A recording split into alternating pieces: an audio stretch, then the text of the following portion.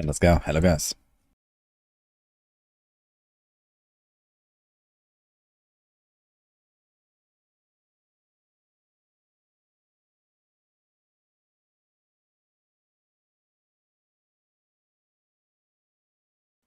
What kind of stream I'm on?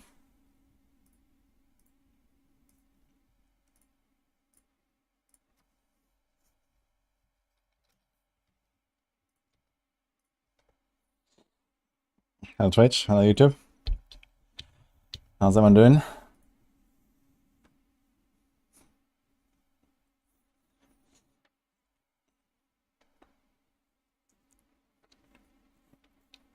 Hello, Sam. Chem. Older overpower bar if you got Andariel and Doombringer, are they useful? Andariel, maybe. But Tuskhelm is really good. Doombringer, yeah, for sure, I think. You can like replace one of your offensive aspects. It's gonna make it very tanky.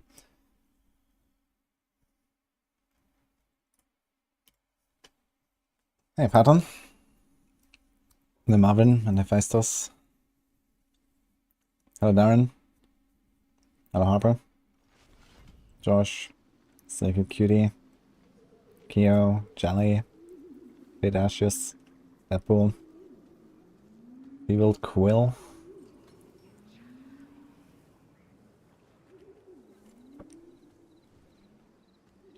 Sorry for the mistake. What mistake is that? What? I'm not sure what you mean. Ah, what was coming in half an hour? Nice.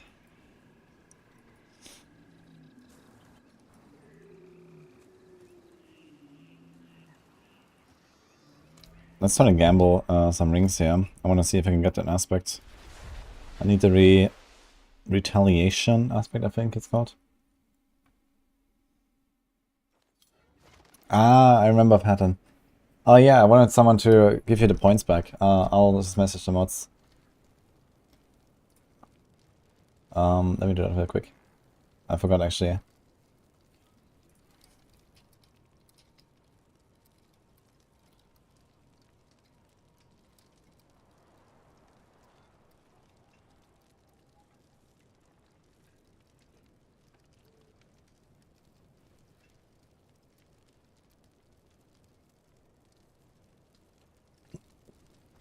Okay.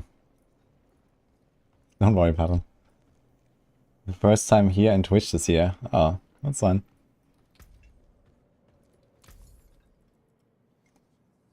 You're gonna get your points back, and then you can lose them all on the next prediction.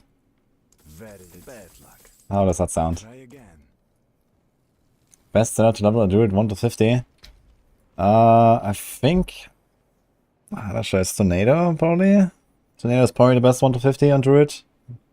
Tornado companions, until you find like an aspect. And on Druid, it's much about like finding the right aspect. If you find a Shockwave, you can go Pulverize. If you find a Storm Seeker, you can get like, you know, tornadoes going. And I think Lightning Storm is also pretty good. If you only farm, I think Domain Tunnels, Lightning Storm is really good as well. Because you don't have boss damage, but you don't need it there.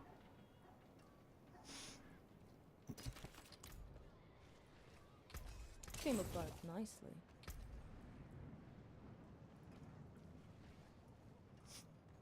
Okay, wait, I want to check my rogue. Let me check my rogue for the ring. Varian Spear of the Thunder fit this build or no? The thing is, on this build in particular, I have unique amulet, and then you also want to have a unique weapon. So there's no way to have the shockwave on a two-handed weapon, or like at least buffed on the amulet. So it doesn't fit too well, because you usually want to have the shockwave on the two-handed. But you could do it if you want. It's also not exactly the ring I want. Morning Bastard, nice to see you.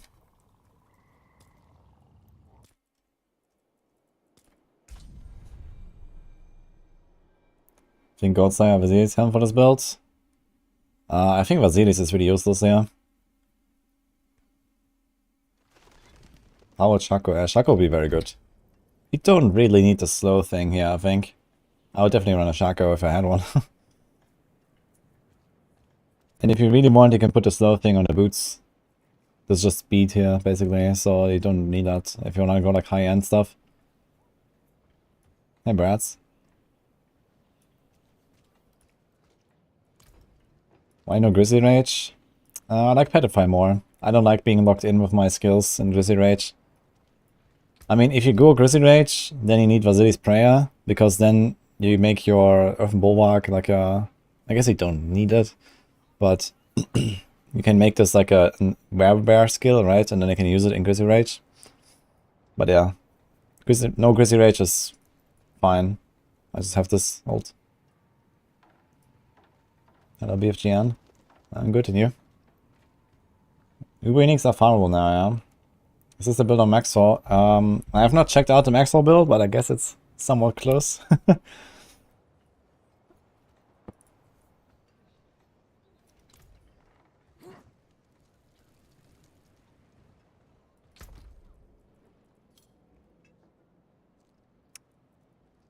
I'm gonna try to roll this ring a little bit. Let's see how much it costs. Is there any build for Stormclaw? I have no idea about Stormclaw builds, really. I think you also have one on Maxwell, so you should want that.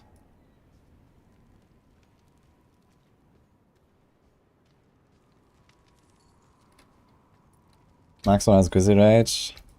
No, there's certainly a reason for it. I mean, there's not... Grizzly Rage is not terrible. You can definitely run Grizzly Rage. I just don't like it. I don't like being like locked in a Grizzly Rage. It gives you like lots of damage and damage reduction. So that's definitely useful. Grizzly Rage is also quite useful because it gives you like lots of additive damage that you can use to actually like just like destroy stuff when you don't overpower. Because for me right now, a big downside is if I don't overpower, I just don't really have enough damage to like kill anything almost. Like at least elites. I need to overpower elites on like higher tiers. And I think with Grizzly Rage you might actually have a chance to kill them. Oh my god, man, this ring is 11 million gold per roll. We're gonna try a few rolls. It's a really good ring though, so...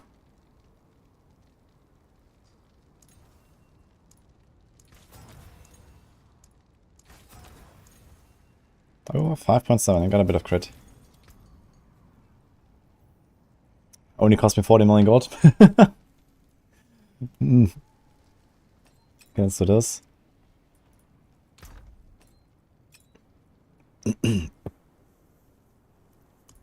Do we do like Edge Masters or what? Do we have one here? No witchcraft here, only honest magics. Still waiting for retaliation. Is retaliation in the codex?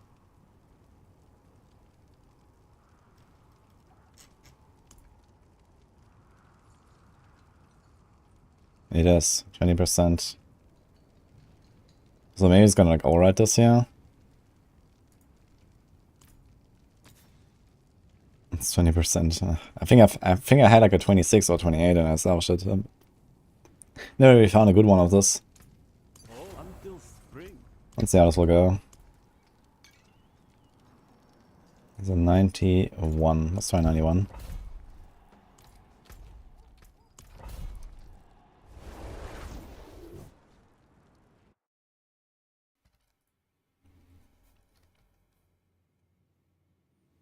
Maxwell has both Grizzly Rage and... Oh, there's like two separate versions. Grizzly Rage and Overpower. Okay.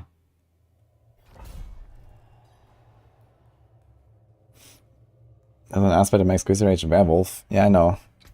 But this is a bear build, so we want bear Grizzly Rage. Okay, high-end Overpower drops Grizzly Rage. Okay, so there we go, I guess.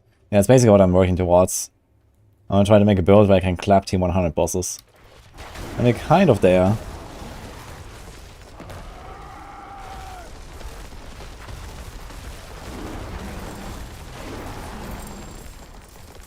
Not quite, but we're getting there. My glyphs are still in need of levels. But then you see here that with this overpower shenanigans, I just have like so little damage on like regular hits. I do overpower a lot, but if I don't overpower, it kind of feels sad. Survival human Dura build. Yes, Boulder is a human build actually.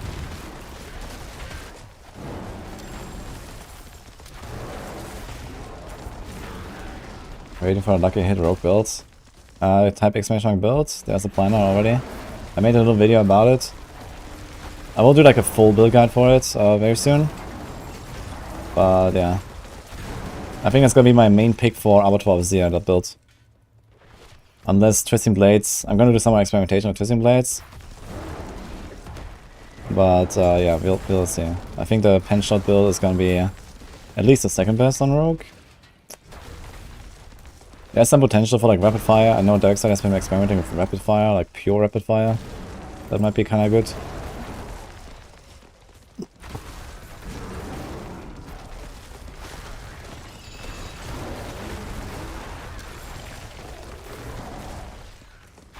Yeah, 491 is going pretty well. Pretty chill.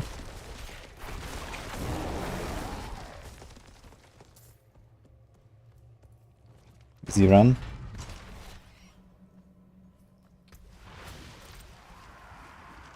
I don't have Petrify ready. Without Petrify! Oh boy! Okay. Clapped. Yeah, that's what I'm talking about.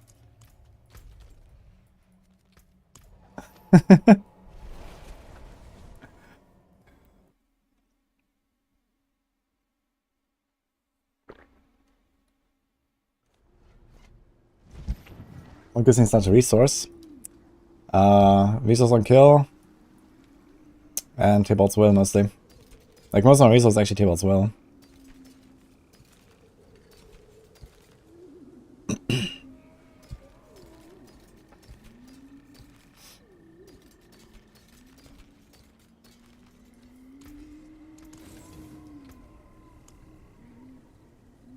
The boss went AFK, I think. No boss in this run. Hello, Summer. First thing I say, when it procs, do I need to keep reapplying the imbuement, or does it auto put it on? If you still have at least one charge of imbuement, it will automatically reapply. If you don't have any imbuement active, you need to press it at least once. Clap those Seahawk sheets. Yes. That was great, man. That was a great first round of the day.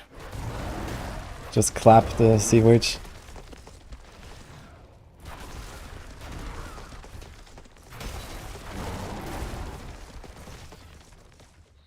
Sometimes you just pump. That was a 2.4% extra crit chance, guys.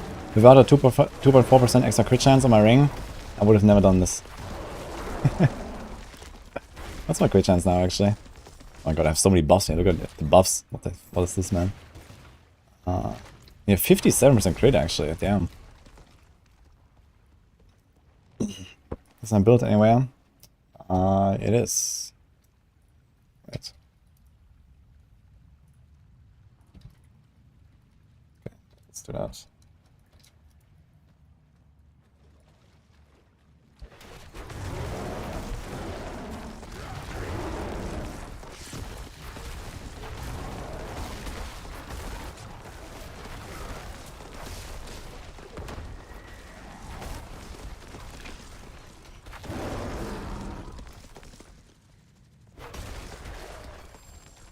Yeah, I mean, not really far away from T100s.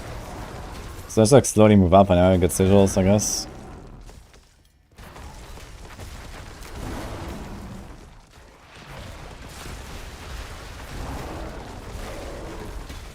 Is there like any other way to get like overpowers? No, right? I have like everything, I believe. I know there's like this one aspect where your Pulverize like stacks up kills and then deals like a stun and more damage, but it's not an overpower, right? We need overpower triggers. When is Necro time? Not yet. I want to do one Sorc and one Necro before Abattoir comes out. So basically we're soon gonna finish this build and then we're gonna experiment with some other stuff on the Druid. And then we can like retire the Druid, I guess, for now. And then we'll see. It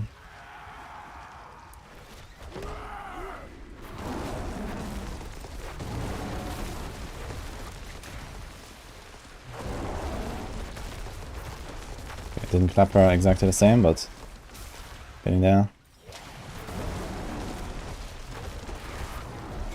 Okay. Oh. I think I messed up my swap here, actually.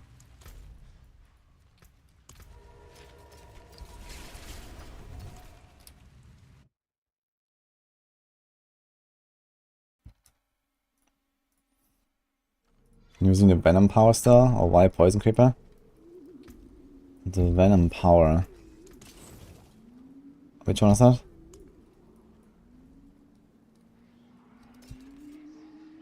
We have the Poison Creeper to apply poisons for Envenom. Is that what I mean? Yes. It's a passive. It's the 90 grinning labyrinth, I guess. Yeah, I mean, this is a lot of damage here. This is 30% multiplicative crit damage for 4 points. It's pretty good. And a skill. And I mean, what other skill would I put there, really? You can do debilitating roar, maybe. That wouldn't be bad to have. But, yeah. Maybe Hurricane. That's like some damage reduction, I guess. But do we really care?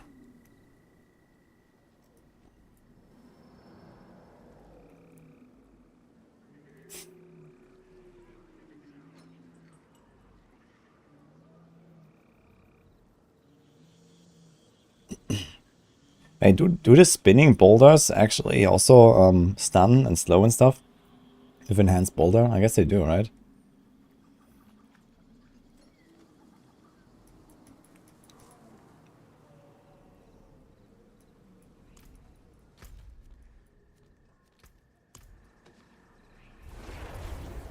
No, I haven't done it, Bassett.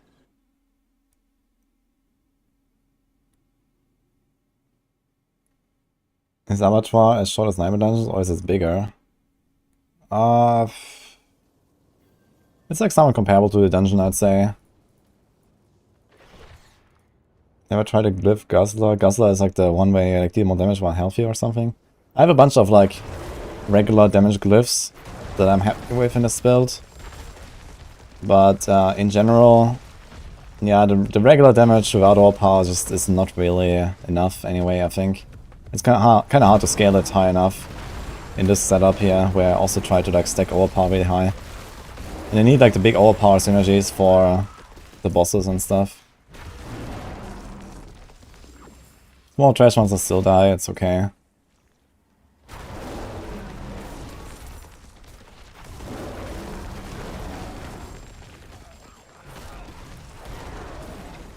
How's this Druid balanced? Oh, I never claimed it is.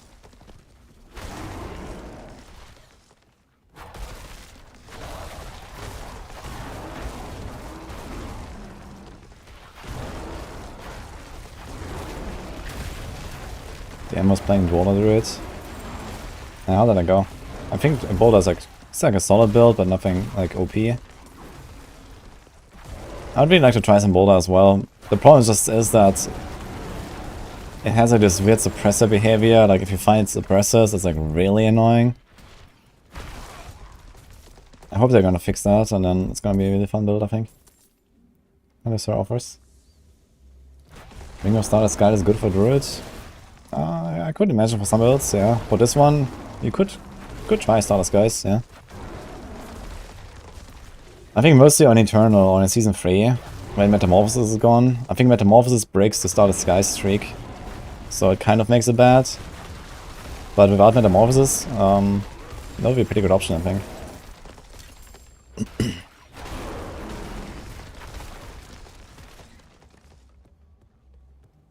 Will damage has to be better than 200? Was the wave? No, the wave is best for sure.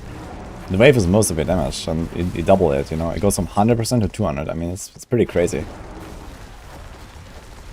And I mean, okay, you try to overlap the normal hit and the wave. So basically, right now, if I hit with the overlap, I do 300% damage because I have it doubled. I have like 100 from the base hit and then 200 from the wave. And if I put it on normal slot, I have 200%. So I lose like 1/3 of my damage. It's kind of hard to make up for that.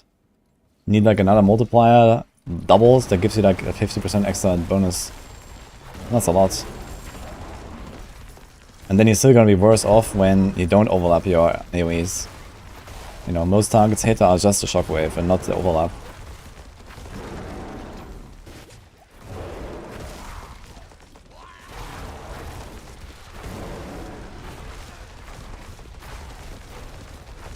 So many people think Rogue is fine. Especially mice behind every other class. Yeah, the only thing that makes Rogues like somewhat even with other classes right now is the Tibalt Zilbug. If it wasn't for that, Rogues would be really clearly behind other classes, I think. In Abattoir.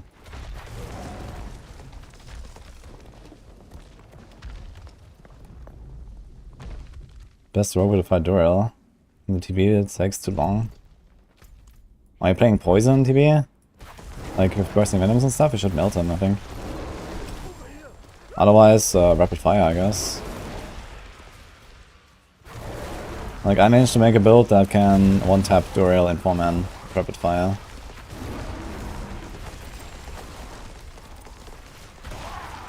I guess that won't take too long then.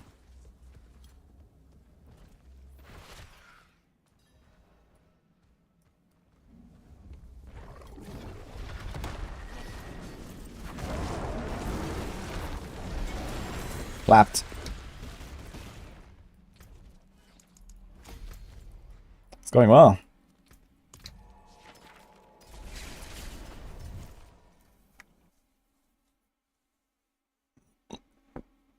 "11 Dura runs, no Shaco." Okay. Too bad, I guess. Here's a retaliation, 22%. Wow. The lucky streak continues. How many does it take? Depending on the class, 250 to 300 runs on average. Good luck. There's that.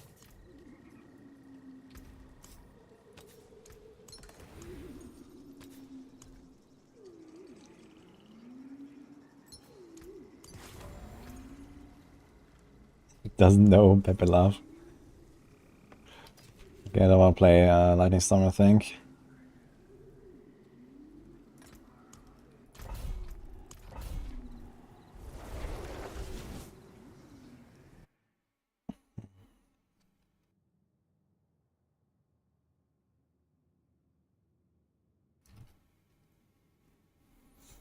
We got a climate who got 3 Shakos in 15 runs. What the fuck, dude?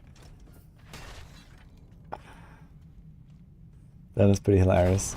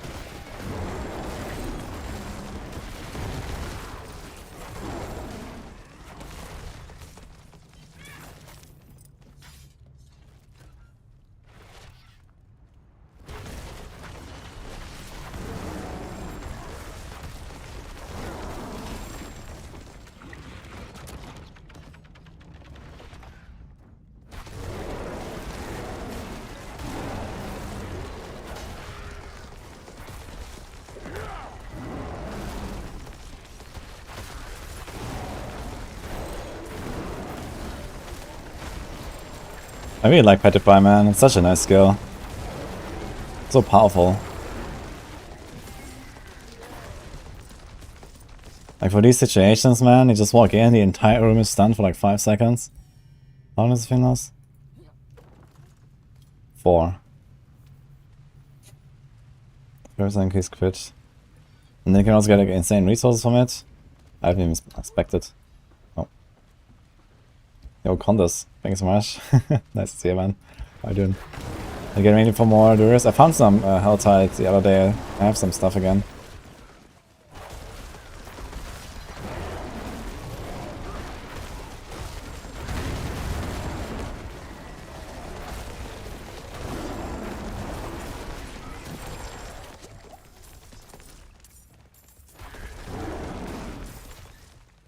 Stormclaw can get a huge uptime on Petri with Hectic. Oh, you also have Nature's Fury, right? Wait, Nature's Fury also resets ultimates, right? Does that work? It should work, right?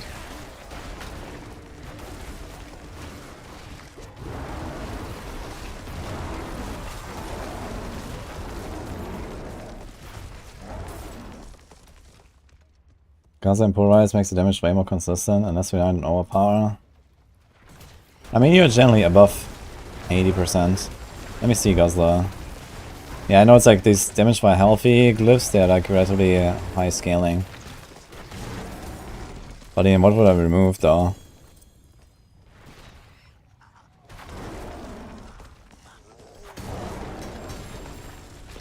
Got a unique. Waxing Gibbous.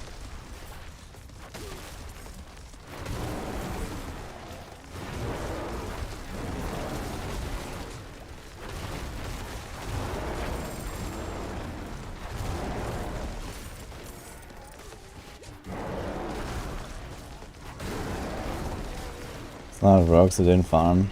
Already in Torment. Okay. Let me knock on this. I'm just gonna like do some Helltides here and there, just like, you know, not gonna try too hard, but gonna stack it up over time basically. I can go again.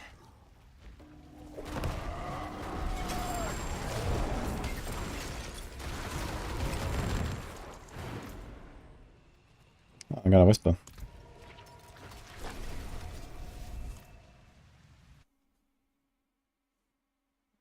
No, Edmund. Glad to hear that. Thank you.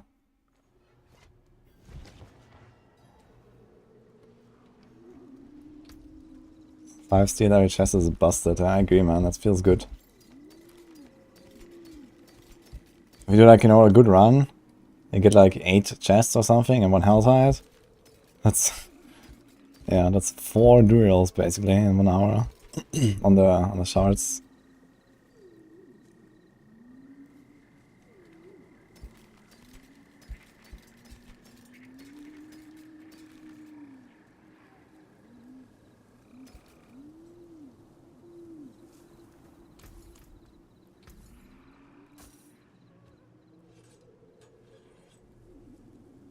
Damage reduction, cooldown reduction, and natural disaster. Which one is that again?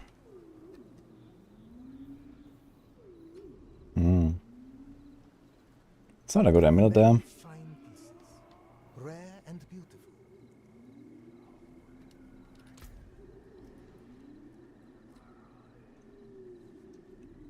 Increase damage to stunned, immobilize, and knocked back storm skills.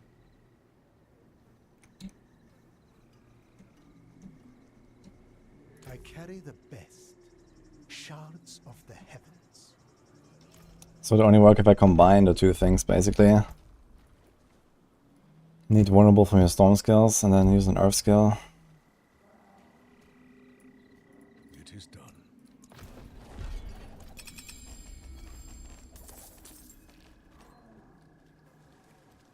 Did it change anything on Pulverize builds? This is what I have in the planner.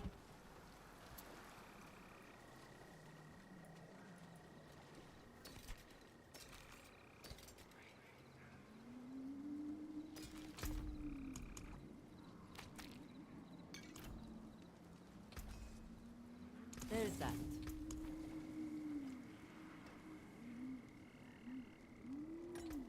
What's this one?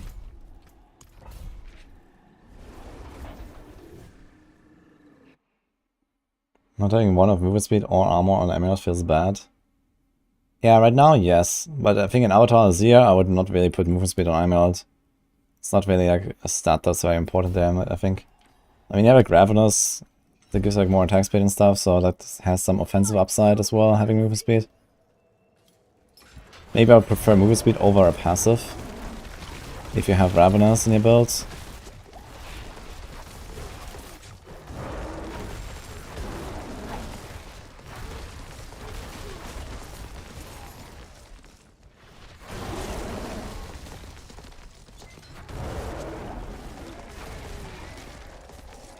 Buy the eggs and farm Helltides instead. I guess right now there's still like, you know, the market is still adjusting, I guess, to the, you know, high availability of steel. So if you like just buy eggs real quick from everyone.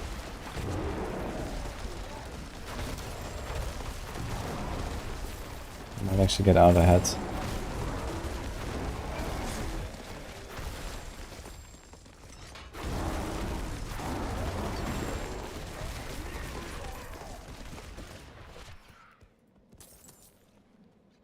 Hello Cameron.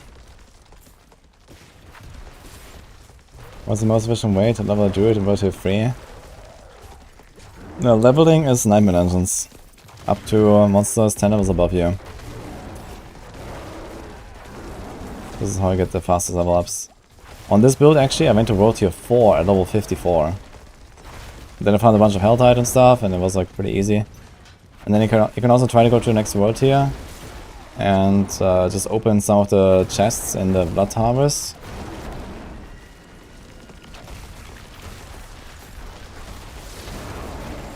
And like this you can easily peasy get some gear without actually like fighting monsters when you're undergeared.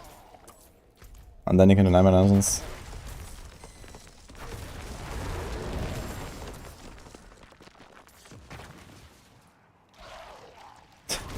Why do Synetics just explode there? Or just get boosted. Oh, yeah, but then you're not really playing the game.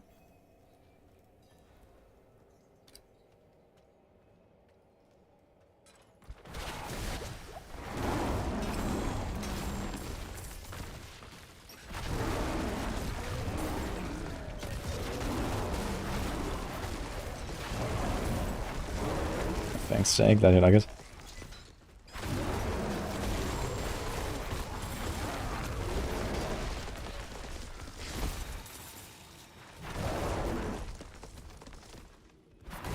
Split on max roll. Something like it. Yeah. Boiler made the Pulverize guide there.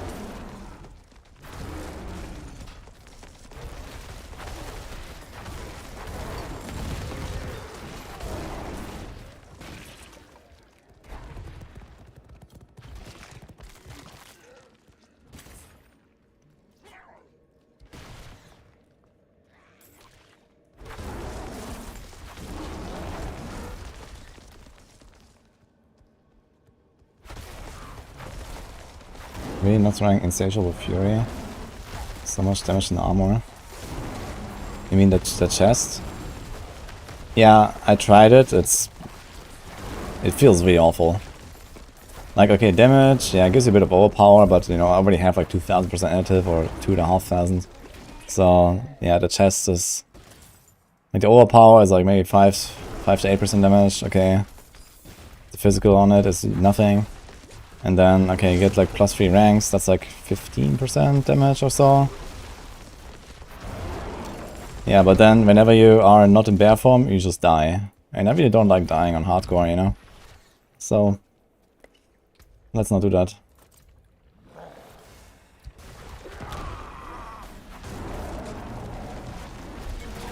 Flat.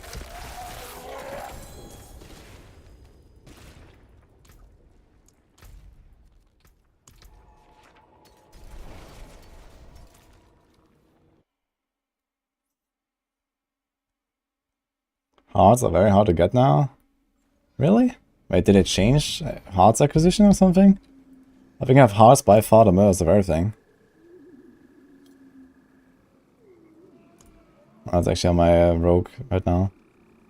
But yeah, I had like 20 hearts, 20 heads, and like 0 femurs and 0 hands or something. I got a lot of hearts.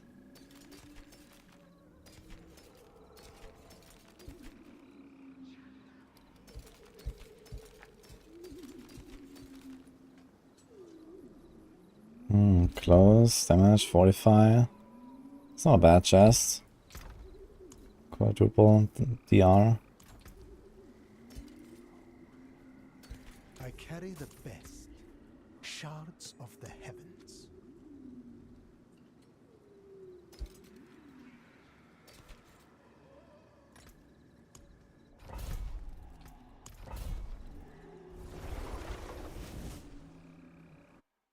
Did 15 whistles before I found 4 hearts. Really? Hey, Carlos.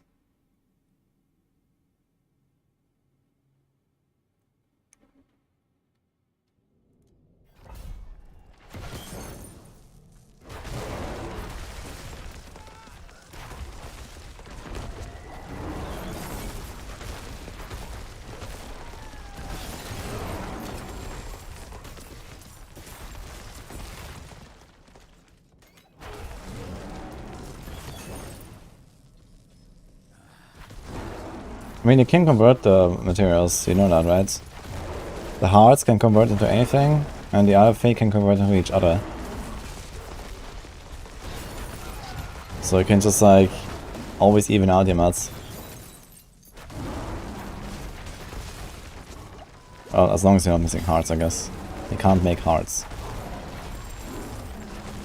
But yeah, as I said, I think the hearts actually drop a bit more than the rest. So this should be fine. It's just you don't get the hearts in World Tier 3, you only get them in World Tier 4.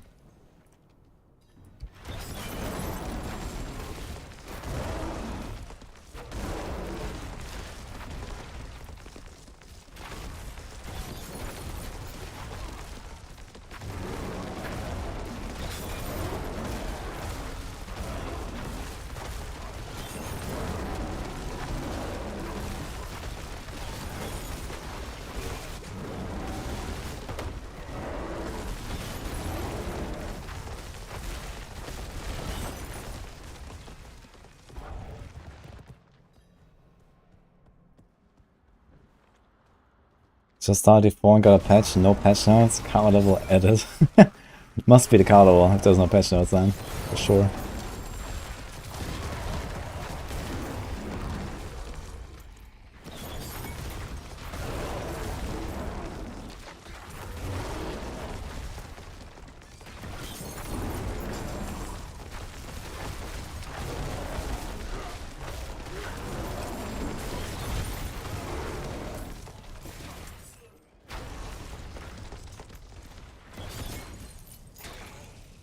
Oh, world boss. Where is this? In 20 steps, okay. Sorry. I can probably catch it.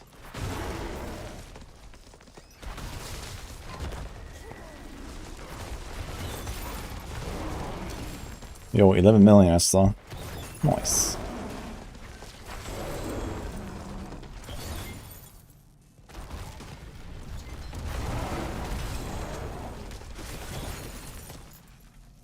Oh, 1 minute. And it's up for a fast boss.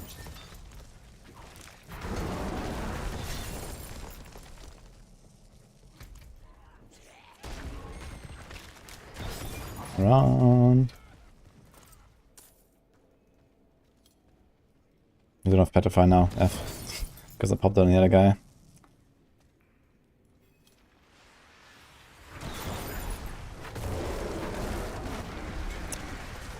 Doesn't matter after all. 22 seconds. I don't have this waypoint, man.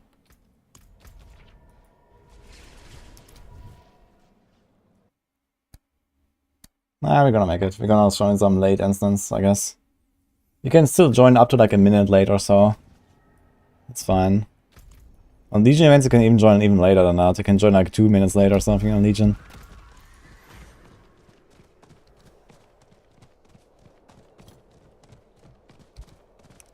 You got 3 minutes to join, really? 3 minutes? Nah. That sounds too good to be true.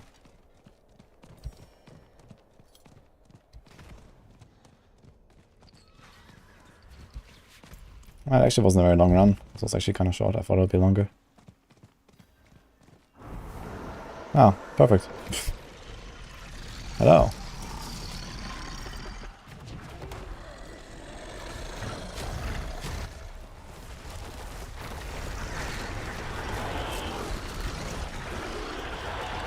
Easy clap.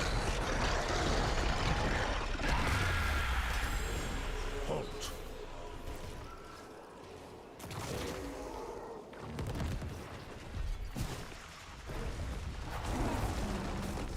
Wow.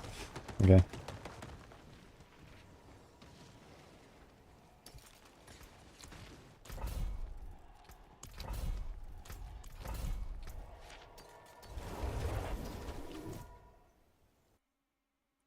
Can you use Ring of Stardust Skies instead of Umbral?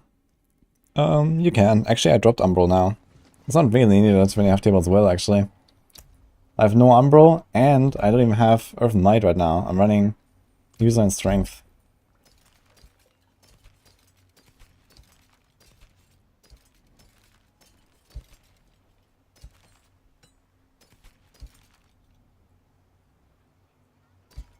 Our reasons are fine, actually. Here's another retaliation aspect, 22%, man. The ore is all like shit. That's crazy.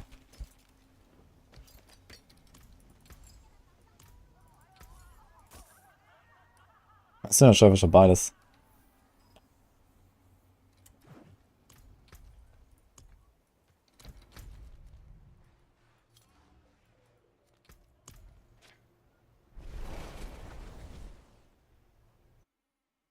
Yeah, 56 in hardcore, so you still just do blood harvest. Or if you like blood harvest, keep doing blood harvest, but it doesn't really help you after a certain point. It's good to go there again when you enter World Tier 4 though, to get ancestral items real easily. For a while. From the chests.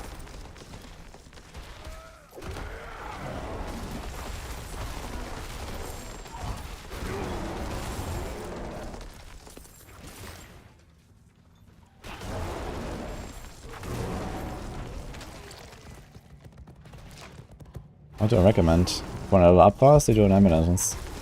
Otherwise you can farm a lot of whispers and helltides and stack up for a duel. But this is probably only something you want to do in World Tier 4. So try to get to World Tier 4 quickly and then do that, I guess.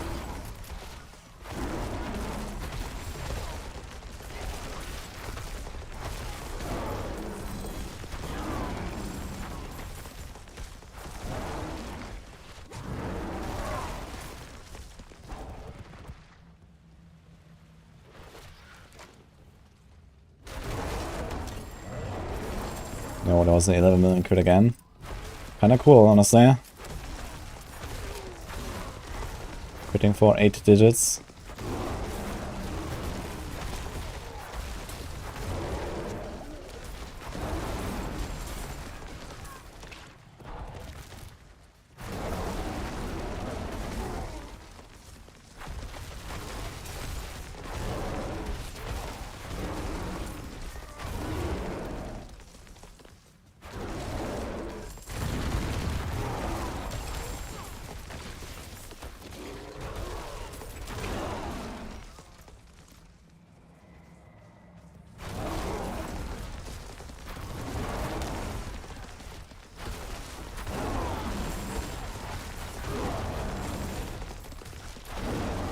Probably go a bit higher. Maybe gonna just start doing T100s. I mean, I have like my glyphs all level 15 now. My main glyph is like 19. Let's see. We like free shotting in bosses sometimes. It's all good, I guess.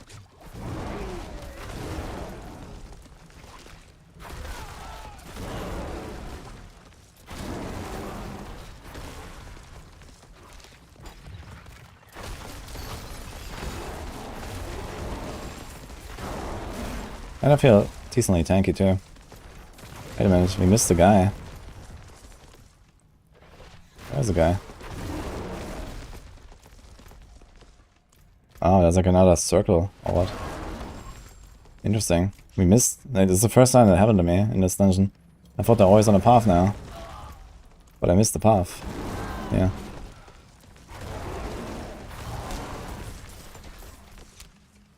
So high 10 evidence drop high level gear? Yes. The maximum item power stops scaling at tier 46, but the minimum goes up by +1 per tier.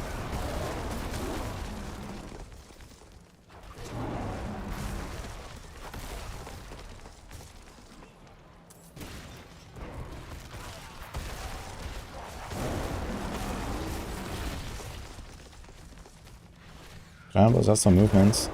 And it gives you unstoppables, and procs T-bolts, gives you resources, sends and kills some trash monsters. You can move. It's kinda nice to have trample. Don't need it. If you want, you can go debilitating raw. At least in this season you don't need it. Off season you would need trample, I guess, to proc your T-bolts more often. Because there's not really many sources of unstoppable. It's just Earthen Bulwark. 16 seconds cooldown, that's quite long. Then there's trample, and this would be it, I guess, for unstoppable, so...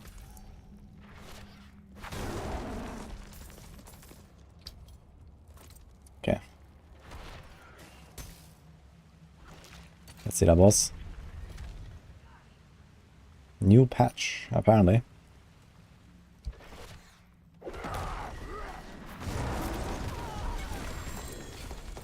Okay, that was the boss.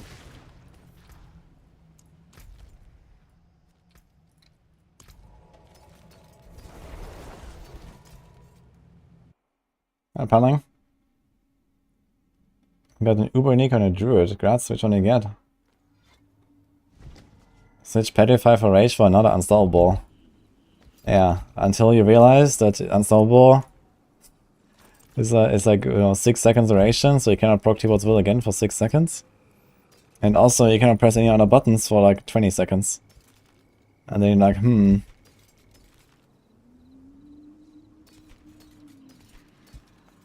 how do I attack now?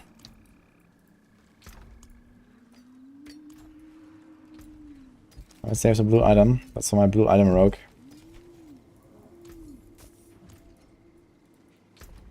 The helmet swap is Godslayer.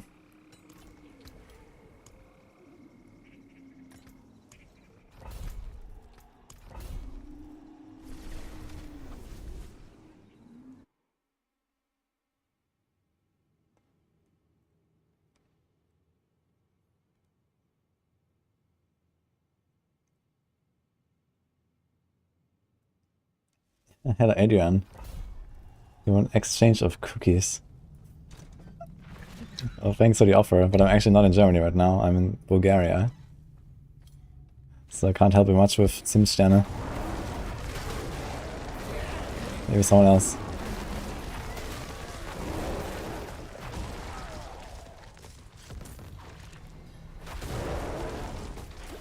Tell me you want to do the chests right now.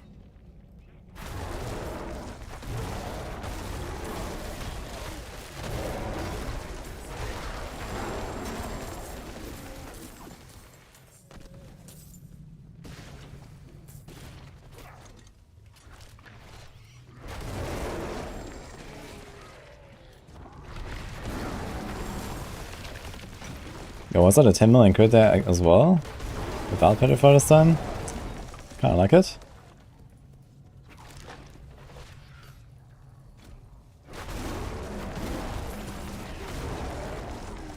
Yeah, this build is really popping off, man.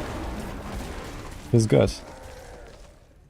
I need to check if I have like a T100 sigil lying around. Maybe for my other characters.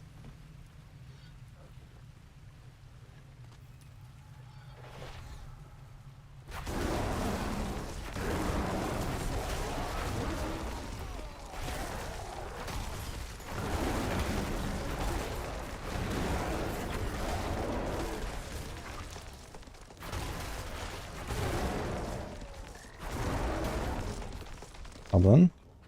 Butcher?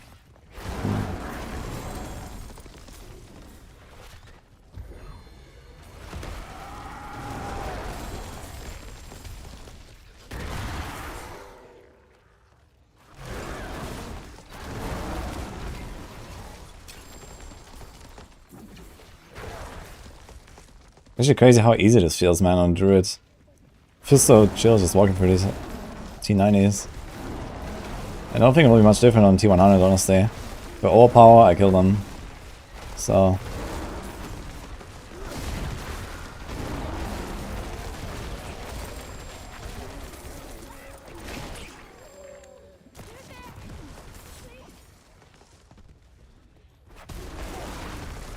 What's the looking for Bulgaria? We also have things like baklava. Baklava exists here, yeah, and I mean honestly, I'm not like too familiar with like all the local delicacies and stuff. But yeah, there's like a lot of oriental stuff for sure. Also some stuff you find in Greece.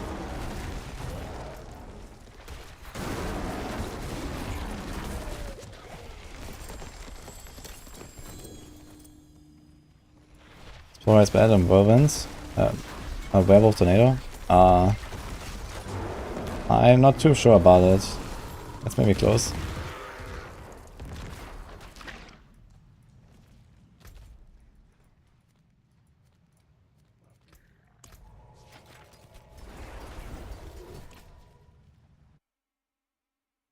I will try Guzzler and Pulverize. Underrated glyph. Okay, let me see that Guzzler glyph again. Guzzler.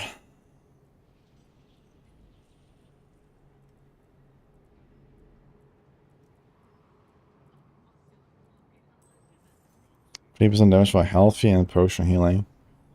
Okay, so leveled up, this is 15% per 5 int. So you have 150% additive while healthy. I mean, it's not really much stronger than another glyph, you know, it's 150 instead of like a typical 90 or 100 or something. Okay, this is 73. Yeah, so it would probably give me something like maybe plus 10, maybe 15% damage than another glyph, based on its primary effect, but then it has no secondary effect, basically. I mean, the secondary is just completely worthless. And it also doesn't... It barely helps me when I overpower. So that's another problem. So my overpowers will be like weaker, my normal damage will be somewhat even with another glyph. I mean, which one will do? See, it's 12% secondary. So 12% secondary already is pretty much what I get from the Guzzler. Here, 16% on a secondary against non-elites and bosses, so it's also, there's like more than I get from the Guzzler. Here's damage reduction, I like that. Here's damage reduction, I like that too. And then Dominate is needed. So, I'm not really sure about Guzzler, man. If you don't have like a good secondary effect on a glyph, it's not really that great anymore in this season, I think.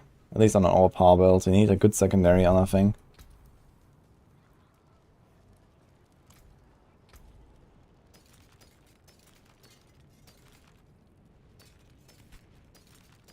Yeah, Guzzler doesn't seem that useful to me.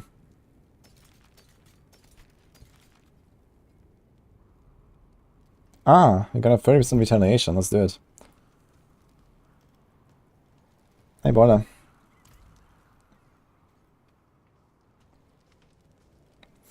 It's the same value as Undaunted, but it makes the attack power go brrr, so it helps with the clickbait. Ah, nice. Yeah, in that case I should use it, right? If I'm gonna make a video and I can say, dude, I have 69k attack power, kapow. Watch me 2-tap those bosses when I get lucky. But I will tell you that this is based on luck.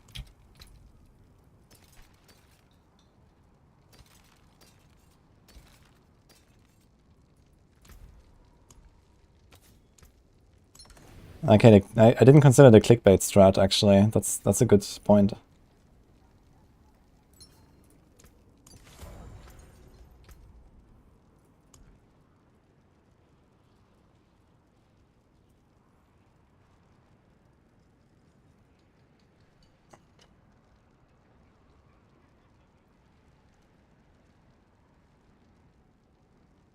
It's not the same value as Undaunted. This is 7.5.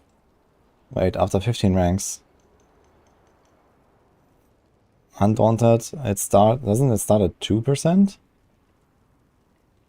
And it starts at 3%, so it's a bit more. Right? Wait, let me see. This has plus 280% right now.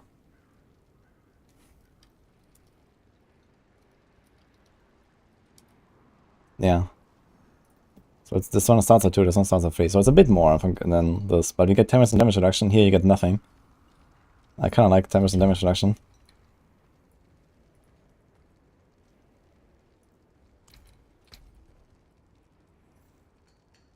It's kind of interesting how much better my damage feels now that I have Edge Masters and this retaliation. Even the 20% retaliation felt pretty good.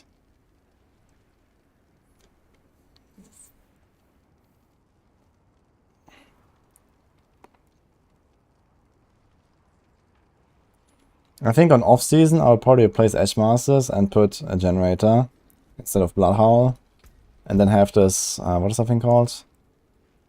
The Earth and Storm thing.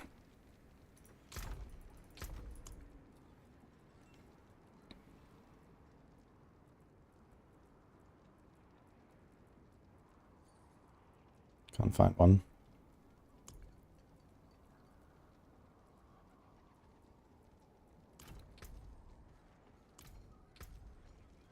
Anyway.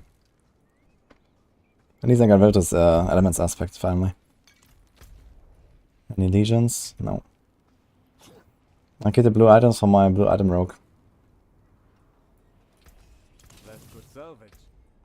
Okay, I wanted to get on... I just popped in potion, but I guess it doesn't matter. I wanted to do like a T100. So let's just salvage some of these sigils. Let's see how that will go. Probably have a bunch here on the rogue, right? We use Bloodhowl. for attack speed. Now I barely ever press Bloodhowl actually. You could, but I put the spirit gen on it and not the attack speed. I already have Ravenous, I don't really need like the attack speed in Bloodhowl. You take Guzzler and 2 Ranouts and Survival Instincts and just pray no one understands how meaningless attack power is. Easy. It's Survival Instincts.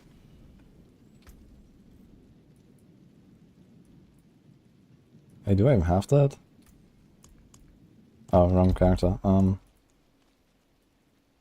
Okay, Tormented Ruins, Sanguine Chapelle. Let's do this one. Let's hope we get another 1 or 2 good stitches out of this.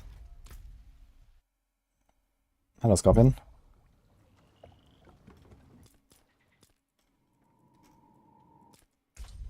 What level shall we get my glyphs to? Is it worth the push past 15? Yeah, of course. We should get into 21.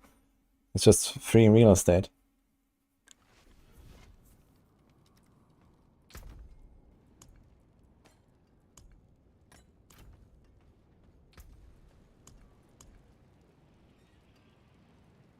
Okay, save like 1 or 2 decent ones.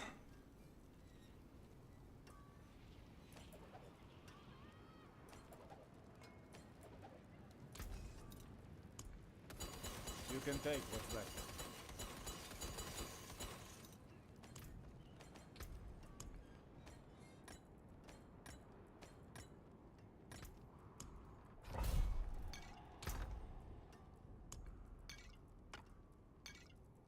Let's pop a Fortitude here, just to be on the safe side. How much life is this? 20k, and this is without the buff. I'm gonna have like 23 or 22k or something. I've been grinding for Tempestor for 2 weeks after hitting level 100.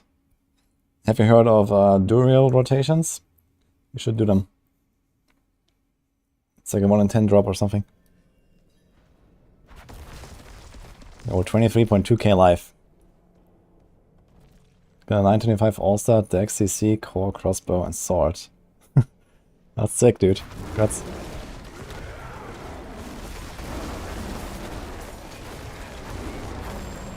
Look at this guy healing, man.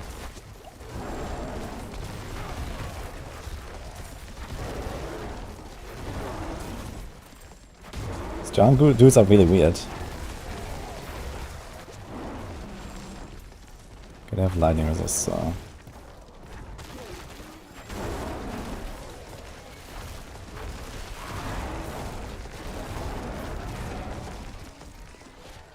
Oh look, 33.8k AP, man. Wow.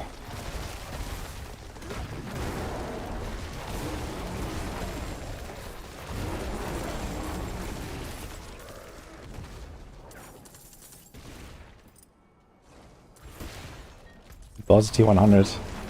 Yeah, it's fine. Just don't get hit.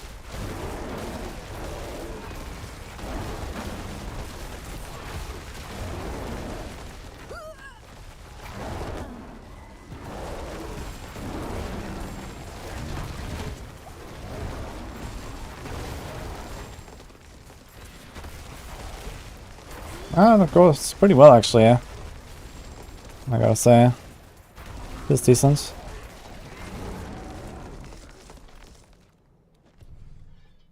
Let's go class to get very storyline fast. Rogue, I guess. Rogue or Sark. Let's not take the Connie actually. I'm not running the what chest? I mean Insatiable Fury? Nah. I don't think it's that great.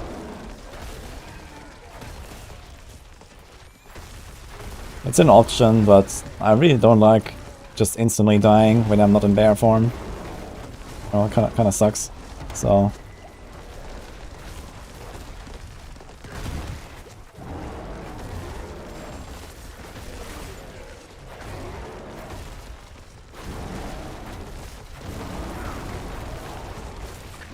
I mean, yeah, we're clubbing these T100s. So it's actually working similar to like the rogues, I guess.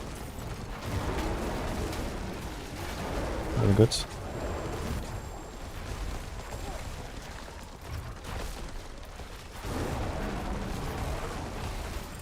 Damage is plenty. Let's see the bosses.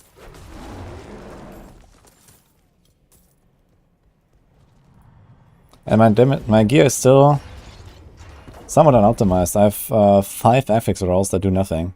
Yeah, I have 4 actually. I have 4 resistance rolls that I don't need on this build. They could all be replaced. So I could have life, cooldown, spirit cost reduction, dodge. I'll basically be as tanky as now, but without an elixir. So my elixir is basically just giving me what I'm missing from my gear here. Denzel, thanks so much for the sub then.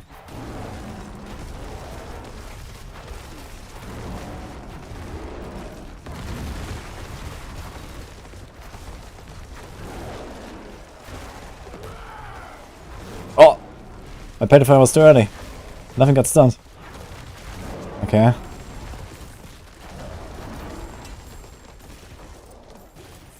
Hey, do they still... Wait. I guess they don't get hit at all, right? Do they get the petrifier debuff? The damage? I guess not. Only while stunned, I believe.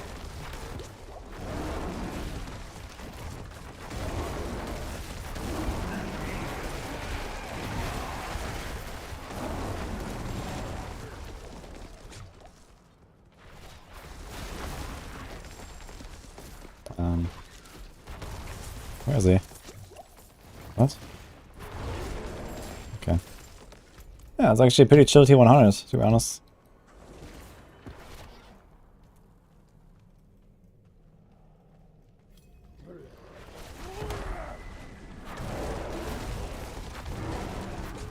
Okay.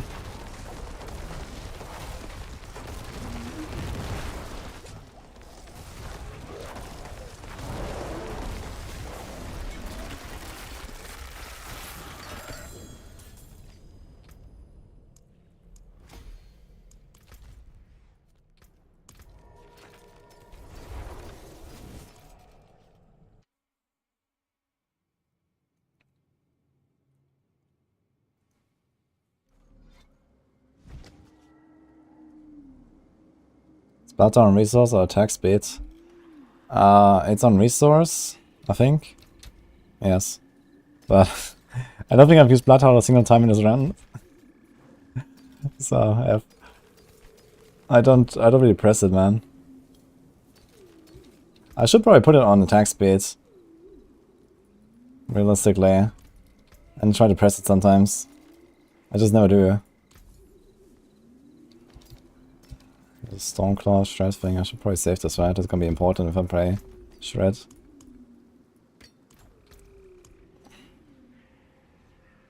Buried Halls. Blood Cell Crack, that's fine.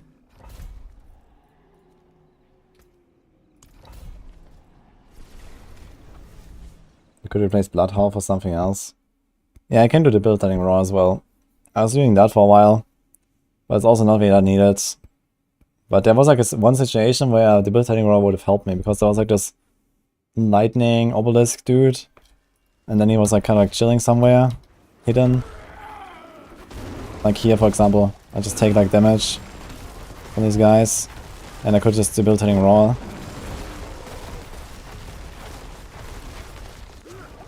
This is like another dot map. Yeah, it's another dot map.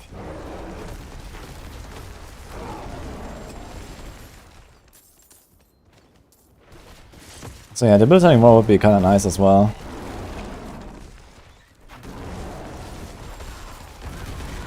And I guess it applies to bosses, right? I can just like stand there, like on the sea hack, and tank the explosions and stuff like that. That'd be kind of cool.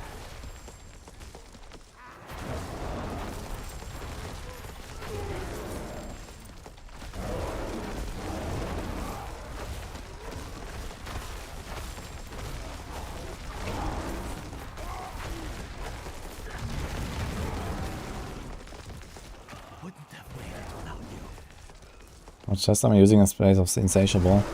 I have a normal chest that gives me actual stats and disobedience.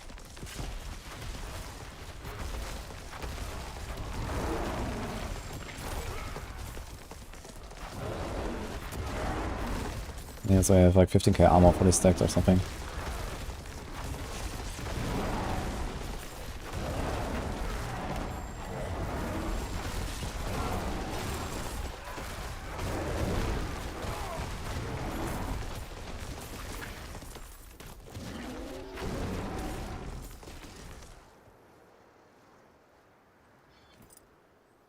My savior. Where does the attacks come from? Ravenous aspects.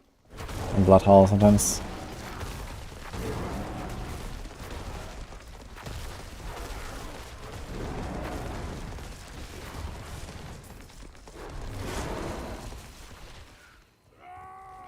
Oh. Oh, interesting. I can cast Poison Creeper, but I'm casting Bulwark. Bless you. Well, I guess it's like I can cast Bulwark while doing other stuff. Wait, can you do Bulwark at any time? It's kinda cool actually. Wouldn't have made it without you.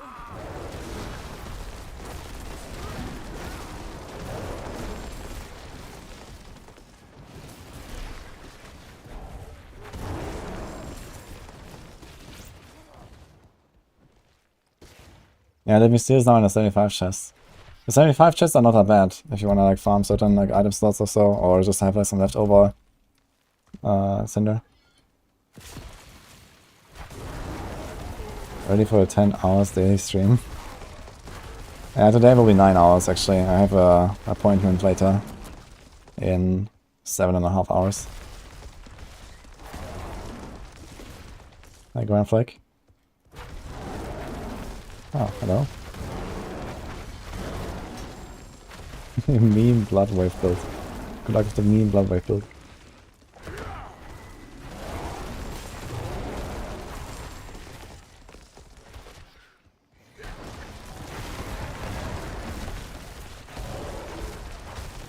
Oh man. Oh.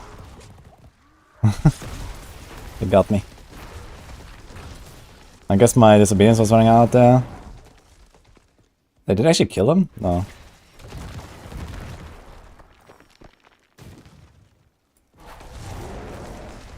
How long do they follow me, man?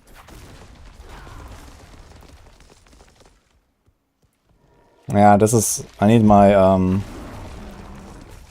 my Petrifier there. I didn't have my Petrifier ready, that was bad. Yo, no Frost, thanks for the sub, man. Appreciate that. Yeah, this would be one of those moments where I think debilitating War would have really saved me. I'm gonna try debilitating. Yeah, it's 4% per second. It's not that crazy. 60% life. I guess it's something. But if I had walked in there, like even with Petrifier and cooldown, I could at least debilitating roll and I would easily survive it. Like with this suppressor there, that's like one of those moments where debilitating roll just wins, I think.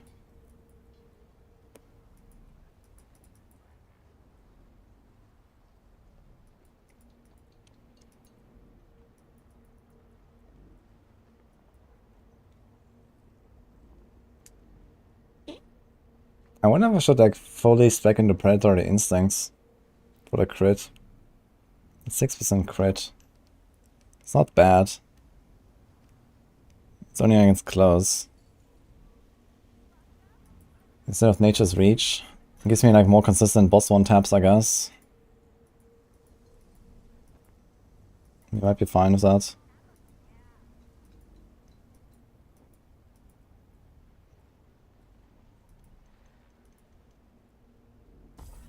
Maybe do this then. It's 9% damage and then 18 if you're slowed, and we are slowing right now, right?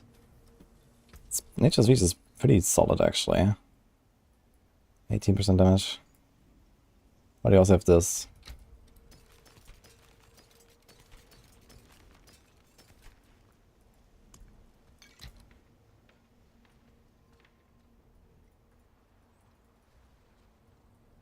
Why we build this with staff? It's the legendary Paragon node, yes. Here. It's pretty solid when you have a staff. Don't be like me. Use a staff.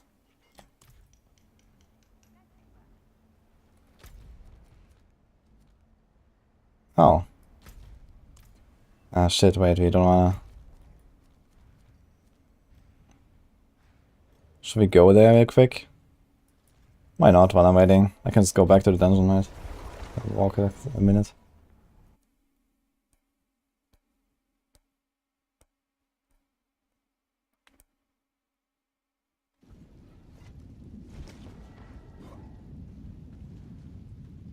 Yeah, nature's reach is only if you're distant. But in those dungeon, like, you know, in those runs, like, you know, on T100 stuff is kind of tanky. So... The trash monsters in the far in the back, they might not die from like a single shockwave or so. So deal extra damage to them is kind of nice. But yeah, you mostly want to optimize around single target damage, I think, so we go for the close crit and all. Oh, beautiful. 2 out of 3.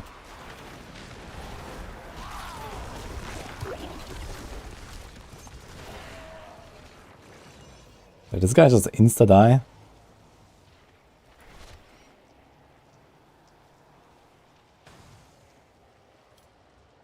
What are we waiting for?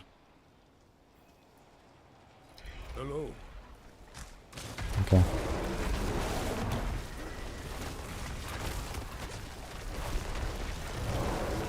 Okay. Clap. 15 almost there. What? No contest debtors. Unlucky.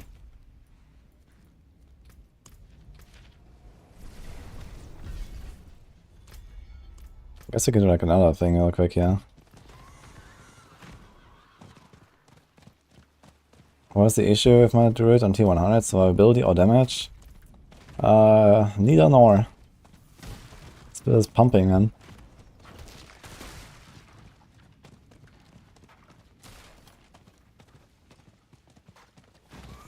Is Quicksand aspect the only way to apply CC?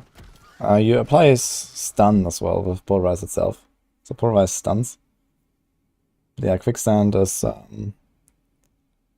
the main way to apply CC here. But I would replace it. If I had like another helm, like if I had Chaco and Dario, I'd probably replace this.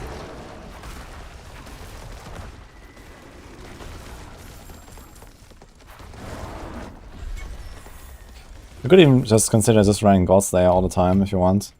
But you also give like a percent armor roll. It's kind of bad.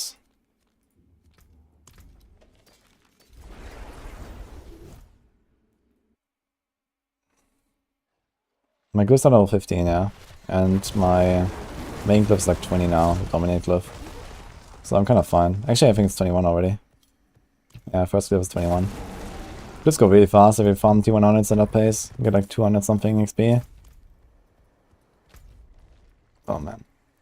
This is far.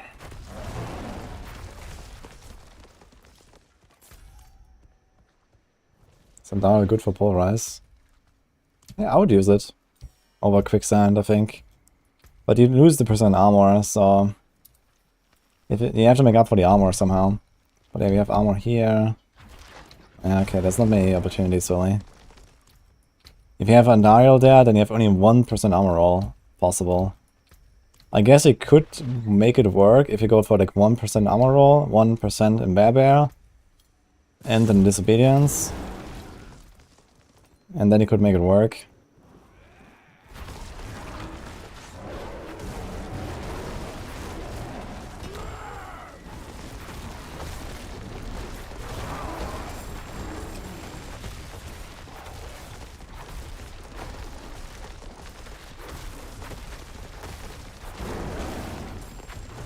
Trample the elite. Kapow. Wait. I already had all the animals to deposit and there was still some here on the ground. What? How did that work? I've never seen that.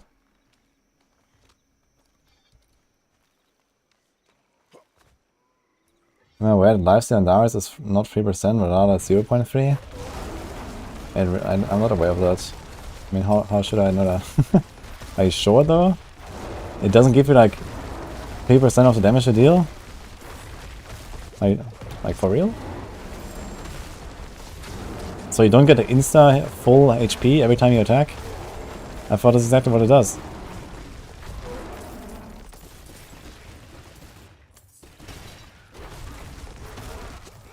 D4 math again, yes. Quartz and Hurricane instead of Earthen Bulwark. Not a bad idea. But I like that I have another unstoppable trigger that doesn't move me. You know, it's like an instant trigger.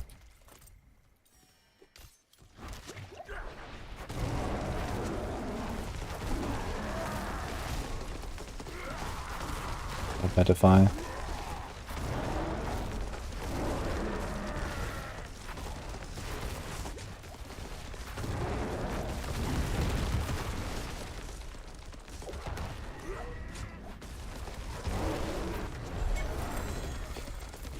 Was a really bad boss kill, or was it okay?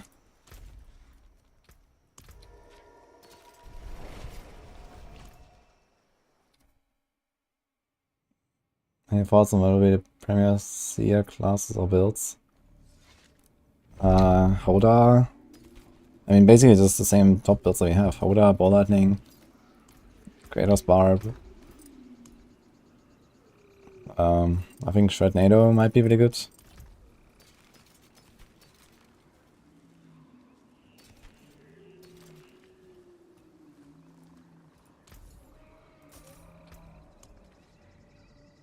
I'm not gonna do a Forbidden City.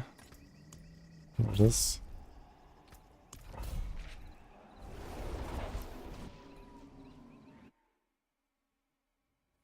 Next, the animals was how to fix the issue. Back when Sanders there wasn't enough. In Bloodstock Crack, there's a carrier that carries 3 times. This is why there was so much on the ground. That's interesting.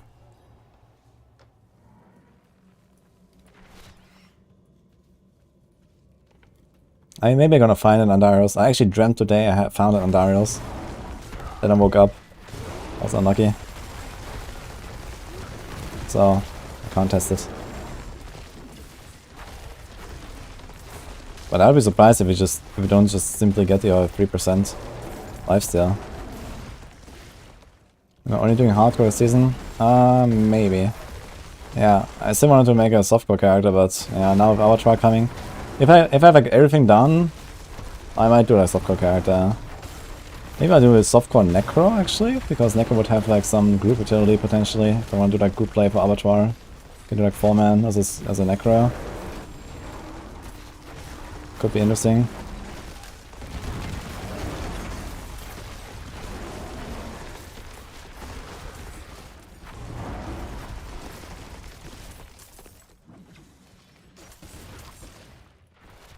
Softcore Porg.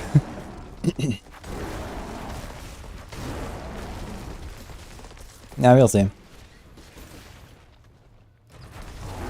I mean, a rogue will not be very useful in like 4-man Abattoir, I think. But yeah, I think something like a Necro in a 4-man team is not a bad idea. And then I can just like roll my Necro on softcore maybe this season.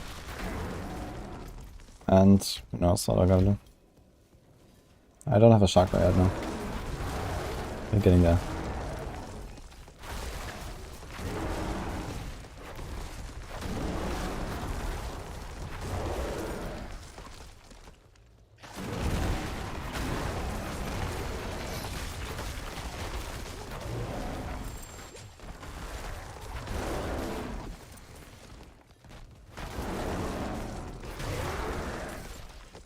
Diablo 4 a better game than Diablo 3 was?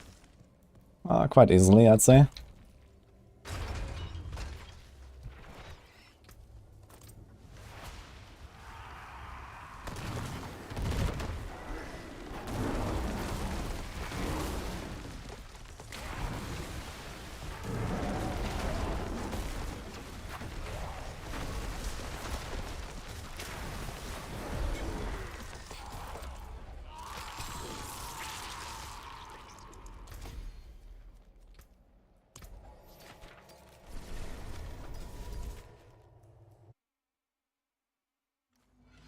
King and Die is better than Shaco for Rogue. I don't think it's better.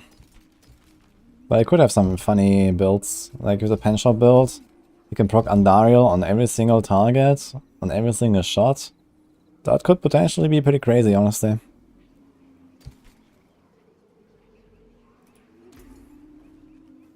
Depending on how much that actually does in the endgame. Oh man. These T100 stitches I'm getting are kinda awful. Let's try a bird horse, I guess.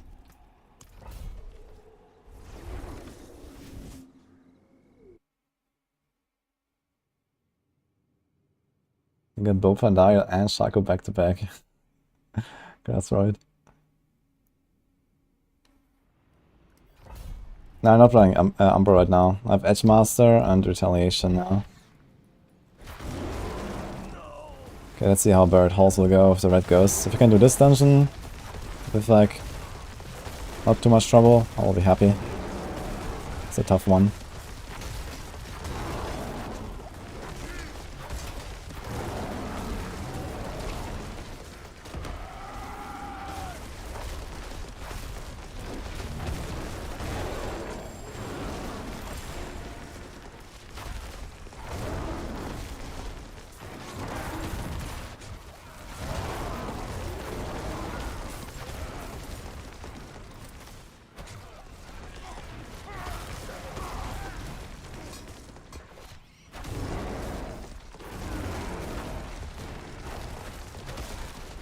King of Maul with Endarios, have the Bear aspect that procs a poison for 150% and consumes it.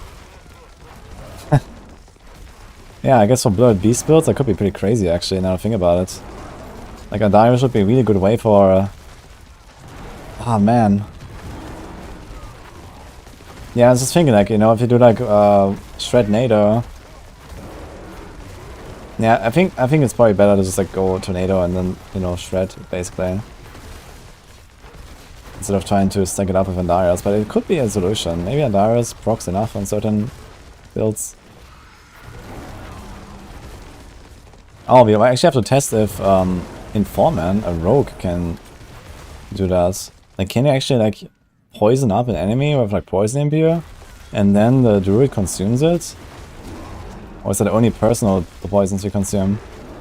Because if that's the case, then man, rogue druid is actually like the #1 combo, I guess. You can do like billions and billions of damage.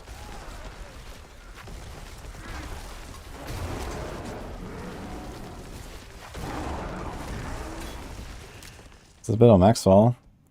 Yeah. It's Pulverize.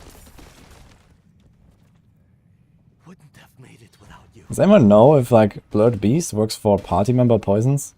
Oh, bless you.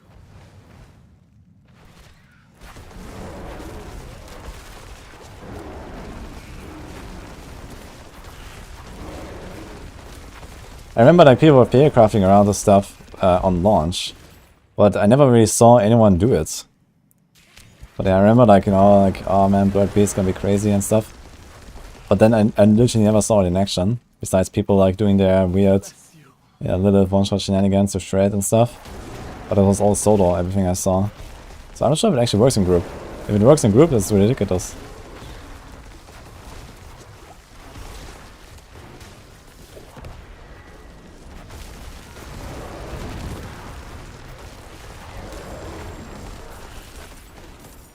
Okay, so the red ghosts so far seem to work pretty well. I gotta be quite careful though, I'm playing this very careful. But it works. And this is Avenger as well, right? Bonker, man.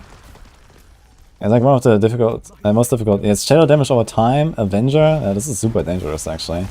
And it's working, so that's kinda good.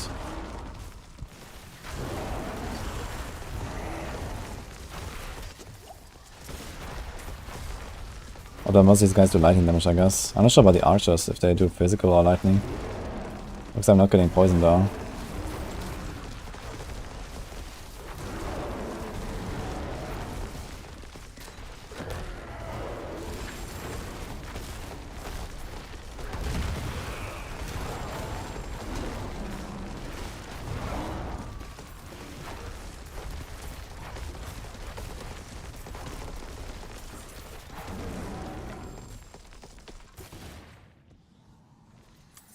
Now I need a Dario.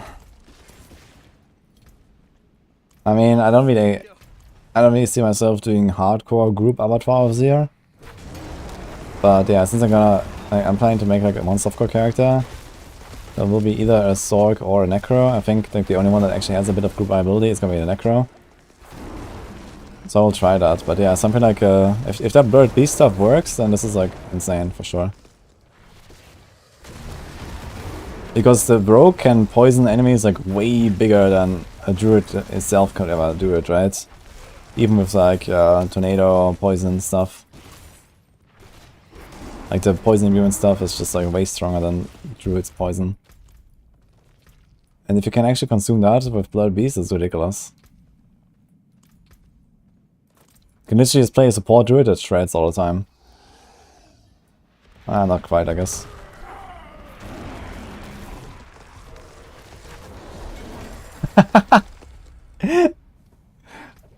That was nice.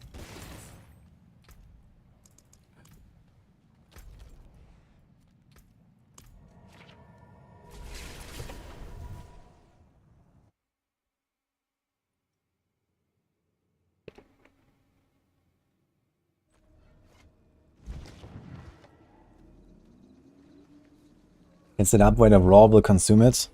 Yeah, the raw will consume it, but you want to do Blurred Beast so you don't consume it. Like the way that you play the poison stuff is you play with Shred, not the bear stuff. The bear stuff is awful. You want to do Shred because you can just, you know, use the same poison over and over and over.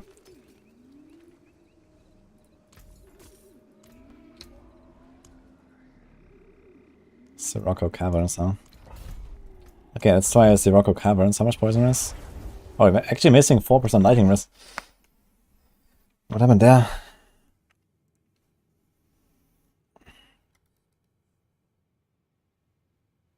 You always run Avenger dungeons because you like the visual effect on enemies. That's an interesting strat for sure.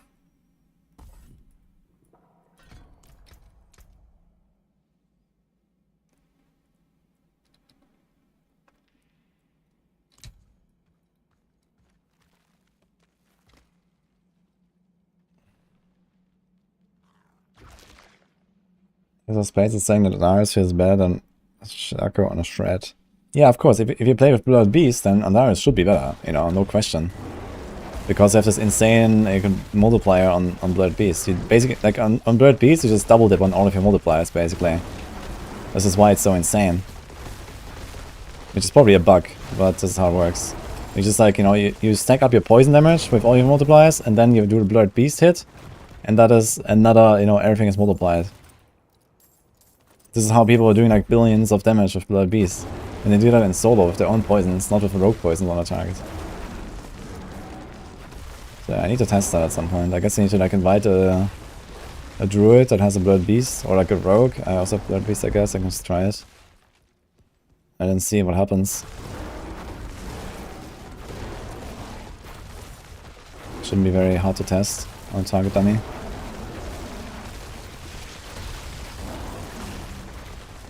Yeah, is anyone playing a Poison Rogue on hardcore? I wanna try that.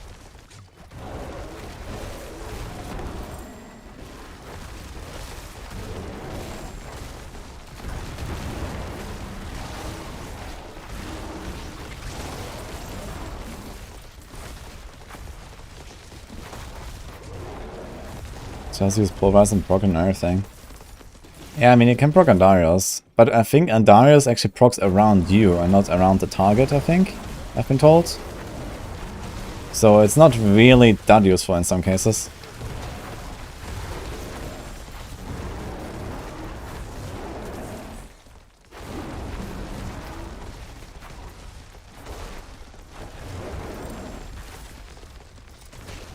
Even the poison dungeon is going pretty well. So we did the red ghosts, did the poison dungeon. Seems fine. Build is pumping. Oh. I survived the bloodless stuff. Easy.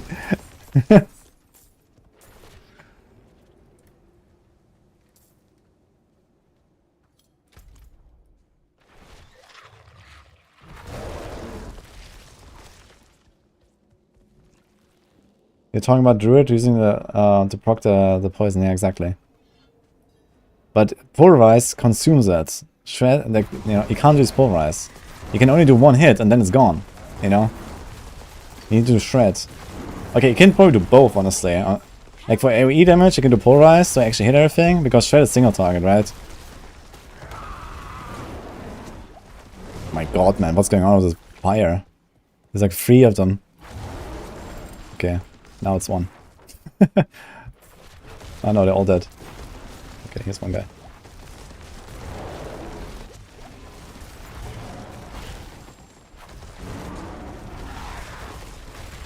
So many elites there.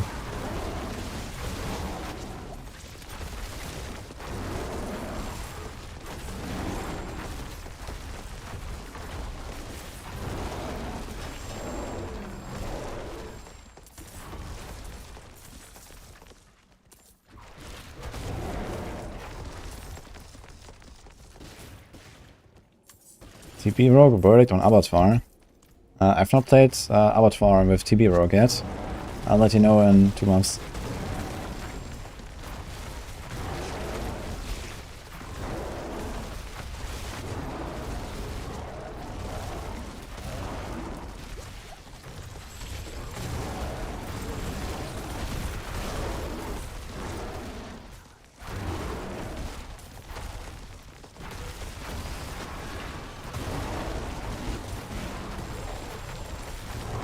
Man, this dungeon feels so good with Pulverize. It's so much fun. There's no boss here, right?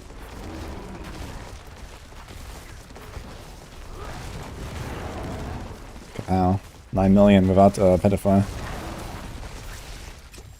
Wow.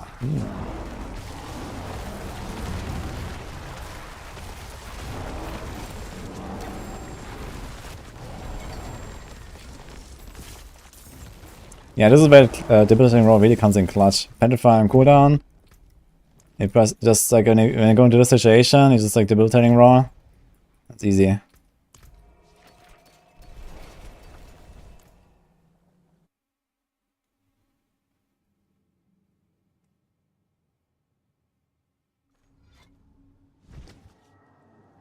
You can't down level vampire powers.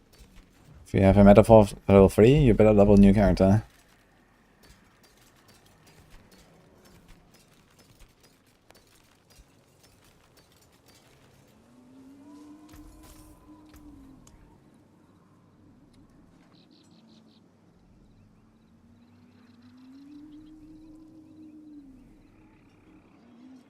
Build max roll. Yeah, I don't have commands on YouTube yet. I didn't set them up yet, but I can link this. Yeah. I'd rather just not play then. That sounds very extreme, X-scoped.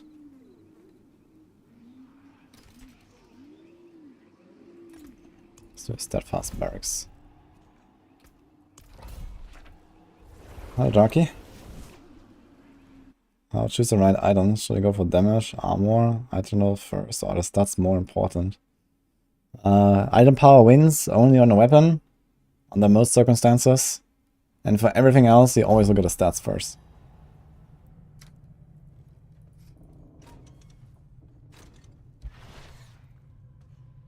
Prefer Penshot or Twisting Blades? Right now I really enjoy Penshot. And I think I'm also gonna go with Penshot for Abattoir first and see. Unless my Twisting Blades testing shows me that Twisting Blades is like the clear winner. Which I don't think it will be necessarily. So let's see. Kind of wanna do Penshot for Abattoir. But maybe I'll try both. I'm gonna just like have all the glyphs ready and my gear ready and it's like swap it worst case. Just to make sure I stack up on a bunch of aspects. Still need to find like trickshot aspect again. All that.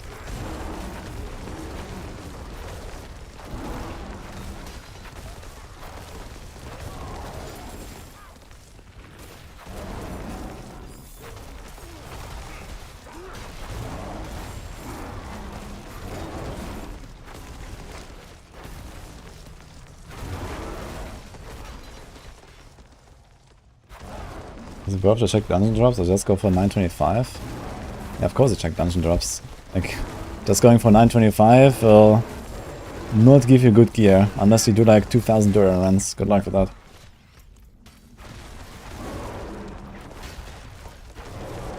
I mean, yesterday I literally found literally the best item I've ever seen in this game from anyone. I found yesterday. And it's an 866. So...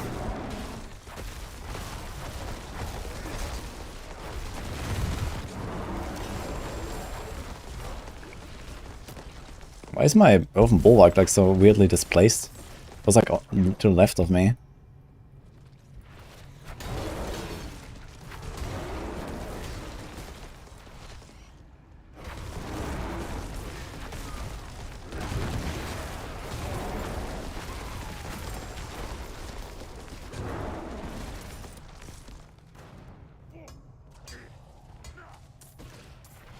No blind cats.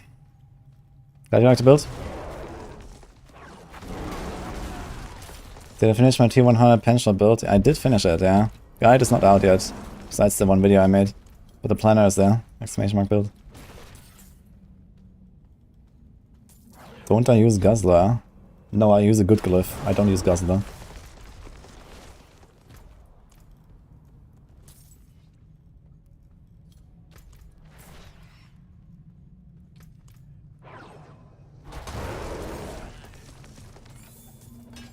Doombringer worth on pen shot? Yeah, Doombringer goes in every rogue build.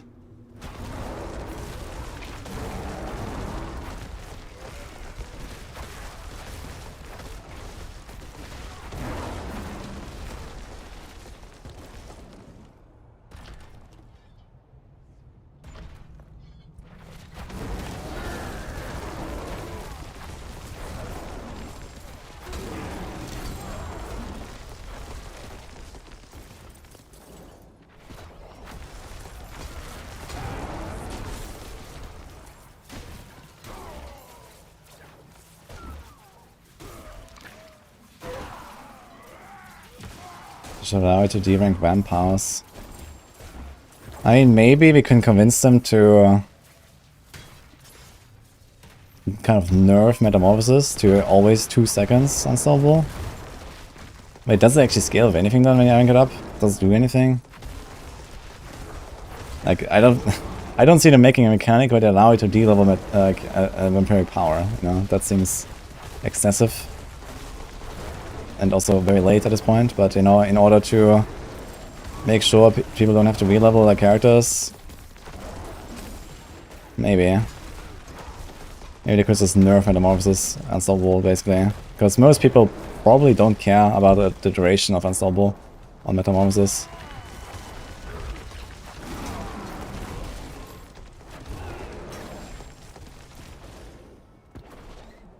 Do I really want to advocate for a nerf to my build? I guess.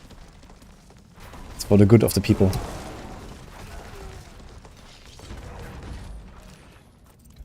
Oh, I used my petrifier. Oops.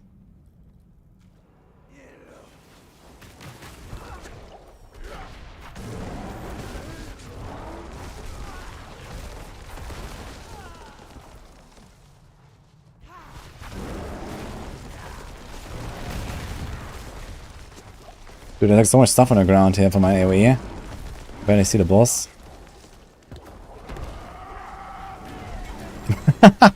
Okay. Oh, with Petrify. Kapow. Okay, that was good.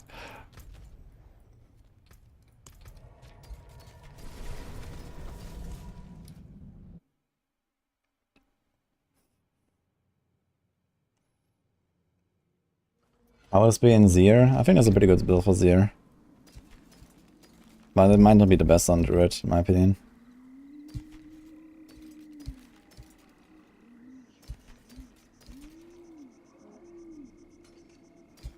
I've many fine pieces. Another time, then.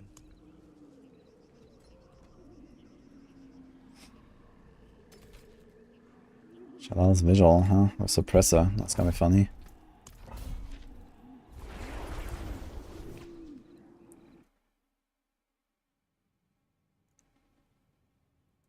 Hey, well done.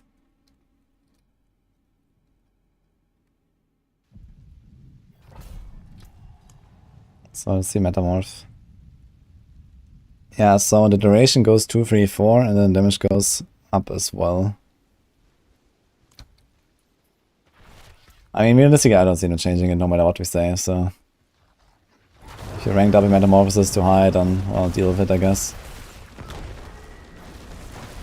Oh my god, man, that's gonna be annoying.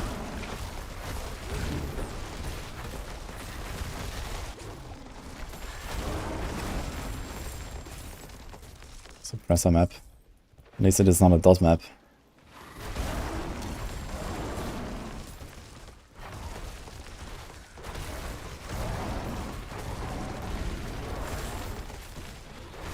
Oh, I forgot they fixed the beasts here. Dude, this guy was jumping around even though I rooted them with a poison gripper. Interesting. The guy's stuck. Look. Wait, how long is he charging? He doesn't get unstuck. Okay, I can join him. Look.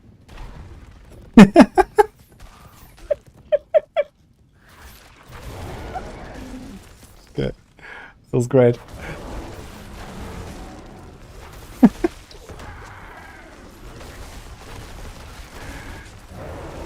But he just gets stuck forever, man, poor guy. At least I'm unstuck after 3 seconds.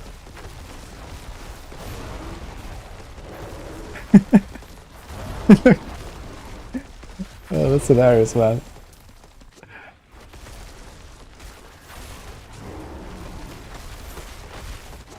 Yeah, poor charger.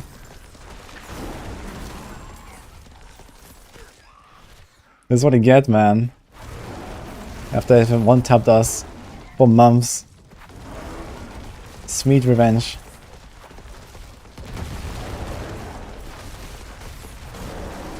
Man, I'm gonna say debilitating roll is pretty crazy, if you ask me.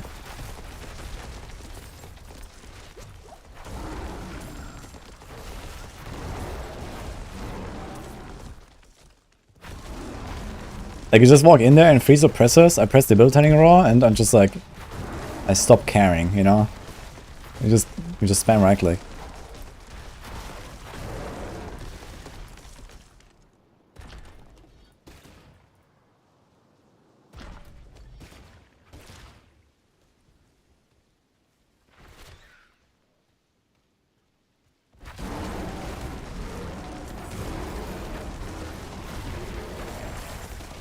Deal with it. You thought I was a man of the people.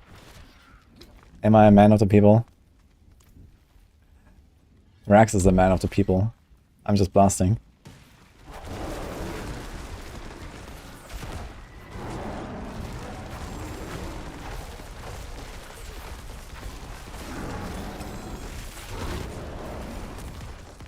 Jalal has left these woods.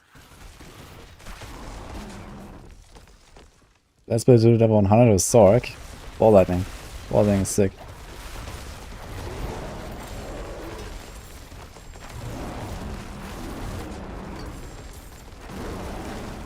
Nothing about Lightning Storm Druid in Endgame. Lightning Storm is pretty solid as far as I know.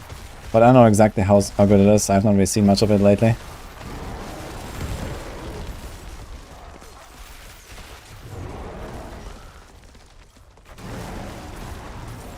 Sire? How am I doing? I'm doing good, and you?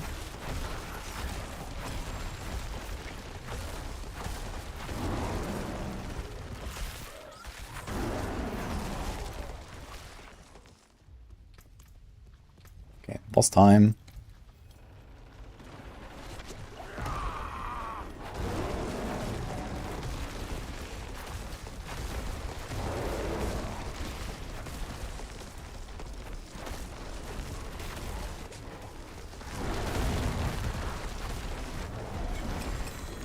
Okay.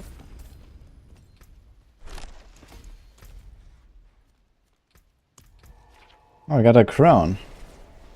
Minimum roll and 906. Nice. Can you apply CC in any other way than quicksand? Yeah, Pulverize itself can stun when you overpower.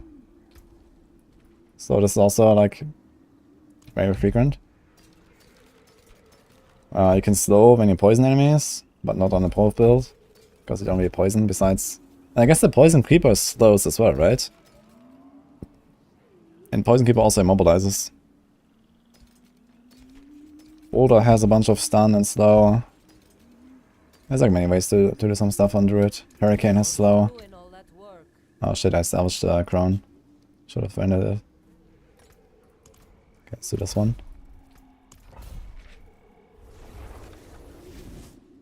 Should Druids do the thing where you don't level Metamorphosis?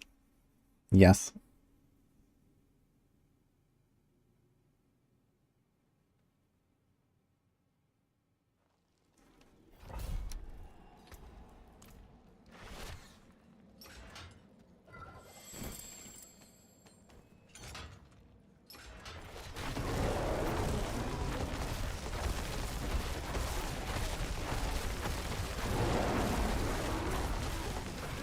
Oh boy. Good thing I have Petrify in this build, huh?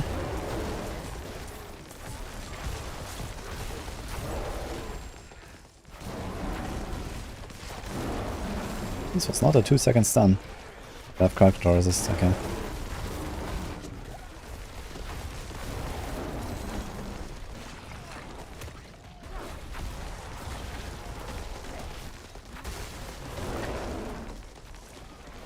Oh.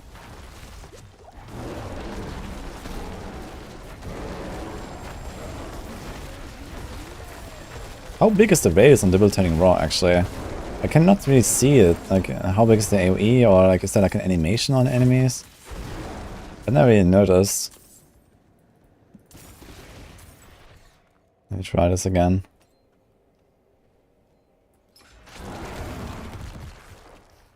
It doesn't really show anything, does it? You just shout and you hope for the best. I get knocked back a bit. Yeah, okay, I guess that is kind of showing it, but it doesn't apply on bosses, it doesn't apply on like unsolvable elites, stuff like that as well, so... But I guess you get like a bit of an idea of like how big it is. So if I do this now, for example...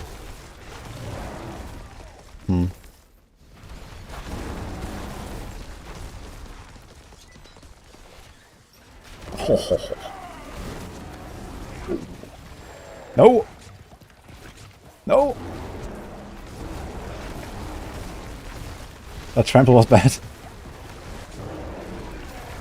But we got out of it.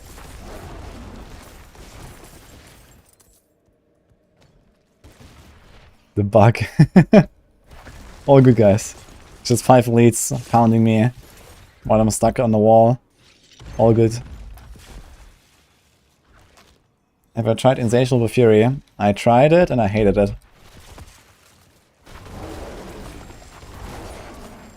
I hated every second of it. But yeah, for like big damage numbers, Insatiable Fury is a bit better, but it's not a hardcore thing at all. Yeah, if you want to YOLO a bit on softcore, I guess you can do Insatiable Fury, but even there I would not recommend it, honestly. Like, it's just so inconsistent. Like, here, if I ever want to press my Petrify right now, I'm just gonna get one-tapped and that's the end of it. So, this is what the Insatiable Fury does.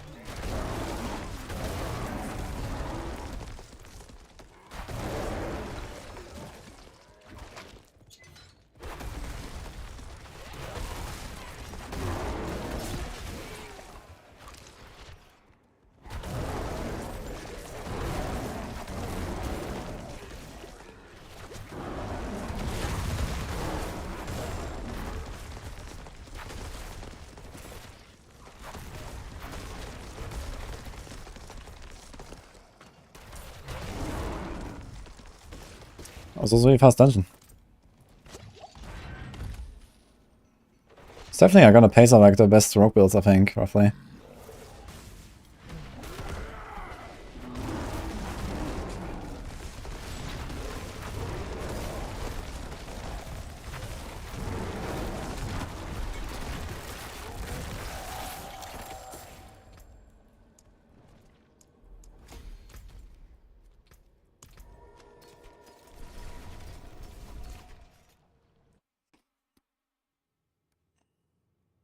This Bloodstone spawns as soon as you pick the wrong path. You never win at 50-50. I think you're actually right. I don't recall ever finding it on the right side I was coming from.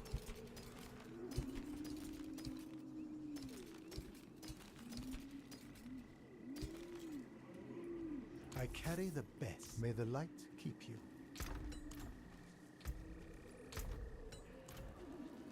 How to walk around with raw and mouse key. There's a keybind called Force Move. That's what you want to use. Okay, let's see if I can do that dungeon in time before the potion's out.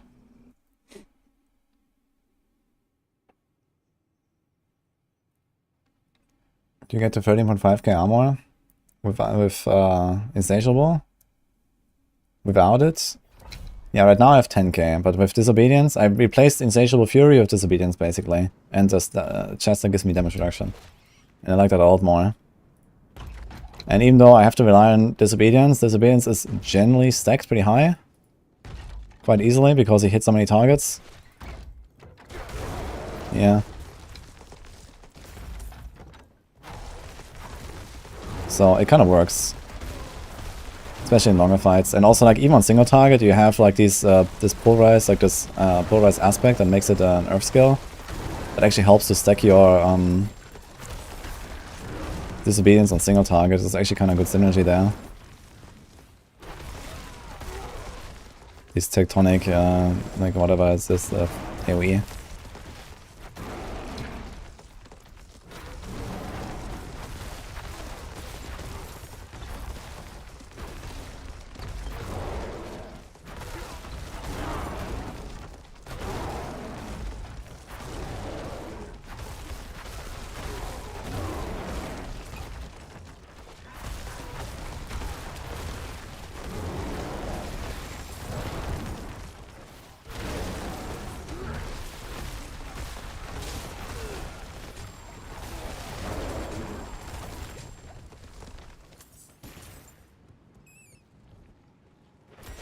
You have obols, a lot of them. Even like a whole 1,000, you mean? What to go for Ravagers? Yeah, boots. It's a movement aspect, can only be on... it can be on amulets as well, but on amulets there's like a lot of stuff. Boots, there's utility and mobility and that's it. So you get all boots.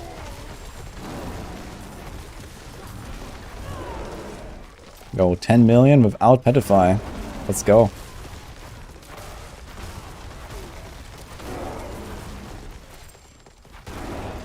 Oh, wait.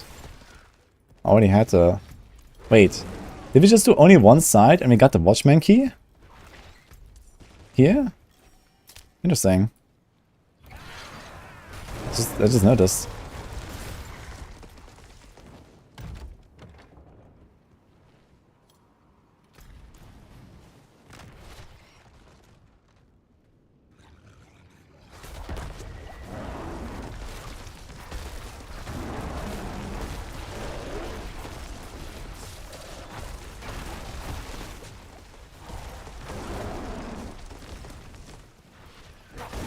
It's gonna be tight here with the potion.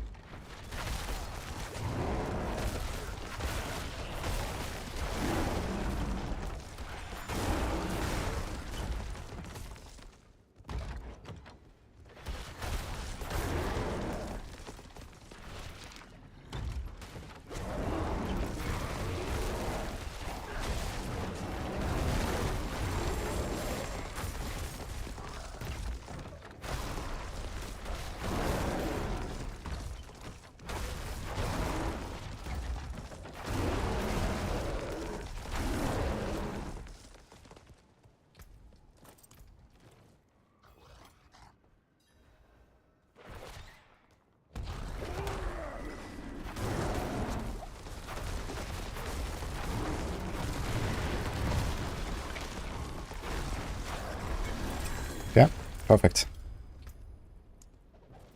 Razor blade. Cool.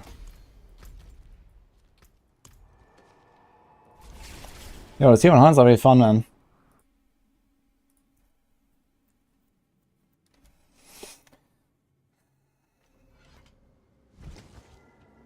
Only 200 maze of double OP and once a 0 will be better than his stuff. Well, I mean, it's extremely unlikely you're gonna cap out on what does I think called? Orphan Devastation. You basically need like a perfect staff and 2 perfect rings, and then the stuff from Paragons to cap out. Like, I'm not even anywhere close. Look at that, 25%, man. So, like, I'm missing a lot of damage here. And yeah, like, worst case, I can just like remove like one of these small points or something. Like, you wouldn't go for a mace, I think, because you're not gonna camp out if you have a mace. Only if the stuff you can cap out an Orphan Devastation, and you definitely want to do that. Have many fine pieces, rare and Well, I feel like the build is like somewhat done, actually. I'm not sure if I want to change anything anymore. I think I have what I want. Feels good on T100s. You can just like level some more stuff. You can actually start leveling maybe some other glyphs, yeah. You can maybe get the shapeshifter to 15 at least. Territorial might be something I might want to do actually for the shred build. Who knows what else. 30% chance when shapeshifting to gain a barrier for 5% of your life, dude. Wow. That's insane. 30% chance of 5% barrier for 4 seconds, even. That's nice.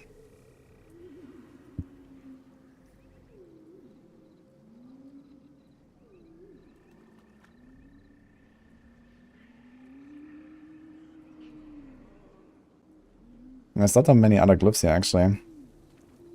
I don't think you're gonna go for werewolf or werebear glyphs, right? If you do hunter zenith build. So you have to rely on most of these here. So Fang and Claw would be something. Physical damage. Outmatch would be useful. Undaunted would be useful. This is not useful, this is useful, this is useful. Okay, so we can level those to the 15 basically if you want.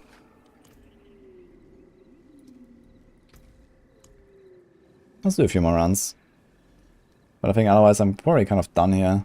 We should try a Lilith and see how Lilith goes. I guess Lilith with like a nice overpower crit will be basically like a 2-shot or so, right? Should be not too bad. Should we check it out?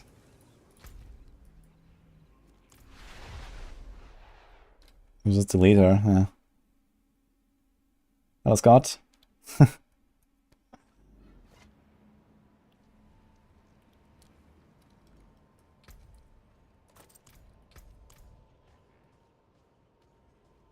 How do you have to display generation for this? Tabor's Will is your friend. Tabor's Will and Metamorphosis is the main combo here. And other than that, resource generation, resource generation, resource generation. Spirit on kill on the Paragon.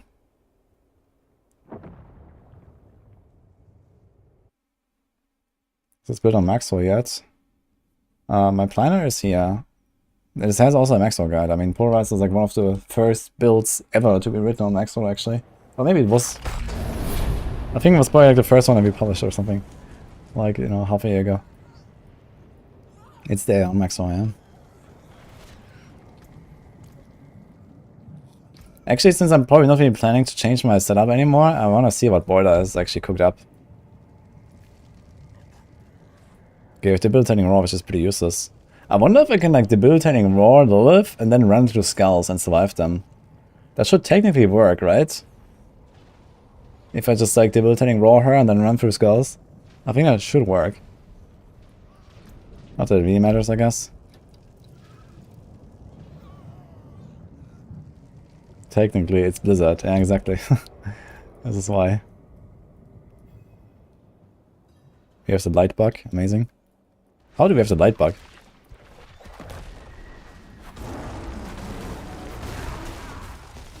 Okay, so that was the fight, I guess.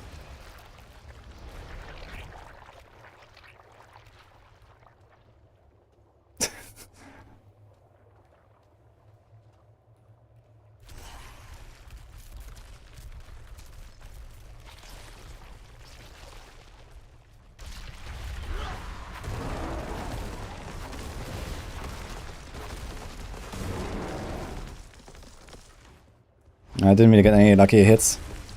But yeah.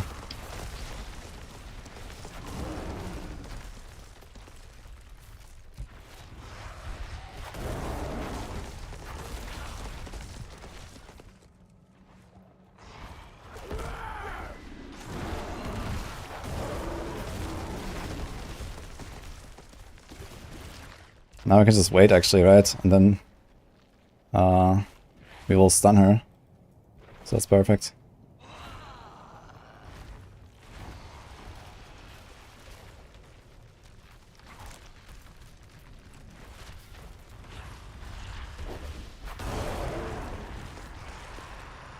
Yeah. Cool fight.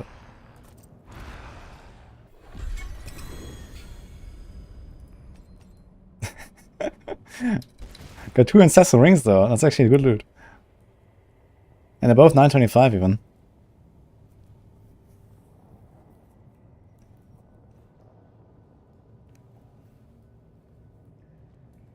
Is that only for Earth skills, right? So this crowd control and distant doesn't match. Okay. 2 singular rings.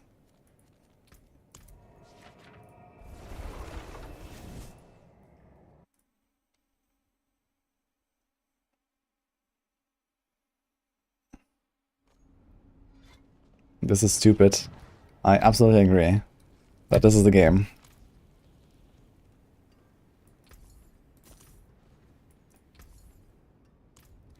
Okay, out of curiosity.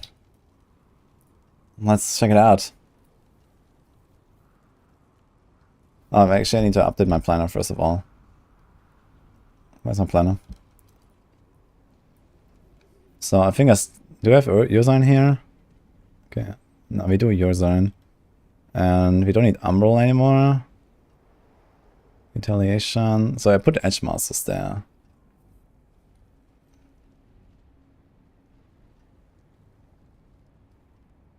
Clown. Edge Masters.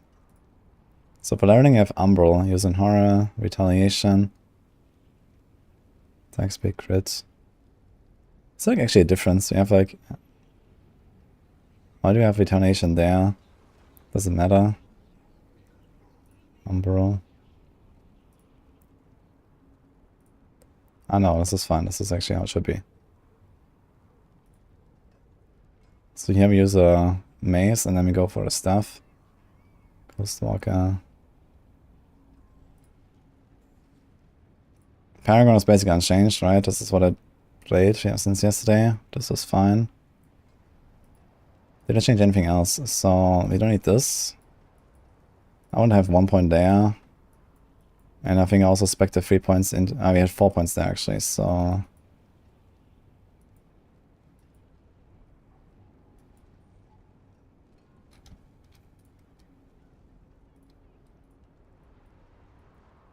Where did I take all these points from? I don't have Nature's Reach. I think I removed Quick Shift.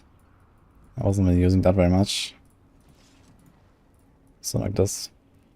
And also we removed Ancestral Fortitude and we took what for it? We have the full crit there. But I kind of like Ancestral Fortitude. It allows you to get the diamonds combo. I mean, we're perfect here. We are actually overcapped here. You could even remove all 3 points and it would still be capped. Oh, wait a minute. Does it not count? It doesn't count. Interesting.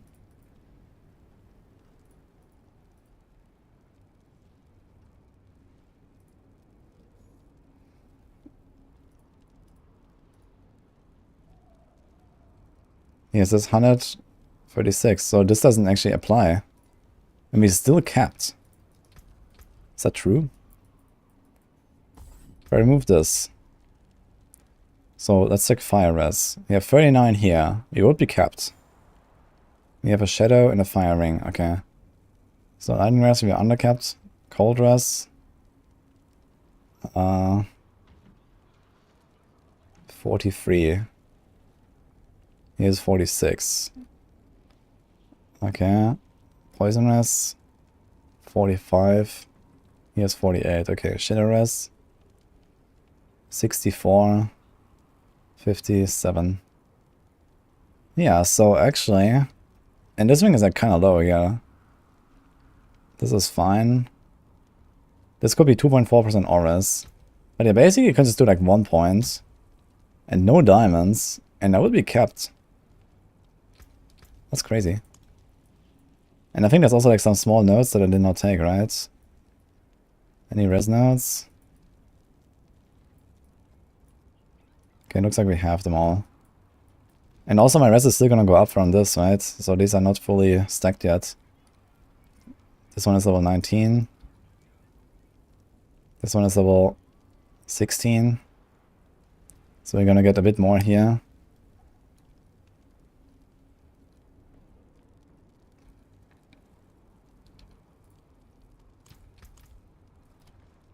Interesting. So I guess we don't need this. So we can do this. And like we don't even need the... Yeah, we can just go skulls as well, if you want.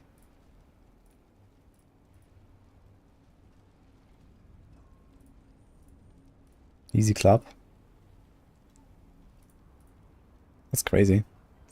But yeah, with all this magic and rare buffing nodes, you actually hit the armor, you hit the auras, without really doing anything.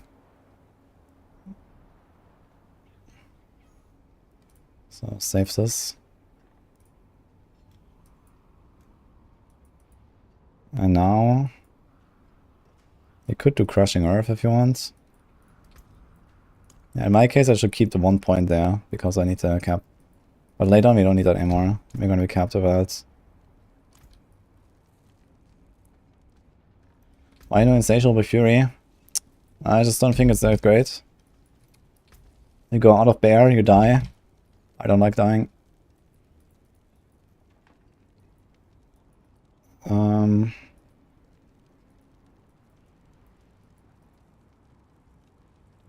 If it has that raw might. Which one is that? Ah, no. I mean, it's not bad, but it's mostly an AoE tool. And the only thing I really care about is like buffing my single target damage. And we already, yeah, we are. I mean, it's not bad. It's not bad. If you give up a bit of single target damage, you can do that. Oh, actually, wait a minute. There is one thing I need to try though. Does the user in horror stack it up? That would be pretty crazy if it works. Is it in the codex? It's like season power, right?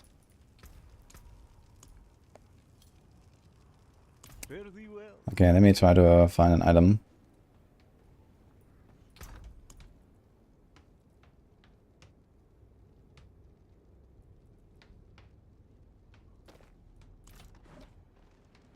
Will I upload my setup? Yes.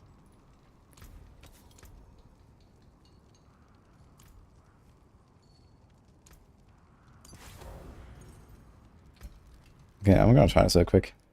Because if the user and horror aspect actually stacks it up, it could be pretty good. Depending on how fast it does it. I'm not sure how often this actually ticks. Oh, it's a glove. Wait a minute. Problem.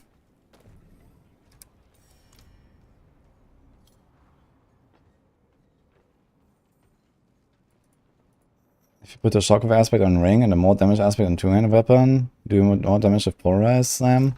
Yeah, of course, the slam gets bigger. But the overall damage is lower. Like shockwave is a very powerful aspect. Do we have some random ring here? Let's take this.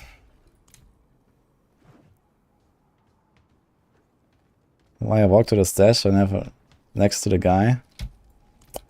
For the RP. Oh, you caught a rare one.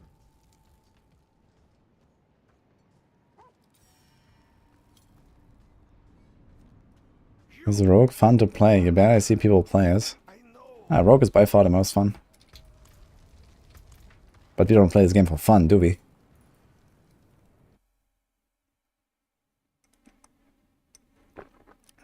We play this game for 1 billion damage numbers. I saw Macro reach 1 billion with Bone Spirit. Pretty cool. Okay, so let's see this combo. Okay, it does not work.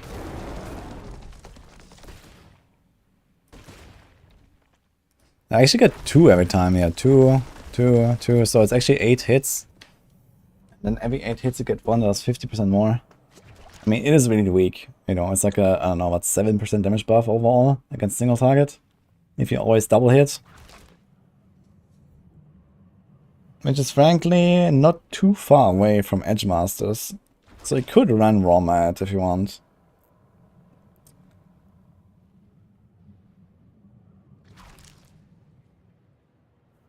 And also stun enemies. But I also stun enemies all the time anyway with my overpowers, so...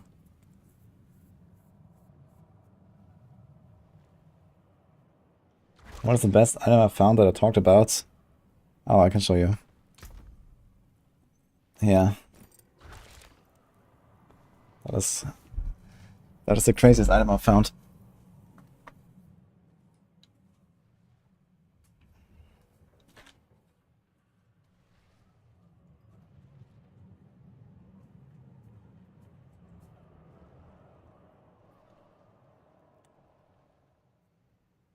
I'm not using it now. Well, this build has T-Bot's Will. But, yeah. Not every build runs T-Bot's Will, so... That's pretty crazy.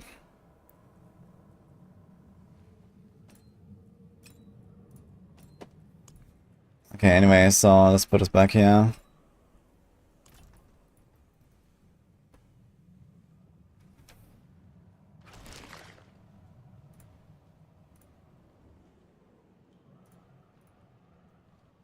We'll do this. We have this. We have skulls. This shows...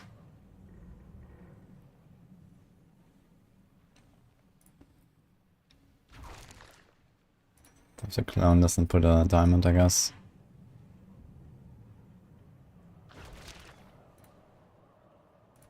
Update.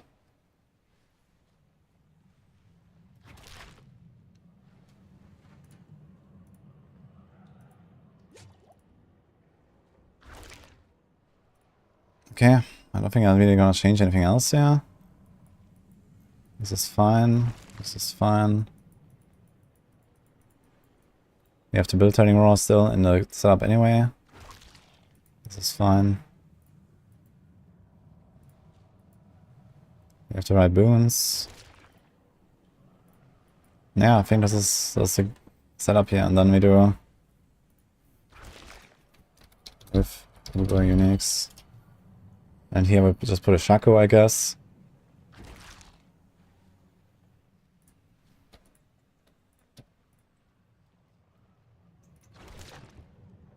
And none other, right? We don't really want to go for Starless Sky. Don't want to go for Ararion, I think.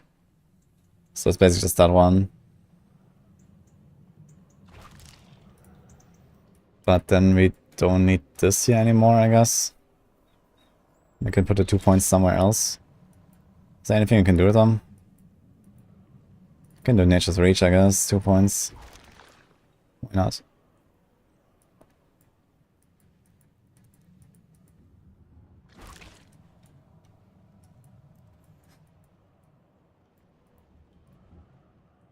Feed the Coven, Hemu, Ravenous, Blood Boil, Metamorph. And here we have Sang Embrace instead of Feed the Coven.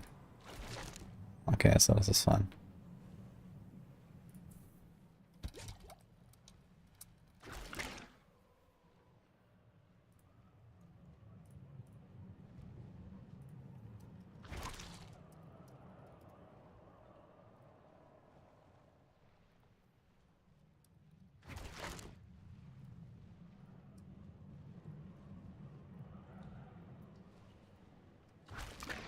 Okay.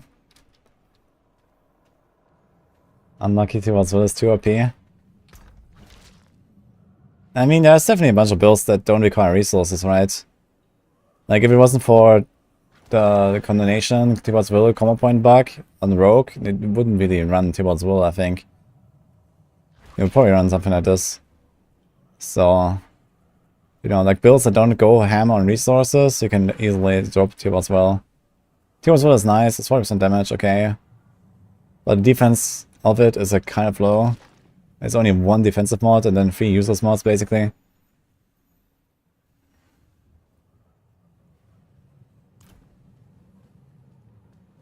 What happens with the pact thing when the season ends? Yeah, poof. My opinion on the best rogue passive and why? Close quarters combat, because it gives you triple damage. Ahavarion. Yeah, Ahavarion is gonna be pretty OP. I actually recorded a video talking about that item in particular for Abattoir Vizier. But this is Pulverize. And we have neither amulet slot nor weapon slot if we put an Ahavarion. And then you have no buffed Shockwave. That sounds kind of bad, honestly.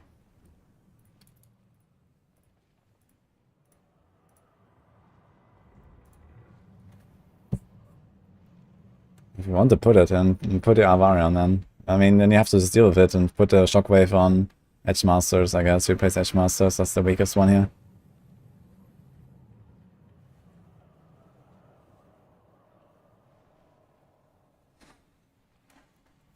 Okay, we can do some calculation about the Stampede aspect. So if you're talking about the leveling setup where I use Shockwave, Shepherds, Stampede. So we have 9 pets. And then we have a 15% damage buff. So we get 135%. So we have 235% damage. And then on single target we hit the Shockwave for 200. And our regular damage for 100%. So it's times 3. So we do 705% damage with those 2 aspects. Now if we swap them around, if we do a Shockwave on the amulet and Stampede here, we have 180% from the Shepherds.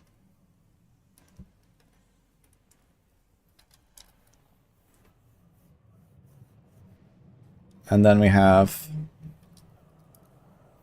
150 from the Shockwave and 100 regular. So times 2.5 is 7.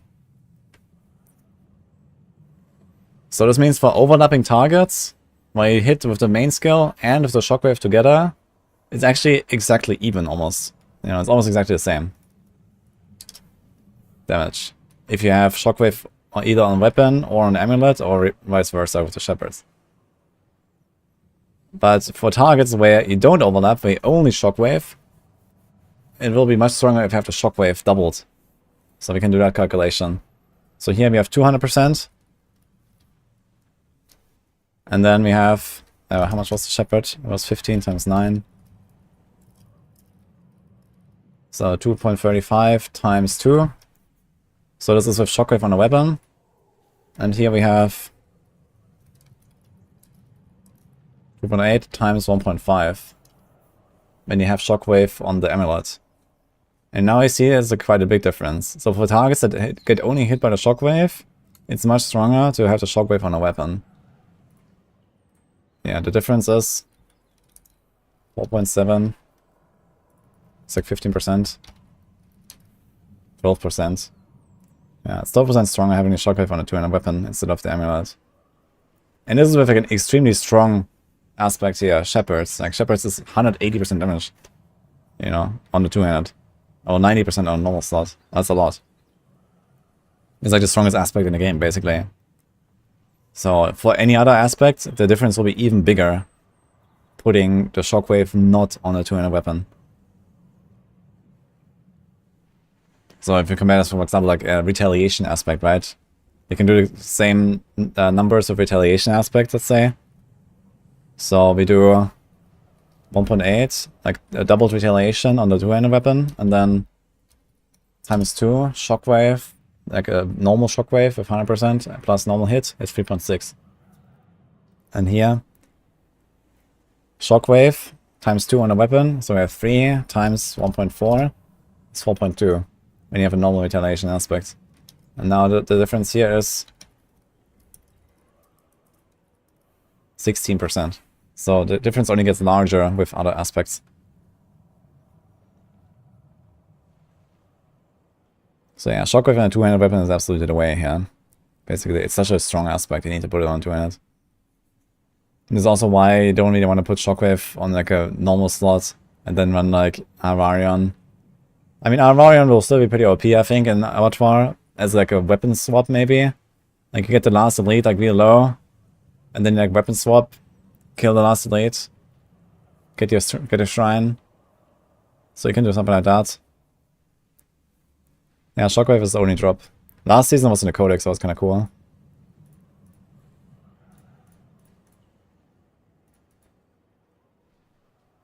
Okay, but I think that's the plan now, so let's just go with that, I guess. Now I wanted to see what the Exo guide is looking like, actually. I'm gonna close the window real quick.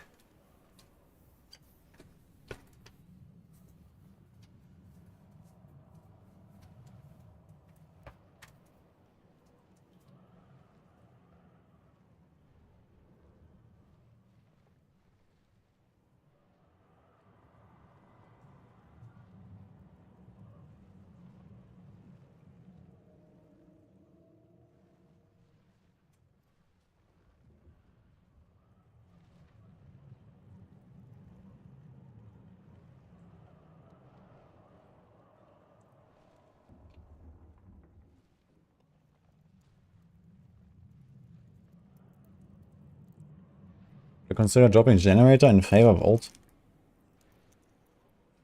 This build has no generator.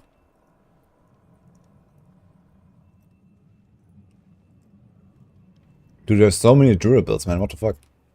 Okay.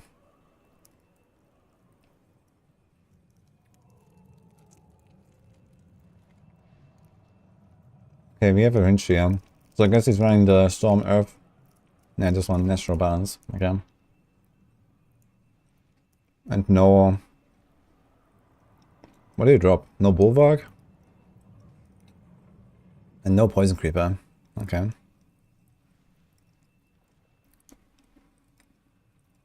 Core skill damage.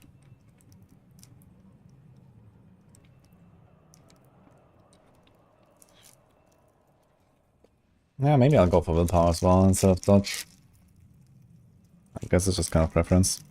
But willpower on a boost is not such a terrible choice.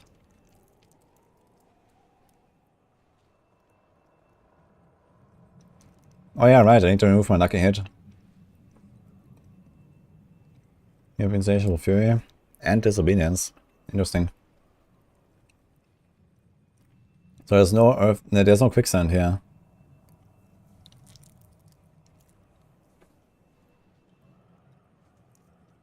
Okay, I mean you can combine the two. That's actually not such a bad idea. You're gonna overcap as fuck on armor. But then you still get the offensive benefit of Insatiable Fury, which I guess would win against Crushing Earth. Crushing Earth, I was not very convinced of it anyway. So that's not such a bad move.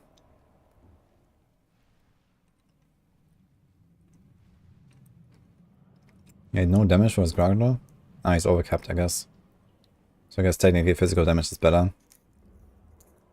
So this is also used on Horror build, I guess. Using Strength. Yes, also should be like a hit, I guess.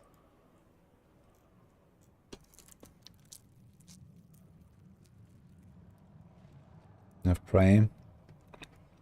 Tank Embrace, Undying.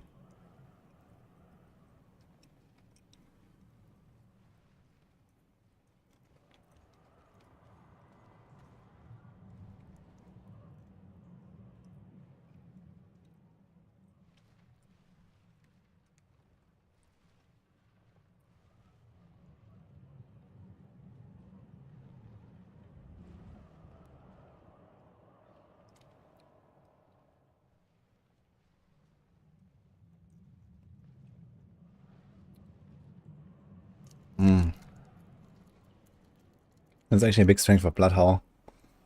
You can run the defensive passive. Only Bloodhowl can really do that. Vigilance.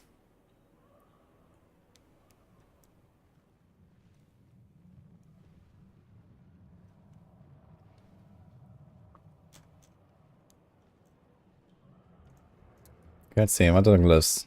Dominate, Outmatch, Werebear, Exploit, Spirit. Interesting. Spirit, really? I guess Spirit allows you to actually like kill stuff without overpower. I guess that's really the main advantage on this build. It has like more regular damage. It has like enough regular damage to kill at least smaller stuff without overpowers. So that's definitely a big advantage. With exploit and this together. And I'm just so deep on overpower. It does work, but sometimes it feels a bit clunky when I can't even kill like trash monsters. Doesn't have tenacity. Really? And he didn't path financial attunement. Okay. That's interesting pathing.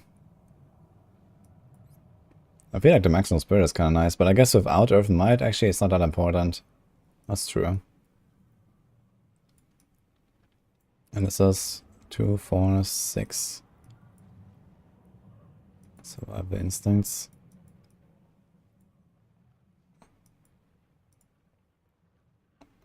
Nature magic, skill damage, and elite damage.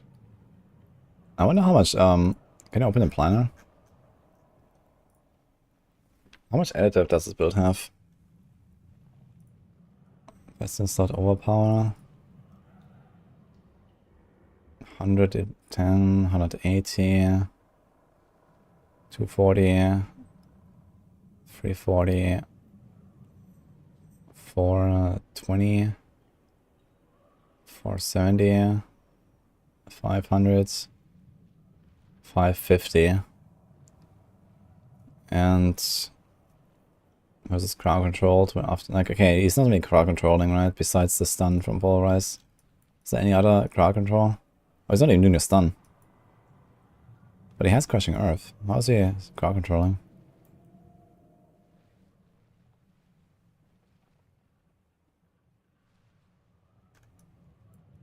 We have to slow here, I guess. And Petrify. Is Petrify a stun? It's a stun. I guess this is how. I'll probably go Raging Pulverize though anyway, especially with 3 points there. Okay, so we have 550 on non-crowd controlled, and we have 700 on crowd control. That's definitely a lot more than on mine. I have 113, 100... Okay, don't do vulnerable, okay. 150, 170, 190, 290, 390. Okay, I'm actually not that far off. I have 390, and then 170, 70 crowds.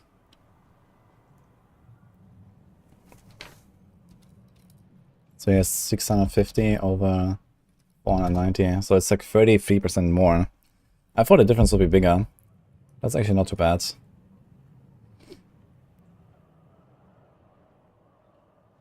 And then against crowd control, it's kind of like a bit more, so he had like 800 over... This is 570, 670, like this. So on crowd controlled, it's like 90% difference in this favor.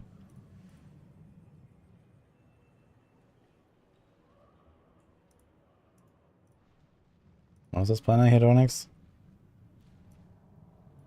Another Pulverize with triple companion. Oh boy. And they're actually still running triple companion with Godslayer and stuff.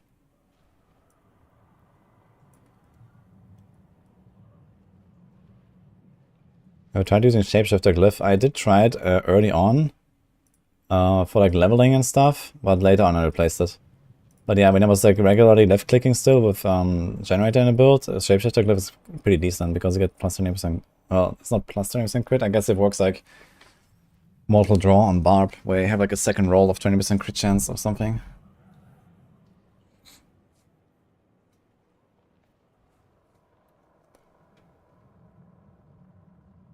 Probably the best build I've played so far in the new Zero. I think the pen shot so far.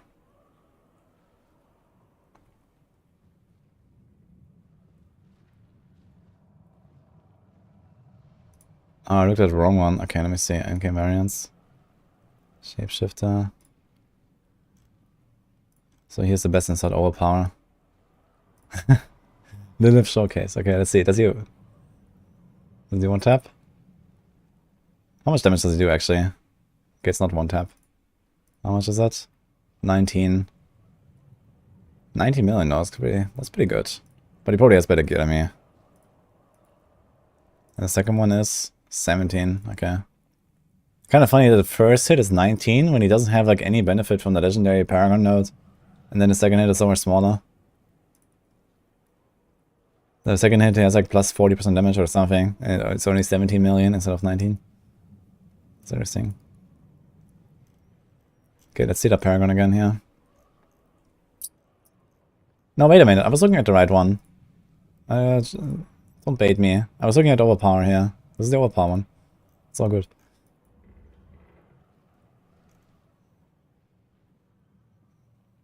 Didn't take the Spirit on kill there for 1 point. Interesting. I'll definitely pick that 1 point there.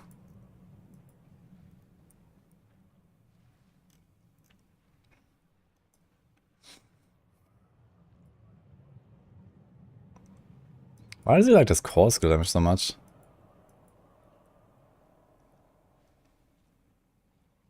Yeah, I guess it's... Yeah, without of might, I guess it makes more sense than it. But it's also life, yeah. It's like the softcore mentality. Like, I would definitely pick up this up here just for life. I mean, this is like such minor damage increase, I feel.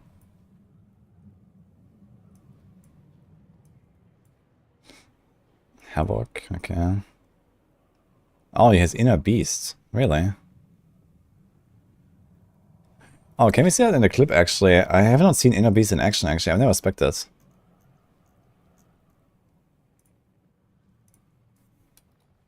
So... Okay, this is pre-stacked 300, by the way. On the amulet. I actually completely forgot about that. I just walked in and killed Lilith.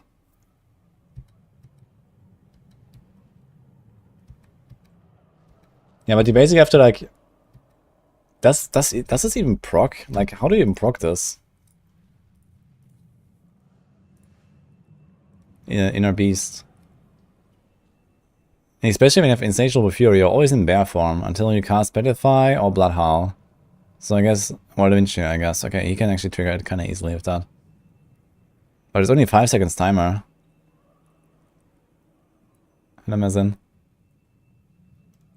I'm going to play more of the double swing mode. I might try a bit in Abattoir, but until then, probably not.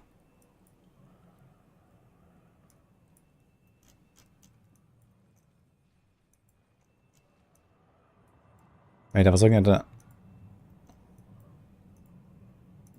How did I look at the wrong board here? So he has 6 glyphs, so Earth and Sky. He has Earth and Sky. And I have... this one. This is magic, this is magic.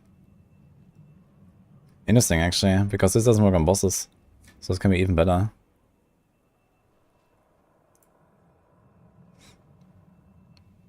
Crowd control of vulnerable, so it only ever work on the second... Okay, I guess it works on bosses as well, because of the vulnerable. Because there's exploit glyph. I don't have the exploit glyph.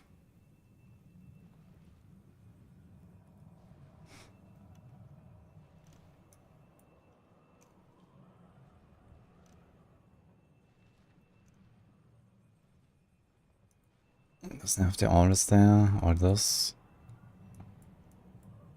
Okay.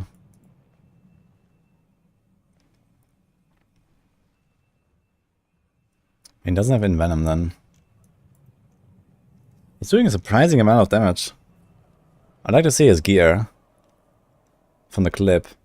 He's doing so much damage, I'm kind of surprised. Without Envenom, Envenom alone should be a pretty massive difference. Since I have Envenom and he doesn't. And he doesn't even get anything from it either. I guess he has this one instead. Because he makes enemies vulnerable, so that is actually kind of good. So in his second hit you have like the exploit, and then kapow. So that makes sense. So anything that doesn't die in the first shot will be vulnerable. I guess this is like the main advantage here. Like if you don't one-tap enemies, you're gonna have quite some damage buffs. You have exploit, you have vulnerable, you have natural disaster. You have potentially the stun. Or like at least the crushing earth there. So there's like a bunch of multipliers that start once you don't one-shot something. And that's a pretty big advantage. We have some gameplay. wanna compare this. Okay, let's do a T100 showcase.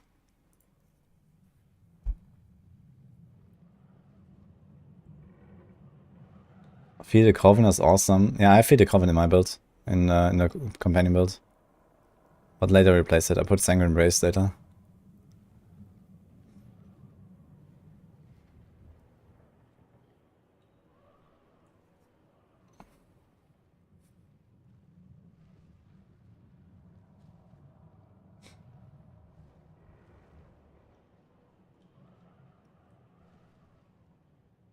Wait a minute.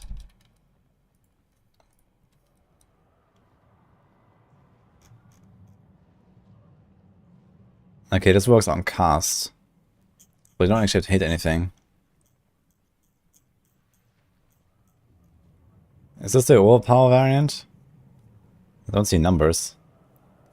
I assume it's overpower.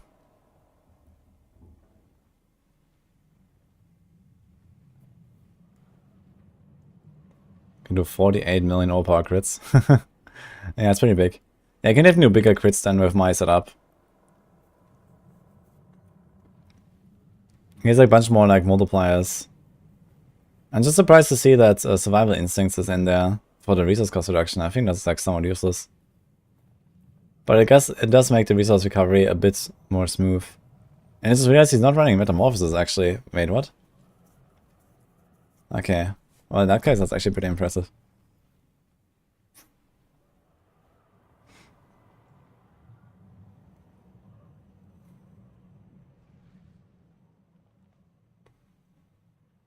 Overpower does not have Hurricane. Alright. That's Hurricane. Let's see the boss. I'm Fatality Shrine right now anyway. Oh, there's no boss here, right?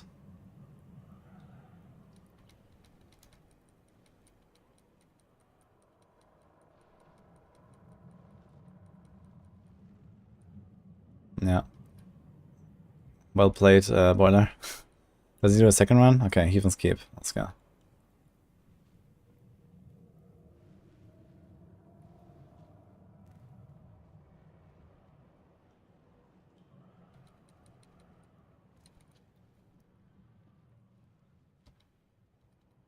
Okay, here comes. Yeah, this is not the overpower version, right? This seems like a very long fight. This is why I need the overpower stuff. Because boss fights will just be atrocious.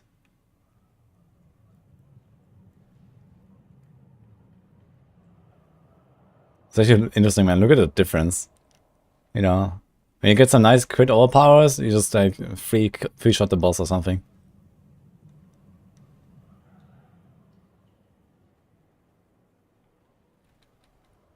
It's like a minute boss fight or longer.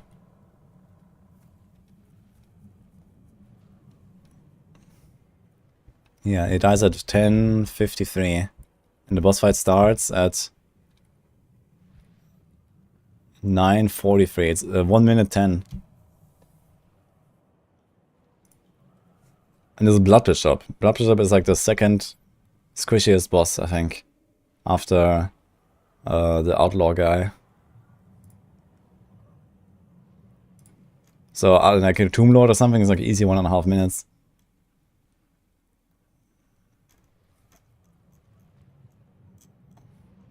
Actually, let me see that.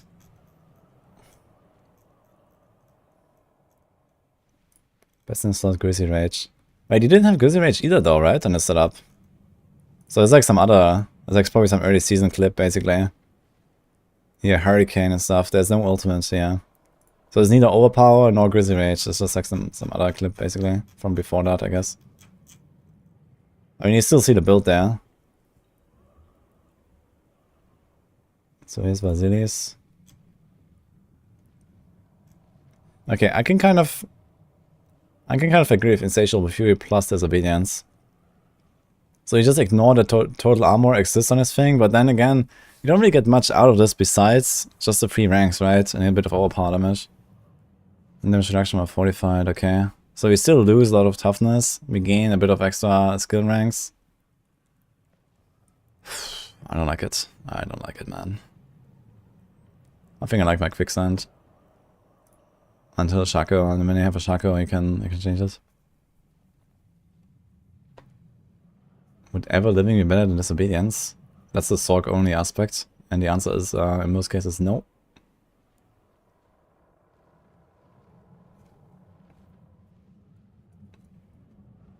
Hello Melody. What's the best way to farm items? Getting gear for endgame. Really good loot drops from Duriel. A lot of people are doing Duriel runs. It drops 925 loot. Otherwise you can do blood harvest events. If there's many people, you can like, you know, activate that thing and like there's lots of loot.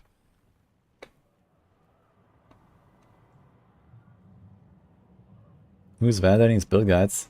I mean, we have like around 10 or so build guide writers on max roll. And usually they're kind of like, you know, split by classes. So Norfree is handling like Sorc basically, and Boiler is like our main Druid guy. And me and like the dark side, we're handling like the rogue guides. And usually we have like peer reviewers basically. So, you know, we have like 3 different Druid writers. So they kind of like, you know, they check each other's builds and discuss them and stuff like that. So we actually have like a whole like process until like a build guide gets pushed out. And like an update usually. So if it's like a major rework of a guide, then usually we also like do a review again and stuff like that. So usually they're like double checked and triple checked before they get out.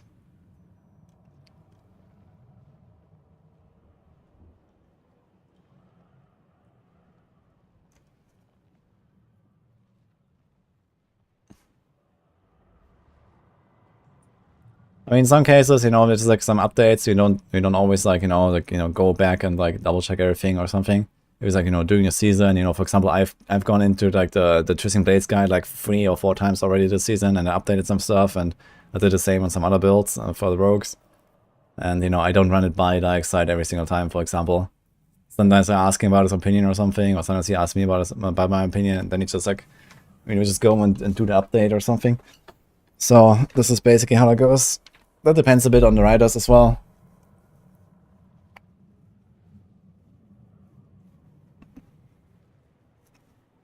Yeah, it's a really good build. And the setup here from Boiler is, I mean, he's doing way more damage than my setup. So I just wanted to compare his setup to mine. I wanted to see like what choices he took. But you know, everything here makes sense. So, you know, I don't have any complaints about this build.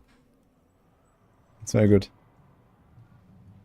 I'm just like wondering about, you know, some of the choices and if I wanted to do the same. I'm generally quite happy with how it's turned out. But since it was my first Druid, I wanted to like, kind of like, you know, see a bit and validate. Since it's like a very established, it's like, you know, one of the oldest established meta builds basically, right? Pulverize. So I wanted to see like how close I actually managed to get there.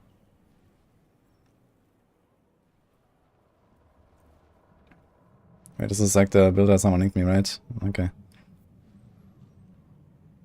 Also have to rename this here now. It's not with Pulverize anymore.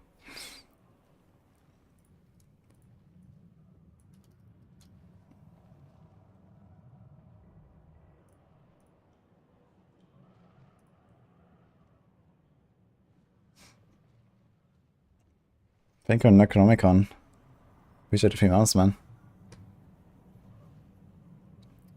Maxwell had really bad guides this season. Which ones in particular, Kashkawa? I'd be curious to hear that.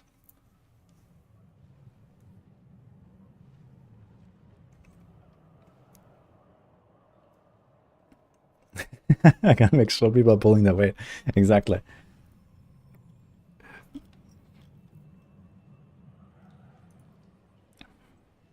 Chain Lightning Sorc. Yeah, the age has been kind of like gone for the last weeks.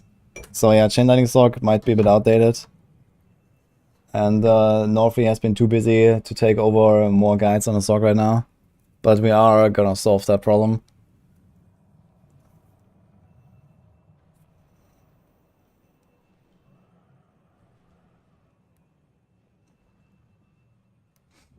All the barb leveling builds are unoptimized. Oh, interesting. I think we actually did a pass on them lately, though.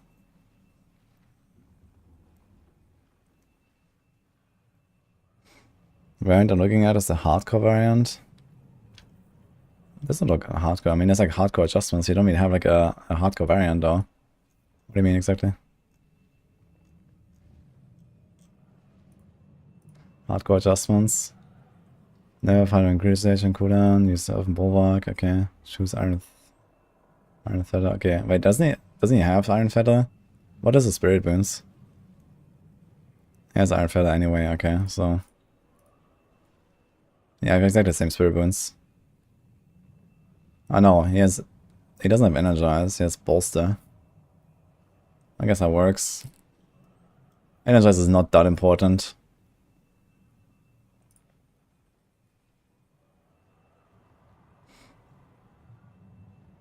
Okay. Did Rob join Maxwell?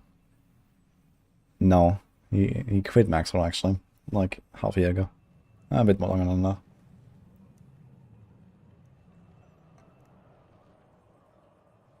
Hello Rishi Pushy. Would an overpower weapon be better than damage to CC? No, because there's a legendary Paragon node that gives you a multiplier. It's Earth and Devastation here. So this is why you want to have a staff. Gives you up to 40% multiplier. It's pretty strong, and you need a staff to hit it.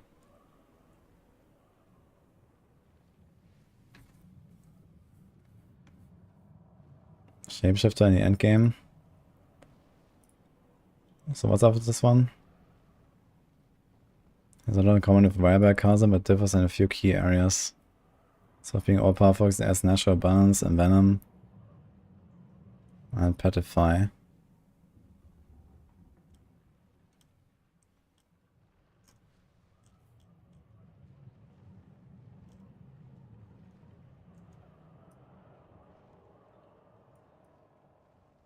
Still looks pretty similar here.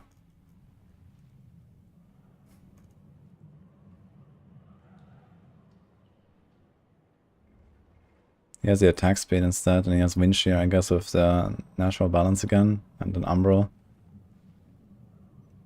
Quicksand, Tempest Roar. That's interesting. So I guess the idea is that you envenom stuff. Try crushing wolf for envenom. So he has 6 ranks to envenom. Yeah, it's actually kind of strong, huh? 6 ranks.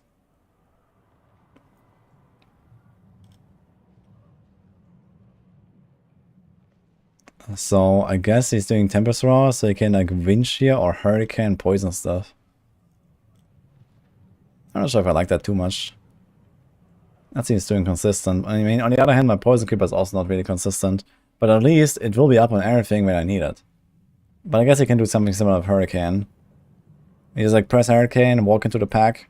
It's kind of like the same story. It even has the same cooldown, right? Yeah, they both have 20 seconds cooldown, so it's literally the same thing. Either press Poison Creeper or you press this. That Poison Creeper only lasts 3 seconds, right? Yeah, it's very short. And Hurricane has an easier time poisoning everything up. Just lasts for 4 seconds on a single tick on Hurricane. There's vulnerable. There's vulnerable. Okay. Yeah, that works. I wouldn't really like to play with that though. And then you have a Tempest Roar equipped, which has nothing, nothing, kind of nothing, and the res. So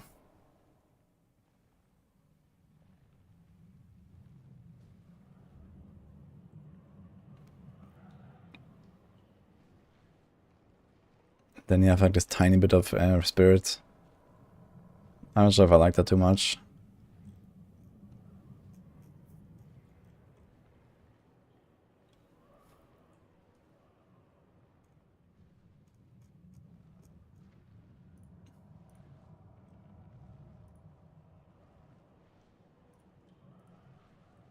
Didn't save the name.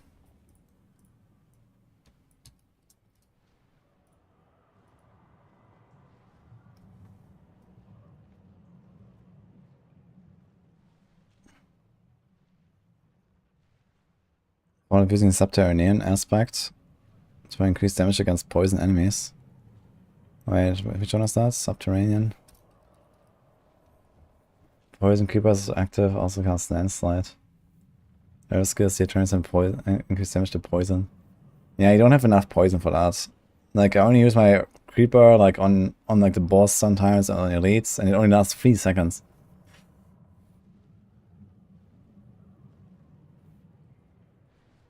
Well, okay, I mean, it does like auto attack as well on the boss, so the boss should be mostly poisoned. So it's kind of comparable to an Edge Master's aspect. But, you know, I can just run an Edge Master's aspect. So... yeah, the other thing I would like to try is the Raw Might. I'm gonna try Raw Might and see how that feels, actually.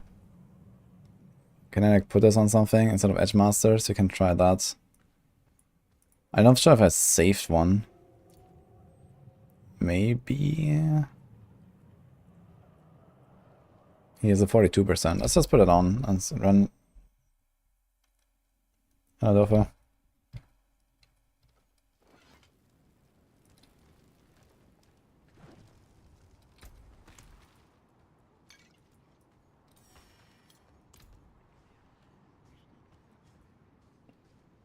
Is there anything for Shapeshifter has 50% more damage? Yeah, that's pretty strong. I guess you can like, Shapeshift pretty frequently with Blood Howl, even if you play like a pure Pulverize build. I'm not sure if you can do it often enough though, right? Realistically, you would still have to run like a Claw or something. Or like Tempest Roar, and then Wind Shear. Wait.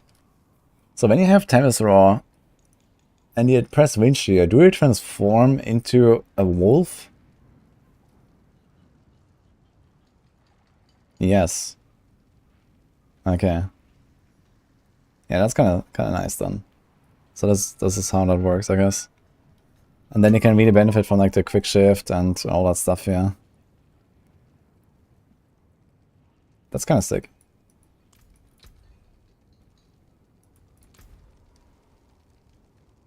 Okay, let's remove Edge Masters. Let me put this one. It's not a perfect roll, but it's okay. All Might. Keep the retaliation there.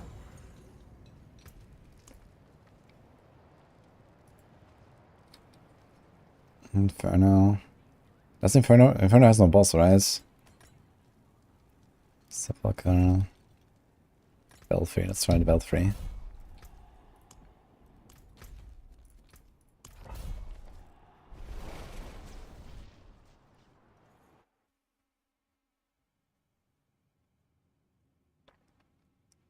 Use on Horror, I can put it anywhere. Not on the 200 weapon though.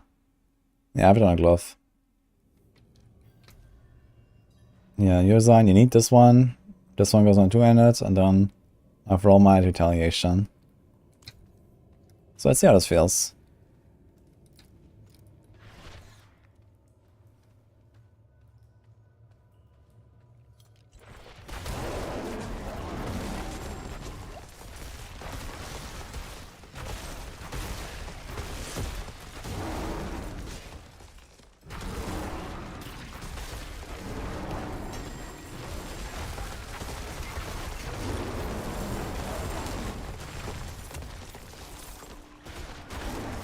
I don't see the the counter, man, because I have so many buffs on this build.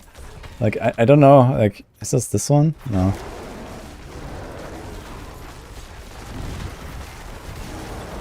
It's kind of really hard to feel the difference, honestly, using this aspect over the other.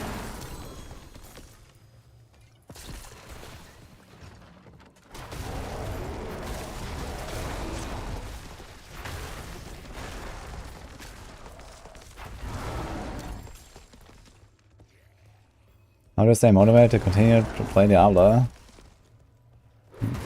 I'm just, I don't know, enjoying my time, making builds, trying stuff, exploring the game.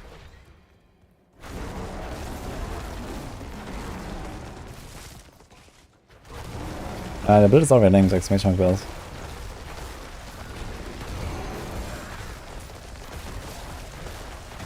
Yeah, I have more stuns though. It feels a bit safer playing Raw Might.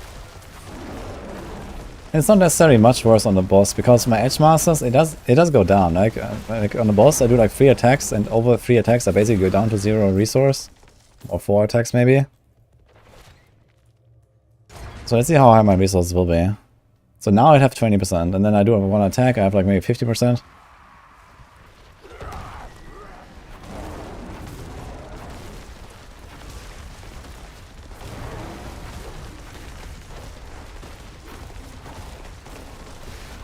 Yeah, so I think my average benefit with Edge Masters would be something like 10% or so. Which is actually not much more than the average benefit of having Raw Might. You have a tile knife. Holy shit. Thank you so much for the 10 subs, dude. How are you doing?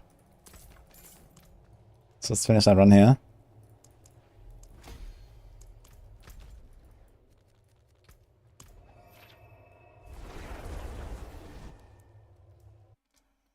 Foggies, let's give him a shout out actually. If you don't know him, he has been like featured in like some articles, and even on BlizzCon they mentioned Tile Knife for his achievements. Really cool stuff.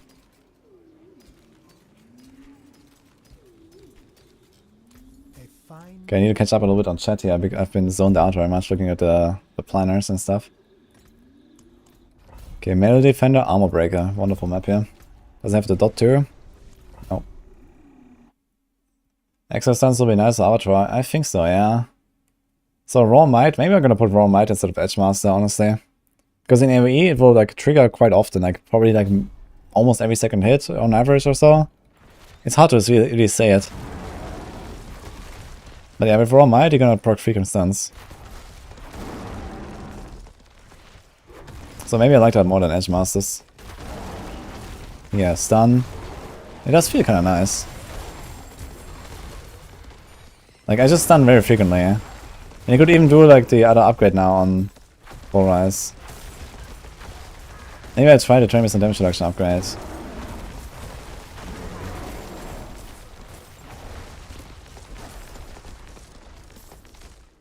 Yeah, ever try an offhand? Not for this build. There's no way you're gonna place it with offhand.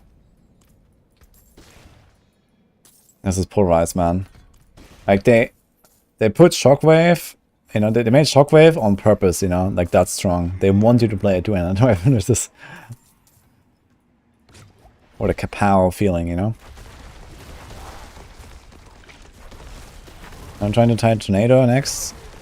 I think next project will be Twisting Blades actually for Abattoir prep. I mean, I pretty much have to build already, but there's like some min-maxing I have to do. Okay, let's see how often we stun them. Now we're only gonna stun with Raw Might aspects. And it seems to still happen very frequently. I just removed the stun upgrade. We still stun, stun, stun. And you get 20% damage reduction. That's kinda cool.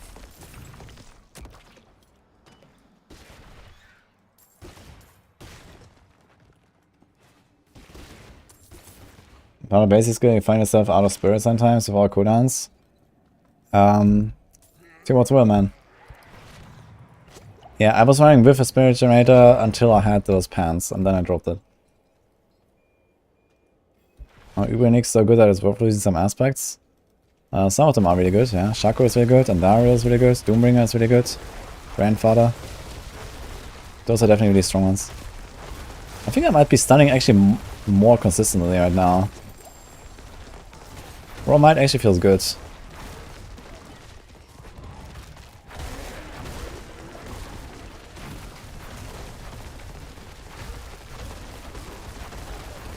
Yeah, I just like stun, stun, stun when there's like these big pulls. Preliator and Dripping Acorn, thank you so much for the subs as well. Glad you enjoyed, man. Is Tile Knife here? Did you write anything? Just randomly drops 10 subs. Did I miss it? Ah, here. Really want a Doombringer, but no luck. 10 runs, 2 Shakos. Are you serious?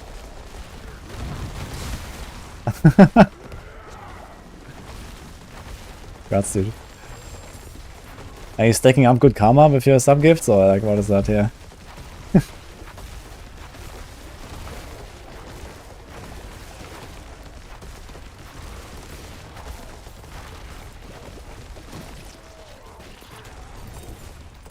We got... What is that? We got a Storm's Companion. Wow. Just randomly drops. Where can you see the builds? Yeah.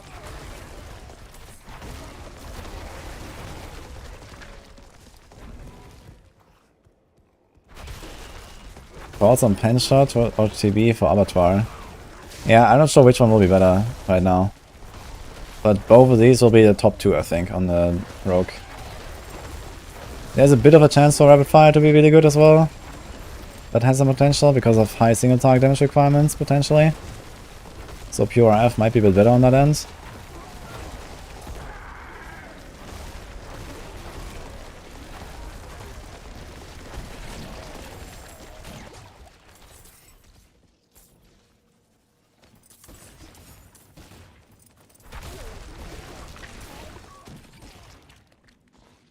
Fire resistance is stuck at 69.9. I don't know, maybe you have some debuff or something, I don't know. Like you can't get to higher? Is that Marth maybe? Who knows? I don't know if I petrify already, so...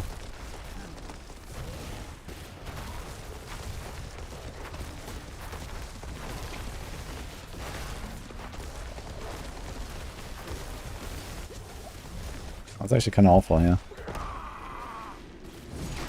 Oh wait, he is Metal Defender. Okay. That's why he's so tanky.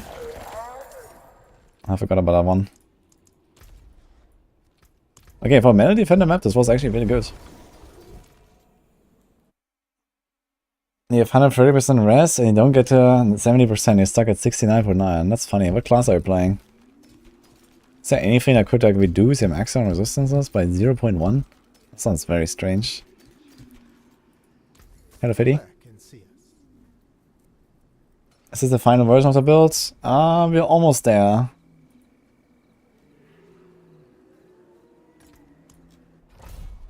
I was just comparing my build to Boiler's max roll build. And I was kind of like, you know, taking some inspiration there. I might want to try the Insatiable Fury, but I think I'm gonna be too squishy if I do that, so I'm not sure. But it could give it a shot. I'm gonna do like a few more runs here. And then we're gonna do the Insatiable Fury stuff again and put Disobedience, remove Quicksand, and see how that feels. Because, yeah, with Raw Might we are stunning a lot. So that's a pretty big advantage. Like, we are actually proccing the stuns quite frequently. And you could even proc it even more frequently with the stun on Pulverize. So he's gonna like stun all the time if you do this.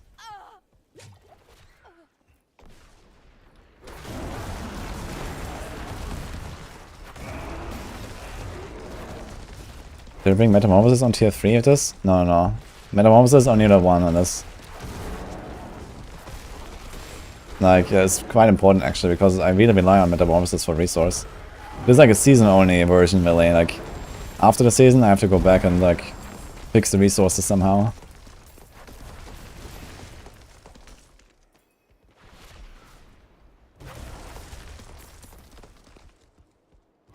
I need some Uber build lists. What do you mean exactly?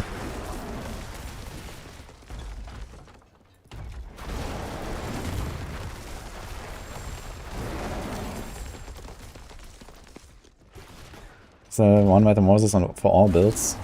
Not for all builds. There are builds that don't care about resources that much. Or that don't even run T-Bots well.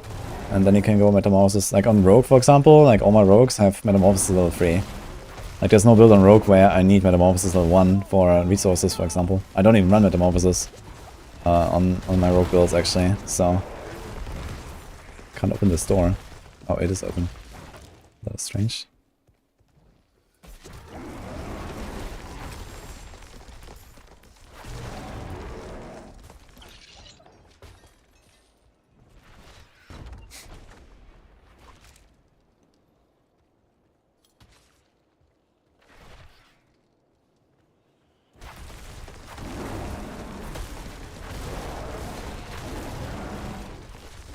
I think I like the Raw Might more than Edge Master aspect.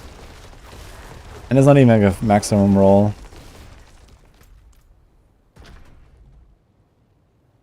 Is there gonna be a guide for Abattoir Museum? Hell yeah. And also every single Maxwell build is gonna get an Abattoir variant.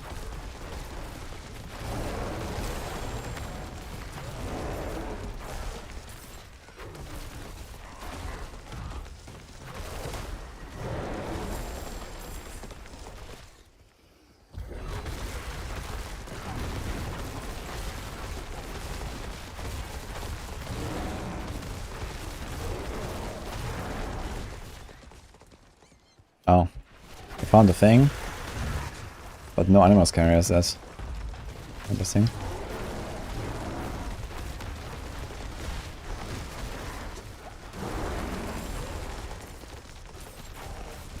I can check my resistances, but I can also tell you I have 70. I don't have 69.9. I'm not sure what's going on with your resistances. Might be some really weird stuff. Maybe try vlogging or whatever. Try taking off your gear and putting it on again. Who knows? Maybe it's just like some weird like display bug.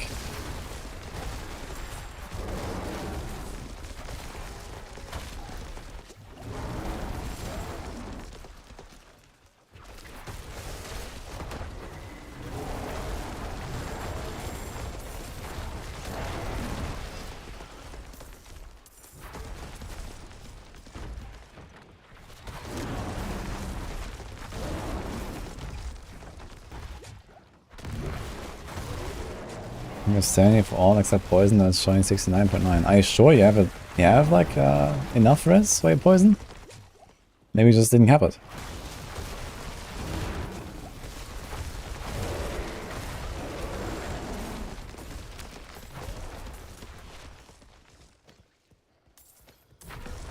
With Frostburn Gloves with 6 ranks of Frigid Finesse and a Vampiric Power, outdamage normal glove? No. I mean, Frigid Finesse is nice and all. Yeah, I mean, it will be not terrible, I guess, with 6 ranks of Frigid Finesse. If that is your amulet, and you don't really have like another amulet, like, you know, Malice or Exploit or something, and the Frigid Finesse is the way for you, then yeah, you can do that, I guess. And you're gonna insta-freeze everything, which is gonna feel kind of nice, and you know, like, it's very safe to run Frostburn, I guess, on a, like a hit build. You could do it. I don't think it's really the best choice, though.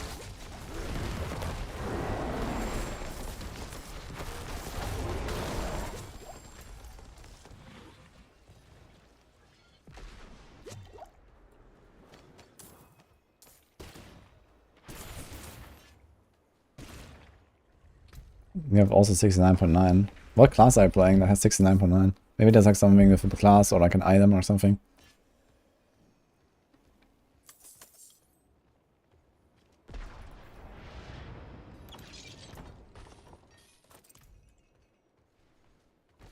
Okay, no petrify.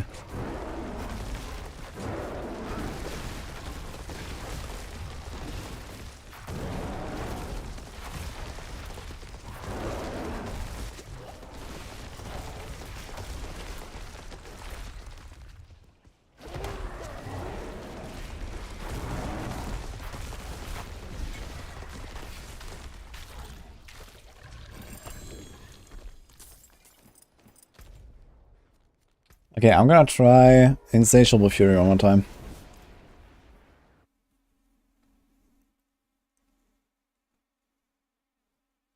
I'm running Bursting Venoms, X-File Ring, and Noxious Ice, and Frostburn. Yeah, okay, I'm getting there, I guess. With Noxious Ice, instead of having like a movement one on the boots, I can put Noxious Ice there. Not bad.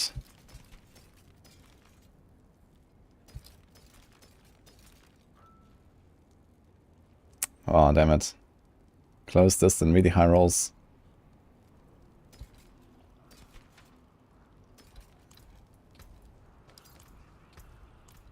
I might save it anyway for like a non-res chest, because I have barely any chests I have no resist. Anything else? Okay, do we have like a disobedience that I can just throw on my helm here? This is 66.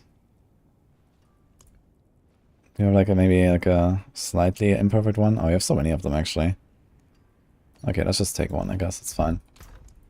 And Insatiable. I got this one. The reduction of fortified.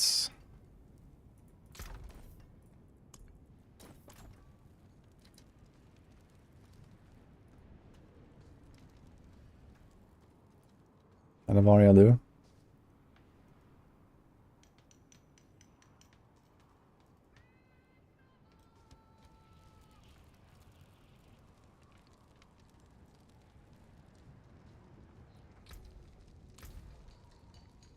Okay, take the helm.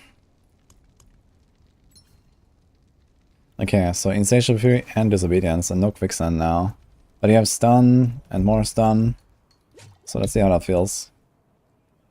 I'm not gonna do Forbidden City, I guess. I'm gonna do Belfry. Belfry is nice. Yo, Sumorango, thanks for Prime. Does Cornet proc T-Ball as well?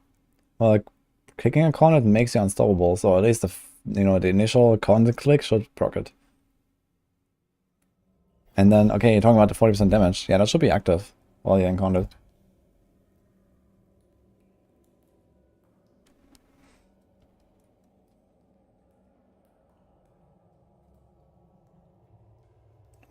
The Kick Barbarian viable for 100 tier dungeon. Oh, I've not seen much of Kick. I guess you can do a Kick Barb, but it's like kind of clunky, I imagine. I could put Quicksand on the boots, but let's just like ignore it. We don't have Umbral aspect right now, and we have two separate ways to stun for Crushing Earth. It's only Crushing Earth that really requires me to slow anyway. There's no other reason to slow. So it's okay. Okay, so standing here, I actually have armor cap, 14k. Then when I go out, I have 8k. How much percent armor do we have? We have one roll. So 8.2 divided by 1.3 times 1.95, 96. Okay, so outside of bear form, we're gonna have 12.3k with a fully stacked disobedience, which is okay to not get absolutely annihilated. But yeah, my armor is definitely low now. And I guess we're gonna go up to like, I don't know, nearly 20k or something, or like, I don't know, 18k. Disobedience and Insatiable. Let's see how it also feels. But it might like mitigate the main downside of the Insatiable Fury setup.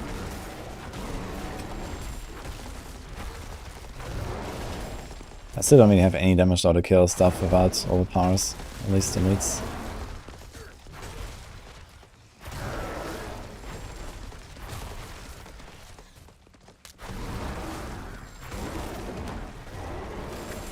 $21k armor, by the way. Oh wait, they multiply! Yes! The Werebear armor and the Werewolf armor is multiply, right? I forgot about that. 21k armor, man. Okay, dude. That's kind of hilarious. I wonder if they ever can introduce any kind of like offensive scaling with armor. That could be interesting. To like actually scale like 50k armor or some shit and get something out of that.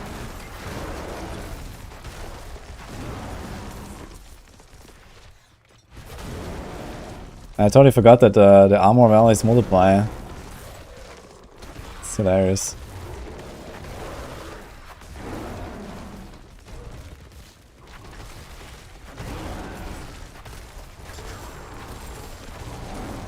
Let's see how the bosses feel with the setup. We should be noticeably more powerful against bosses now. But also, I gotta be careful because on the boss when I don't have disobedience stacked and stuff, I might be squishy. Actually, we should be generally more tanky against bosses now, I just realized.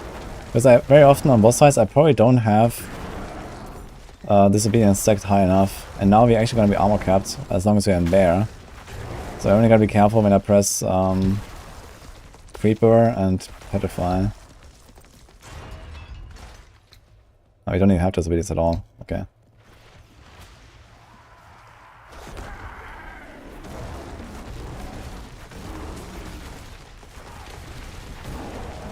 Okay.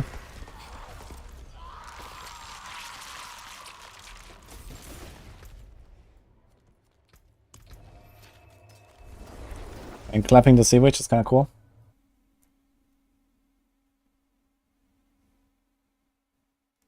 Need melted heart. I don't think melted heart is the answer. Oh. Man, why is it 6% resource?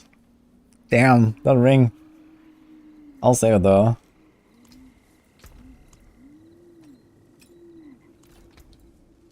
That's a really good ring.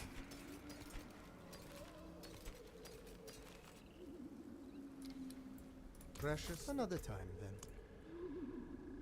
Okay, I've flooded that, so also that one. World boss is coming. That should be a title when you kill 1 million monsters. What kind of title would you have? This is built on a build guide. It's a bit different from the Maxwell guide, I noticed. Not too much though. And the Maxwell guide has basically the same results.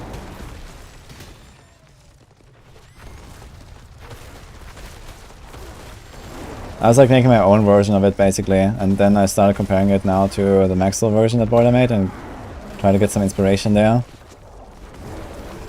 To like min-max a bit further.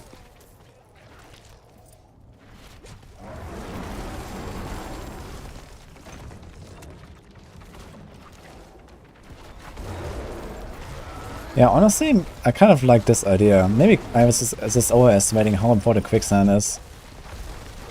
I should have just done that before already. There was like no reason not to do this. Oh, I still have Godslayer I could actually. I mean, sure, I guess. Let's just do the run with Godslayer. Yeah, but the reason why I didn't like Insatiable Fury is because I replaced Disobedience when I had it. You just need to combine the two. You need to combine Insatiable Fury with Disobedience. And then you're always well protected. And I just stop Quicksand. Quicksand is not that important.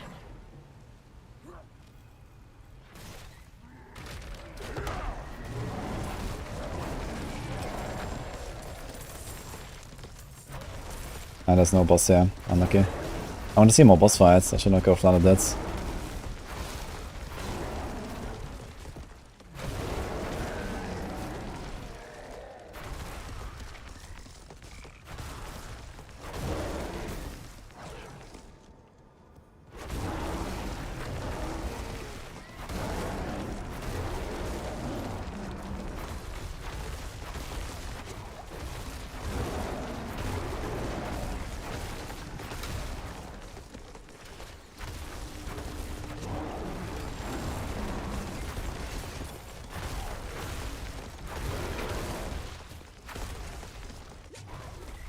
I killed Lilith earlier, took me 2 hits.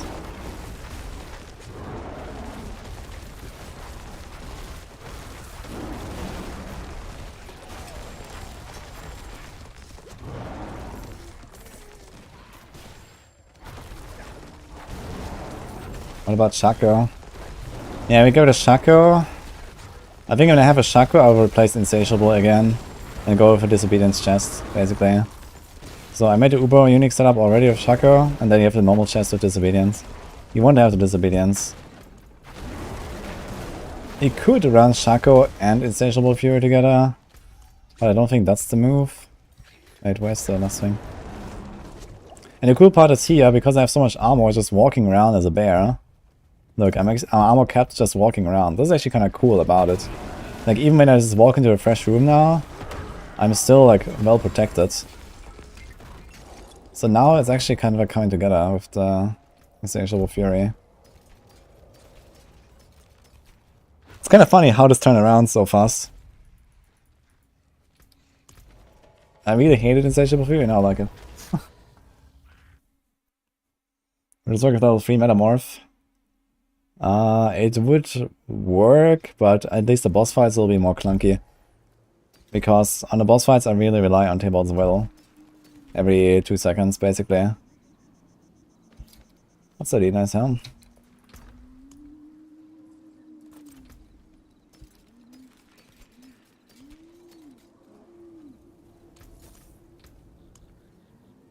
Okay, Crusader's Cathedral. Let's try Crusader.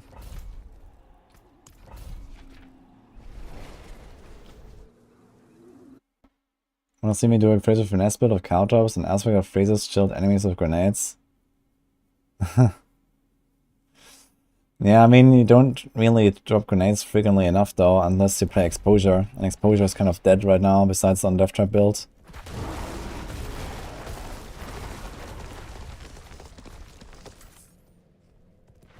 And then on Death Trap build, you don't really need like instant damage, you need more like boss damage, so this whole like frostbitten stuff also doesn't help you much.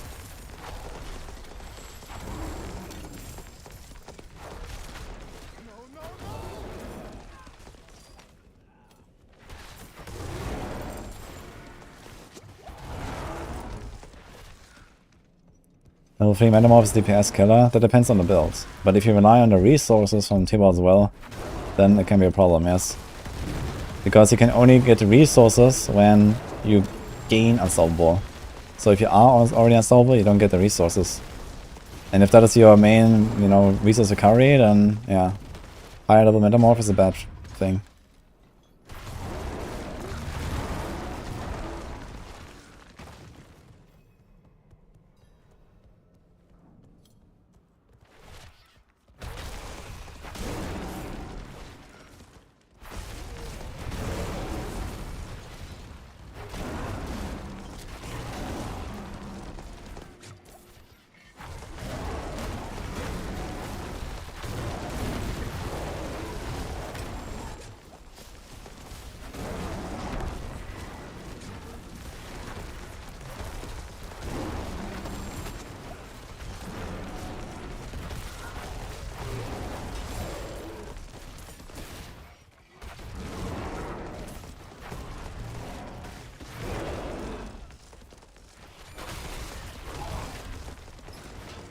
Can't get out of queue. Is there queues again?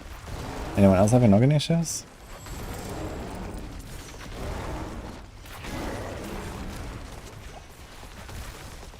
I don't have a chakra yet, don't move. Unless you're talking to someone else. But uniques usually drop in with double drops. My god. That's a dotty on me.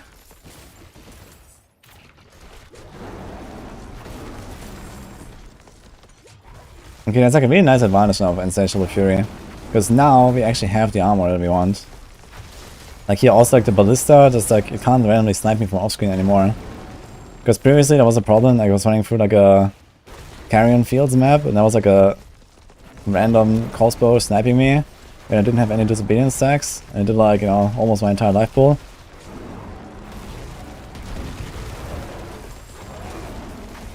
And now this doesn't happen anymore because I'm just armor cat walking around. So that's kind of cool. No Stifler. Thank you so much. No basic skill.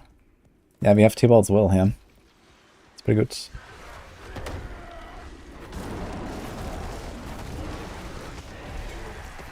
Kapow.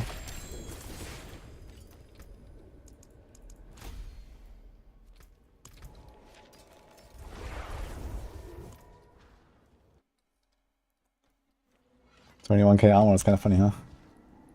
What will be the armor cap for Abattoir? 15k we expect. Close poison armor. Okay. I'll save that one as well. 910 as well. Pretty high.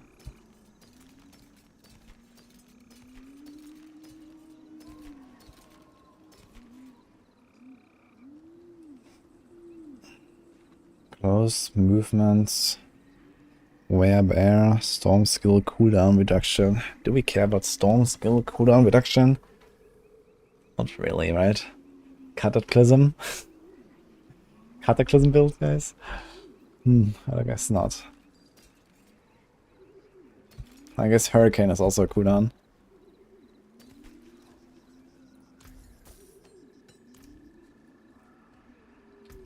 I think we'll patch Metamorphosis option to downgrade. I think if you believe they're gonna allow you to downgrade, you need to stop with that copium.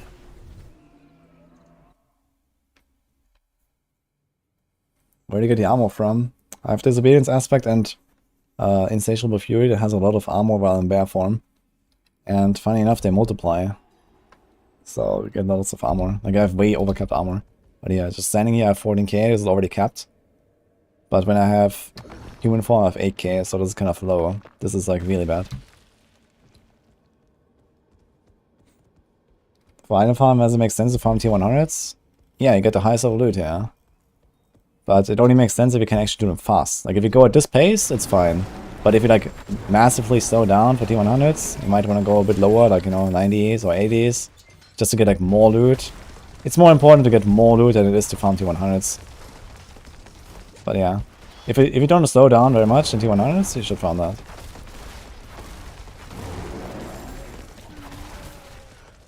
And my pace here is fine, so if you can do like, you know, the typical dungeon in like 3-4 minutes or so.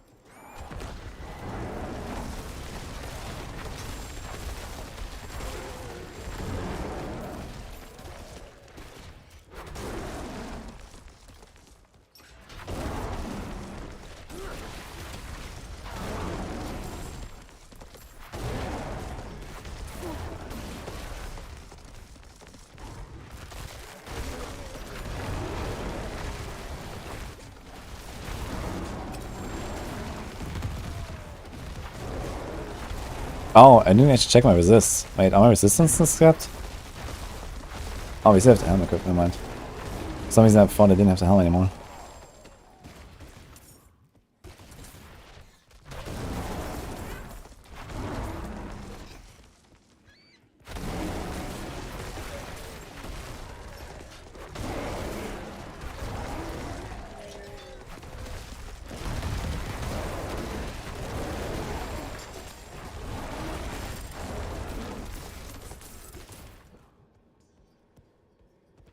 Stuff is not better for weapon.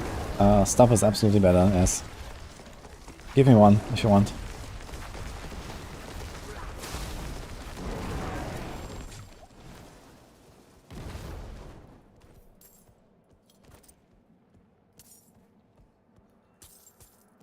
I'm glad to hear the helicopters. Good luck. Any major changes in today's patch? I don't think there was anything. Yesterday was also a little patch. I guess they might just fix the Steam stuff. Are people able to log in now with Steam? Yesterday it was like something that broke like the entire Steam client or something. I guess that's fixed now. Maybe that was a patch.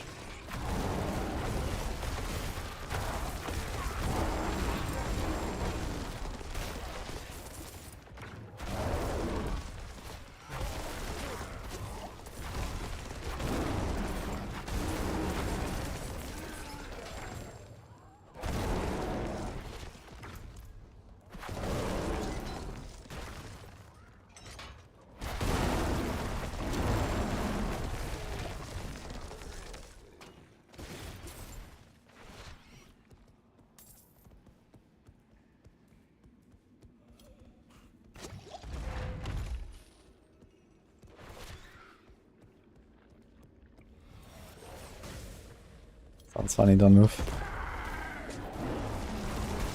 Oh, I got the... Oh. That was a big chunk. Forgot the God Slayer. Oh man.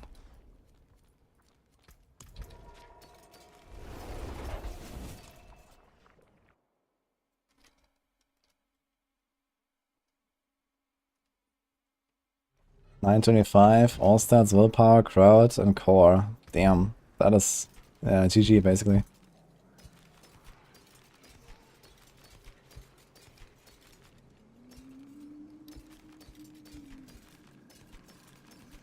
Okay, I'm kind of warming up to Insatiable Fury now. Maybe we're gonna put it in a build after all and just remove the quicksand.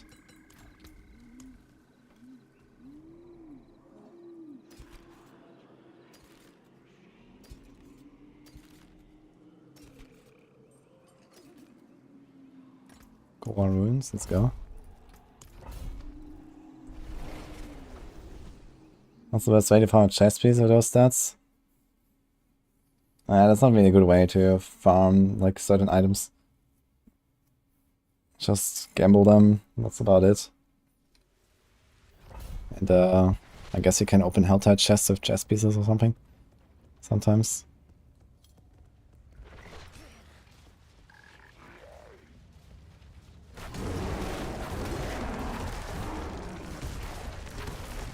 So Dice is good for Druid builds. It can be, I think.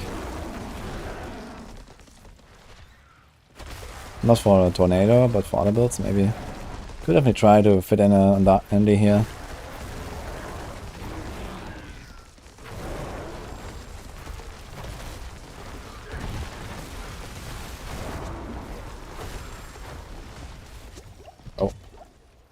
I walked into the explosion. Whoops. That was bad. I probably could have gotten out of this easily, but I don't want to risk it now. That was stupid.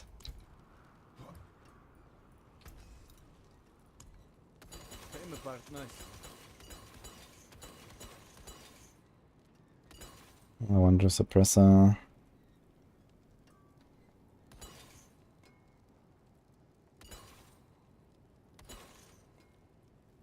Can salvage these.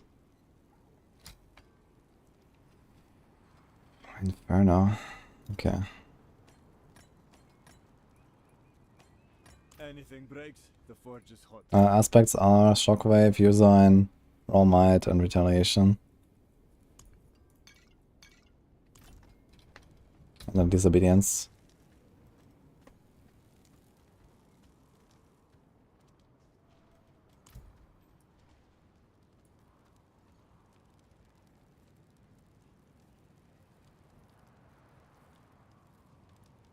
Based on the glyphs that Abattoir provides, we don't think the boss will hit harder and harder, but they will probably have tons of HP.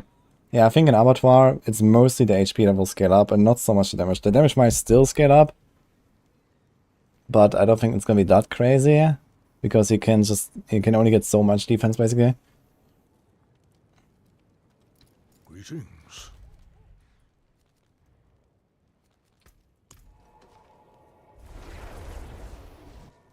The buff leveling in general feels very fast now. Yeah, leveling is roughly 4 times faster than on launch now.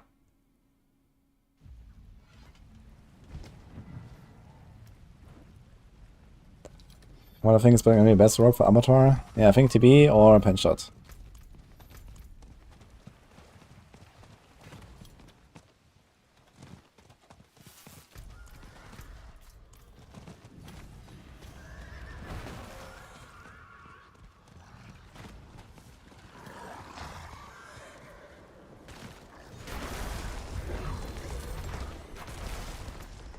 What's the timer? 36. They need to drop a Shaco. Good luck.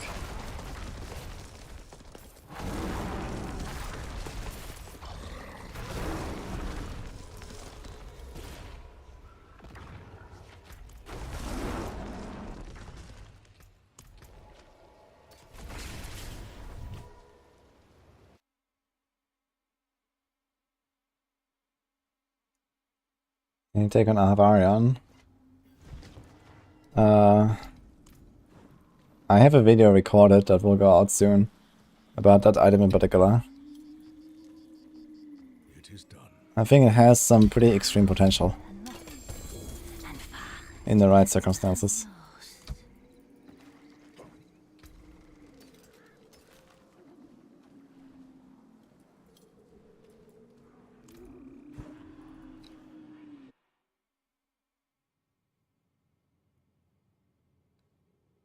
What is the best build for Andariels? That's a good question. Maybe the Penchal build. I mean, with the Penchal build, it can, you know, proc the Andariels on like every single target with every single shot. That's pretty crazy. I think Andariels on the Penchal build would be really interesting. I really want to try it. If I get it. I hope I get it. Just to try it. Could be crazy. I can actually go there, do the events.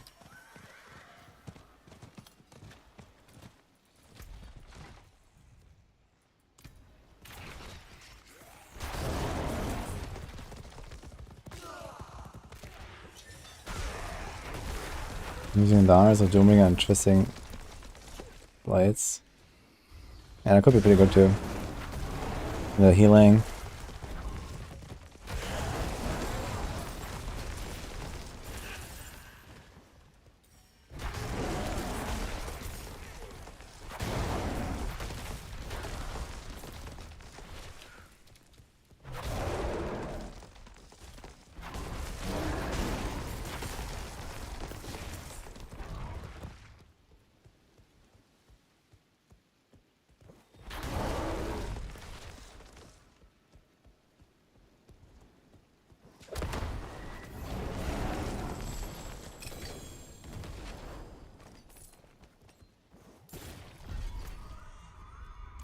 So some stuff there.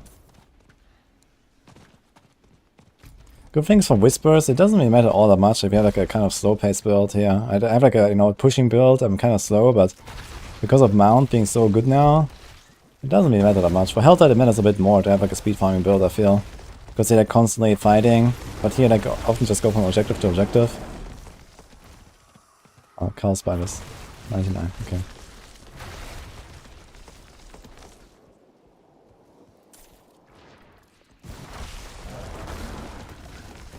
Wait, Andarius heals you 3% of the life of the target.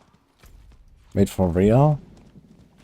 It doesn't heal you based on your damage, it heals you based on the life of the target? That seems very strange. Does it mean that in high tiers you constantly heal? Like, I mean, targets have like millions of HP. Like, any hit will just heal you to full, basically.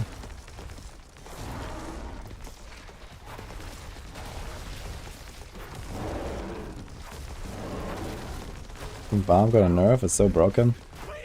Yeah, in Season 3, I mean, it's gonna like tune overpower in general, I guess, and especially the Bob synergies of overpower, I imagine, are gonna get a hit.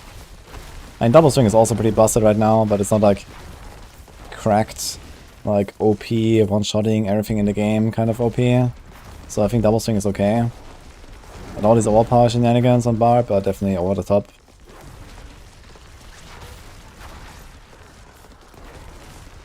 What are 2 builds for there for Rogue? TB and Penshot, I think.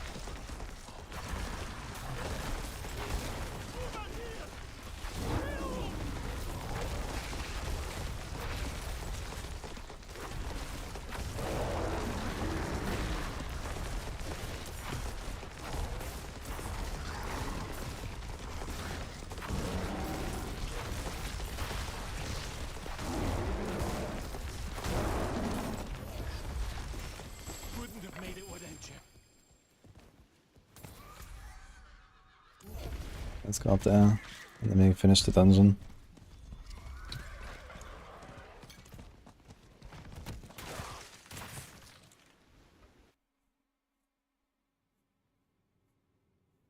Does the bee have enough damage? I mean, that remains to be explored, but I mean, TB has the Blade Dancer bug still in their favor, so that's the good part about TB. Like, I'm doing like this poison penshot thing, which gives me tons of bursting venomous procs, but in general I think this is not the biggest problem. You can proc bursting venomous quite easily on TB. And then you can do like some crazy poisons with Coronation and all that. But we have to see how this will actually play out, so I need to see like how often can I actually proc these bursting venom pools. How big are the poisons I can actually do. How fast can I melt bosses, I don't know exactly. I want to do some TB testing soon.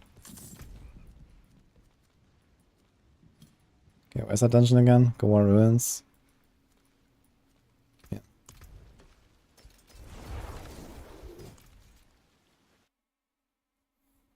I'm going to go after Shaco in next season as well. Who knows? But since Gauntlet will exist in leaderboards, I guess I have to.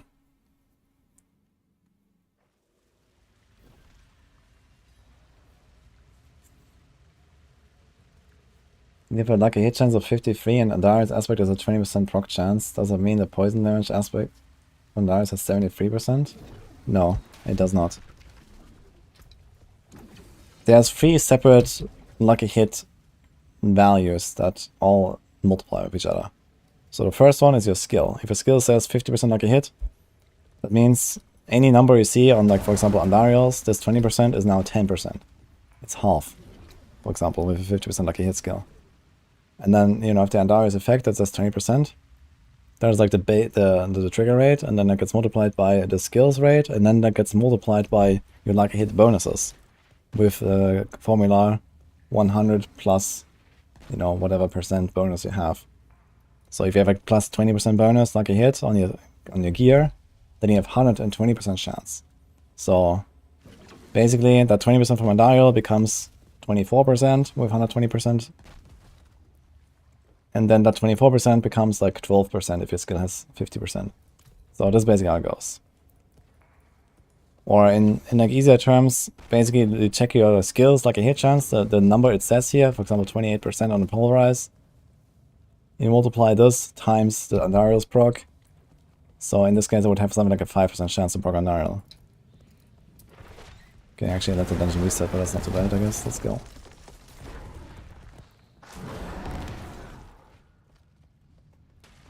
That was my debilitating roar.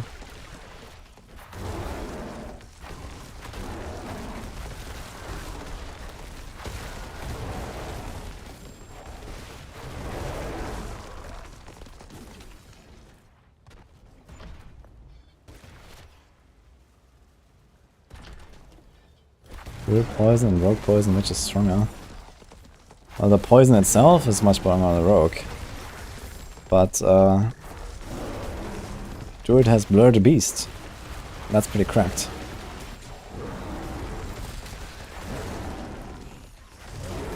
I think just run through this, right? No objective. Kinda funny.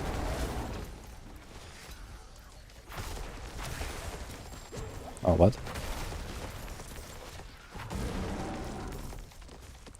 Now that will be 0% tide, 100% health for you.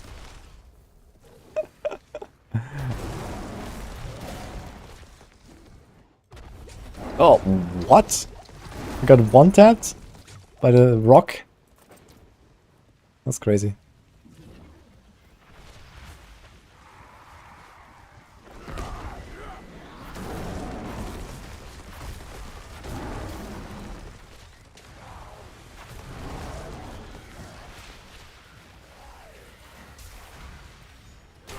I'm dead. Ah, he slowed me. Oh man. Unlucky. Should have gone out, I guess. Okay. Done with the Druid.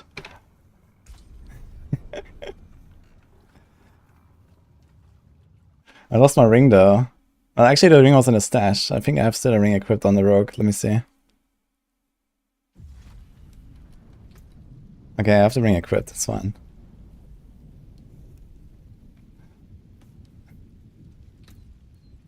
Alright. Did I have anything else on this Druid? Not really. It was all like Druid specific stuff. I had the Banishor's Talisman on it, but you have backups. And weapon is whatever. Okay, we're good.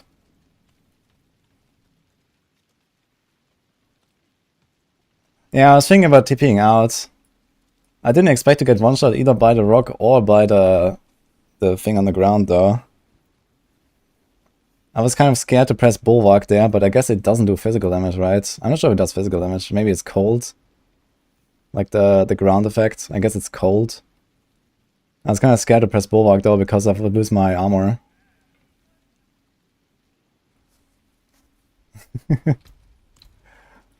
I can link the build though. I still need to adjust this though. I think I'm going to put the Insatiable Fury in there now. So Insatiable Fury is actually kind of nice. So you put Raw Might, that's what I did here. And we do create Insatiable. Let's do this and this. And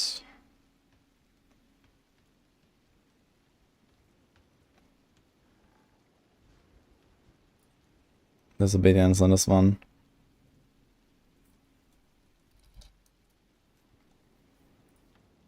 And then we have the uber unique variant of Shaco, Disobedience here.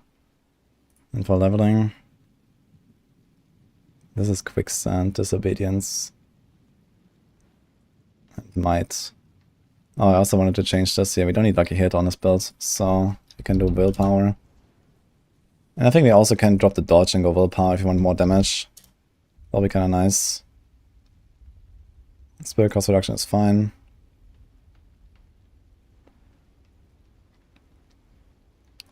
For leveling, you might want to keep Willpower. Maybe not.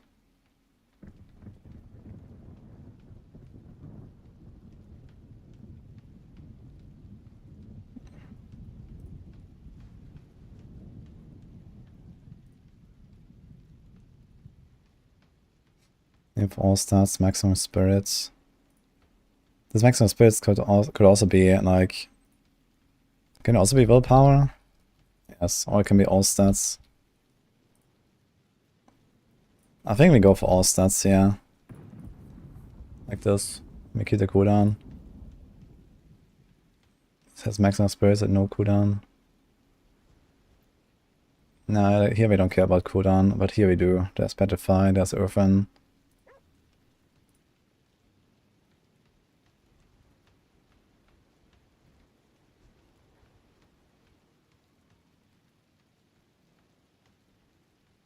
Save. Okay.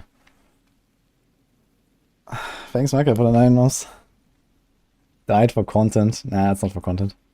I just didn't expect I would have trouble. But then I walked in and I was like, okay, there's a Stormbane, so I can't really do my nuke because I have to like walk around and then I have to be careful with her and like not killing me with the gazers. And in the end, she killed me with the gazers, so unlucky, I guess.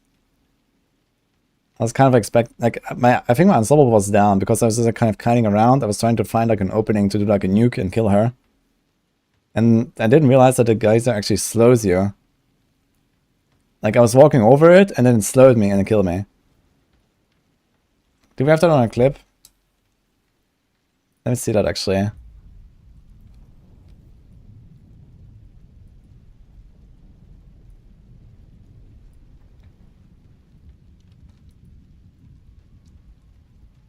Yeah, so the nuke at start was really bad. And then I was like, okay, I'm going to do a second round. So I started walking here, basically. Just kind of like trying to play it a bit safe. Not get hit by the things. Dodge the wave. And here my unstoppable dropped. And because I wasn't attacking, I wasn't unstoppable. And I didn't have my evade ready. Usually I attack and I reduce my evade cooldown. And then he slowed me and boom. I didn't know that it slows. Else I would have just walked out of it. Yeah, I walked into it and here was slowed. And that really took me by surprise. I didn't know that. Else I would have been totally fine just walking circles, basically. It's a really big slow, actually. It's like, I don't know, 70% slow or something. Look at this. And then it one-shots me. And I guess I didn't have Fortify and I didn't press the Bulwark.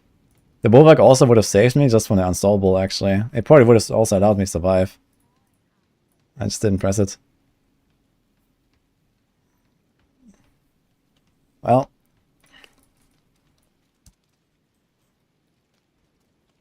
Let's see Hack A, man. No unstoppable in the season of unstoppable. Minor elixir, because it just dropped right before that. I got hit by the rock once, and the rock also one-shot me. And then I was like, hey, it's just the boss left, so I walked into the boss room.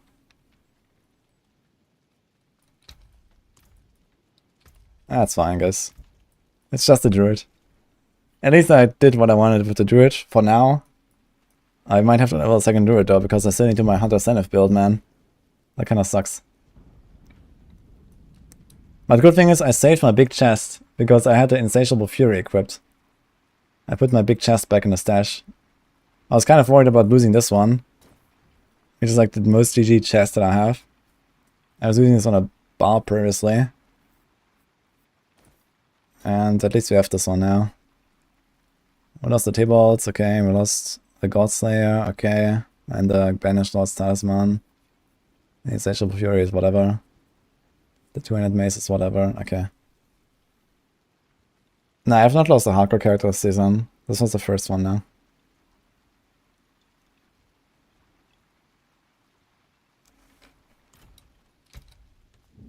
Well. We have 80 minutes of Helltide. That sounds like we're gonna play some Barb.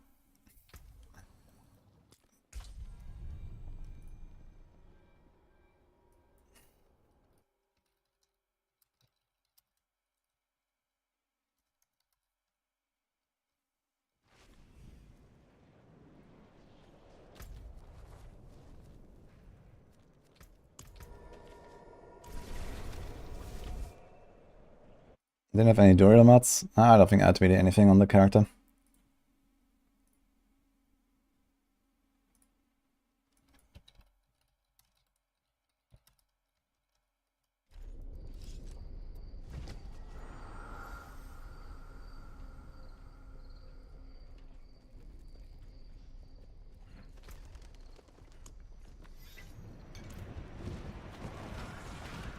Gotta change title now. I did already. It's fine, we can like start working on the... It was actually pretty much the last run I wanted to do. It's the kind of funny part. I was like, okay, I'm basically done after this one. Well, turns out, guys, I was done. I was actually about to just like retire the Druid for now and like respec it or something. So, easy. Confirmed done. Yes.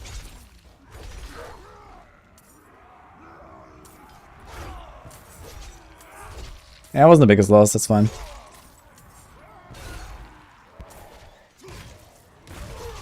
It's just I don't have another Druid now to do more experiments with. I wanted to try some other stuff like, you know... Maybe I'm gonna do it late season. Maybe if I, for some reason, am done with Abattoir at some point or something. Maybe I'm gonna level another Druid. We'll see. And what's the next plan? I guess the next character I will make is actually the Blue Rogue. I finally have to finish that project, man. And we have to do a Twisting Blades testing, so this is what's left for this week, I guess. Well, it is Thursday now. I won't finish the Blue Rogue in just 3 days, I guess. That will probably take more than that. Depends on how much I play.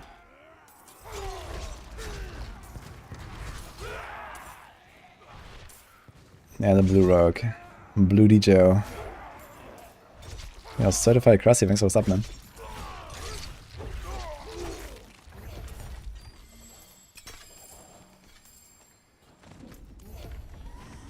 Okay, where are the chests, though?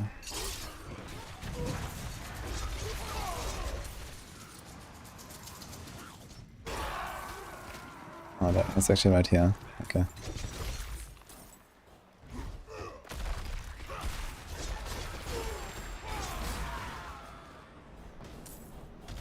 Oh, 5 subs as well.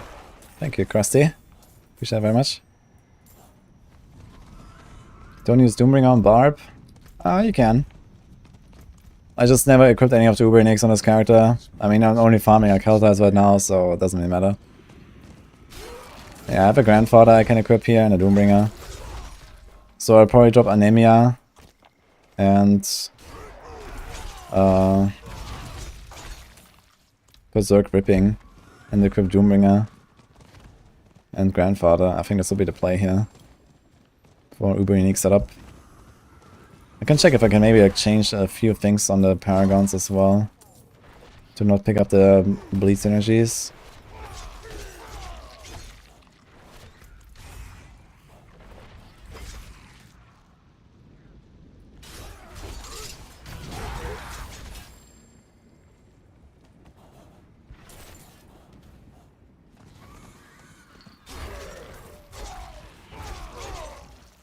Also transfer the gear to wear blue gloves. I'll do that.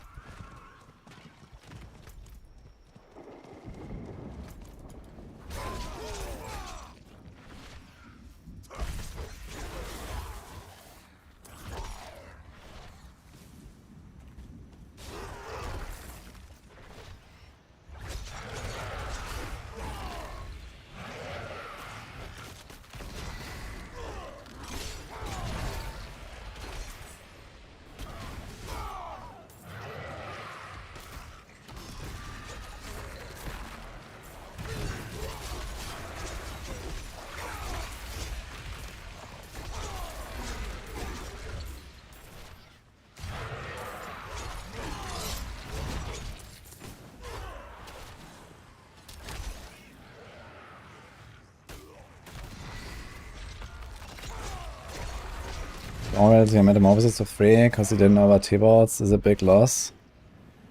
For this build I was playing, T-Bots build was pretty important, yeah. But it's mostly important on the boss, so you can kind of get away with it. And your boss fights will be a bit more scuffed. But if you have like a really optimal setup, where for example you would have boots with spirit cost reduction that I didn't have, and these kind of things, you could probably make it work just fine. At least in Endgame, once it's like fully optimized and you just destroy everything.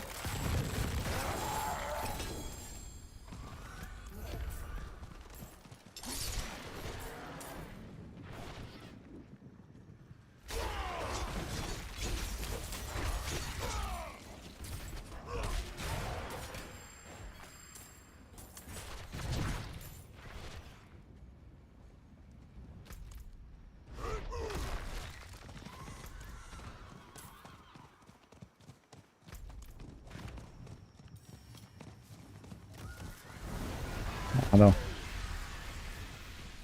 Wait. Ah, this was an event. I thought it was Kickstarter. It's just another event. Okay. I take it. Easy.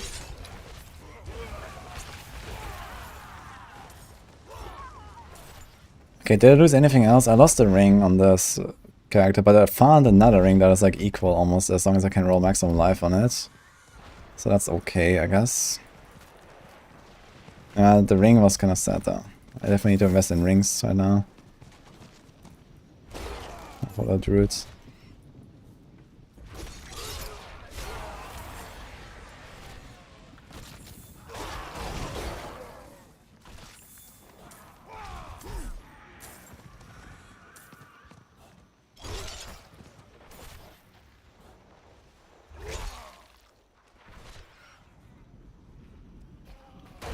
What's the fastest character at the moment? Barb. Maybe Sorg actually. I'm not sure how fast exactly ball lightning is. But this build here is the fastest build that I've seen at least.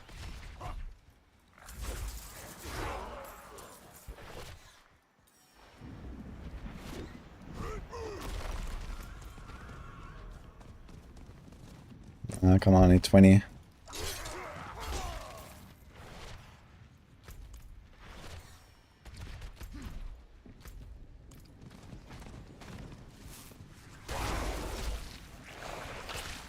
Double swing is much faster than ball lightning. Okay. Yeah, it's pretty crazy, this build for speed farming. Kind of funny considering it's like such a tiny AoE, right? It's just like he has super high mobility, pull enemies to you, and it kind of works. This monster's here as well, right? No, not really. Wait, do they drop cinders now? I guess not, right? Okay.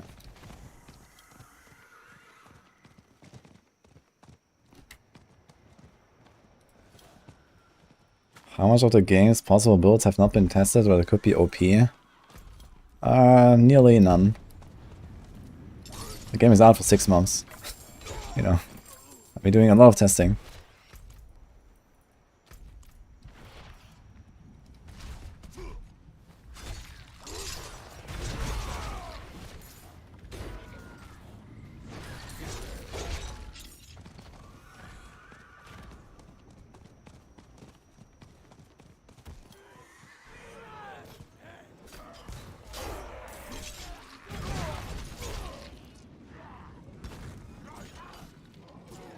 What was in 10? Let's go.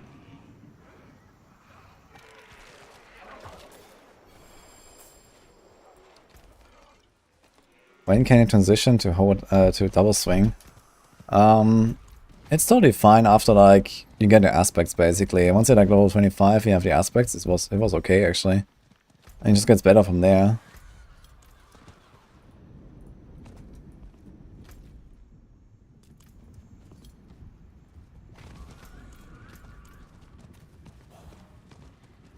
But yeah, once you have the aspects, you have like shared misery, anemia. You have some stuns in there, audacity even. Audacity is not in the codex, I think. But you know, there's a bunch of stuff basically. And once you have a bunch of these stuns and you know a bit of like damage from like edge masters, berserk ripping, whatever, that you can put from the codex, rapid to even like use a left click sometimes. That definitely feels fine then.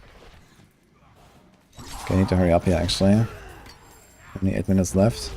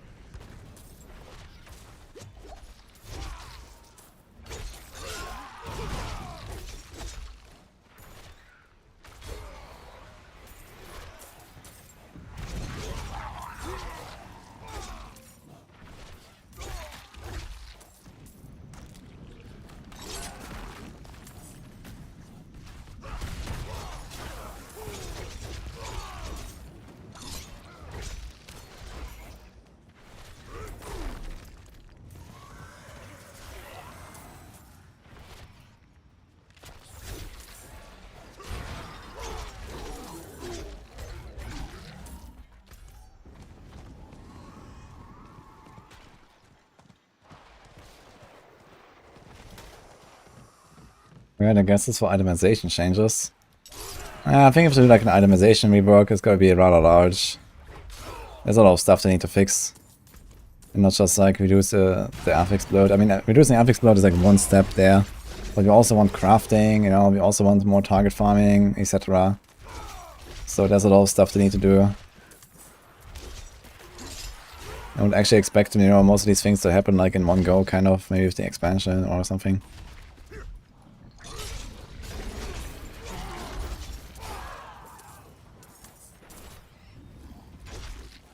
Oh, we have whispers here.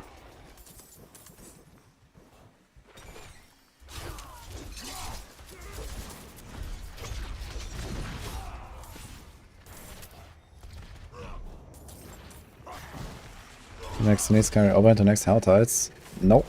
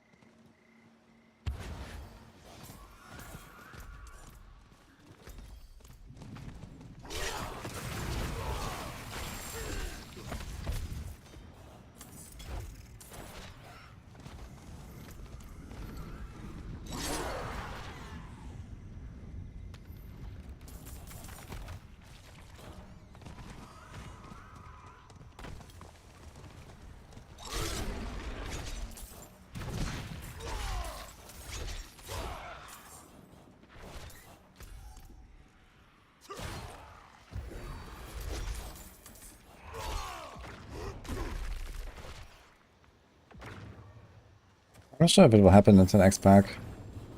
It would be like reasonable to do an expansion, I guess, a big itemization rework. It would be better to do it before, of course.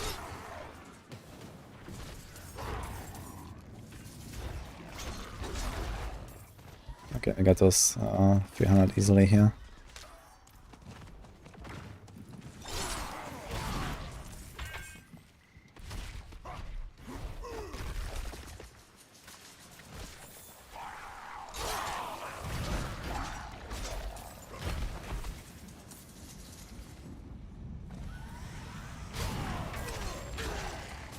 Old lunch lady death classic. Yeah, the sea hack got me, man. On my last run, basically. I was done with the build. Now I'm done for sure.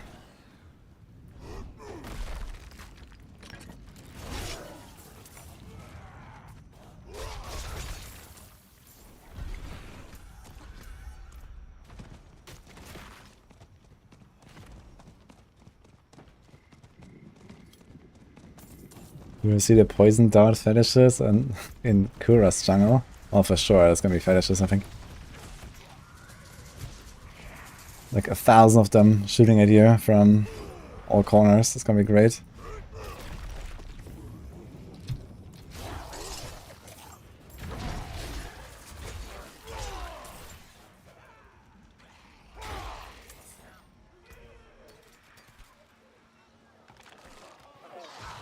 Attack speed, lucky hit, double swing, overpower.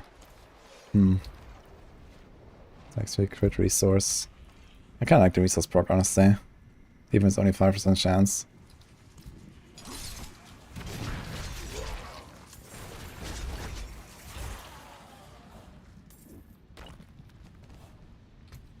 Okay, that's easy 10 steal.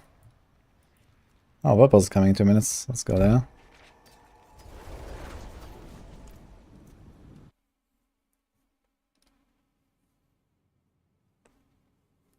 You hadn't found a T-Bot's Will. How much impact does it have since it appears in so many builds? Yeah, T-Bot's Will is like the most universally used item right now. You should definitely get one. You get it from Durail. Farm Durail.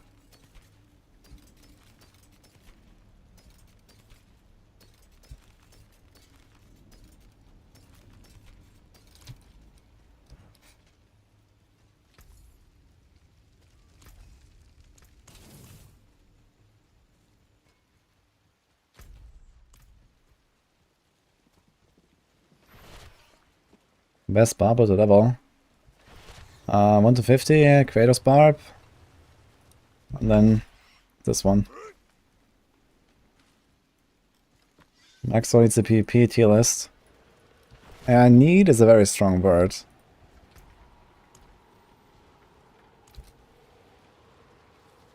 Hello. Greetings. Greetings. I'm impressed.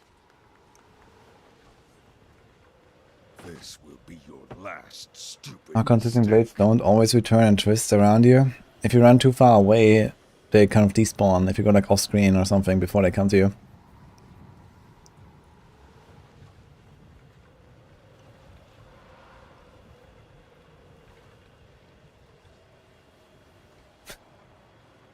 Like I was just emoting here. Dude, what is that title there? Look at that guy. Complete rubbish. The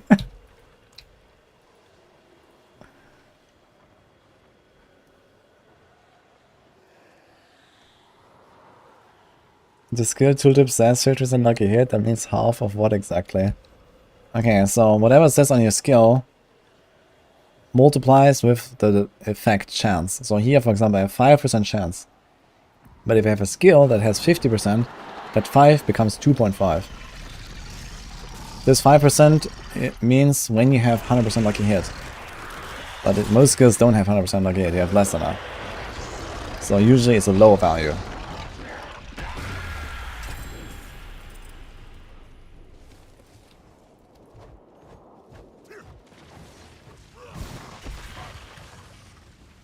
Boink. I can do more whisper real quick. Greetings. Let's farm some chill Varsha mats.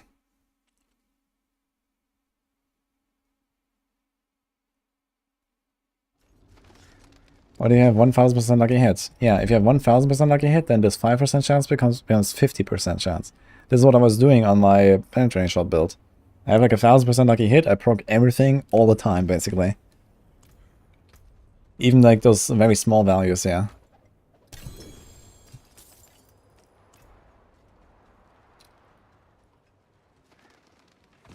C4 worth playing right now? I know, maybe you can ask one of the 500,000 people that are currently online in-game, for example.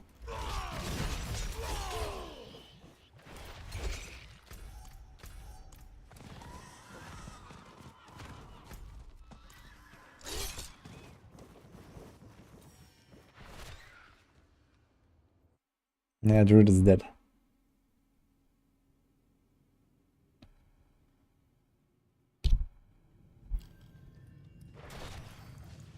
Bet it's more than 500,000? Maybe it's more than half. Oh no. Oh no.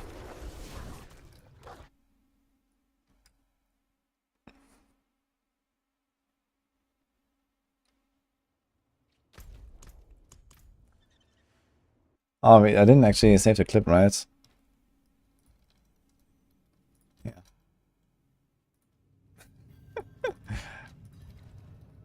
Finally, rip command again.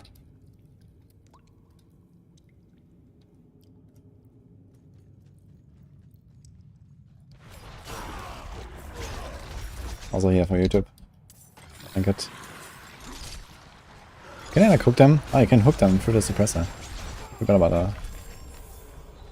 It's kinda cool.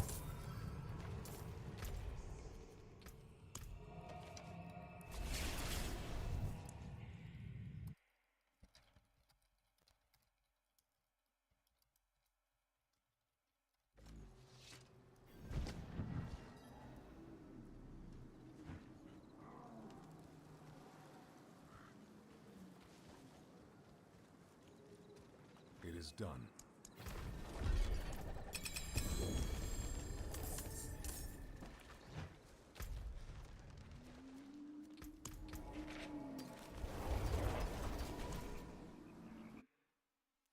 I'm done with Druid. I am done. Turns out.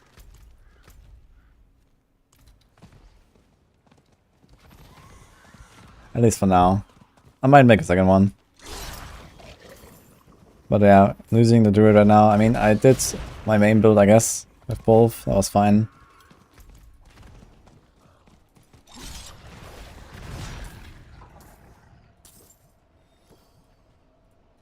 I guess we're gonna go on the Rogue soon, and then start building our TV builds.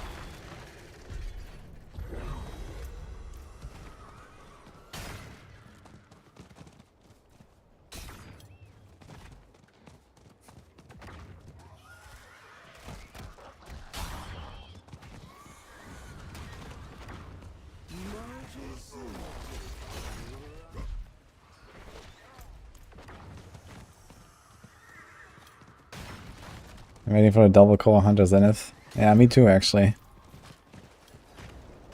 I'm not sure what I would level my Druid with next. I could do a Tornado one, maybe. If I do a second one, I'm gonna level Tornado. Then try Tornado, etc. And then we spec it to Hunter Zenith at level 100. Yeah, we'll see. I mean, making another Druid will definitely be like another, like, you know, few days endeavor.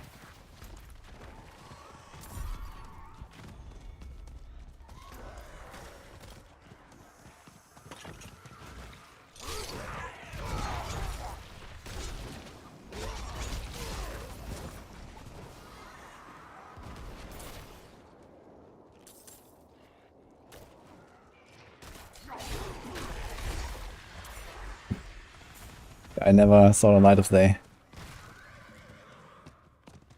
Hello? Okay, there's nothing here. Lucky. You wanna do Deadman Stretch? I don't think so. Can these grotesque statues spawn in dungeons? Is that possible? No, right? I don't think they spawn in dungeons. They only spawn in the outer ones. I don't remember seeing them in dungeons. Would Shaco be best if it only had 4 ranks and nothing else? No. Just plus 4 ranks to all skills is not strong enough on its own. It's like the entire package on Shaco that's just powerful. Like, you get the damage reduction. So basically you equip Shaco, you drop a defensive mod, but you don't actually lose any defense because of Shaco. And then you get like around roughly plus 20% DPS from the 4 ranks as an offensive value, and then you get like, you know, decent mods on your helm on top of that. The only thing that is like missing that would be really good to have on the helm would be armor. So you don't have armor on a Shaco, but everything else is like perfect basically. And the life is even like bigger than a normal life roll. It's like a double life roll or something. It's pretty crazy how high it is.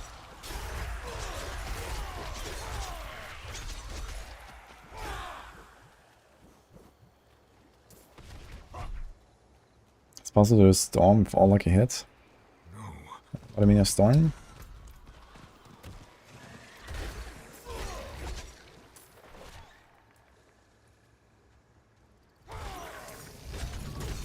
$2,200 life on a Shaco, man, that's crazy. But it's upgrade, right? Yeah, and then you get the cooldown and the resource. And it has all stats, I think, right? That's pretty nasty.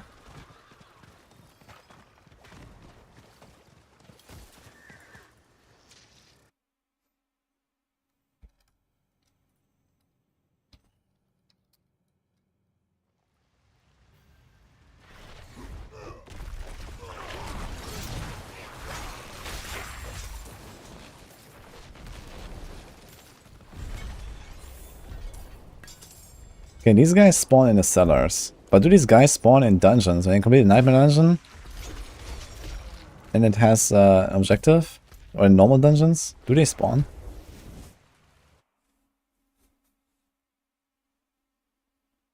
The only cover control is Petrify and Poison. The Poison Creeper, which is slows, yes. And then Petrify, and then Pulverize stuns, and Pulverize stuns again from the Raw Might aspect. So you have a lot of stunts in there. Like you stun all the time. Oh, is it enough here? 91. Ooh. Ooh.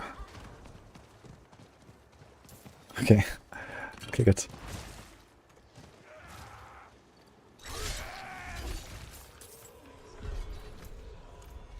Oh, you know what? I'm walking. Be right here. I don't care.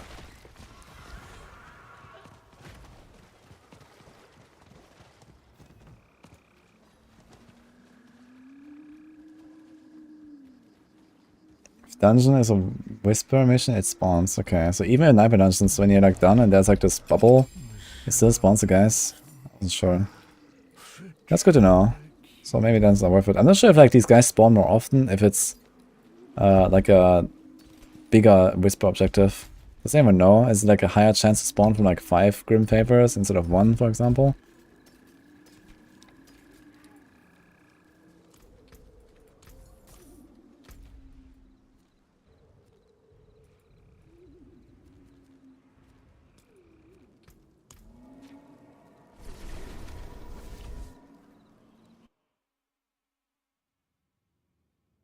Will you ever see what, Sartagas? Oh, lack of skills. Going superb today. Had a great run so far.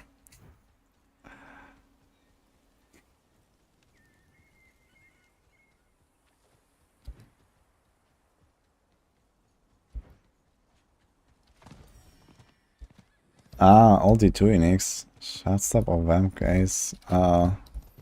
Maybe, I mean, they really like bringing back old items in this game, so who knows? Just watch them introduce the Thunder Fury at some point as well. You never know.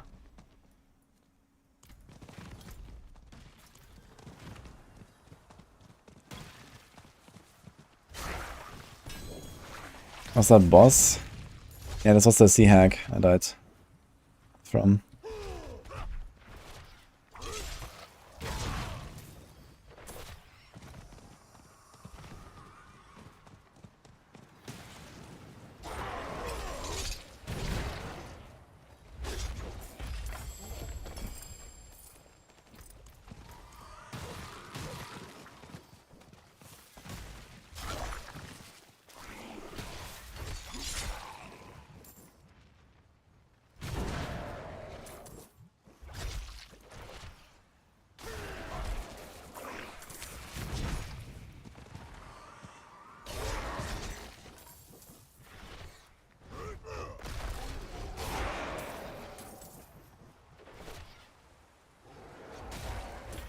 Don't remember Siak boss hitting so hard. Siak is by far the most dangerous boss. Okay, maybe the Cultist is generally more dangerous if he lives long enough. But the Siak hits very hard for sure. Like, I think the wave that she does hits very hard, and also the geysers.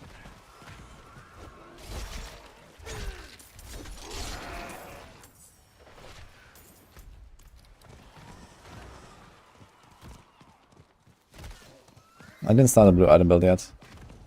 We're gonna do Twisting Blades testing first, and then the blue rogue, I think. So I'm gonna go on the rogue soon. I just can't bother to respec right now and stuff. So I'm kinda chill for a little bit.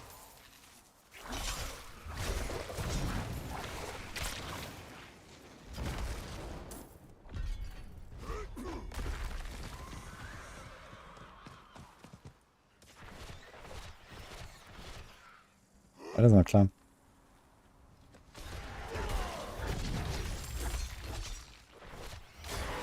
Well, problem is, I just lost my Druid and I want to do like the blurred beast testing, so I have to rely on second-hand knowledge now. Because I wanted to see if I can like blurred beast. Like another rogue's poison. That would be crazy if that works.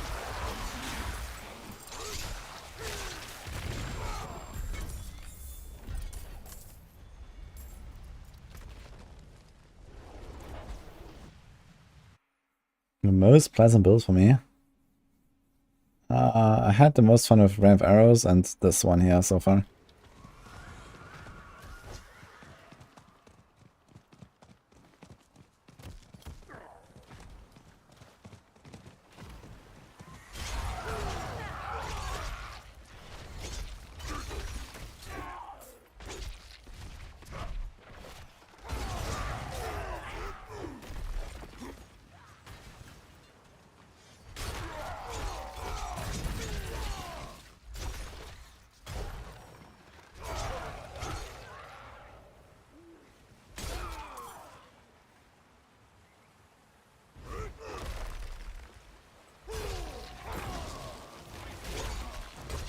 Okay, so the werebear does work with other people's poisons. Okay, that's crazy. So you should easily be hitting for like billions with that now. When you have like some rogue poisoning up for like, you know, 10 million damage per second or something. And then you go in and you like, boom, double dip on everything. That sounds cracked. You're gonna hit billions.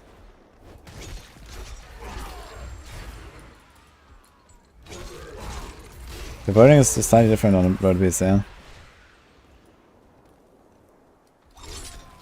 But if it works, like even if the werebear is the only option, it should be insane. Also easy to trigger. Do we have a conclave?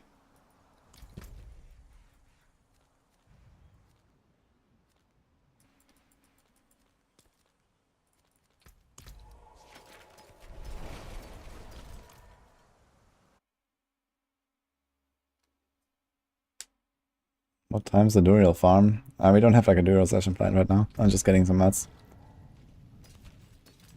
So maybe we're gonna do some later. Ooh. Ring acquired. Oh shit. Okay.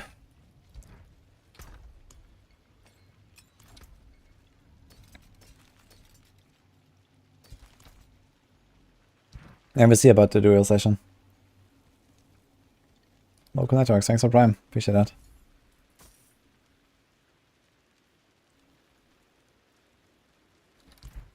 Wait. Streamer loot. Yeah, that was a really good ring. If you can roll it to damage versus crowd controlled. Although, I'm not really sure. Do I really want resource generation? I think on my rogue I don't want it. Especially if we go for like the bursting venom stuff. I guess I want lucky hit. So you want damage to crowd controlled, live crit, lucky hit. But okay. It'll be useful for something. That's a sick ring. What are you gonna roll? Yeah, the 45 is whatever. You don't want 45 generation in the ring very much, usually.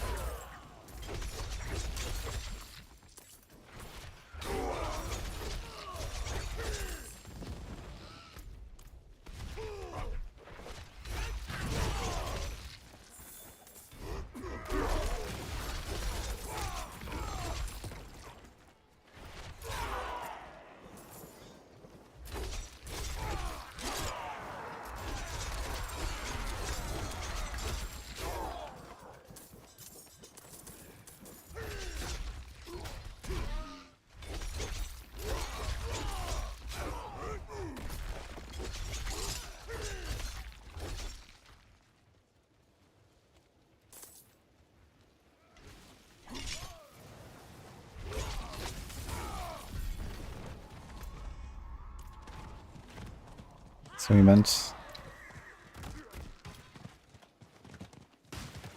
I missed what I said about Shaco being viable for Rogue. I mean, Shaco is best in slot for every single build. That's not... Tornado, I guess, so... It's a pretty viable item, I think. Hello. Hello. Is it Barbie your favorite to play? Overall, yeah, but I also really had a good time with Rain of Arrows. Rain of Arrows and this one are my favorites so far.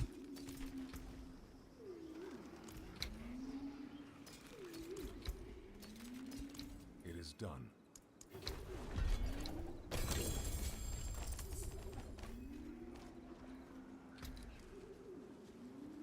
Got a 922 weapon here. It's kind of funny. Actually a pretty good one.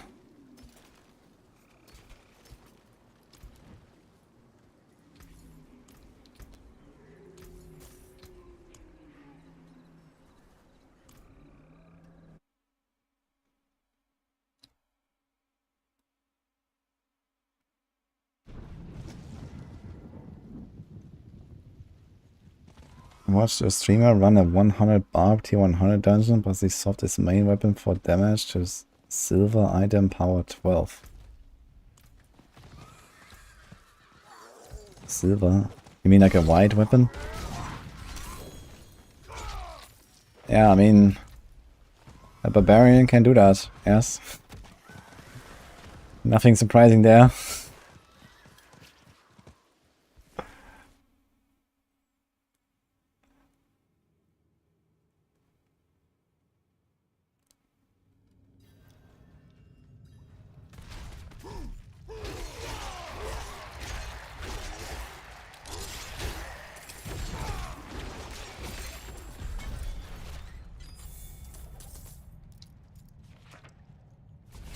Bob's okay this season.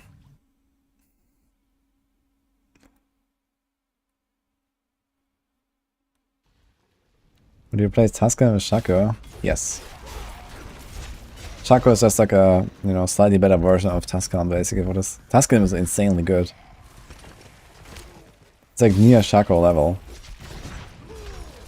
So, you don't really have to grind out a Shaco if you don't want to. Compared to other classes, you have an insane helm already.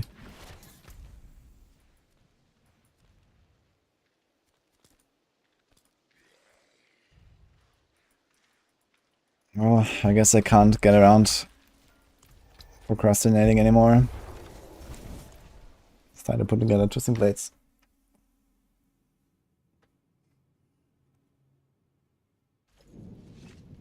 How come I had no scroll of escape? I had a scroll. I just didn't want to use it.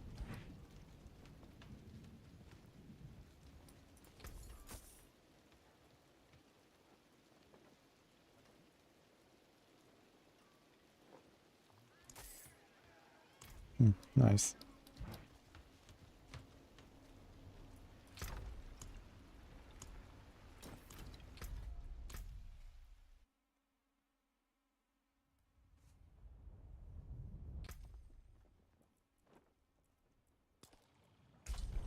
Let's see what I can do. What about Godslayer for Sork?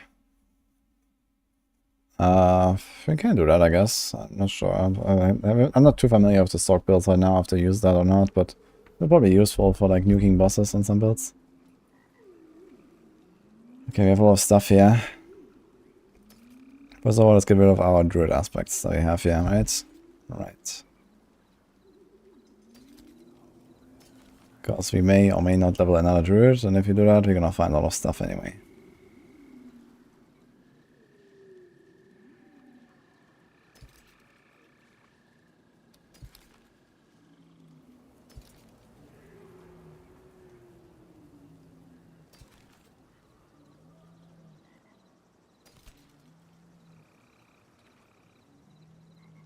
Okay. A fine deal. That's that. How much space do we have? Not very much at this point, because it's like full of blue stuff. Okay, I can equip a few things. Let's put this here. Poison View and Helm. I don't think I care about something like this anymore either. We're gonna run Condemnation and Doombringer anyway. So I think it's gonna like salvage this one.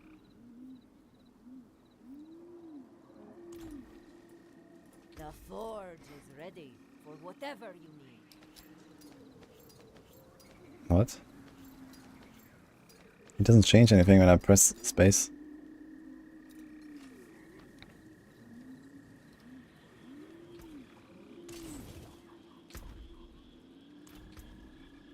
Okay. Good thing I have a second Doombringer.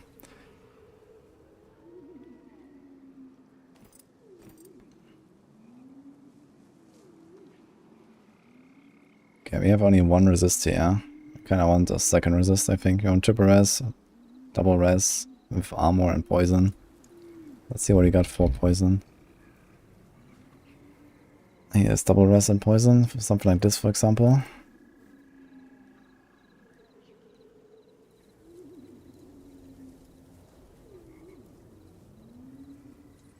Here's also double res and poison. Okay, there's like a few options here, basically.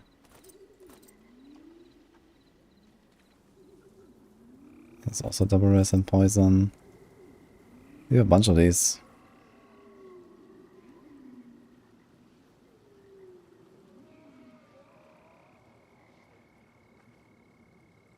Okay. Boots. So one triple res, a move speed. So we have lightning and shadow.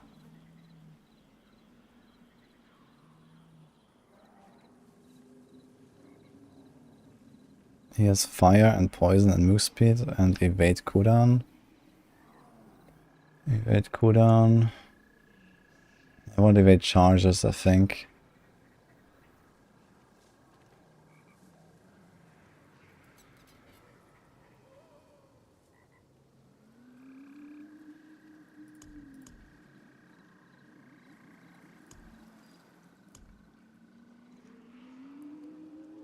Okay, let's check my mule.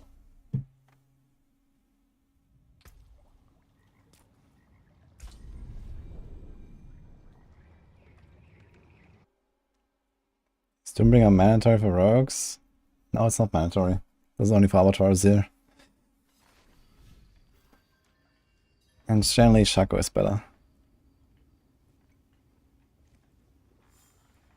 Cold, poison, shadow. No. Dude, we have so many of these attacks reduce evade cooldown now. I don't have any like maximum challenges here. Fire, cold, move speed. I think this might be something. Poison, shadow, fire.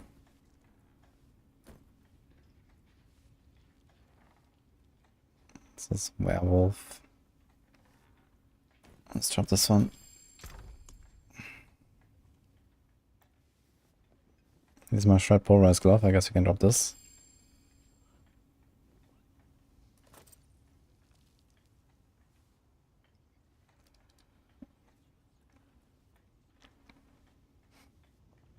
Great attack speed barrage, insane glove actually.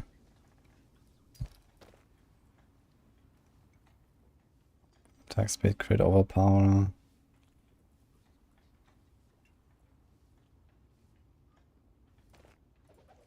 Don't think we need that really on overpower builds.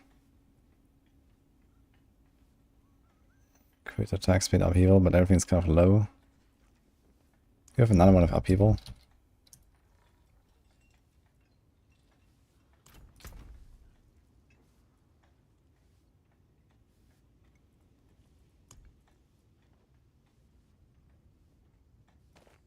Let's drop this.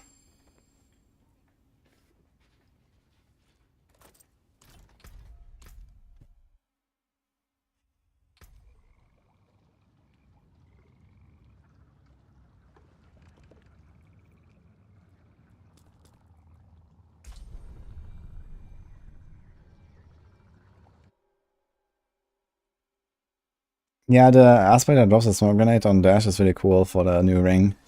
It's like the best use case, honestly, I think, of that ring. Combined with the quickening fog. Okay, lightning, shadow. Fire, poison, shadow. Fire, cold. So we need to take this and roll.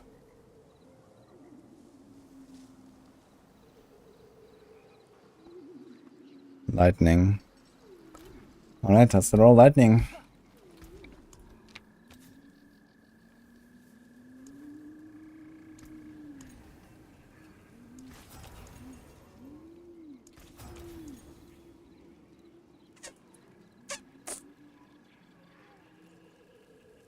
I should check actually what is my other helm. I had another helm. And now I have to choose one. I'm going to choose the shadow because it's higher. Where's this other helm that we had? This one has cold and lightning. Fire, cold, shadow. This is fire and shadow and poison. So both of these have fire. So no matter what, we're gonna have fire.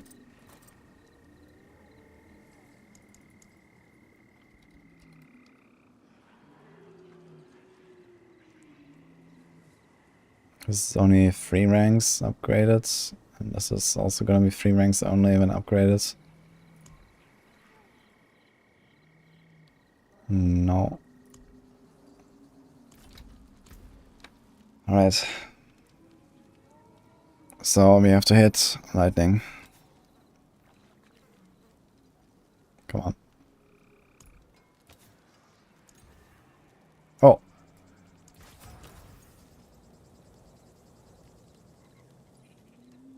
No, shit, this is lightning. Fire, cold. He wanted... He didn't want lightning, he wanted... what is it? Lightning shadow? Wait, you wanted poison? Oh my god, I'm stupid. I rolled all the poison. We had poison. Alright, I'm gonna regret that, I guess. Well, maybe not too much. He has 31 poison. So I guess this will do. Lightning, shadow, fire, cold, poison. Okay.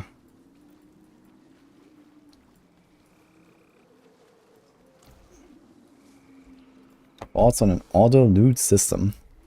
That sounds terrible. No, I'm not gonna flurry build. It's gonna be a TB. Guess we can take the big chest.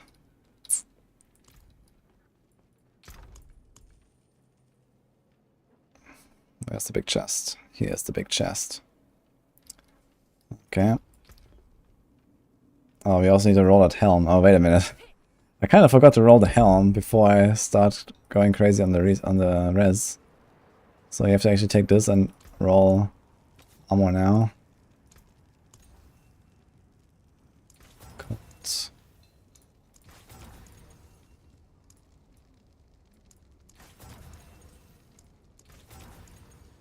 Oh, okay.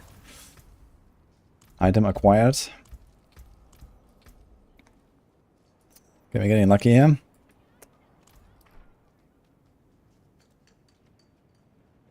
Hey, Sasquatch. Okay, twisting blades. Here, 12 crit, higher lucky hits. Alright. I take that one. Neck.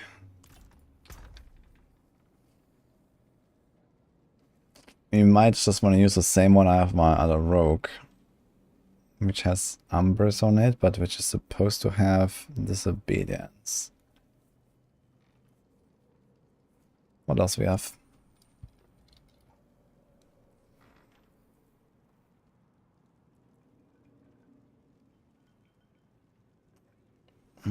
Two to all impuments. We might want to have an implement.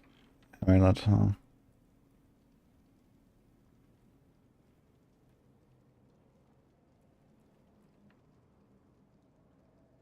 Armor, damage reduction, cooldown. That is a pretty nice defensive amulet as well. Even if we don't have a passive on it. We could go off this for now. Honestly, we kind of need all the defense we can get. I'd probably even prefer to have close here instead of cooldown. Like armor, damage would probably be the ultimate amulet for this. Might not think about it. I don't think I care too much about the energy cost reduction. You can get away without it. I'm gonna try to go away without it. Let's just take this one for now. Okay, we need a condemnation. We need a crossbow. I guess we're gonna take the other one. Although we can go with stat stick crossbow.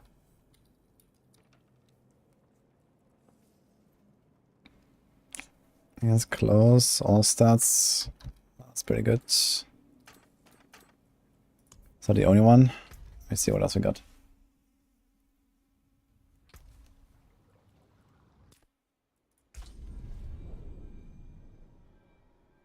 Hello, Red Baron. Call point bug for Rogue is only on PC? No, it's in the game everywhere.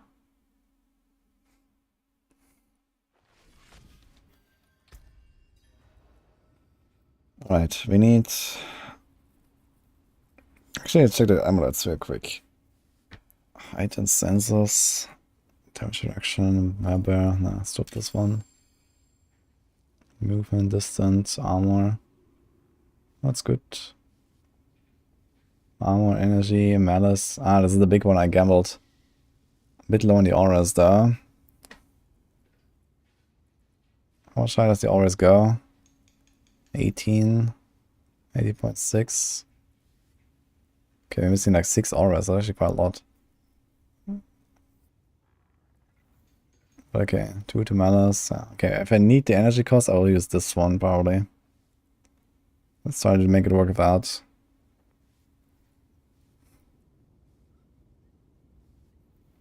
Movement, cooldown, energy. Imbuement, damage reduction, damage reduction. This is also not bad. If I could roll armor on this. We have distant, normal, armor, and cooldown. And here you place the cooldown with imbuement.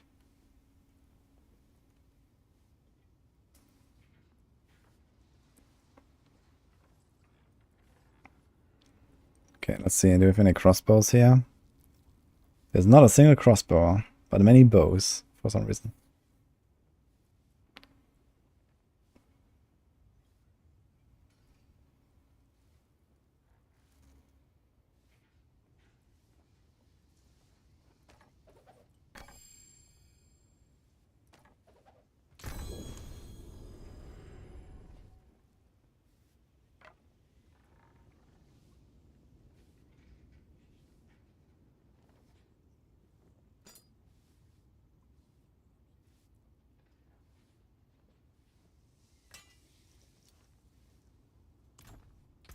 Okay.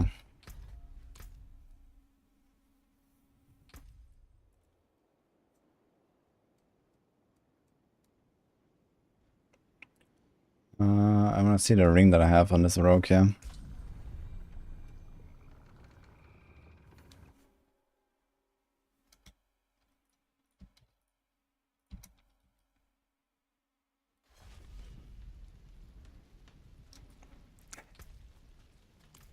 It's all good.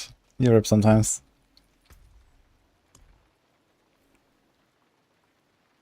Okay, Stanchios crowd control, lucky hit, resource, life. No crit, huh? We don't really need a crit. So I can use this ring now to test stuff, and you can also use the X-Falls here. This, but not the combination.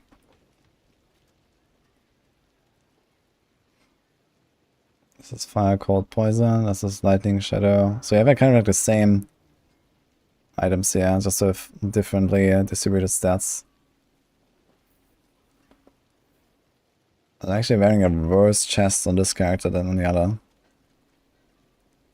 This is armor. Ah. So it's basically the same amulet I have, but slightly less armor. And then exploit instead of cooldown. Okay. Alright. Do I have like another corruption aspect? I think I should have one somewhere. There's also a twisting blades thing. Here's an imbuement thing.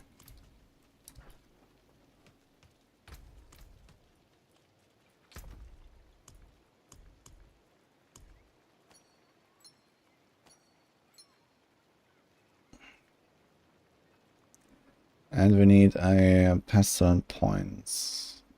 Wait, do we even have room for that? We don't have room for pestilent points. Unless we drop the X-Files ring.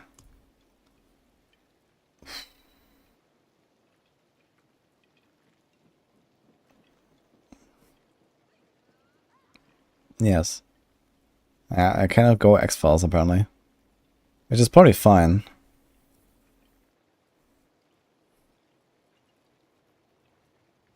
Maybe just ignore X-Files. Okay, I have to put a pestilence points in there.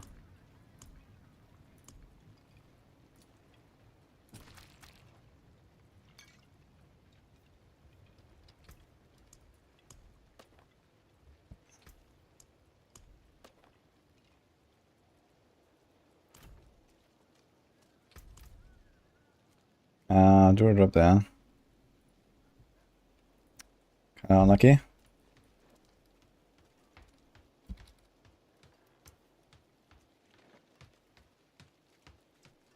Is a Shera dagger Abyss for Rogue?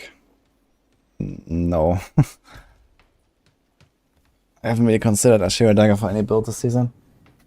It's kind of nice for speed farming, but it's not that hard to hit like movement speed cap on the rogue. And that's kind of like the main advantage of Ashira. If there wasn't like the coordination bug right now with Tibbot's Will, you could run Ashiras and Doombringer maybe on some lucky hit builds as well. It has lucky hit, which is kind of nice, like Burst of Venom's build for example. That could be kind of nice. But yeah, right now Ashiras is kind of dead. Yeah, I don't think I would run Ashiras over like a regular legendary when I have Doombringer, or like when I don't have Doombringer. I would probably just like take a legendary there.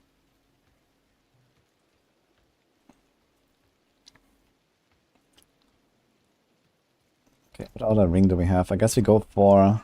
Okay, we actually need that ring now that I lost. But we have the other ring that I found now, so where's that resource?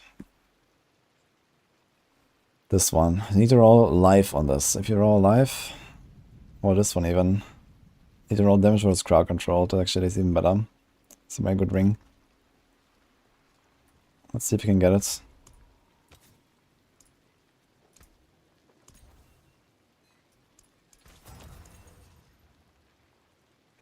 That's lucky hit, which is not terrible. But we want...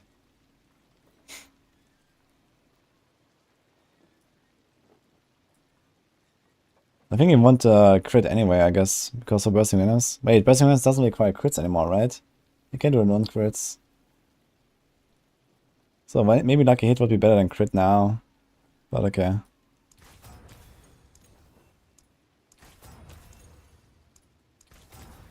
Need crowd control damage anyway.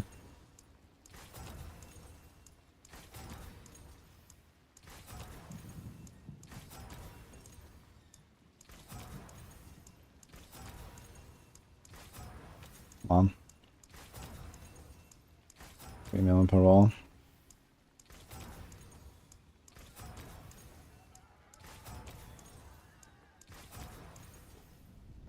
It's 10.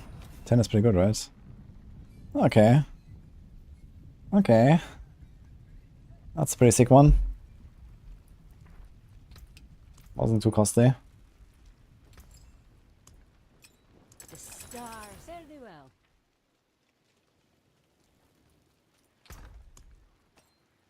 Okay, so no X-Files ring, right? Has cooldown and lucky hit and lots of wall stats. And damage over time. Okay, let's not do X-Files. But we can do this one. So those are 2 rings. These are T-Balls. This will be the alternative ring, I guess. We can take the overpower and roll it to damage versus crowd controls and go lucky hit instead of crit. But okay.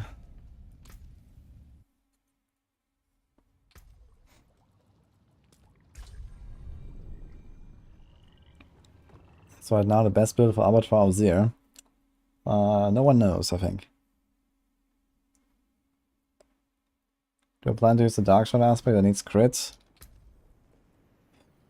Nah. I mean, you do attack with Puncture quite often, but I think you get hit too much on Twisting Blades builds for this to really work out.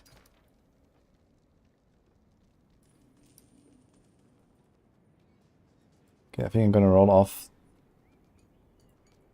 damage to poison and try to get Dex on this thing.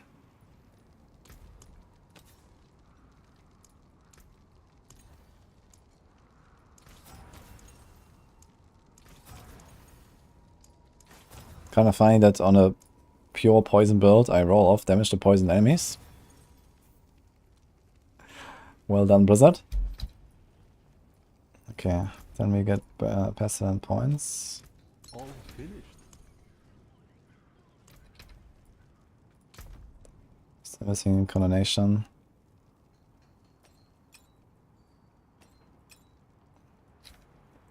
Okay, we put Ravagers, I guess. Get other people as well.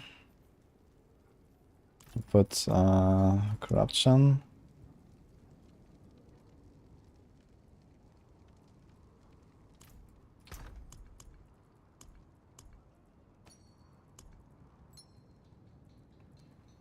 Blade Dancer. Let's put on the glove.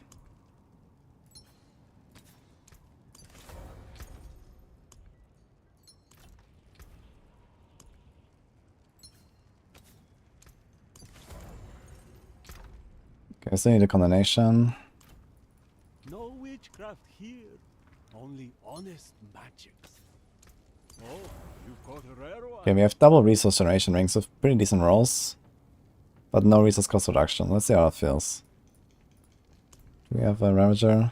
This is a Wind Striker. Maybe here.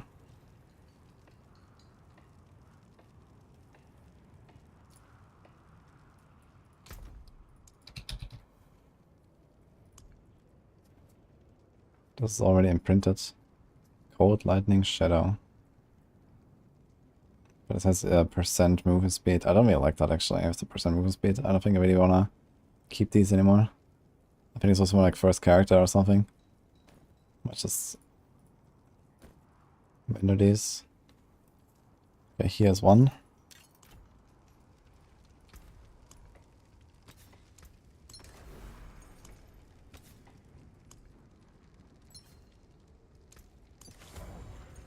Okay, here's a Disobedience. Audacity.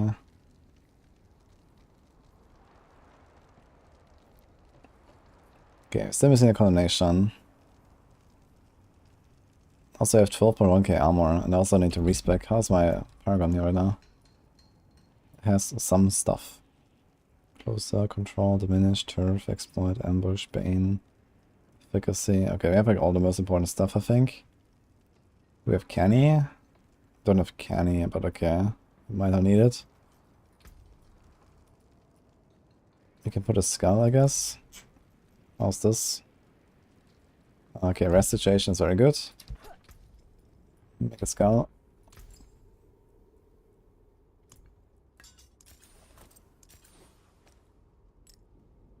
Yeah, Red Barrow. Appreciate the support, man. Thank you so much for the super chat.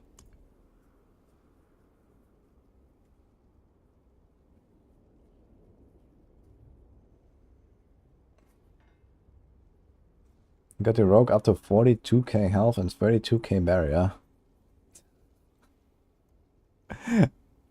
What the fuck? Okay, that's a lot.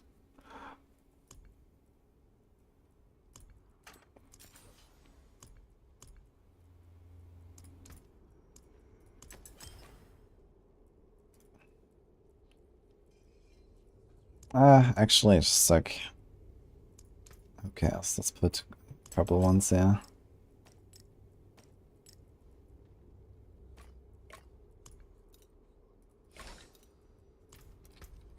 Okay. Cam is too big. What do you want to see exactly?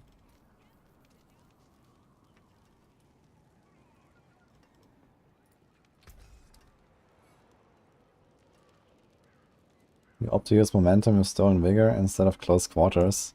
And that was really good last season. I really enjoyed that as well. Unexpected. But now they just like kind of broke the balance of key passives on the rogue for no reason. And made close quarters combat like mandatory for everything, so... Alright.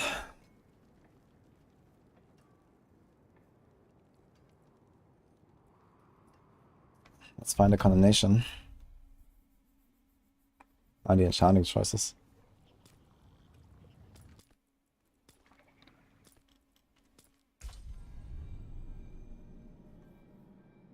Yeah, we're playing T-Bots Will, Bug, Poison, TB.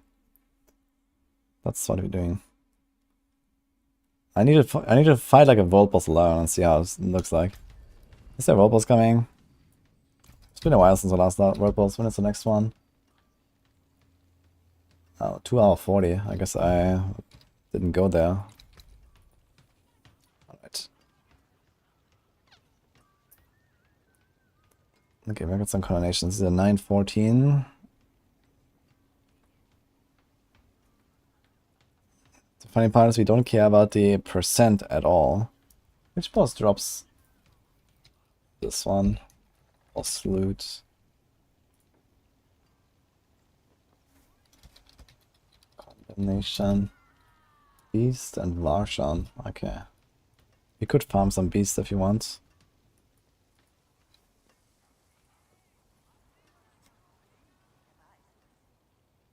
I guess you just take this one on.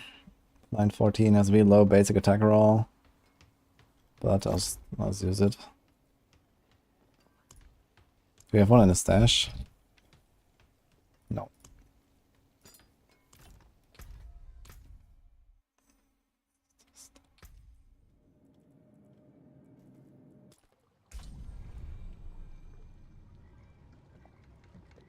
My next one tutorial, I should use barb.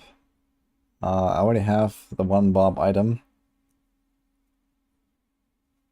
Missing blades, what aspect would I use with gear? Will pants, bringer, visage, and X-file.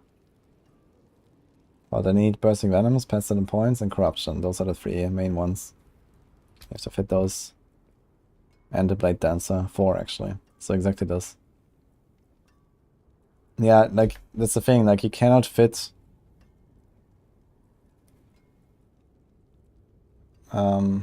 actually you can. You cannot fit the X-file, you have to drop the X-file ring. If you want to do the T-Bot's will bug with condemnation, you have to drop the X-file ring.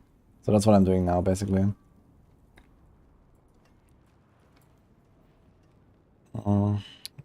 Is there a world where I would ever want the evade movement speed? Maybe. Let's save it here.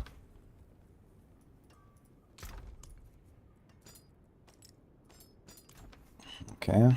Father bless. What do you need?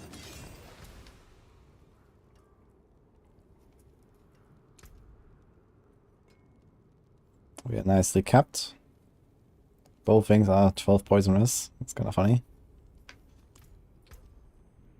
Okay, do we change something about the builds? Cunning stratagem is useless now. Let's see.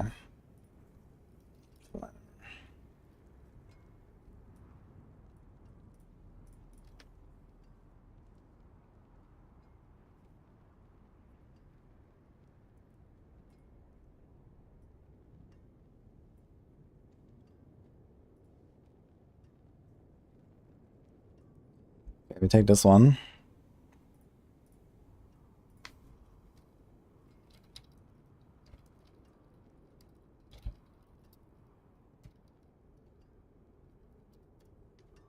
Let's call it Poison and Tybalt's Bug.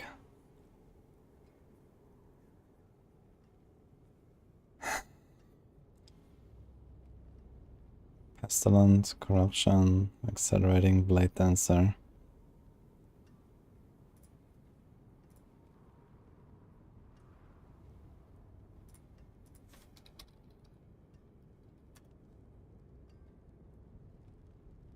Oh, wait a minute. First thing.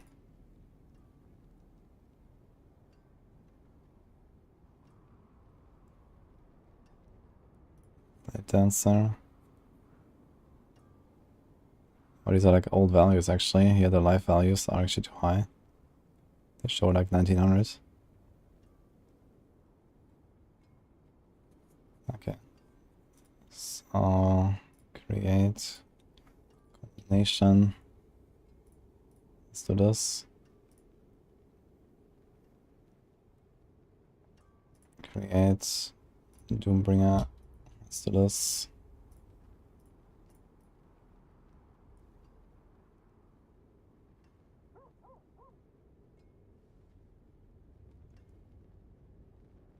Yeah, if you don't have Doombringer, you put X-File. We have this. We have the Shared Misery. I put Ravager on my boots now. I think we should go Shared Misery though. And we have Umbrus. Cheats, might. No disobedience. We have 13.5k armor, so we're fine actually right now.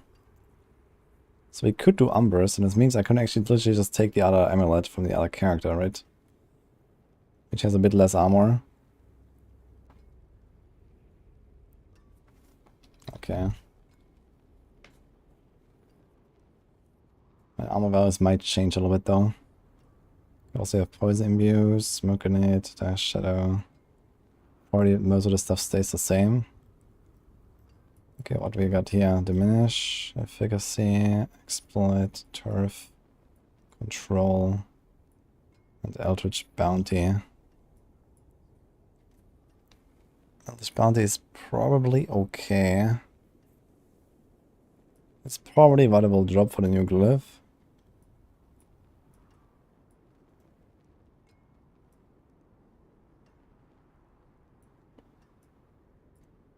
Let's take a all risk there if we need.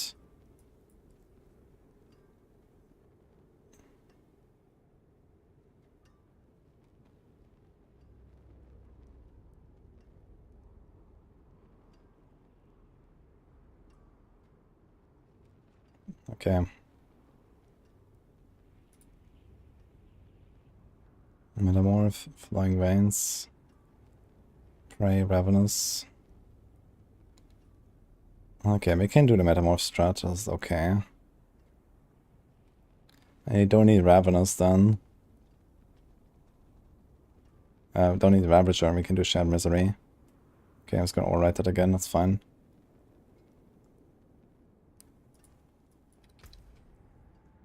Okay, we need this. We don't need Disobedience. So we do Might, Cheat, Umbrus. How much crit is this? 34% crit. Not too high, but okay. There's a Shared Misery.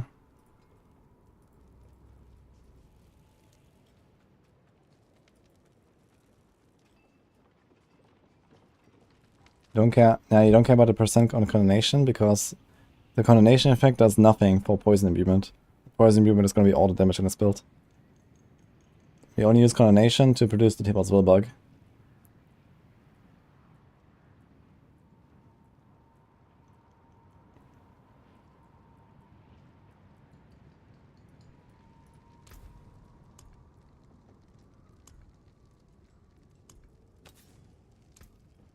Good bit left there. Oh, you've caught a rare one.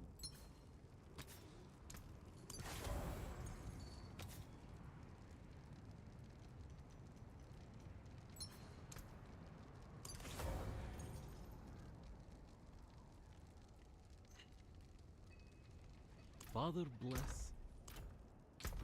Okay. Umbrus. We also have this one if you really want. There's also a perfect Umbrus. Actually, let's just take the other amulet for the other guy. It's fine. Nah, they're not gonna fix the Will Bug, I think. Seems like they're gonna keep it.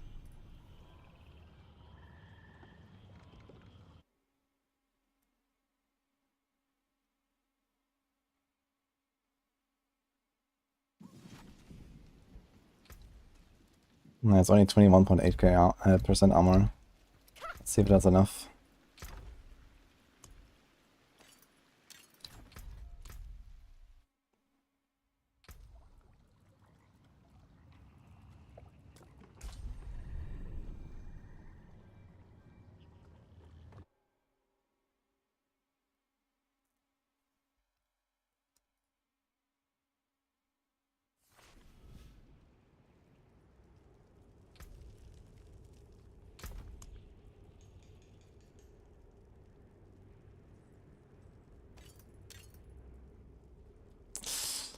That's actually a lot of armor. Like minus 400. Okay, we'll be fine for T100 testing though. I have to like throw all this stuff in the stash somehow. This is fine, fine, fine, fine, fine, fine, fine, fine. Okay, we got everything. Just need to fix the paragons. So, how do we fix this? It's kind of like the same layout, and here. This is fix all the trades. This is no witness. Here's tricks of the trades that we're not going to take. There's the runner.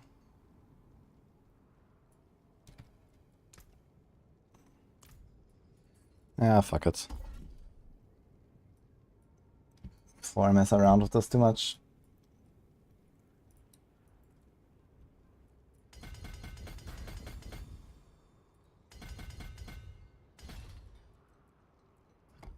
gonna like speedrun this.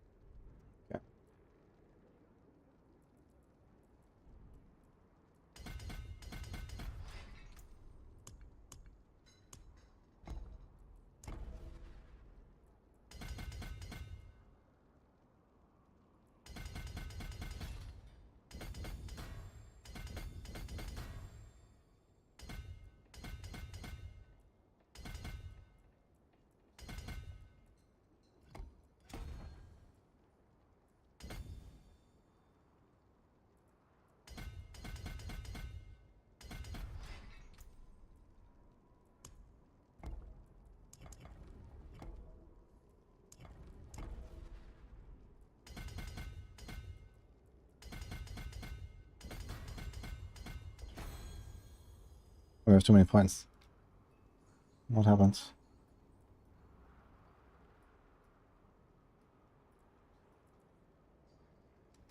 Can boost the turf a little bit, I guess.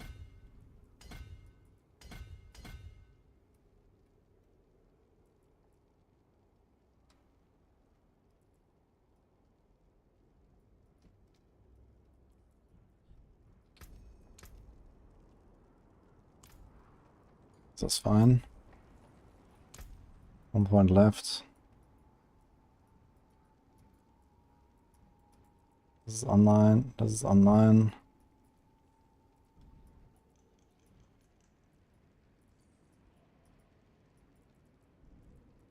Can do like a strength there for the exploits. Actually 1 point.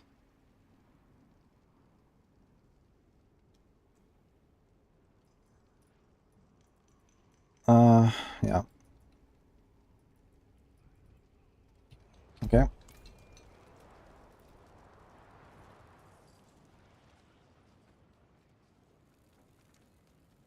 Do I have a build for Druid Pulverize? I do actually. I just freshly finished that. I can do that real quick.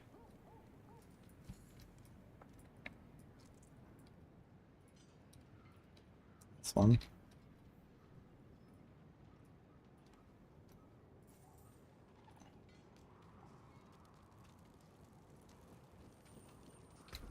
Finished, yes. It was finished. Okay, I think we got it.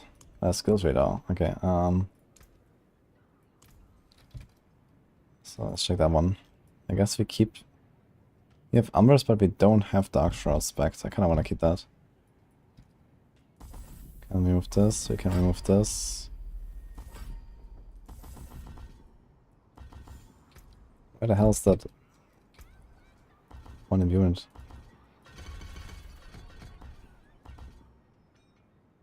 Breaks the connection. Oh. Okay. Alchemical and second wind. That's a lot of points you need to put there. Get a smoke grenade. Okay. And we have rapid gambits and trick attacks. Okay, let's do this. Let's do this. I don't think we're gonna go for second wind because we're like doing a lot of call points. And I don't think we're gonna go for siphoning strikes either. Also, we can remove this. Oh wait, we have double core skill. So we do the daze thing. Finish this. Get like the 1% attack speed there, I guess. Yeah, let's not go for second wind really. We don't do that. We don't really need innovation either, probably. Because we're really relying on call points a lot. Let's do this. Let's do this.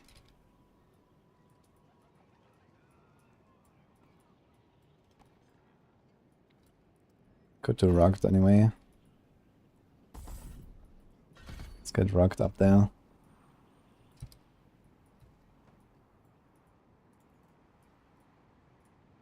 If this, I don't need this. I do 1, 2, 3. Where's the last point now?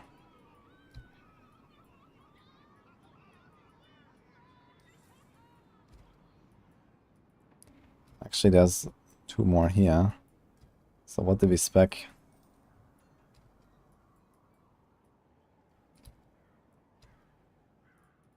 Two.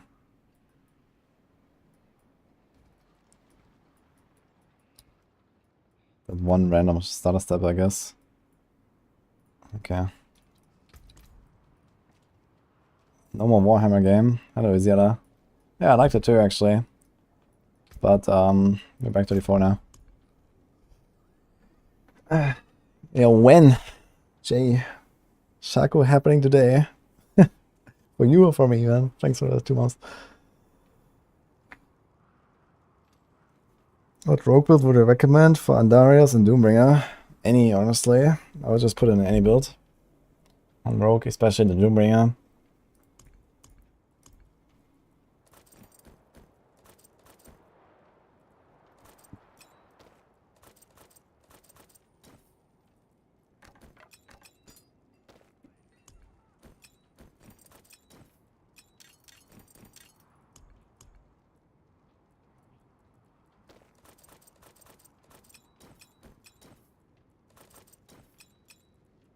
So the blue stuff in here, actually, we have some space here right now. Alright, I think we are set up, actually, turns out. Here. Just some blades. We have almost armor cap. We have almost 21k armor. Life. Okay.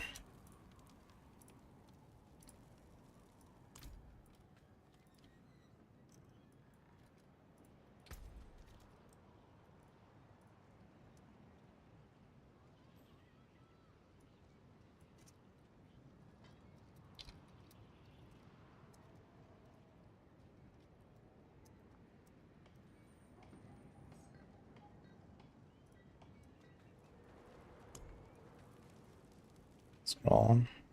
Conclave. Alright. Blue Rogue challenge round 2. Yeah, it's soon.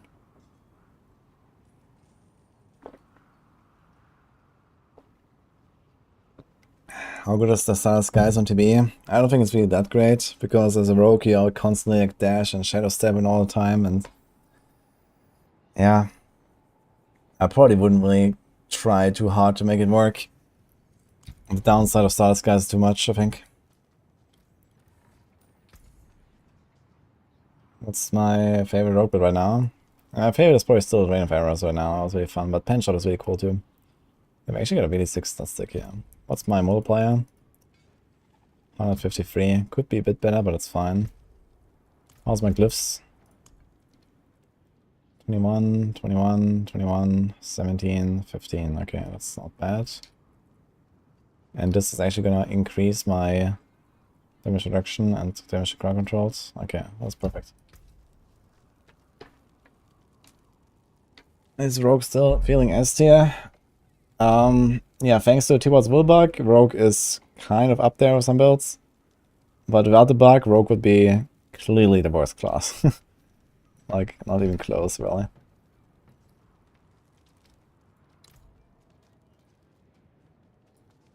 Might on TB of Andy or Shaco or Ghostslayer. Yeah, dropping Might for Shaco is fun because that's the same thing. The others, I guess Andy also gives you healing, which is nice. Ghostslayer has no defensive value. Almost no. You could do that, but I think Ghostslayer, it's gonna be really hard to keep Ghostslayer in the build. Why not X-File Swing? Because you have Doombringer. If you don't have Doombringer, go X-File. And you get a bit of like extra like procs there and stuff, but with Doombringer, like most of the damage is gonna be the poison here. Like by far the most damage is gonna be the poison. So I don't think X-Files has any chance to catch up there. It's just like a bit of extra like pops basically, which is still nice in T100s. Like it still kills stuff in T100s. But we're talking about Abattoir Zir here. We're talking about the stuff that has like 1 billion life. So we go all in on the poison itself. And the bug is that we have 22 comp points right now. So this is the only reason why Rogue is kind of a relevant class right now. So anything besides Puncture relevant for Endgame? Yeah, if it wasn't for this bug, you could run other generators. At least the ranged ones, Forceful Arrow and Heartseeker would be okay to use. The melee ones, not so much. I did use a bit of Blade Shift though, this season. I played like a really interesting barrage build.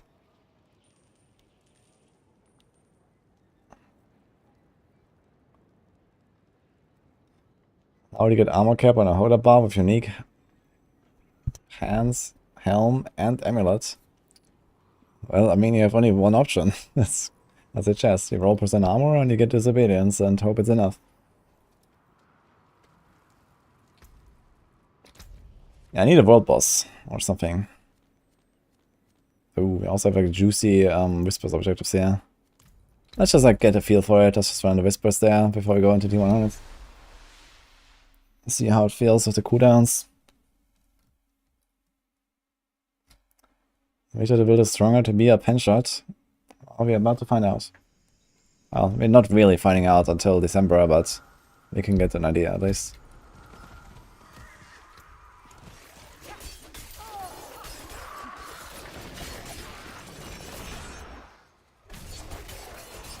Yeah, no X-File Ring, poison build. It's pretty scuffed actually right now. It's kind of funny, like one-shotting Elite was just the first part of the simulator. They have so much damage on the current points. Actually, we could see the damage a little bit on a target dummy. I could try target dummy a little bit. Why not? You can see the poison ticks there. Since like target dummy exists now.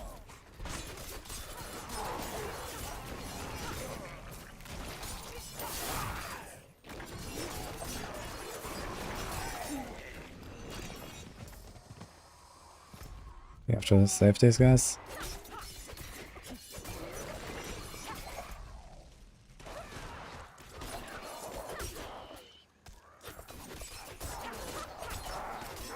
Yeah, when Condemnation procs, it gives you full comp points. This is the combo. This is why I have Condemnation. Usually I would not run Condemnation on this build. It's just to abuse the bug.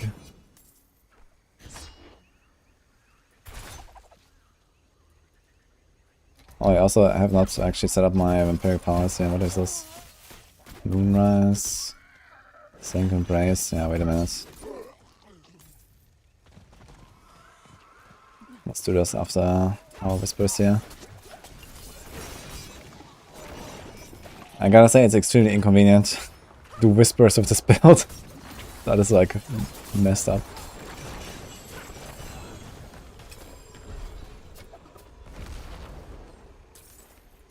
But okay, I'll do it for the sake of all the stuff here at once.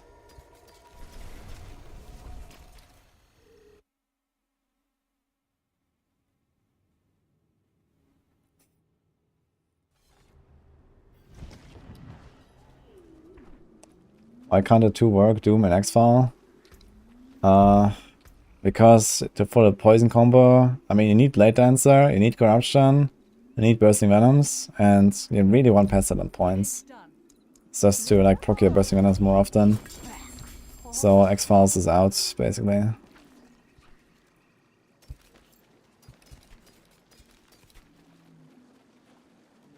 It's not a corruption aspect, I guess. A good business and fortune to you. In case we need another one.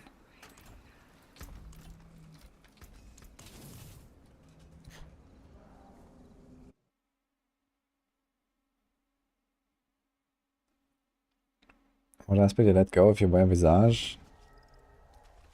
In this build, probably cheats aspect.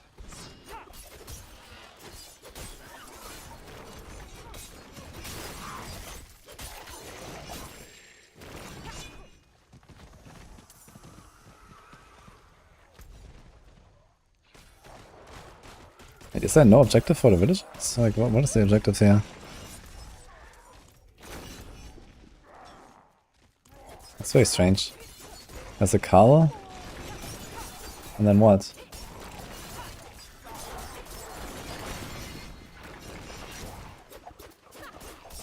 Couldn't have made it without you. That's pointless, right?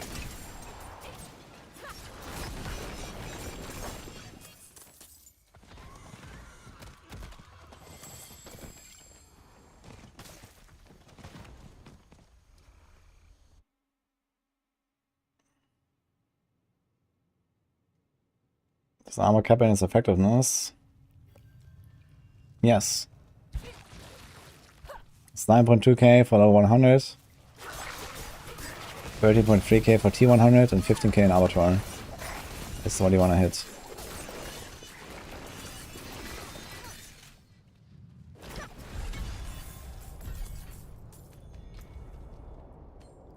At that point you have 85% damage reduction, and there's no point to have more armor.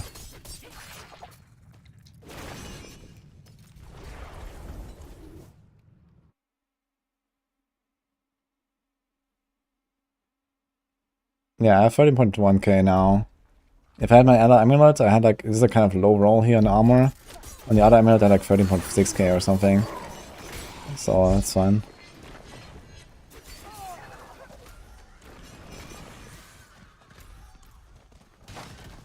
See if we can find a blood siphon for the cull event.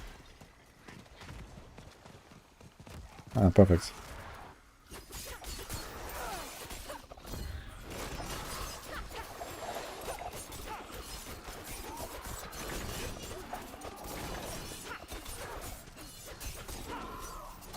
Actually, I just realized we shouldn't really worry too much about resource generation, since we have Theobald's Will. We can resource from that.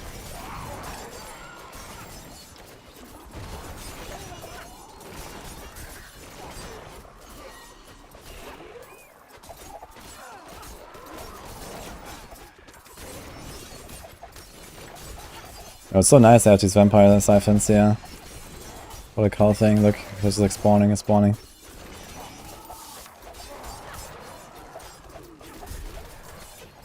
Easy.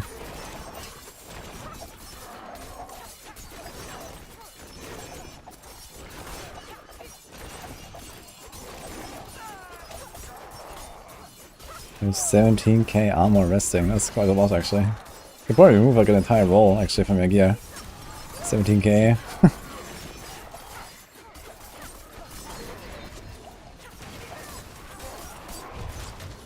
Let's get out of here.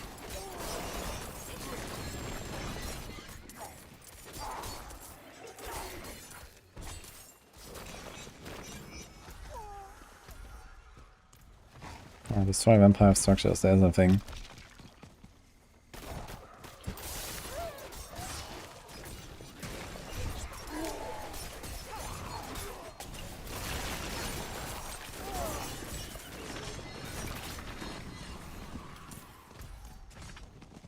Oh, there's more structures here. I know where they are in Skull's Glen, but I'm not sure where they're here. Oh, they have 70k armor? 70k? That's probably doable on the barb, and you have like, well, 4 armor rolls, I guess.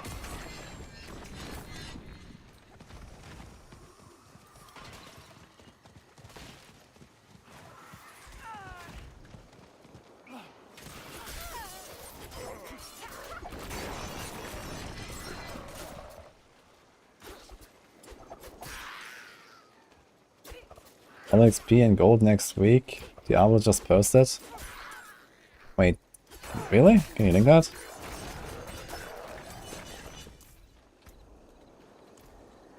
Okay, wait, I'm not sure if I need to chat allows my links in chat right now.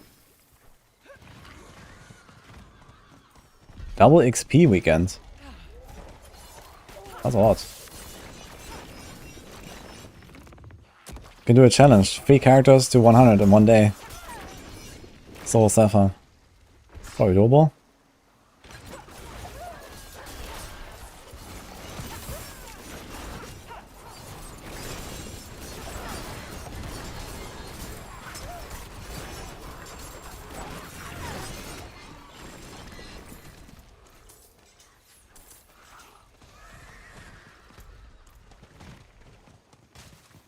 Mother Blessings. November 20 to 27. Oh, interesting. Does someone have a link for that?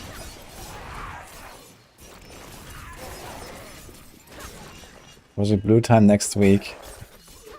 Well, I mean, shortcutting it like that is a bit lame. And even somewhat dangerous, because my glyph level is going to be even lower for the Nightmare Legends. They're already going to be like very low, but at least I can like maybe try to level like 1 or 2 important glyphs. We'll see.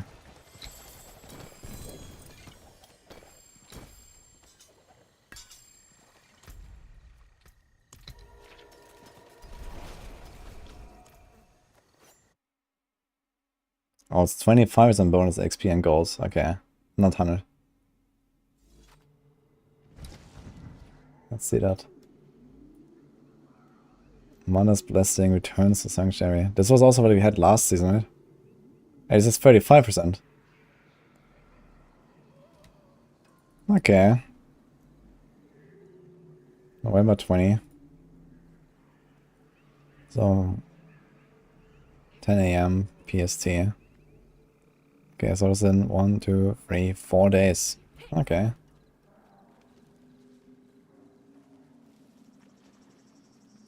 Could do a poison rogue optimized build for endgame and Abattoir 0. You must be new here.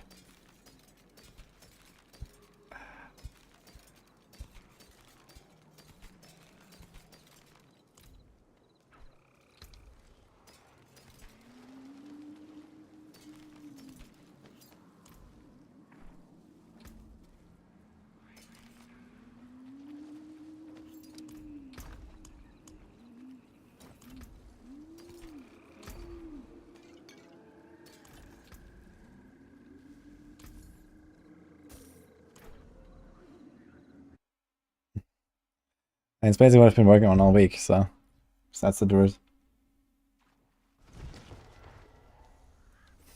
Is this build saves in the planner? This is in the TB planner, yes. I made a new variant there. Structure. Dude, I'm so slow with these objectives here right now. This one is so slow. I really have to get into those T100 dungeons quickly.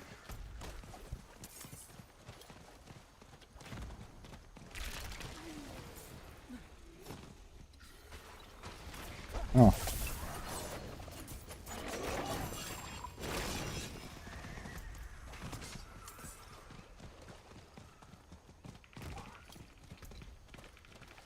I do have 20k attack power. Yeah, if I can give you one pro tip for this game, never look at attack power.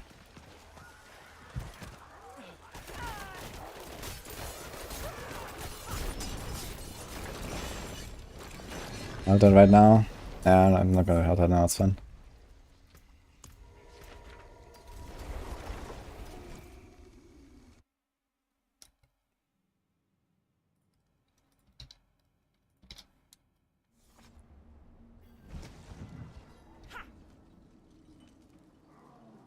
We have a rogue build that can use Shadow Clone as the main concept?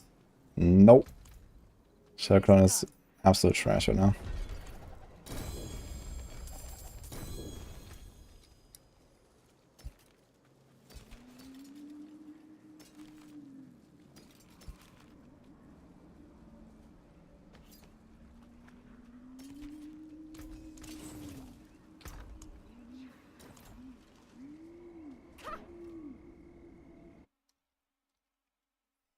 Hunter's Zenith Druid on the weekend. My Druid is dead, so no Hunter's Zenith for now. That is like postponed for now.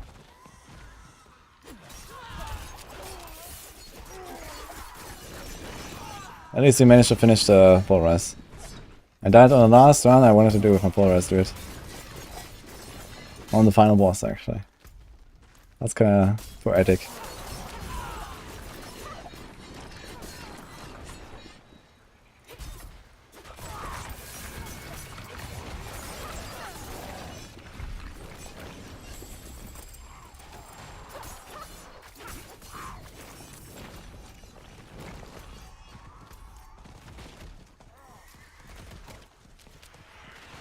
How come all these top Druid hardcore players have almost no resistance on their gear? Because Druid just caps resistances from tree and paragons pretty easily, so that's why. You can just cap it. You don't have to do anything for it.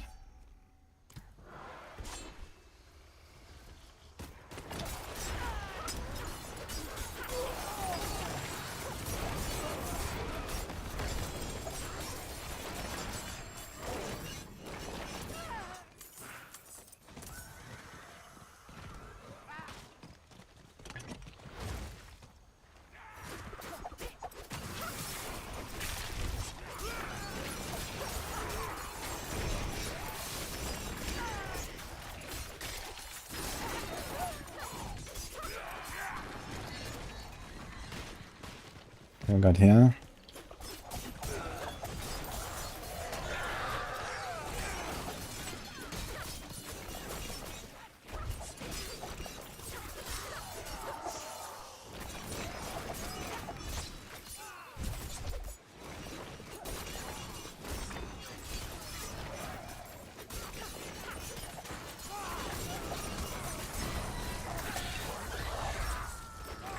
This is like hit a million with my first hit on TB before the spinny blades.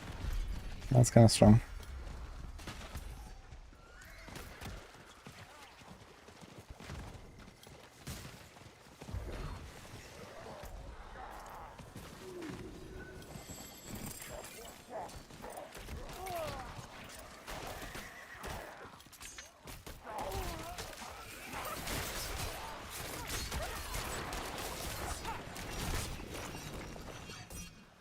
Ganz geil for the shotgun, dude. Why do I have 1300? Blood harvest, I mean the blood lures. And because on hardcore there's no people to do the blood event with. And it's not worth doing it solo. So I just can't spend it. Unless I like specifically make a team for that, but then I get like, you know... I mean, it might be good to like farm aspects if I like, you know, if Abattoir of Zero comes around and I realize I need some aspects or something. I guess I could just farm that event with some people and try to get an aspect or something.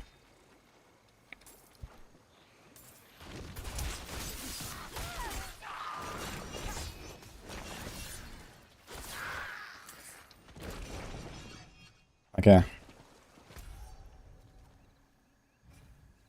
Let's try T100. Oh, hello.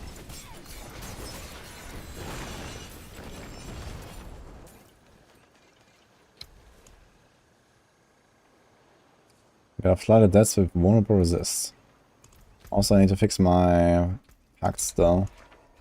So on flowing veins, metamorph, prey. Do you go ravenous and undying?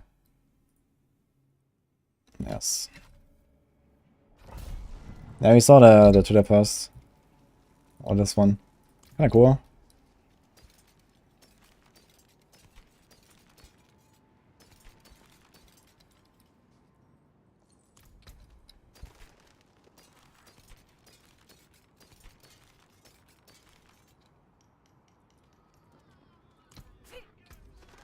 That's an interesting glove.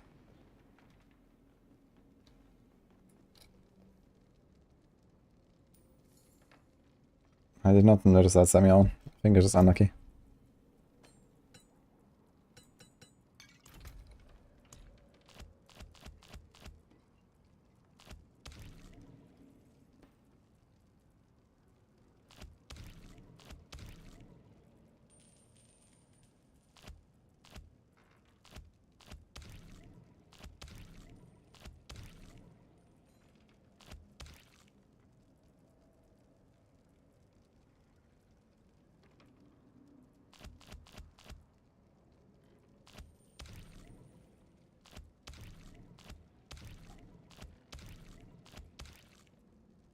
Oh, you almost got exactly what you need.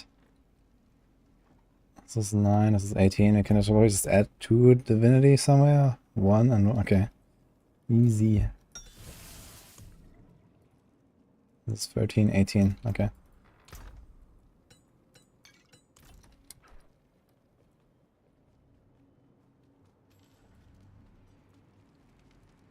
The Shaco damage reduction be enough to counter having 40k armor? What do you mean if counter?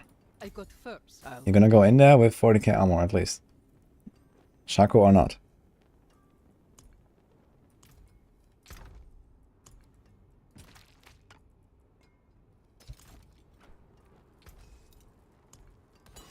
Okay, let's try out the builds for real.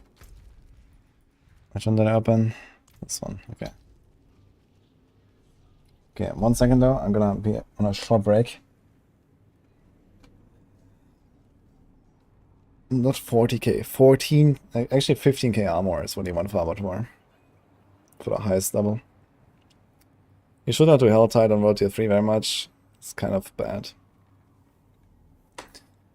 Then we test the dot damage. We can do that as well. Would the Shadow Grass Claws be good with Visage? 2 balls, Woundbringer, and Condemnation. Nah. Hell nah. Grass of Shadow is only good until you find a yellow glove that does something. Thanks, Cypress Street. For the arms. Not bad force. Yeah, having a great day today. Had a lot of fun on my Druid. And now we are continuing to have fun with... Oh, actually, wait a minute. I have the wrong glove. As realized. It doesn't have lucky hit slow. Do we not have another one?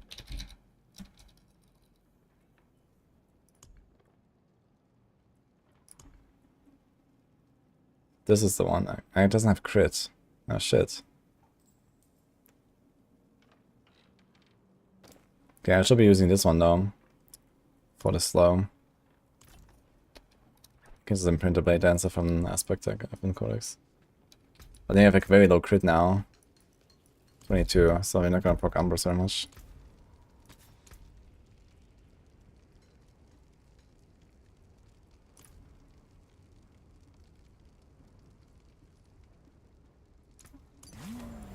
That's a good omen. Okay, I have to fix this here.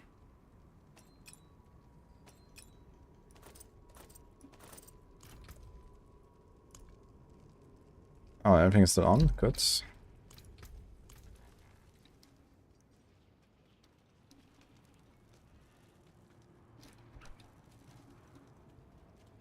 How many characters do I have this season? I leveled 2 rogues, 1 barb, 1 druid so far. 200. Wanderer, I know what you are. Okay. BRB guys. Let me try Dummy and T100.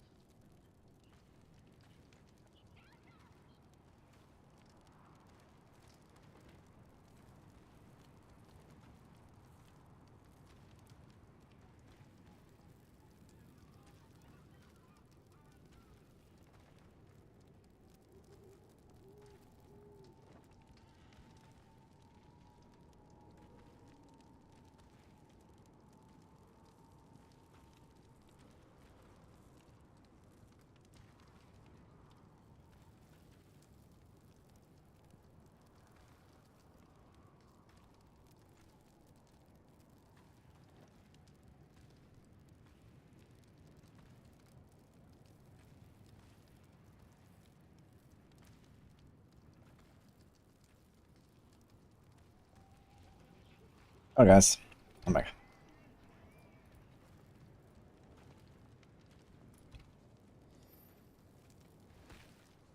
So, let's see what kind of poison ticks we can do.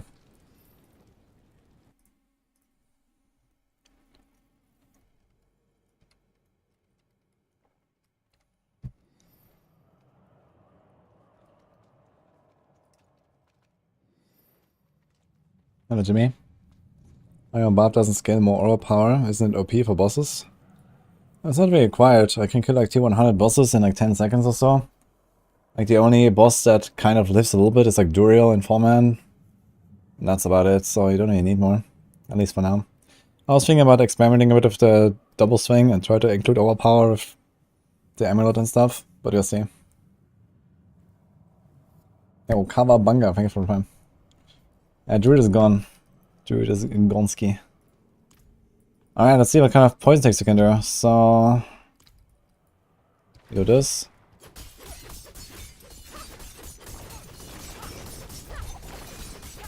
Oh baby.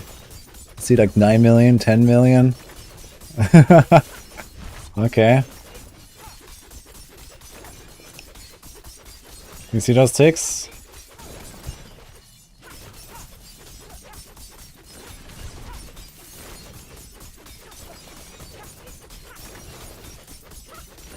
Yeah.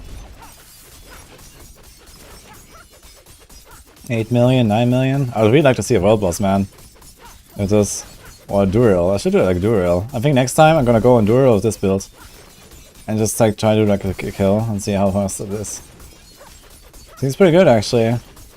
Let's check boss. Boss dummy. Should be like maybe up to 5 million.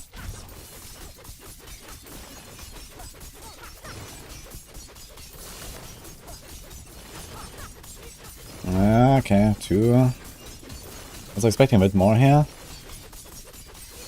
That seems a bit too low.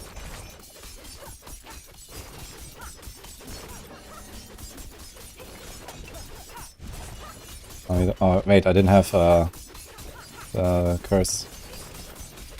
Okay, that should be better.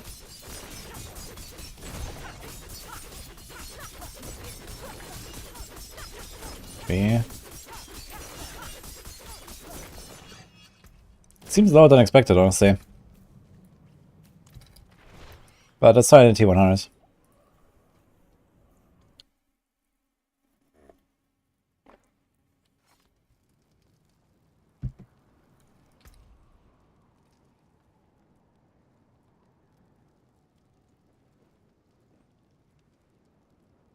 Yeah, Terminator. Thank you. I'll link the Druid real quick.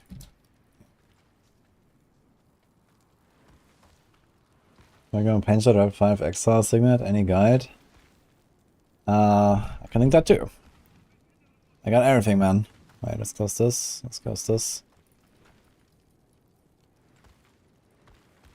We have many builds. Yeah. And this one. This is a TB planner. This is my standard TB planner. This is my standard Pencha planner. So you can find them on Discord as well, guys. If you go on Discord, there's my channel of the builds. It's in the same planet. Alright, you wanted to do Blooded Deaths. Let's try it out.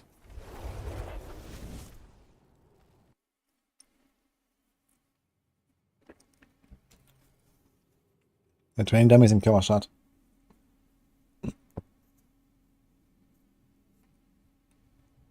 Your puncture only build reaches up to 2 million dots with Fist of Fate. That's actually surprising. Like, with the combo point bug, I'm doing like 2 million on a boss at least. With Fist of Fate. Oh, wait. Oh! I didn't put the aspect on it. We didn't have Blade Dance. Oh, wait a minute. Okay, it's gonna get a lot more powerful. Wait, I didn't have Blade Dance at all? Okay, let's try this again. Oh. For that, I actually had a pretty surprising amount of procs, honestly, on a single target. Okay.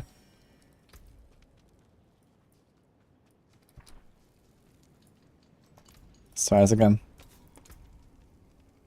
I went here last time, I just didn't accept it or something. Okay. See you, Arden. You, wanderer. I know. That was a mistake.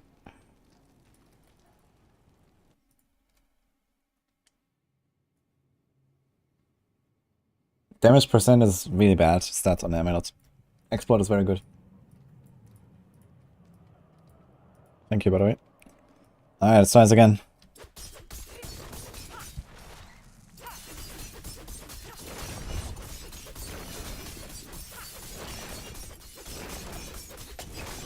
Ah, that's more like it, I guess. 20 million. 20 million ticks.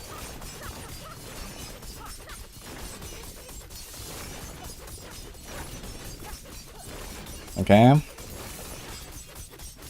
Okay. Yeah, that works, Sorry, boss.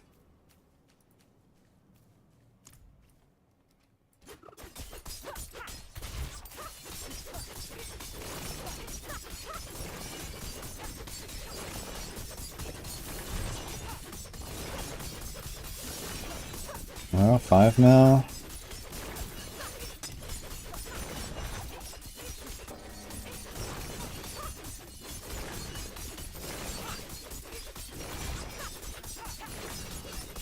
Five, 6 mil. Okay. Better. Let's see. Oh, I had no curse. Wait a minute. Oh shit. Wait, was it only on the first one? Oh, was it? Okay, let's do this again. Yeah, curse is also 60%, right? Let's go.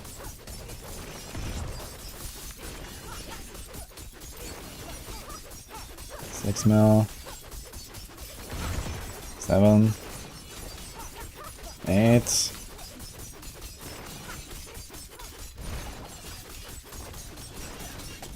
Okay. Staggered. 10. Okay. That'll be interesting to see now. Let's go.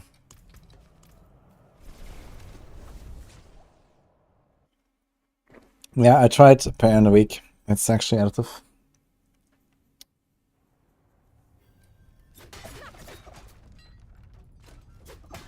So let's see how this will feel here.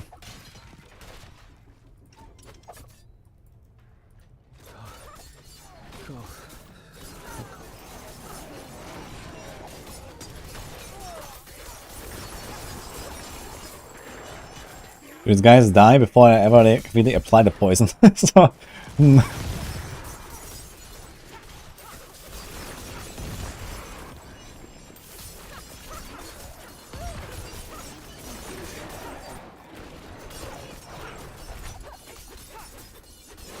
yeah, just kill him with physical damage if you want. It's kind of funny.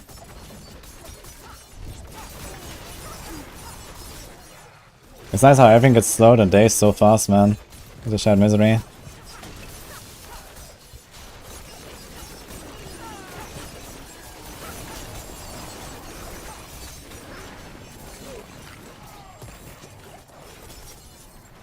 Okay. Seems fairly easy right now. Resources are fine without any resource cost reduction. So I attack left click so much.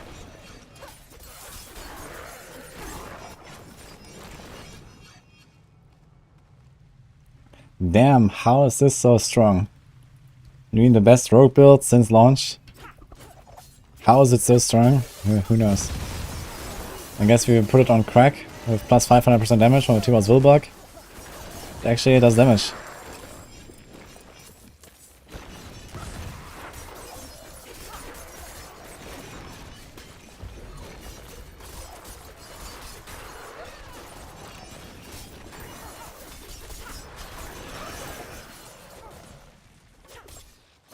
Oh, we don't have a boss here. F. But that has no boss.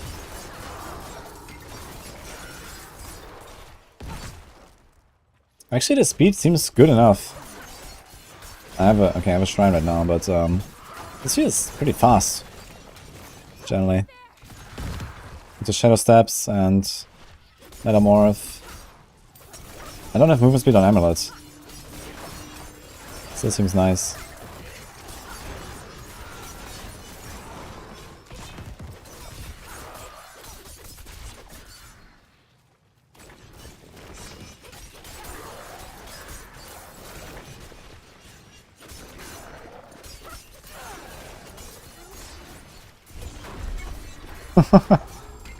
Okay, that was a fast one.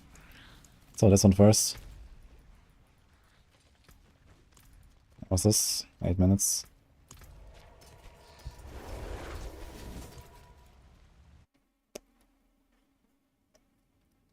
I think I play some more Druid later. I'll think about it. Staying at skill points is not important for the helm when wearing Visage. It's just like a trade-off if you wear Andarius versus Shaco. Shaco is generally better, I think. But Andarius has its upsides.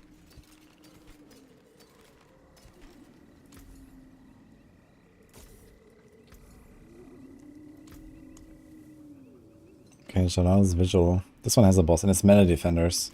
I'm not sure how Melee Defenders interacts with Poison in view.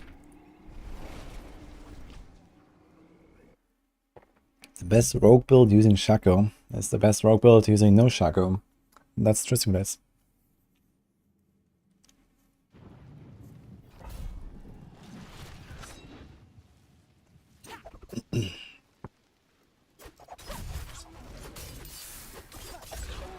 Ouch.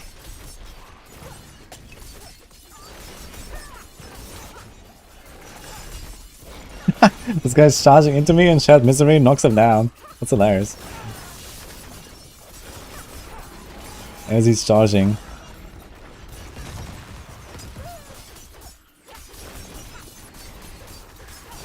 Look, everything's like knocked down around me. It's kind of hilarious. I love Shared Misery, man.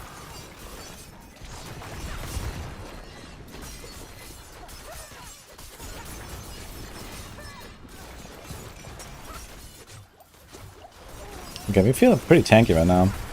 Feels kind of good. My man is suppressor map though. My man playing a suppressor map. Very annoying. I want to see a boss fight. That's mostly what I'm here for. So, let's go.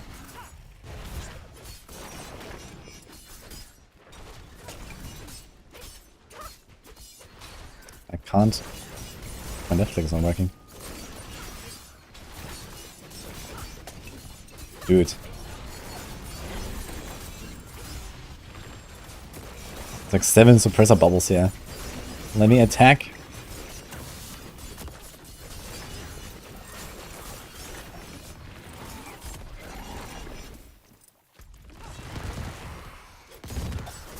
Darius was Harlequin. Harlequin for sure.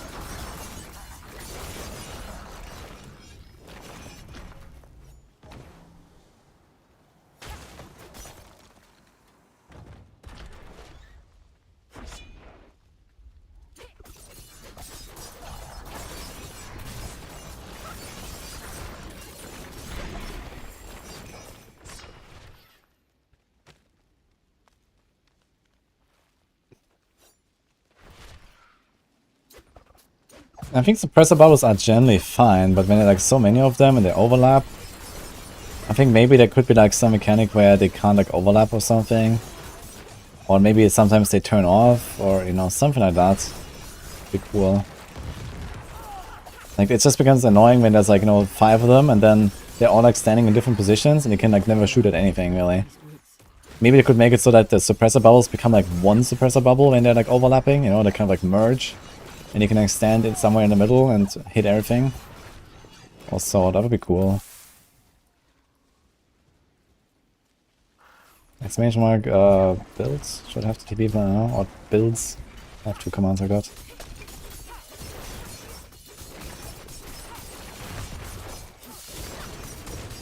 Oh, it's actually a very long boss go.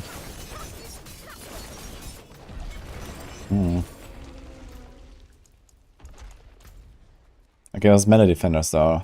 Maybe that was why. Let's see if we can do like a quick run and then join the Legion event there.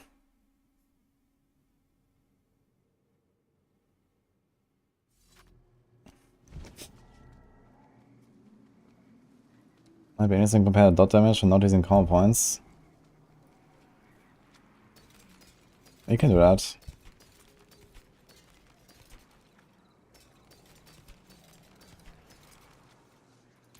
Come back and see us. Yeah, also any. I like the one character I've actually cleared quarter gun, so let's do it. It has to be worth it. I think I've never done a Legion event there, but I've cleared quarter gun. Will this build replace the current endgame one on Maxwell? No, I will not touch the endgame version of it. But this will be the Abattoir build.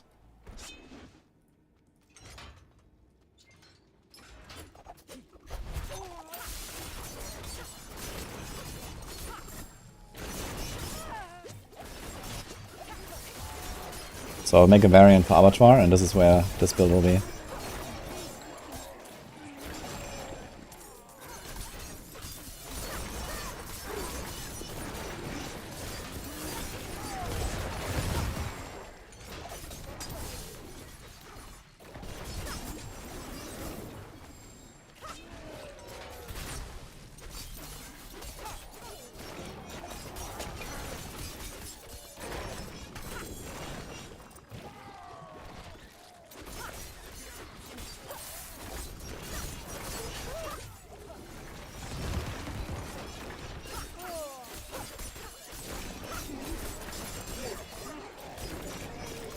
It actually goes really fast, yeah. Really fast builds. I'm kind of surprised by the pace. Works pretty well. Despite not like ramping out the poison like at all, basically. Oh. Ding. Thank you. Wait, what was that? I don't see. What was that? I have no notification. Thank you.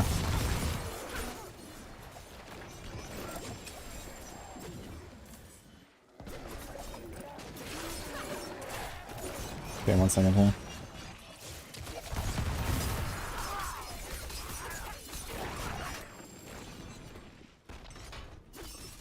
Hey, what is that alert right now? It was on YouTube, right?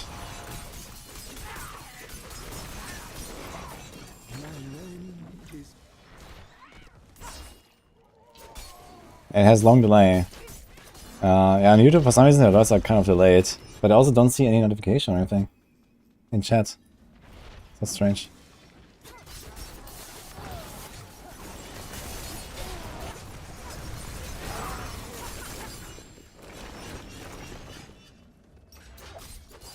Still think our Penshop build was better. Yeah, I mean, we'll see, like, the survivability seems okay right now. So, this build is all about being able to tank stuff, you know, so I can do my thing. But you can only tank stuff while everything is CC'd. Like, you know, this build is safe because I CC everything really hard. Penshot does less CC. It still does some with the slow and the Penshot knockdown. But you don't have Shared Misery there. I guess you could run Shared Misery if you wanted. If you go Metamorph. Metamorph is an option, I guess.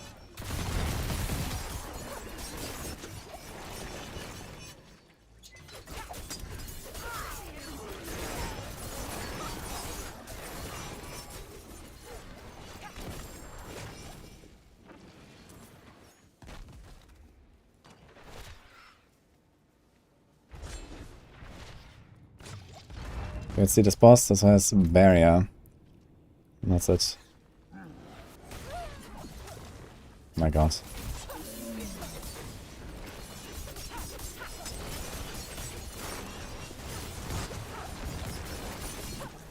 Okay. So it's kind of scuffed with the rock there as well. I don't think I can just tank the rock.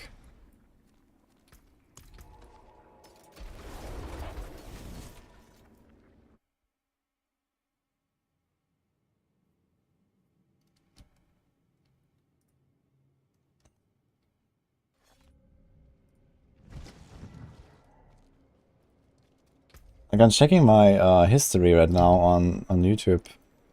On like, you know, the alerts and stuff, and I don't see anything. There was only one earlier from Red Baron, but I saw that one. That was like way earlier. So I'm not sure what just played there.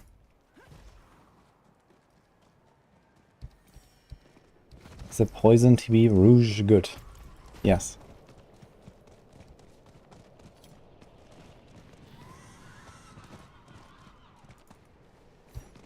Alright, the build plan is finalized now, 66 things. Oh, I'm alone here. Okay, fuck that. Goodbye. So next one. Hello, Oster, we have Armor Breaker. That's gonna be fun.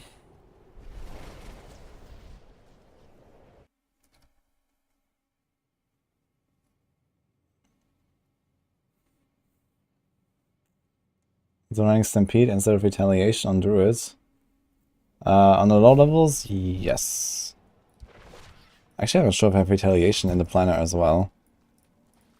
But yeah, early on I was definitely running Stampede, but then I replaced it.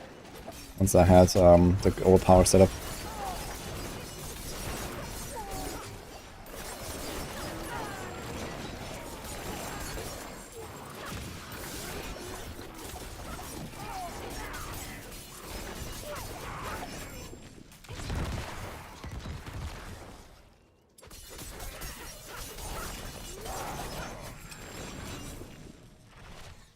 Yeah, the one bad thing about this build is that it's kind of consistent with proc bursting venom, so it's not always consistent. And sometimes you're just not gonna have your poison when you engage a pack, or you just don't reproc it, and then it's kind of like, yeah. I mean, it does proc somewhat consistently.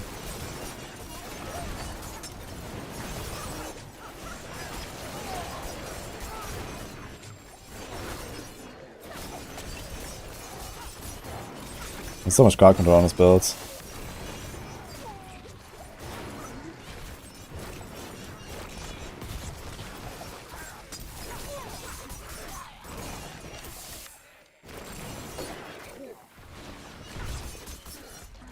This lightning resist armor breaker. Oh my god, armor breaker is so dangerous actually. Here, I get 2 hits, I have 12k armor. That's probably like double damage taken already, and that's just 2 stacks out of 5. Armor breaker is pretty nutty.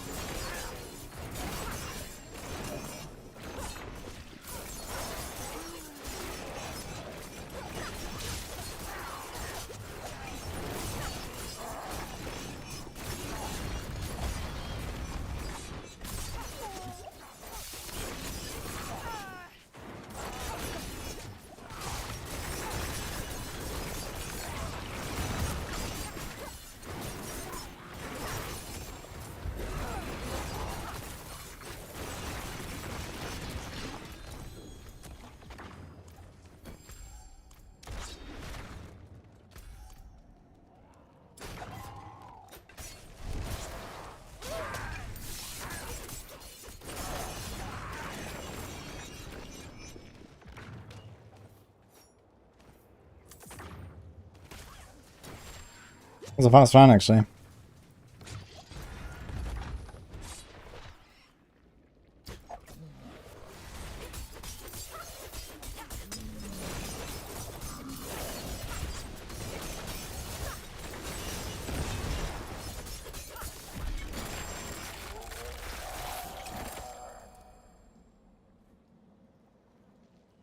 Hmm. That's the one.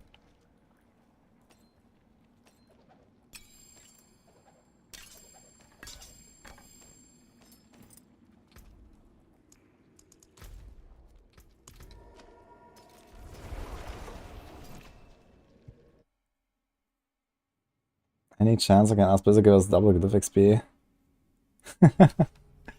Yeah, I don't think I can ask them, but it would be not a bad solution, yeah.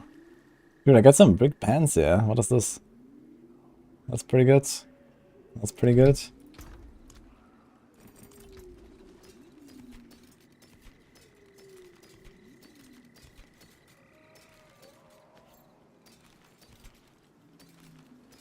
I mean, Abattoir here gives you a lot of XP anyway for glyphs.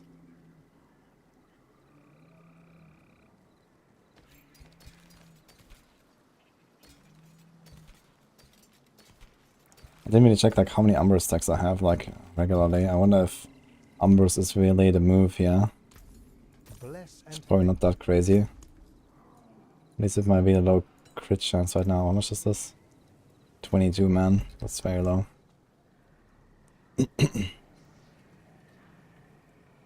And endless gates everywhere.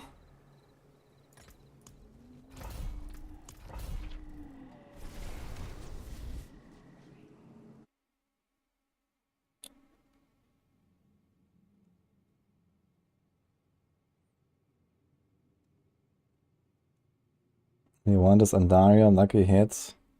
1000% plus build.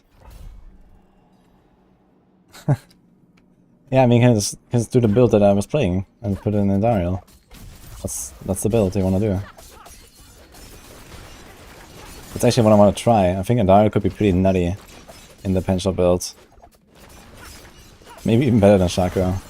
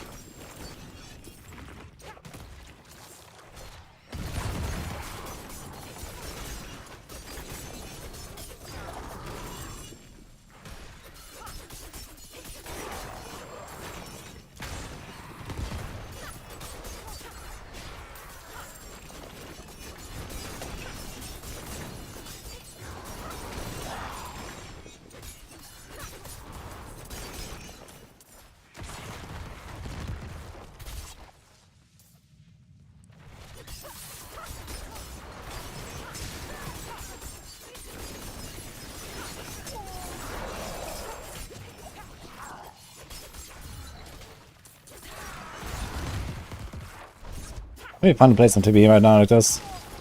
It's pretty nice. Very fast pace. Ooh, it's alright to fall an explosion. Let's go. That's a good sign.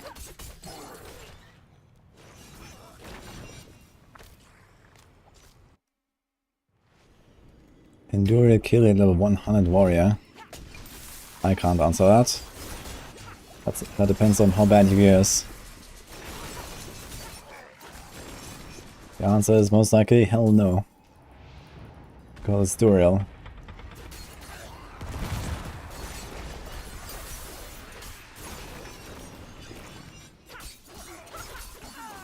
Vandarius is split hero, so you go to Temerity of Immortality.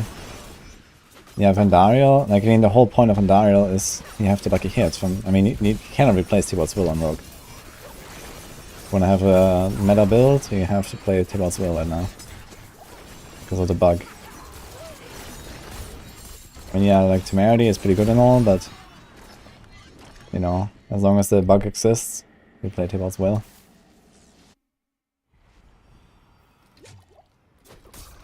Oh, did they hotfix? I think they hotfixed the teleports. I didn't take any damage when I came out. I was at like around 70% HP and I came out of 70% again. I thought it would be almost dead. Seems like they fixed that. That's cool.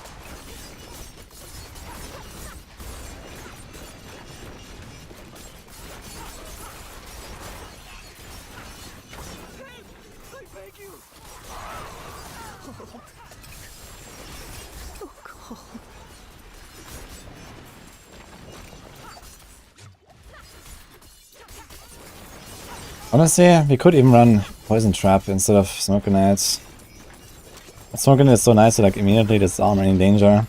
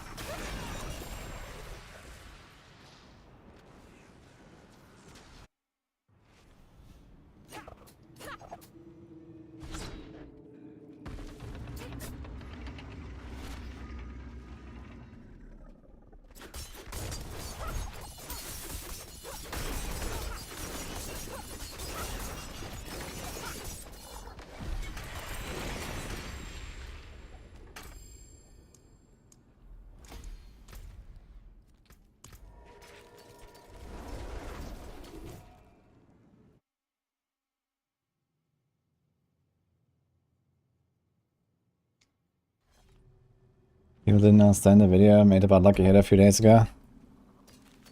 Yeah, I mean, I can understand that not many people are aware of how it works. Maybe I didn't do a good enough job of correcting that. It's a very good dagger. I don't even have to roll this thing, that's actually insane. Stat stick for a range build. Then I realized Condemnation and Doombringer exist, so...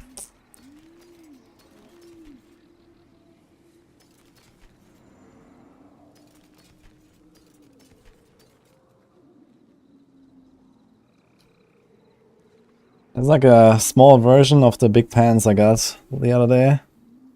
Do we save it?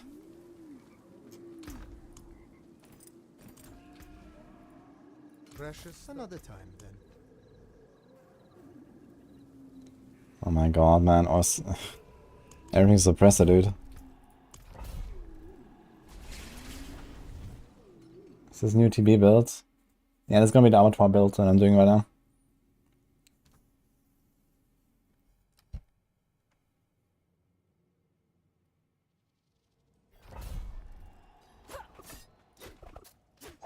The difference between main and offhand? Nope. The Hodabab is any weapon a stat stick. Yeah, every weapon that is not your two-handed mace is a stat stick on Hodabab. So you don't care about DPS, you only care about your hammer DPS. That's it.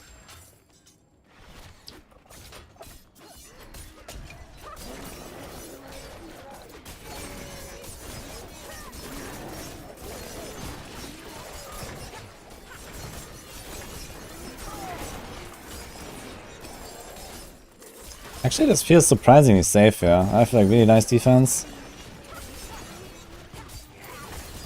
And honestly, if I had a Shaco, I wouldn't have to rely on this Umbrus. First of all, I get 3 skill points. Second of all, I actually have like even more defense because this Umbrus is not really cutting it. Andy or Shaco, I need one of them. It would be like even safer. And this would feel really good. And then you can do our thing with the poison, like, whenever.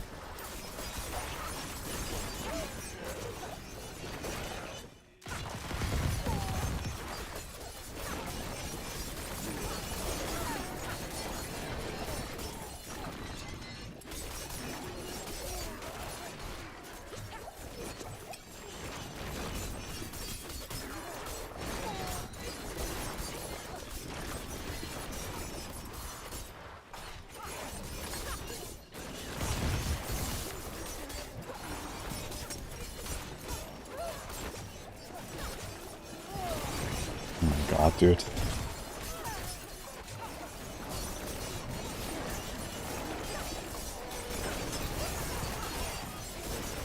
hate these suppressor maps when it is though. It's even worse than a pen shot, funny enough. It's a melee build, but it feels so bad when you have suppressors then.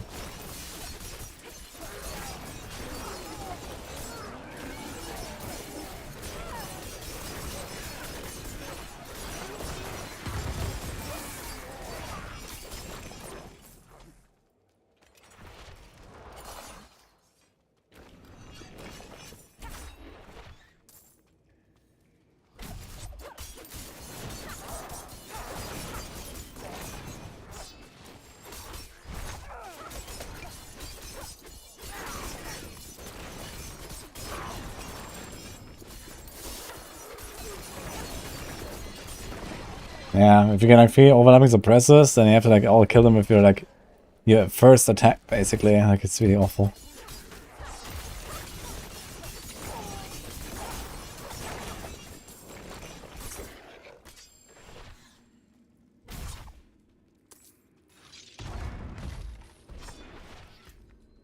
Yeah, I think I had a Shaco. We might keep Might. We drop cheats, put a Shaco, and we put Disobedience on the Amulet.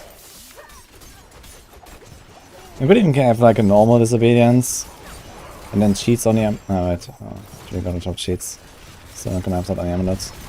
Cheats on Amulet is also not bad. It's 37.5% damage reduction, that's a lot. Scale's pretty high. PR Knight, thanks for Prime, man.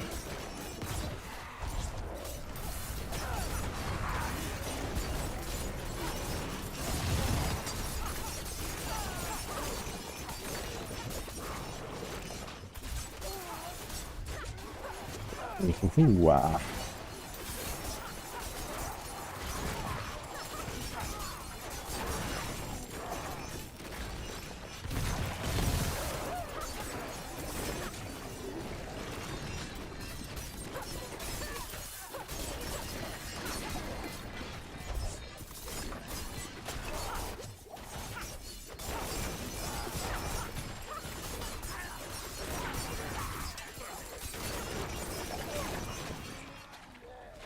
Oh, I went the right side. It's the first time in my life I went the right side. In this dungeon.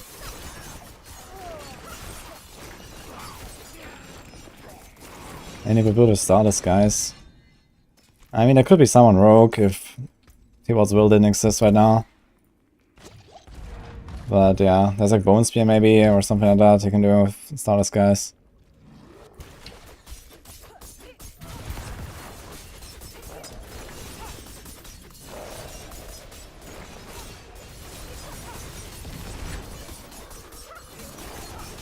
He's staggering him really fast.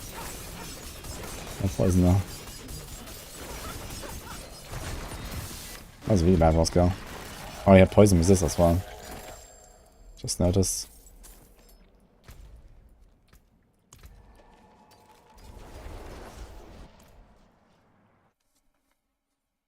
If I had Chakra on, would I use 2 res gems to cover what I'll lose on the current helm? That'd probably be not enough, right? Maybe it will be enough. 55 and 55 for lightning and shadow. For shadow it wouldn't be enough, and for lightning it also would not be enough. So yeah, you probably have to try to like kind of cover one of them with your rings plus a gem, and then the other two with the other one with 2 gems. Yeah, so that's what I would do. Or you have to put it on the chest a bit. But yeah, it's probably okay covering it with gems and then Disobedience Amulet, and you might be fine if you're careful.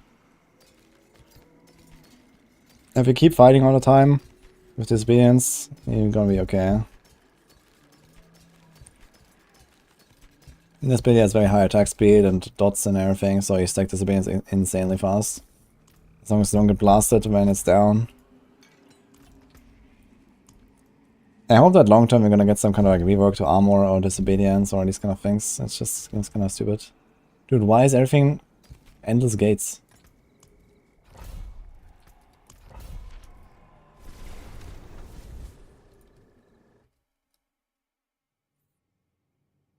Necro and Aisha is the only build I can do Stardust well. Yeah, Starless is like, I don't know. They need to do something about it, I feel. If there's Andarius of the endgame rogue build, yes.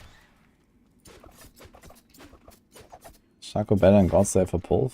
Absolutely.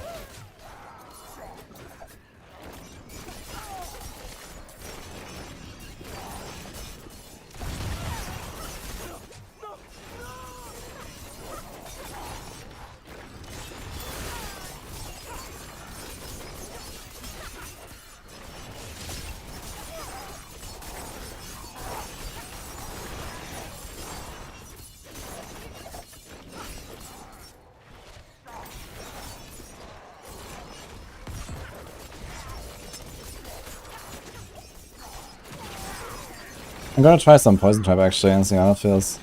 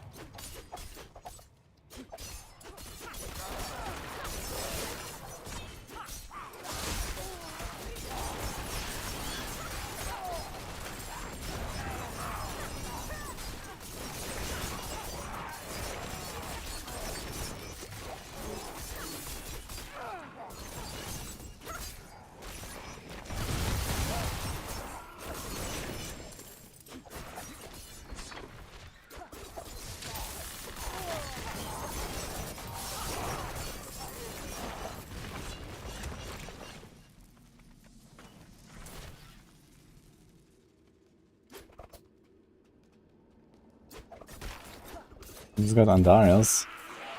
Rats. You can do it on both builds. Don't have to switch, I think. Oh, good work, wins. Give me that. Let's go.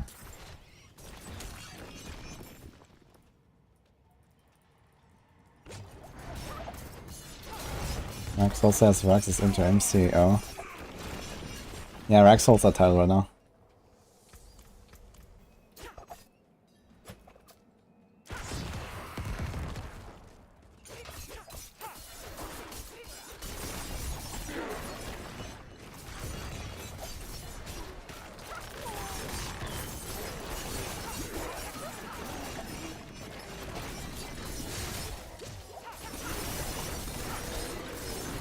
I kinda like my smoke grenade a bit more than the poison trap, to be honest.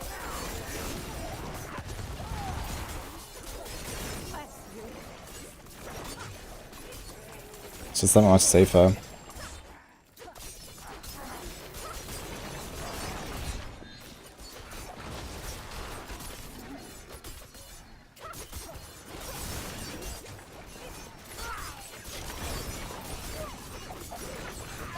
It's only 40% chance to get a poison imbue back anyway. I don't think it really nets you that many more burst of venom procs or like poison resets and stuff.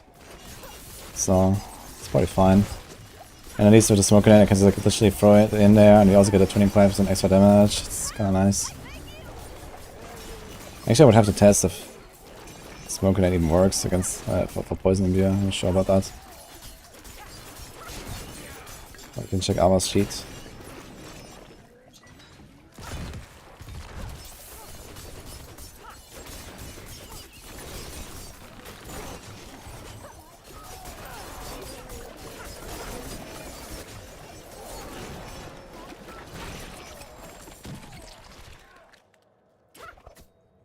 Using Anis or Shaco, you lose armor.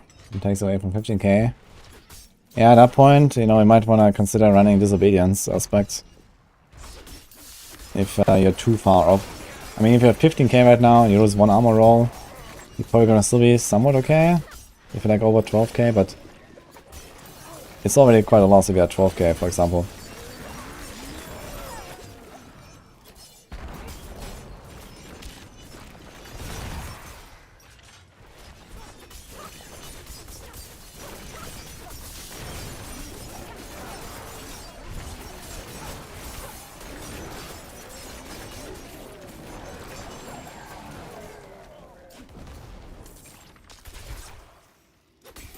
I should try Yeah, pestilence points on the ring. I should try running X-Falls and just see what happens.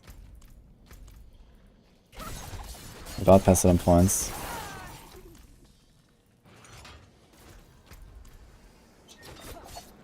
Oh, this is what I mean here. Like, this is a situation, like, there's like 3 elite crossbows waiting around the corner for me.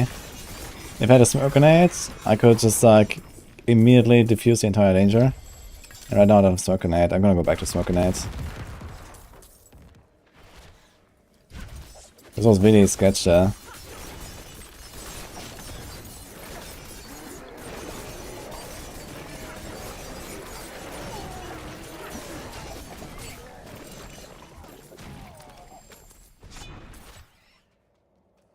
Why exploit in this build? Because vulnerable is everything. That's why. I have corruption aspects.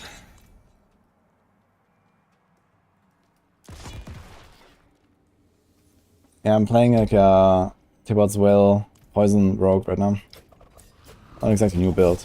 I'm just trying to find the best way to include the bug.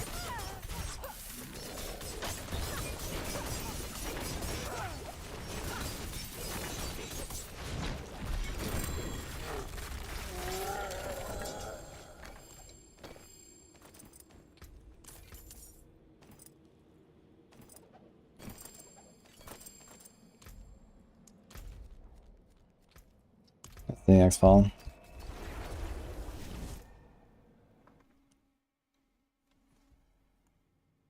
What is Blizzard going to do about all these one-shot builds next season?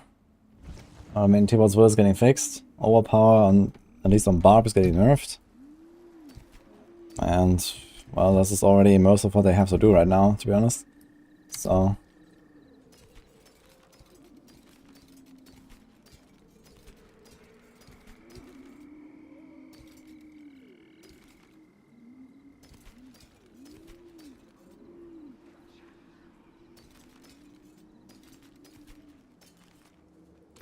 Another time, then.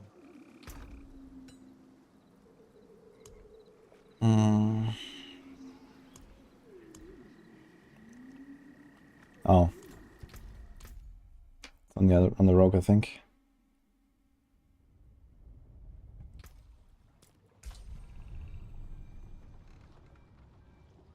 I only have 20k attack power. I don't know, but it doesn't matter.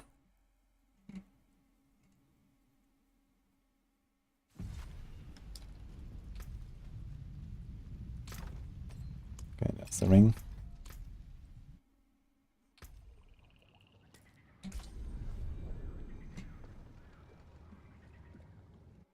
That's the Twisting Blades rogue. I made a planner for this. You can open the Twisting Blades planner. It's there. Alright, let's do this. We drop Pestilent points for an X-Files ring. We have more lucky hit, which also helps a tiny bit with the Bursting Venoms, I guess. But I guess it will feel a lot worse now with the procs. Okay, let's try Gore Ruins. Greetings. Greetings.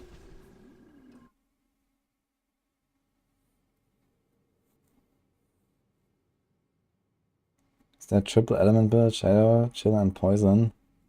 You can do that if you really wanna go like for imbuements and stuff. It's an option. I just don't think it's really like the best for like high-end stuff. And I really like having both dash and shadow step right now in every build because of close quarters combat. If there wasn't close quarters combat, I guess you can like more easily do something like that.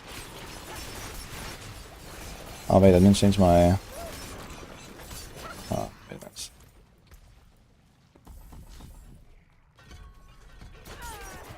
Okay. Smoke grenade back. So let's see how this feels. I guess probably much worse. I mean, get the nice explosions, yeah. The explosions are nice. They do contribute.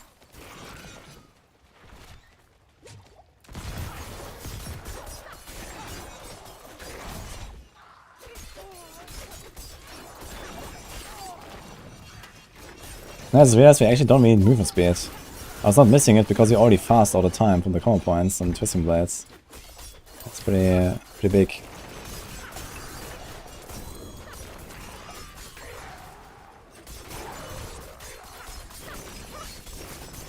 Yeah. Kind of miss my procs there. It's noticeably less. Okay, survive for 30 seconds, that's gonna be fun.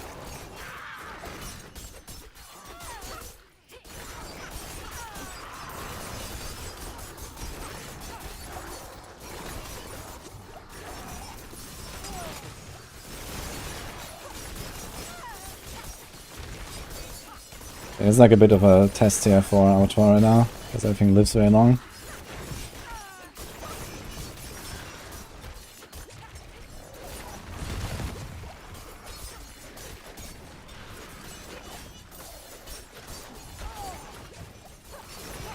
Yeah, this is like one of the situations you want to avoid, basically.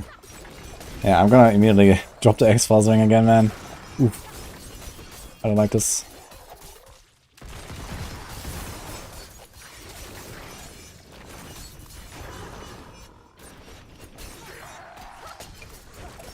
I just don't have poison imbue, like, so often.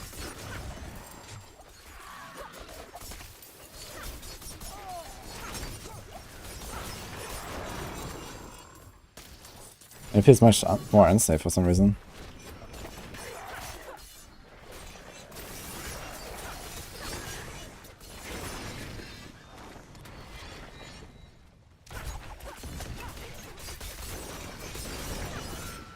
See the boss.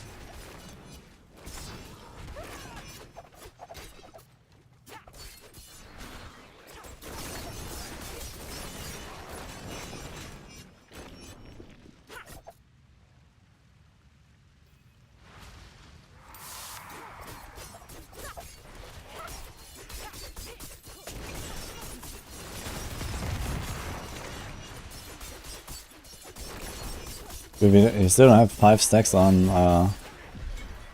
Dark Shards, it's just at the end we got 5. Yeah, stacks too slow.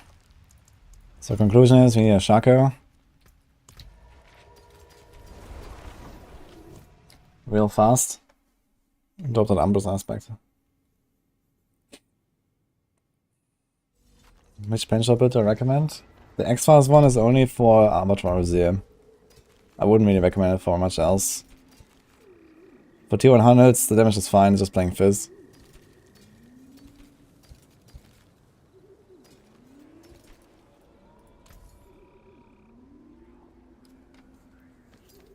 I'll save this one. Another time then. Druid got revenged. Okay, we put this X-File back. Take off this ring here.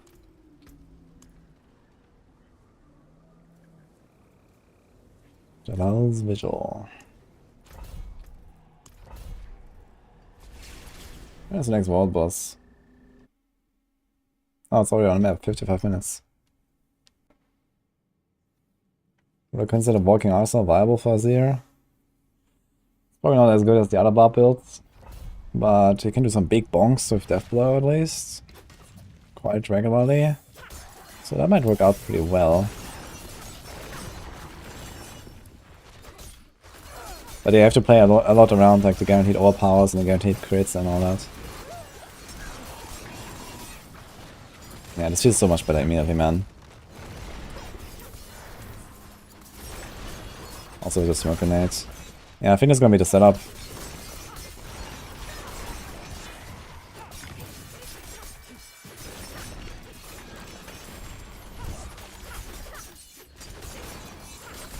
You no charge me.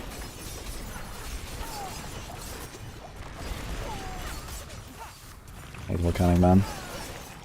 Hurts.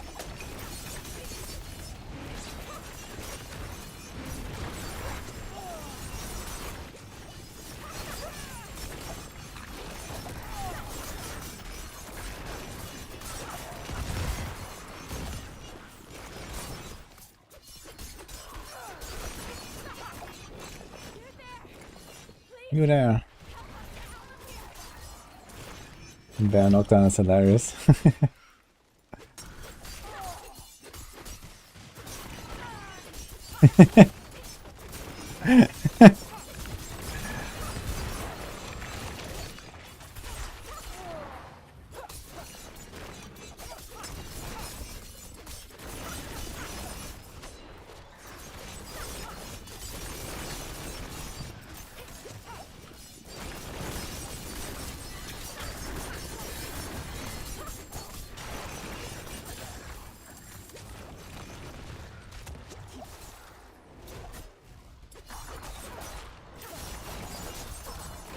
You should have seen the animal abuse earlier, man. There was like a charger here, and it charged into the wall and it never stopped.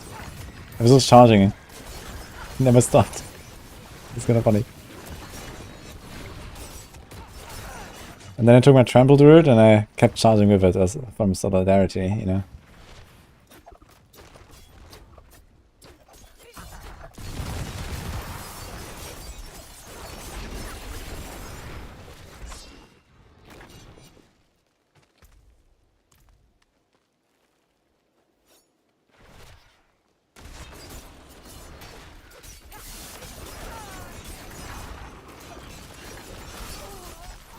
Yeah, Druid has that as well, like you just trample into the wall, I know. And that's what I did. I trampled into the wall next to the charger, you know. We were both charging. But mine ended after 3 seconds, and this guy, he just kept going.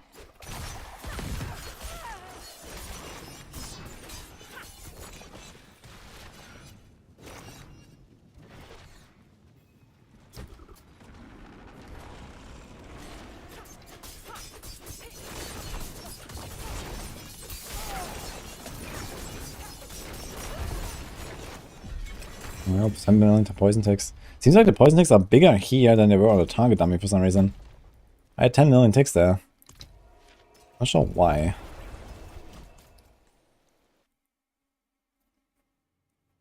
Hey Sarah, nice to see you.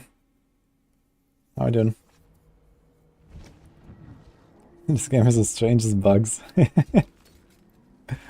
That is true. Greetings. Hello. Greetings.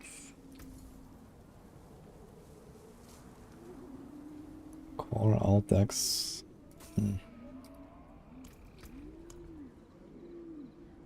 Hello, oh sorry, let's do this one.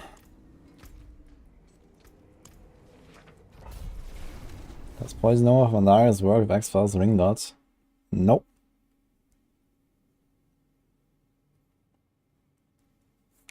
Boiler said hello. A Boiler is chilling with you now, or what?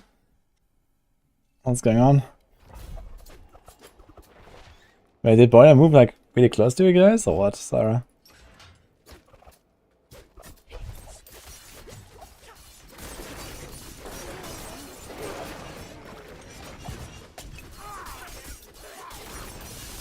Not down here.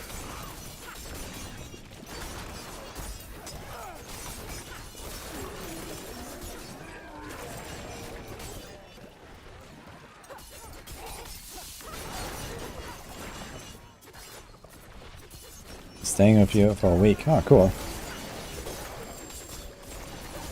Okay. That's really awesome. I'll have a good time, guys.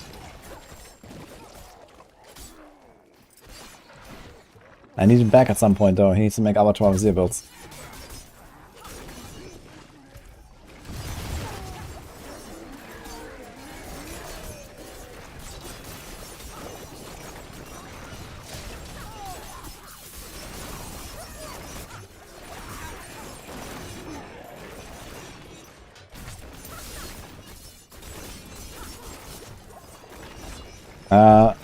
I answered it earlier 66 stands. I don't think I'm gonna change the pen shop build anymore. I like how it is.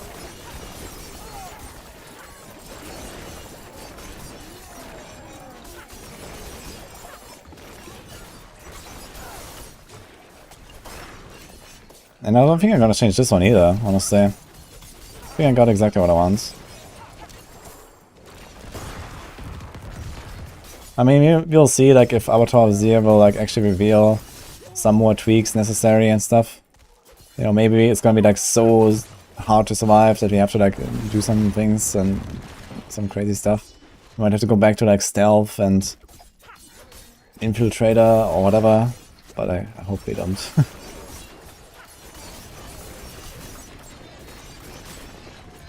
Is it better with X-Files? No, I did run with X-Files and I immediately took it off again. I felt kind of bad without Pestilent points. You just don't proc the Bursting Venoms enough if you don't have Pestilent points. I attack so often with Puncture that I do proc the Pestilent points. Bursting Venoms combo quite often. And if I just take it off, it just feels bad. I don't have enough procs.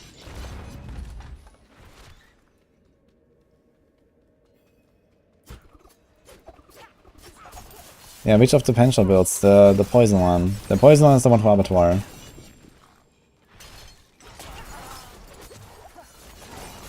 Hello.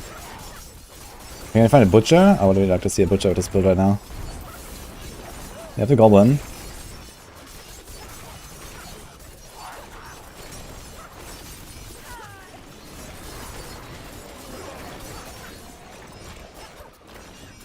Dude was gone, boy, yeah. I ripped earlier. It was very funny, man. It was like initially the last run. You know, I was like, okay, I'm kind of done with that. You know, I don't really have much more to do. The last run on the sea hack, I died, man. I didn't realize she slows you. I was running a circle to try to dodge, and then she slowed me in the puddle. I died like a noob. That's fine. At least we did what I wanted with the Pulverize. Basically, just after I had like done the final tweaks to the build, I was like, okay, now I'm over with this, you know. That's oh well. I guess no Hunter Zenith now, so that sucks a little bit. I wanted to do a Hunter Zenith build, but that will have to wait now.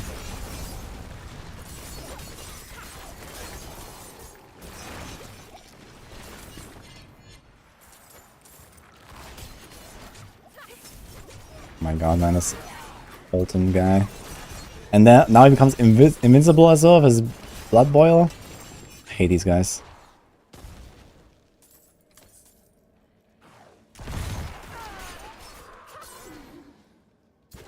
First thing, this doesn't work with crit anymore. Yeah, you don't need to go crit necessarily.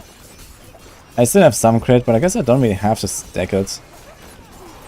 It's only for like the blended poison immune, which is still pretty strong. I don't have to go for crit that much anymore. Bursting Venoms.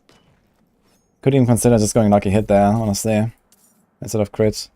Get like more Bursting Venoms procs.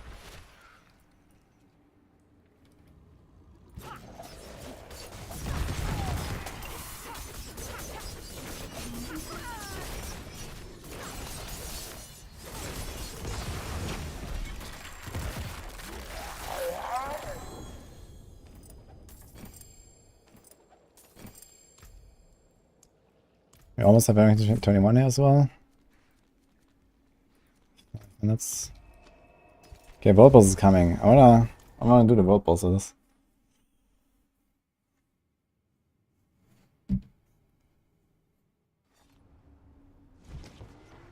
Yeah, then XP weekend, so I can re-level the Druid then. Yeah, maybe. But I still have a Sork and a Necro that I wanna do as well. And my Blue Rogue, so we'll see.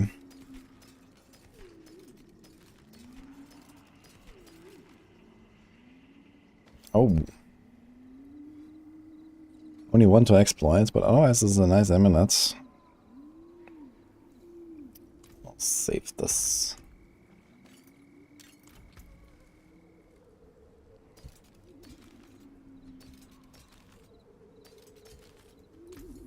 May the light keep you.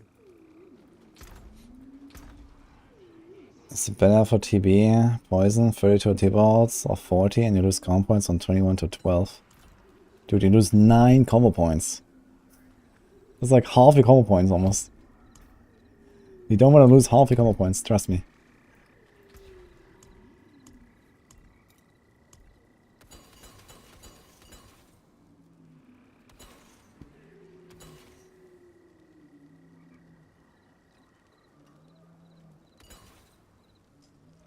Again, this is fine. This is fine. Okay.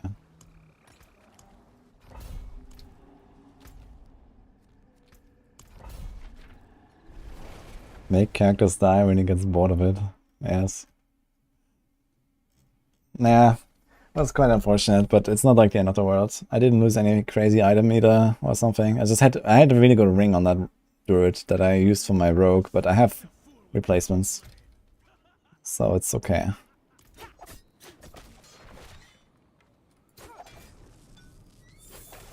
Could I advise us how to use skill mechanics on this build?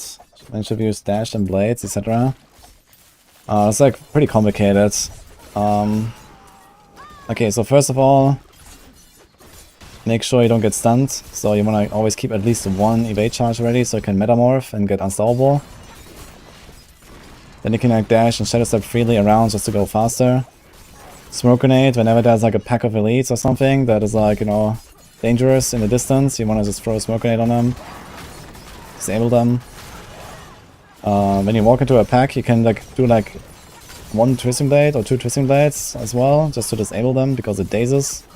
And you can start spreading your crowd controls with shared misery procs.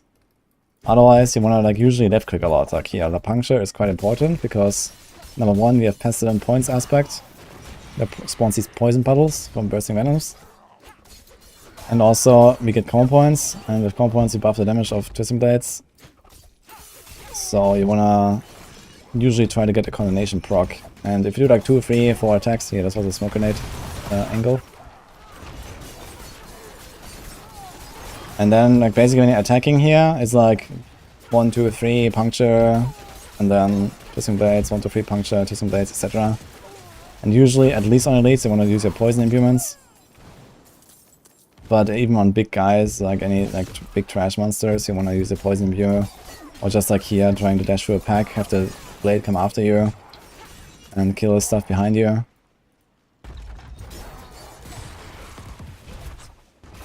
can also use Shadow Step Silence to like TP up there on like the balcony, for example.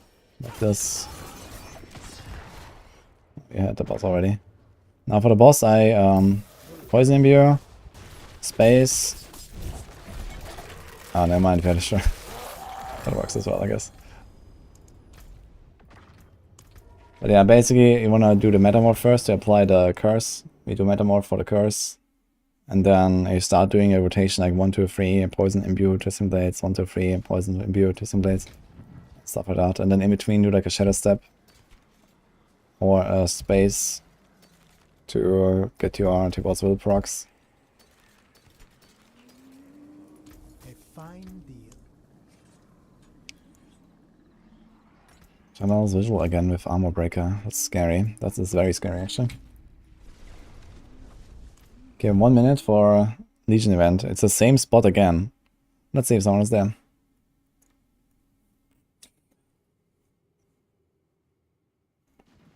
How come the fist build is on max roll? You mean the pen shot?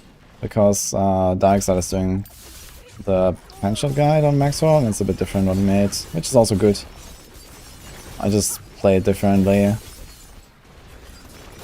He likes imbuements a lot more than I do. Oh. I have metamorphosis. On this build I have metamorph. On your pen shot I don't. On pen shot I run a cursed touch. Because you don't want to like run in there and like, you know, metamorph everything. You just shoot and everything has vulnerable from a cursed touch. It's very nice.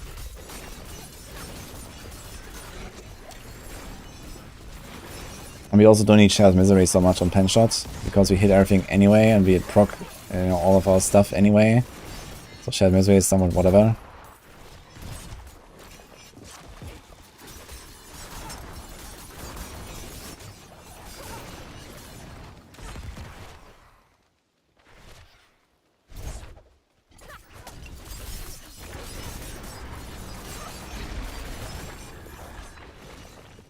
These are fast dungeons, man. Can't complain.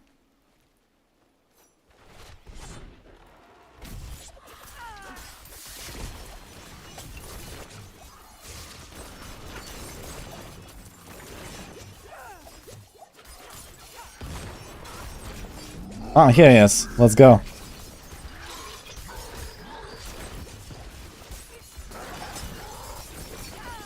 Ah.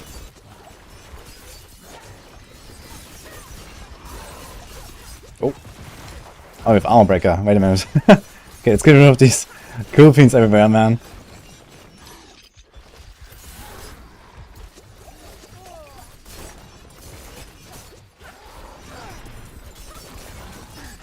Five Armor Breaker, we're tanking.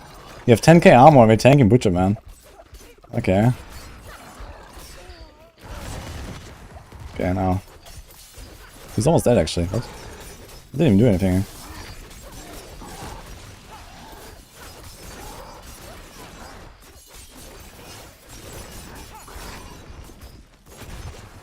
Yeah, so I mean, I can actually attack him a bit. The damage is good, for sure. Oop. Scratching my ear. Okay, I have to hurry now for the event. I wanted to try to catch the Legion event.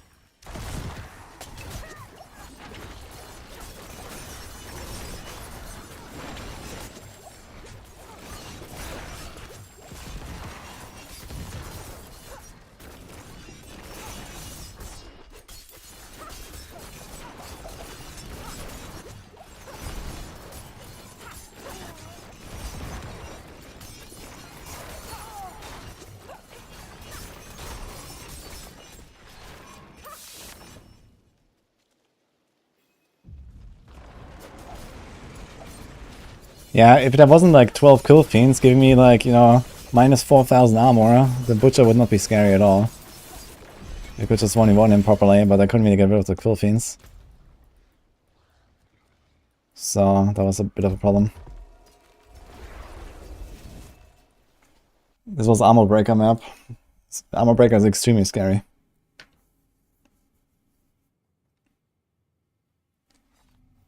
How do you find the ring? The ring? What do you mean, the ring? You mean the Varshan ring? Oh, you found Varshan.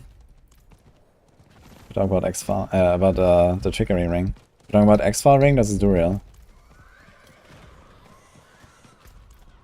Rings. I mean, you gamble rings mostly.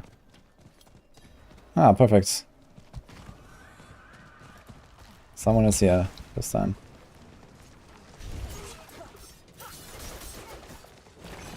Okay, Servant of Hell. Okay. Pulverize Druid pumping here.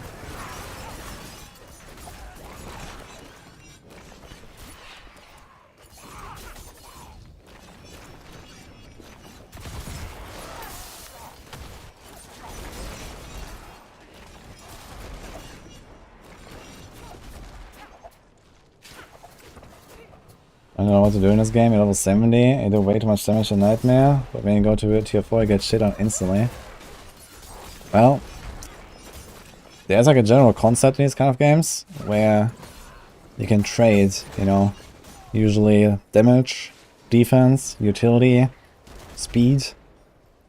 So maybe you need to do a trade with your items.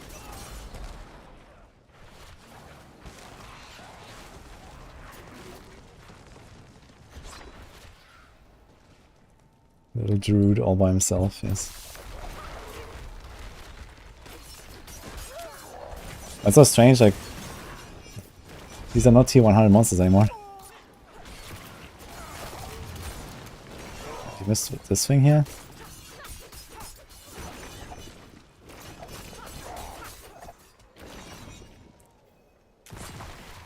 Find the Overlord. C3 or D4 more fun to play? Definitely D4 for me by now.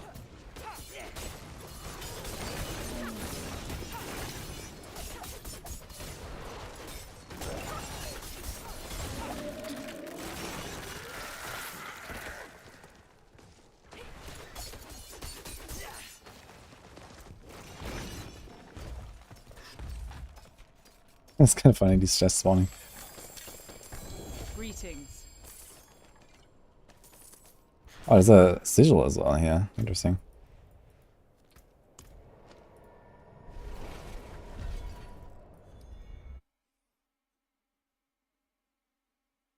Strange Druid death? Nah, she one-taps. On T100 you get one-tapped by the geysers for sure. Unless you have like some big damage reduction up or so. And this was also my Insatiable Fury setup, so I didn't have a chance to have damage reduction. I guess my other chest would have saved me. I just changed it out like a few runs before. I think triggering would ever be worth using on TB. Yeah, you can do that. You can do it with a smoke grenade, or you can also do it with poison trap or with quickening fog aspect. So it's not bad to run triggery, but on this build I don't have slots for it. Like I need exactly those 4 aspects here for this to be good. And I really want to use the Doombringer. If you don't have Doombringer, you can either run X-File, or you could also run the trickery ring. I would probably prefer X-File ring though, just for the DPS. Hello, mister.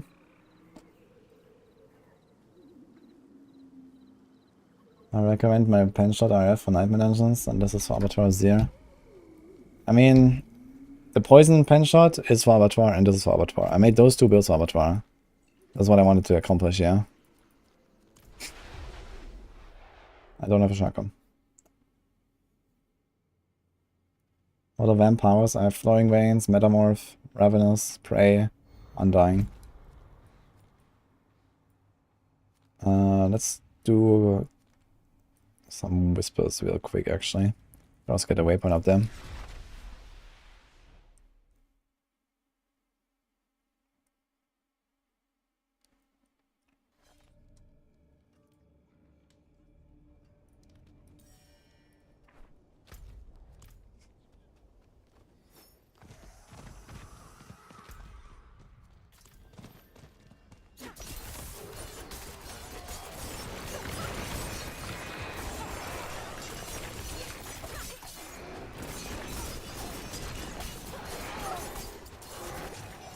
Wait, there's no harvest here, huh? Is there altars? There's no altars or harvest. That's interesting. 1, 2, 3. Okay.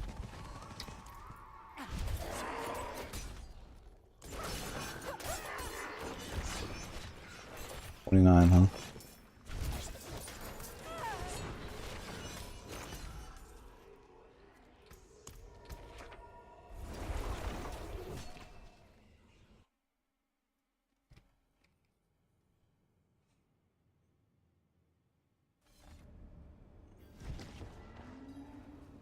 Hello, Archon. Yeah, that was me. It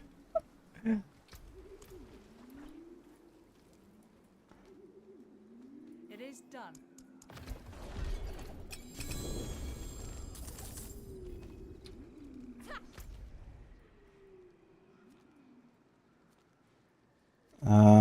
Well.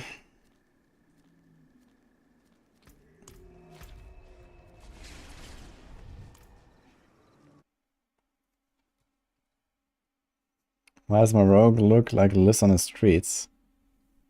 It's a rogue. You know? Like, what exactly are you expecting?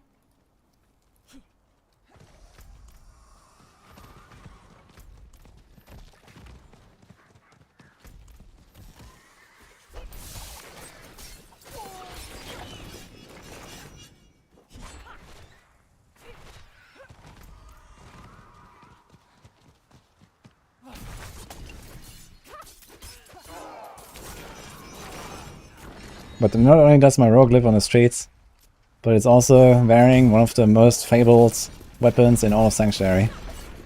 Because why not?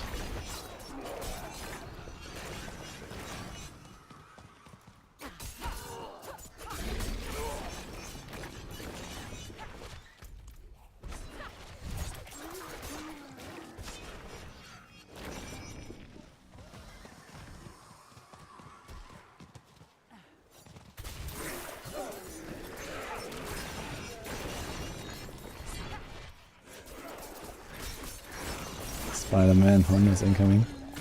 I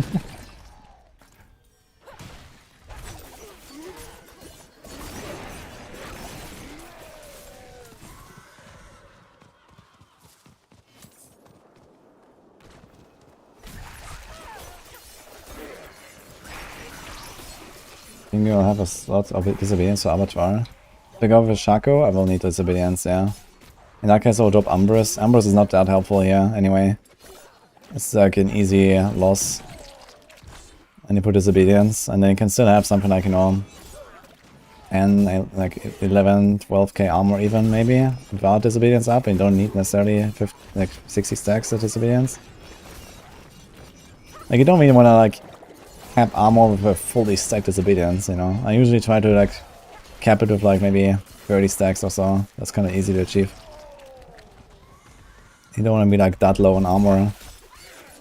Yeah, and then you're gonna be okay, I guess.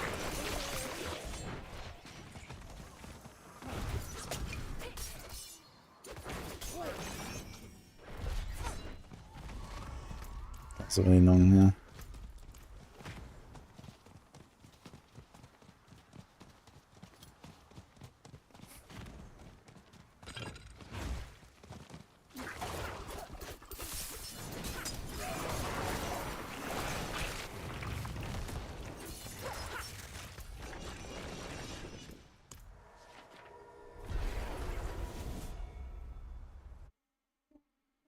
How many durians drop X fall? Well, it's like 1 in 10 or so. Yeah, armor cap will be higher, so my armor here is not enough. But I could just pop like an iron skin elixir and it would be pretty much fine without changing anything. But again, like if I have a Shaco, it's not possible. If you have T-Bolts and Shaco, like even with 2%, with 2 armor rolls, it's not possible to hit 15k armor. You need 15k armor. That's not happening, I think. So you need that disobedience.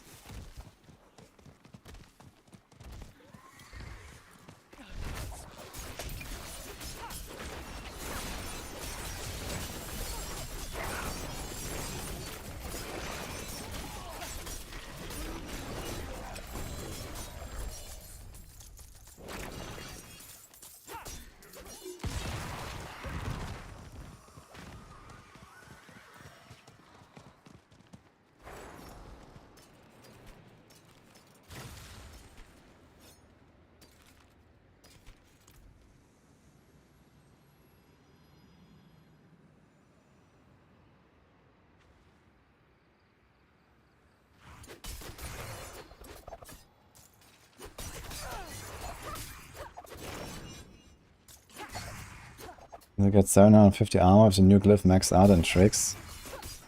Yeah, but you're not doing that. You know, a cheap shot board exists, you know?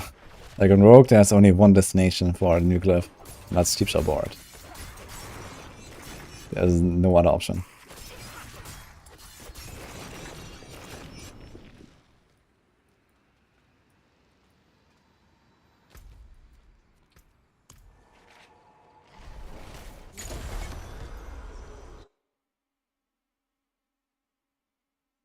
Check Twitter. What do you want me to check? Twitter is a pretty large platform. I might not find what you want me to see. Hi, Clyde 87.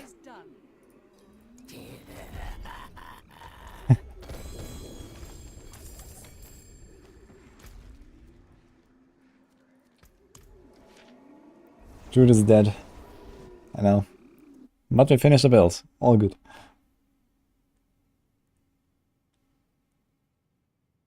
Yeah, I changed the title earlier as well. We're working on the Rogue now. And honestly, I don't think there's too much more to work on. Like we're kind of like there with it.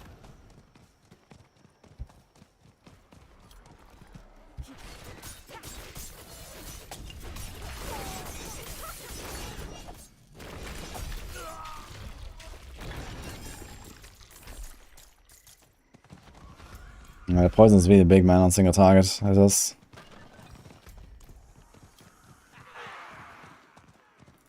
Like, this build definitely wins on single target, I think, for the longer fights, if I can tank the bosses. If not, then, yeah, Penarif is still fine.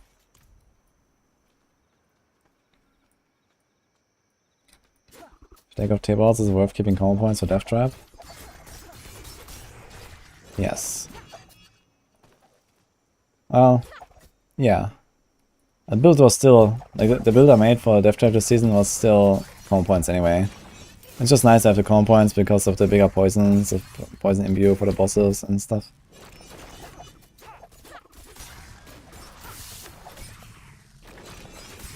Work on Grandfather and Banish Talisman. I might try that stuff actually. Overpower double swing. Sounds kind of weird, but maybe it'll work actually. Gotta move accelerating.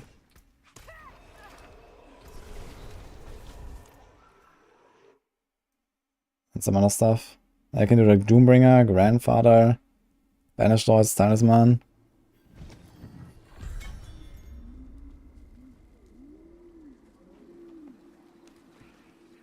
Yeah, with Banish Lords you can definitely do easy one-shots on the bosses.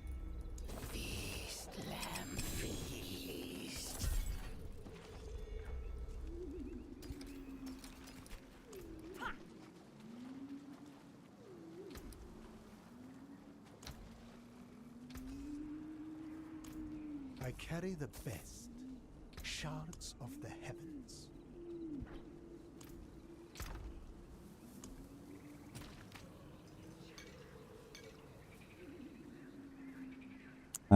Who had Condemnation? Varshan, actually. Let's do a bit of Varshan. Let's convert some of these.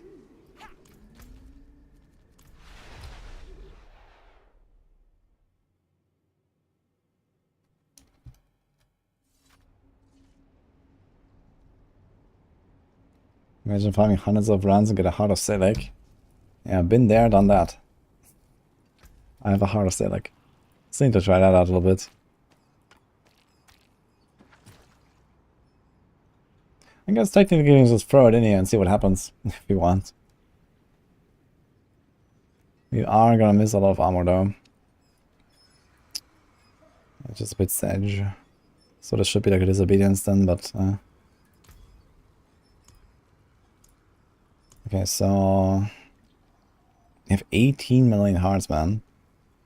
Are we just gonna convert the hearts into the other stuff, or what? It seems like I consistently get more hearts than the other stuff. So, I guess just craft like 4 and 3. And then we do 10 runs. Perfect balance.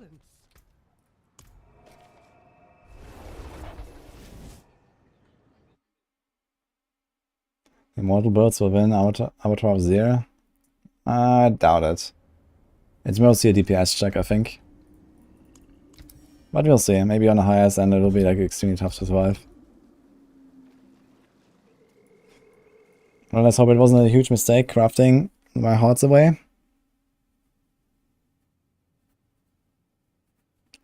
Fury. I think I have some of it in my playlist.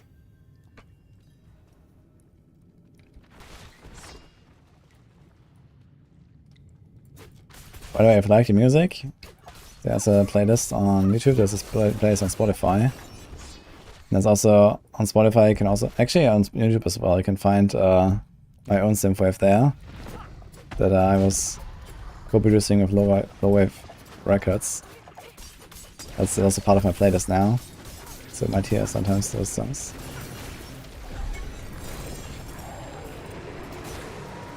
If you're big fans of synthwave. Oh, no item.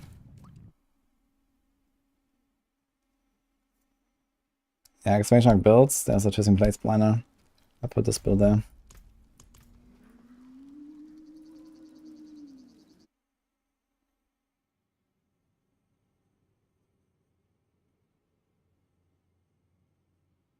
How's that good Varshamats as Legion events on World Boss? Yeah, pretty much. Oh, speaking of World Boss, 20 minutes. Okay. I want to catch that one. I want to see this build on the World Boss.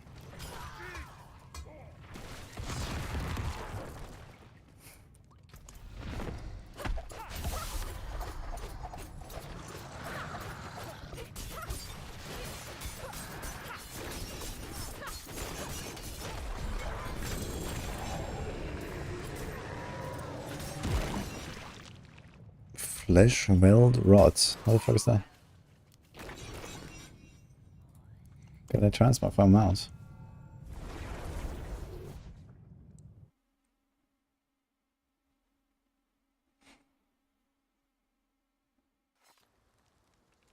Yes, Piling Worst, that's exactly what I did.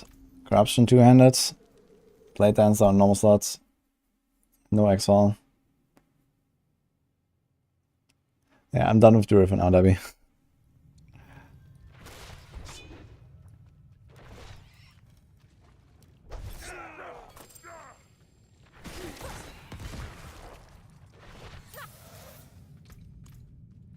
The universe was done with the Druid.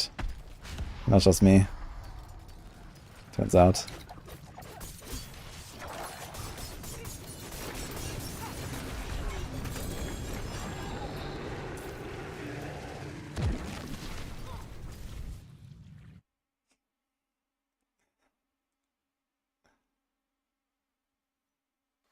Hello, Niridina. Glad to hear that. Which one are you using right now? Thank you.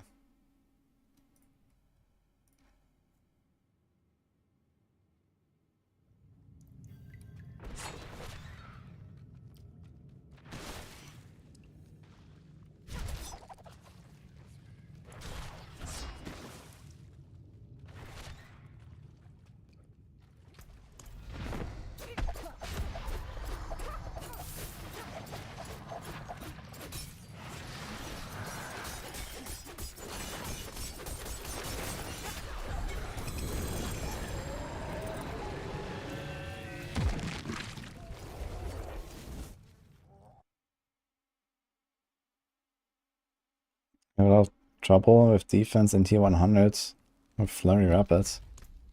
You shouldn't have, honestly. It's a pretty safe build. You can do a closer glyph instead of chip, that's an option. Gives you like 10% damage reduction most of the time. But then your rapid fire is not buffed and you lose a bit of damage. Maybe you're not like stunning well enough. Like if you can survive really well when you stun with Flurry. Like you wait for a target and then you stun with Flurry. It's a pretty good combo. That's how you stay alive in T100s. And you just stun everything basically.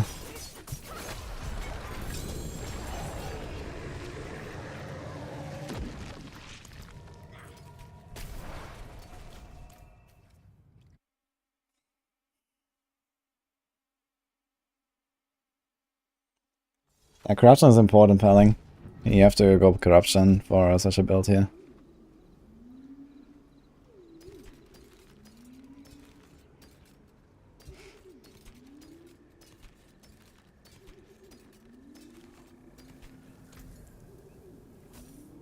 Come back and see us.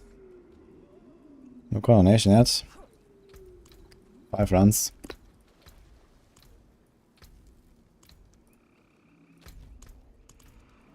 I might as well do Varsham rotations. Or actually, which other boss does it? Beast in the Eyes. Drops coronation, apparently.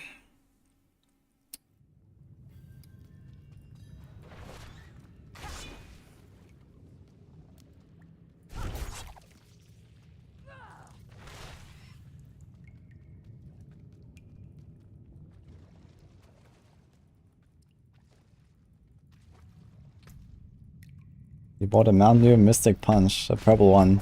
I actually had one of these on BlizzCon. I gave them out there.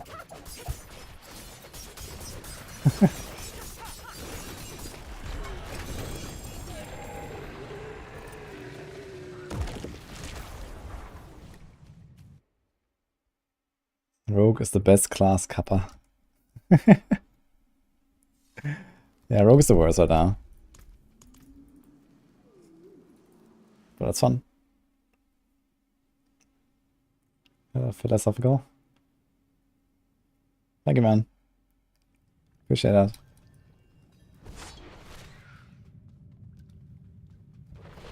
Is Rogue the fastest paced class? Yes. For sure.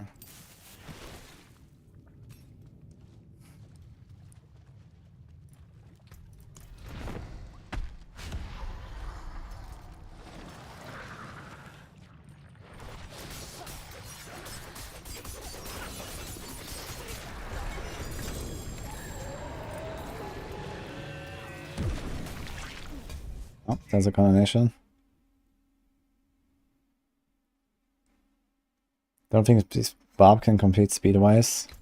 Oh, Barb is actually faster. The double swing build is faster than any rogue build.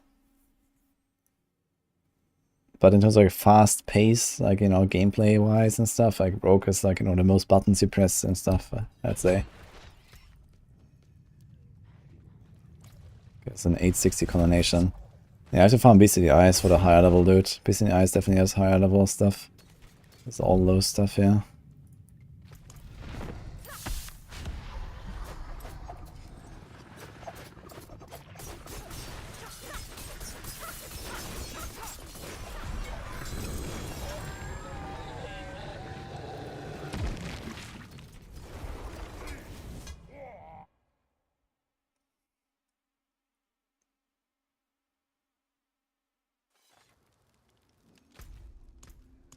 Might does Barrage Diving build not have a slider for the skills?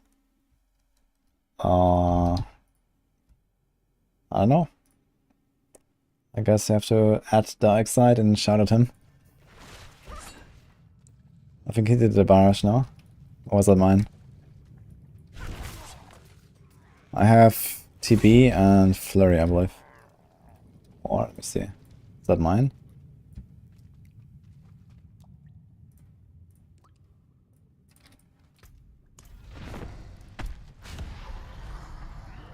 Yeah, that should be a slider for sure, so.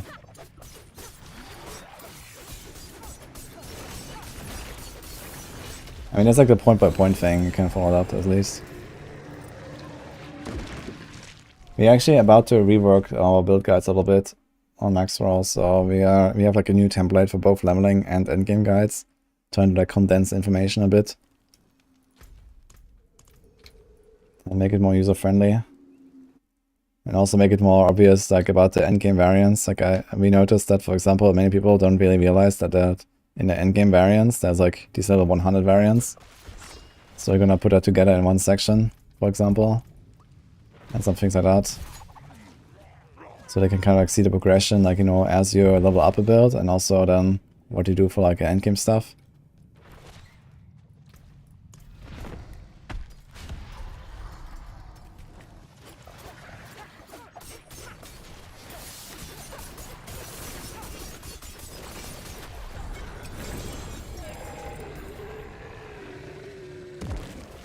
Yeah, that was 10 runs. Okay. No double drops.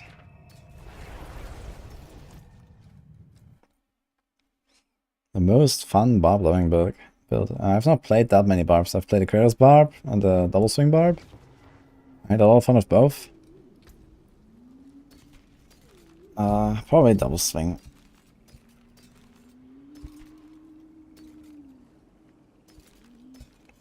Okay, that's also very poor loot here. Very good. How's my beast in the ice situation?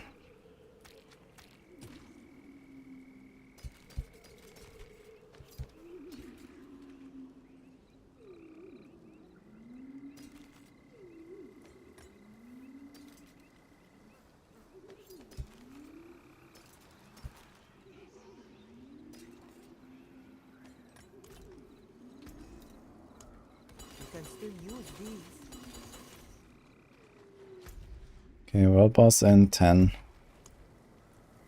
Let's run some beast in the ice until then, I guess. So like 5 beast in the ice or something.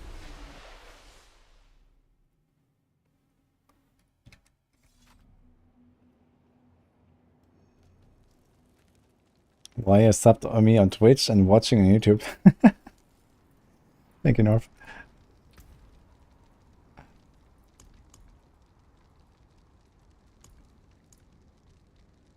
Until spring. Is that all the distilled fear I have?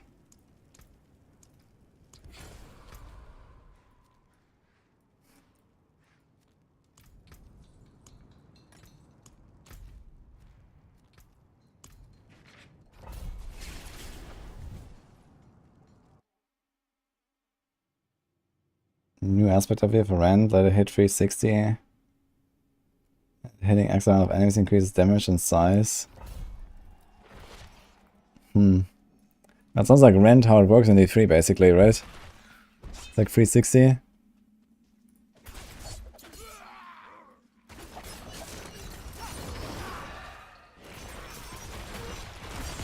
Like no reason to like fight anything here, I guess.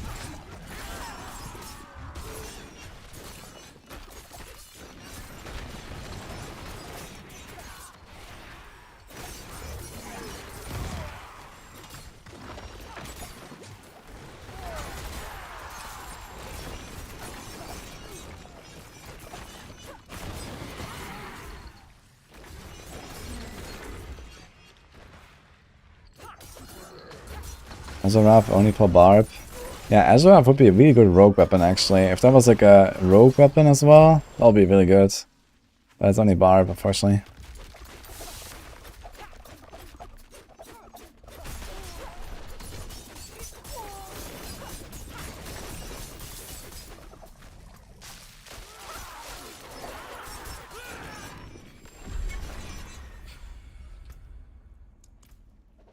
Loot.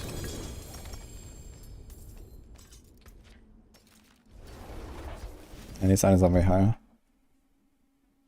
My emerald is armor damage reduction, distant damage reduction, and exploit. And Umber's aspect.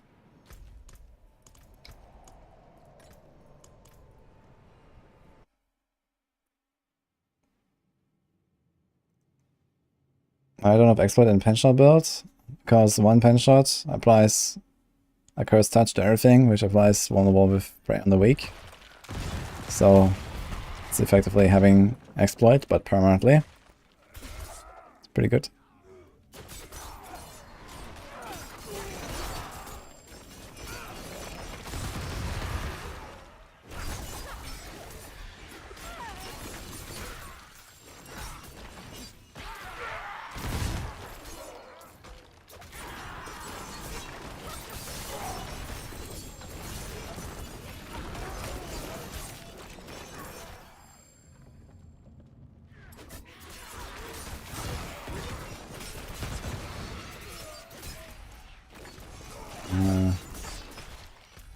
Okay, a bit lost there.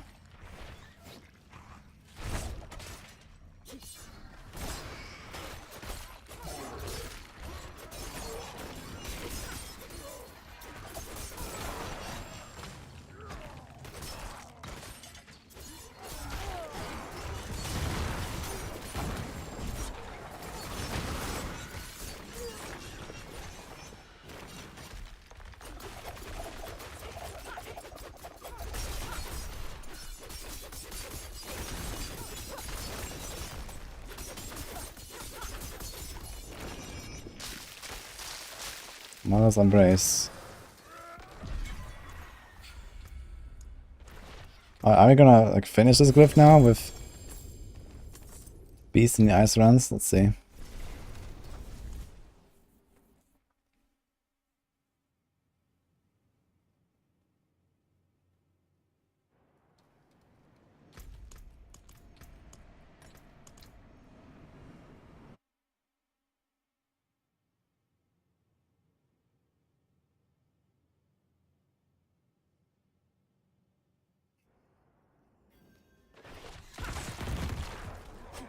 They really likes to argue today, it seems.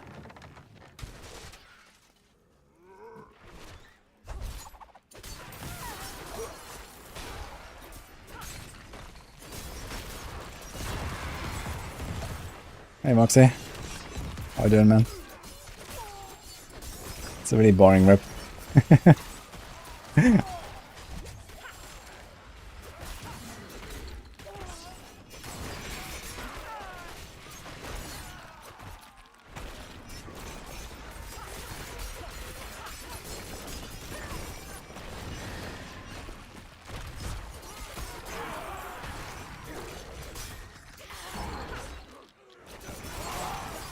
Boy, that cry is still. The Druid has died under his watch. He wasn't there.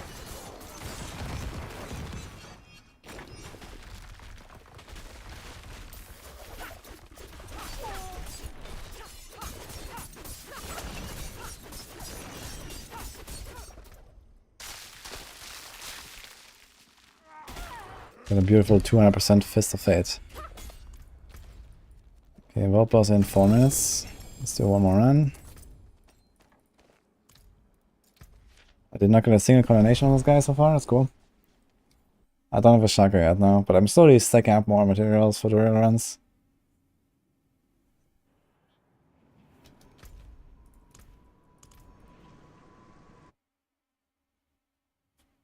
I can never not do it super fast XP buff, that's true. But I also wanted to do a Sork and a Necro. I want to play like every class at least once in the season, I think. So let's do that and then we'll see. Oops.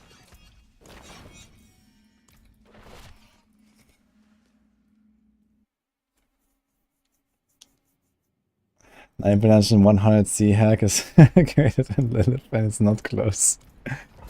Actually true, man. I walked up to Lilith and just clapped her like... And that was it.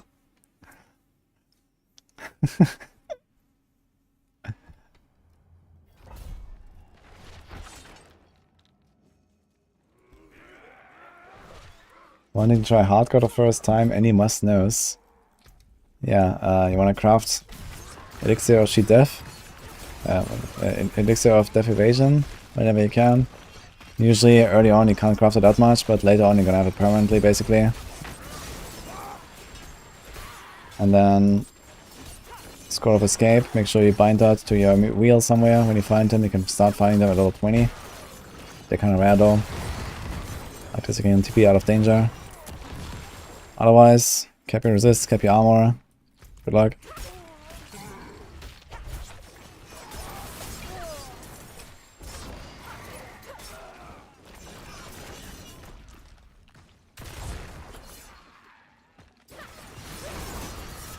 And don't die is a good strat.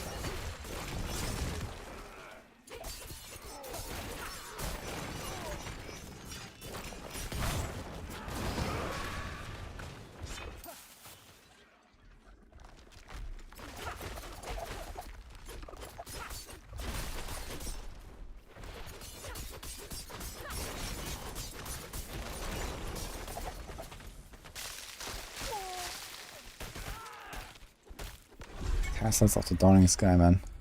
Oh, you're missing one run here. Yeah, is it one run? Oh, I got a dagger, finally, no last one.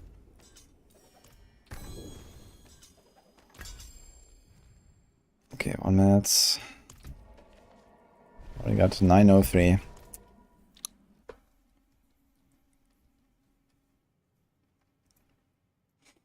Be wired, not Wi-Fi. That's a good tip for hardcore.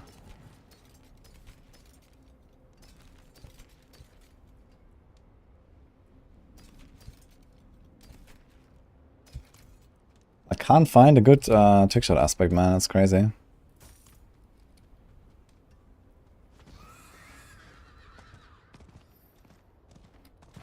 Never knew I was on hardcore this whole time. Welcome to the stream, my friend.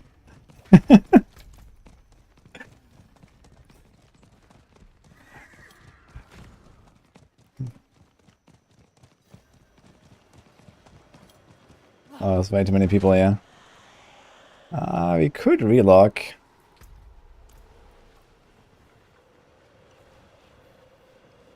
I'm gonna try and relook anyway afterwards. It's gonna die super fast and we might get a grotesque debtor.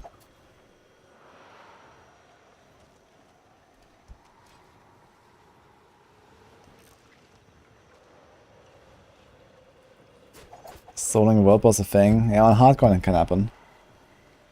I don't use disobedience, I have 30.1k armor here.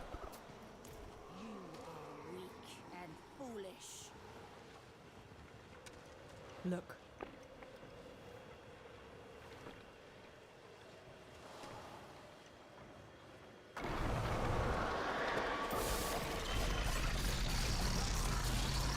I don't practice disperse events here. I see one, but it's not mine. F. Oh, here's one. Oh my god, it is so laggy, what the...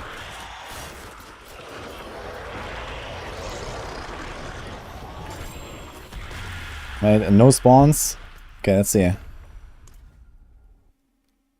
Gonna try to go into another instance.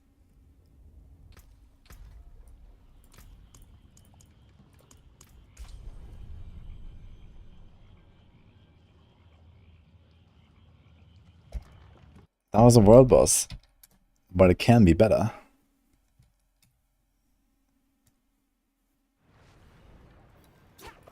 Oh, hello.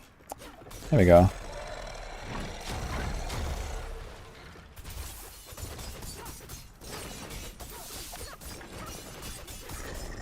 Oh my god, where is he going? Hello?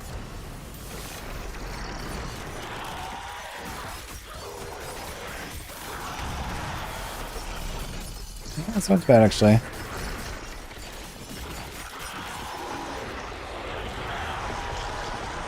That is around 220 million. No loot. It's quite funny. Alright. And if he was standing still a bit more, then he would have died way faster actually. Oh, we got juicy overlap there. I think I'm gonna go into the barb though and do that.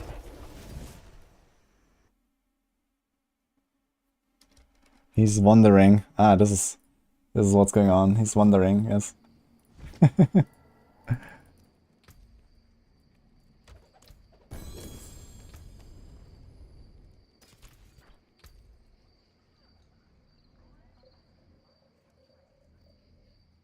That is actually pretty good.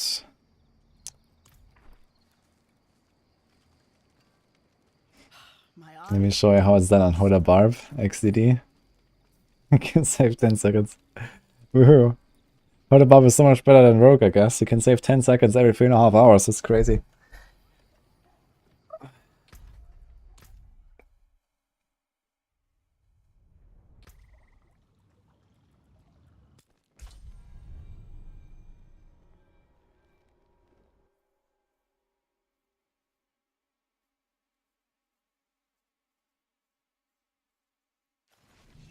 We all logged and came back in the same shard.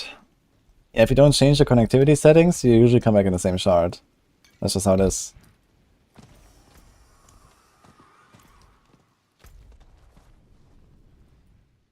Wait.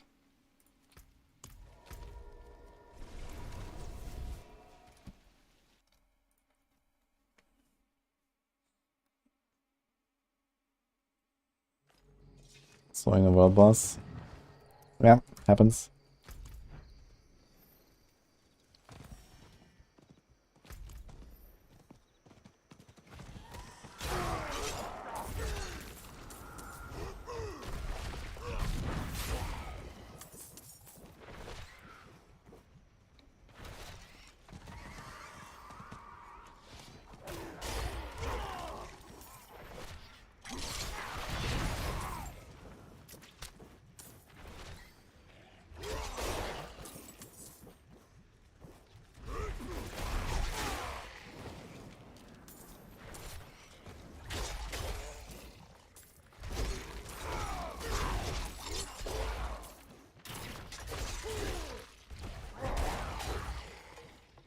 You have to do villagers?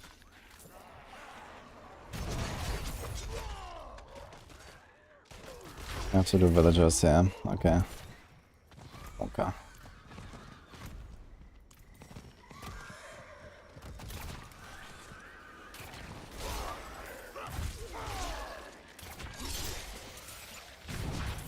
Can't wait for overpower nerf.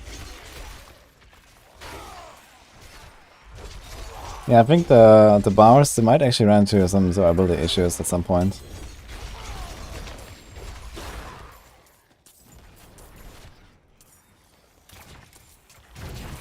Potentially. Even though they're barbs, but maybe not. But then you don't one-tap everything anymore if you're Hoda. It might actually become scary at some point, I think.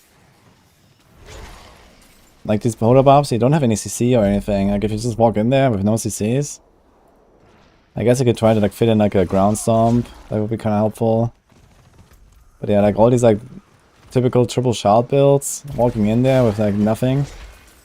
I think it could actually run into trouble.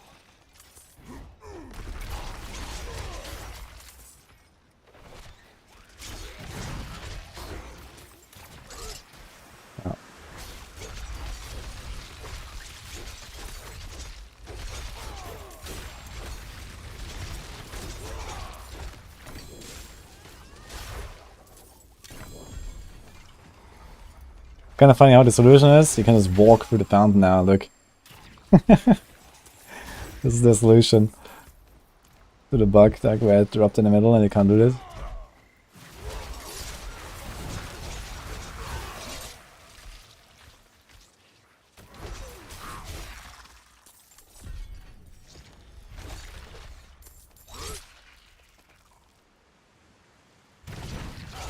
Yeah, I mean, it is a solution, I guess. It's just a funny one.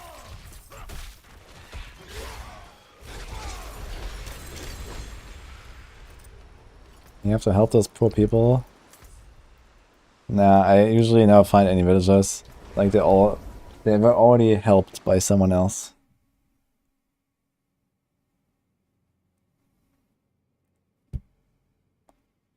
You could loot it by leaping over it with a barb. Oh, that's actually pretty creative. True, I think you loot stuff a bit below you. It is done. That's good.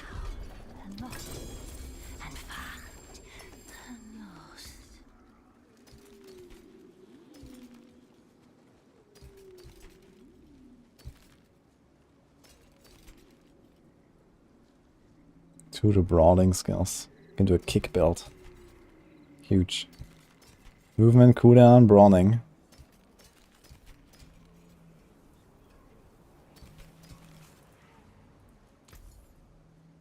Oh, I can try one more thing on the rogue though. It's just a matter how to say, like, I'm gonna do that for a little bit. See what happens. I don't really have like good energy recovery though on my rogue. I don't have like any resource aspects. I don't even have innovation spec. I guess I can at least do that.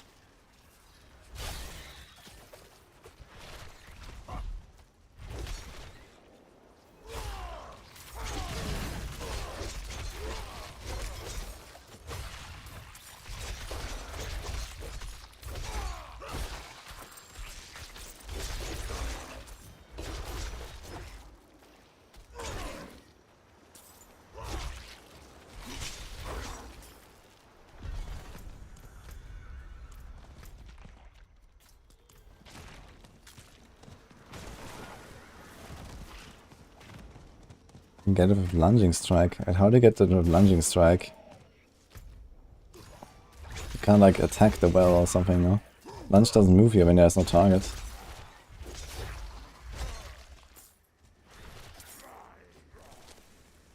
My druid die for content. Nah, I don't die for content.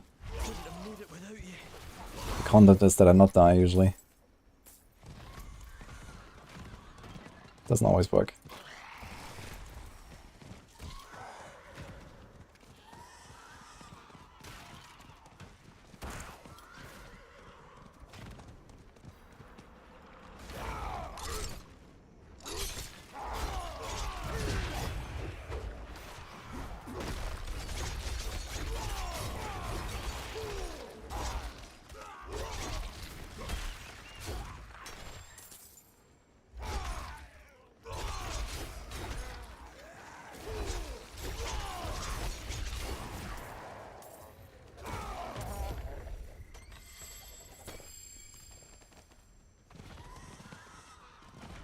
Could TP anytime, yeah. I just didn't expect to die. And it was like the last thing that I wanted to do in that build before I retired. So I was just like, became a bit too reckless, I guess.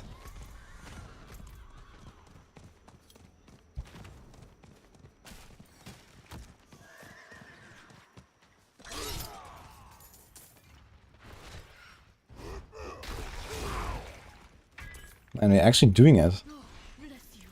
4 villages. 3. Never mind. Wait, how's it 3 only? Didn't I click like 4 already? Uh-oh. I guess we're not doing it.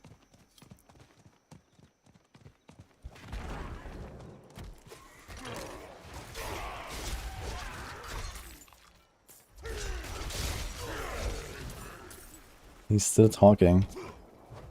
Apparently. But who knows how much longer.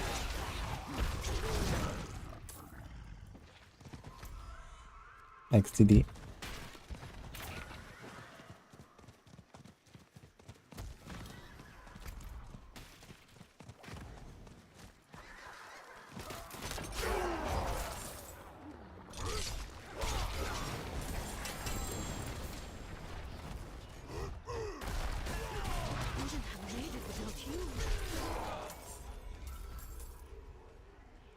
What's the most efficient way to farm dust?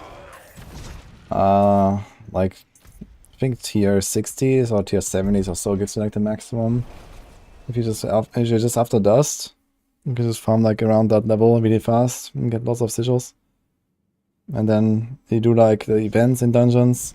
Events usually drop sigils and butchers and stuff like that, so.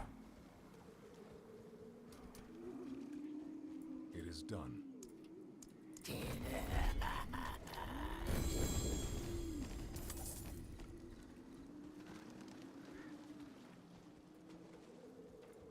Okay.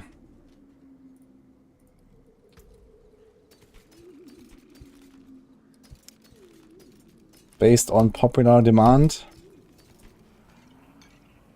we have to take action. Have many fine pieces. A fine another time.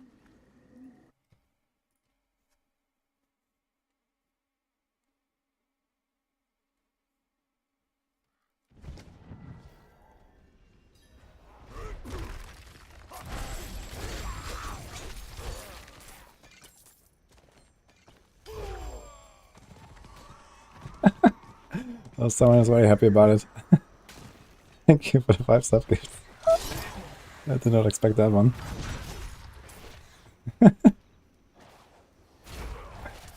Nice nickname, by the way.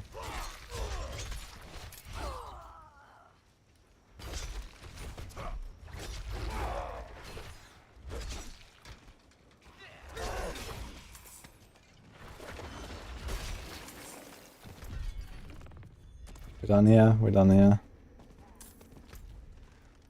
Okay. Melted half static time, let's try it.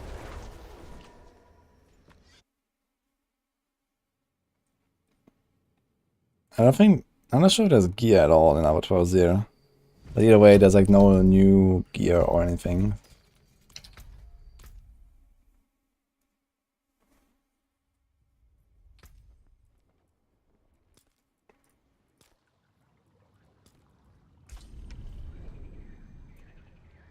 I guess we could try Metal Aesthetic more easily on Penshot than on Twisting Blades. But on Penshot we also have much better value from Umber's aspect. My eyes can only watch So, where's the thing? Did I put it on the mule actually?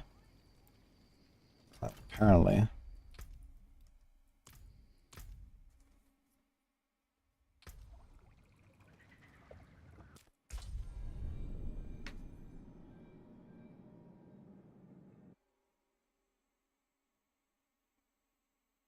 Get rid of cheats, use shared misery too. No, shared misery is pretty important. You want to keep that. Cheats is the one you want to drop.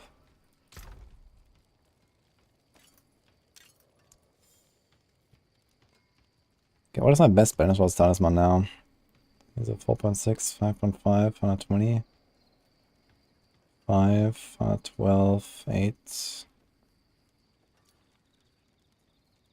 is it actually, we only had 3. Okay, I guess we save this one.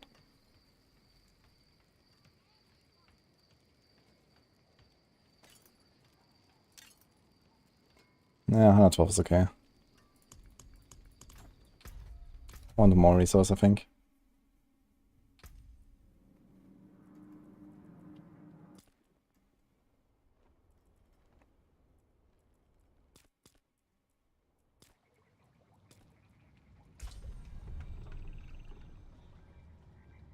Druid or bar for beginner? They're both somewhat beginner friendly, I'd say. Bar was probably like generally a bit easier, but now. My eyes can only watch so much. Got all Ubers in less than 300 runs. Oh, that sounds expected actually. Congrats. Not too expected, but it sounds like around the average.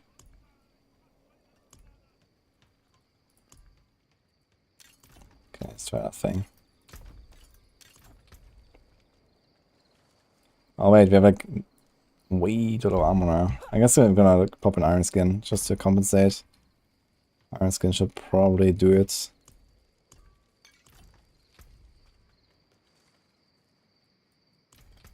Got about the percent armor roll. This thing is all stats, core, damage by healthy, And resource generation. Resource generation is actually a good mod, but the rest, man, blech. Are we buying or selling?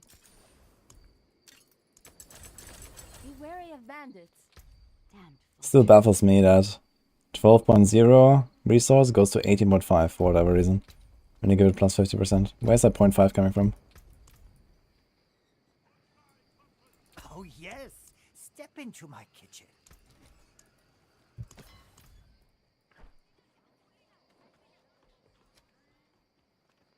Doesn't Shared Misery proc the damage reduction for cheats? Why do you need the CC if you don't have the damage reduction? You need the CC so that enemies are CC'd and don't hit you. And also there's the Wiles Paragon node on the cheap shot board that gives you damage reduction from slowed enemies. You don't proc your slow on many targets that easily, but the Shared Misery can spread it very easily, and also the days from the Twisting Blades. It's not just for cheats aspect. Okay, let's see.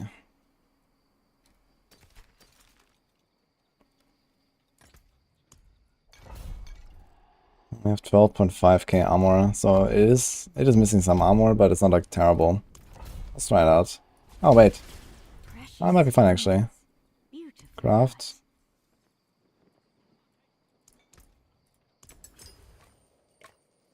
$12.9. Okay, that's almost where I was before. So we lost one armor roll, I kind of scuffed one, and we compensated with Iron Skin Elixir, plus minus.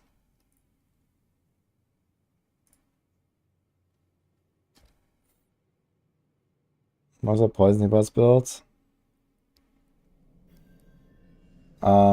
It's this one here that I was working on earlier.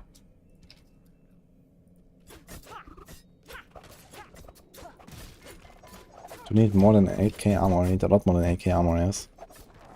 13.2k, 13.3k right now is what you want. We have Avenger on this map.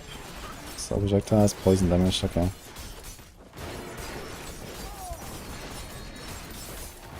Oof, man. Oof. Resources. Oof. I'd like to try this on Penshot actually with the lucky hit man. And innovations give me like resources all the time. Speaking of, somebody take 2 more points there. Let's take one there. Can take this one. Yeah, let's try this. A bit more lucky hit now for some resources. It's a common point build, so I can kind of make use of it, I guess.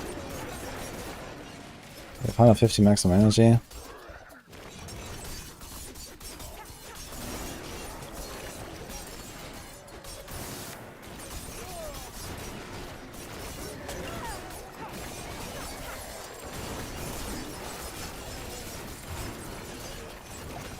Kinda interesting actually, how it's just like not losing HP.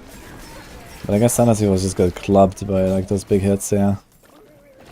So when I have full resources, I have 150. So 50% of my life will be extra as a barrier, basically, as a shield. It does so little, man. It's kind of interesting, like how little Meltdown does, really. Because you can just have an amulet that has like damage reduction from close, damage reduction from distance, and a defensive power, and that actually is just more than that, right? Like you need like an insane resource pool to even make Meltdown good, I feel. Without the fact that it sometimes just turns off my damage completely because I have 0 resources.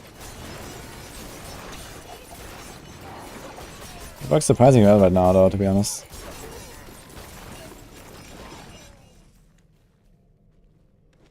It's kind of funny seeing your resources drain like this.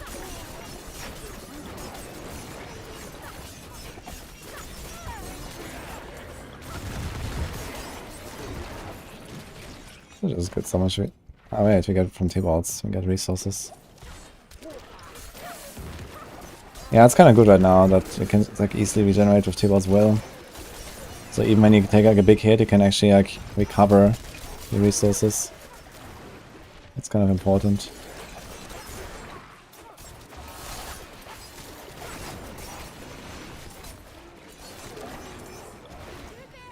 You there? I really don't want to help them right now.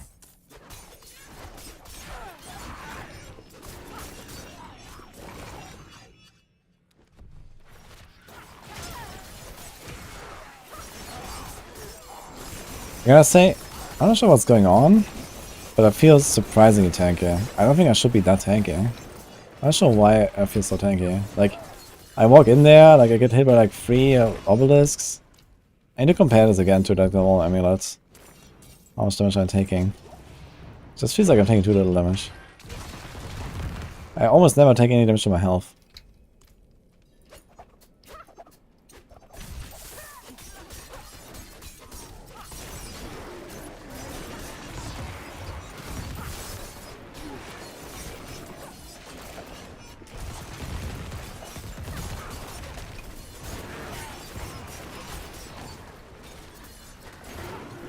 It's kind of surprising, considering that. Like, do you ever drop below 50%? Maybe I don't.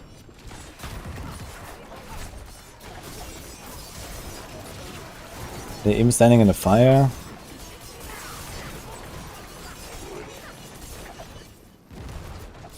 I should try a molten explosion. See what happens.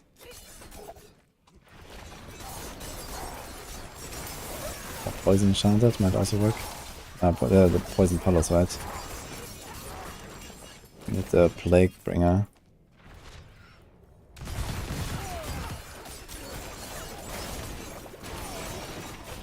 Yeah, even those explosions, they take like 10% of my resource or something. That's very little. You know, it's like 15. It's like you know, not even 10% of my life from one of these explosions. That seems like little.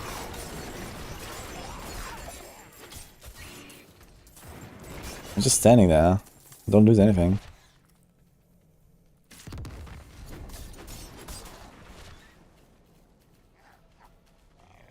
Even the lightning thing on the amulet on the okay. The lightning storm? I can try to tank a lightning storm, yeah. To get in sigil. Usually I establish them.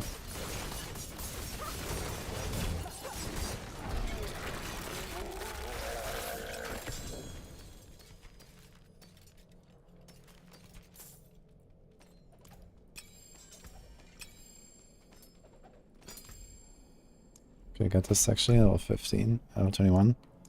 Got else Bane, Ambush, Tracker, Snare, Night Stalker, Confusion, Canny.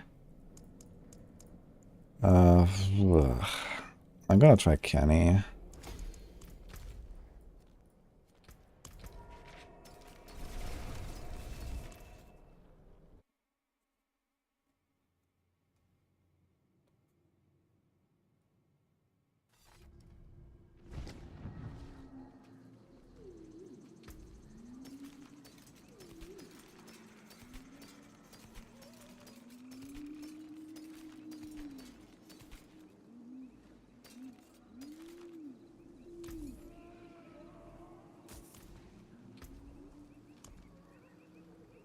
He's a Blood Blister. Should I try to tank a Blood Blister? See what happens. I'm gonna do it. Not even armor capped. What's the fastest Helltide farmer build? Potentially something with Oculus on Stork, I guess. But someone told me that double swing is faster than ball lightning, so I don't know.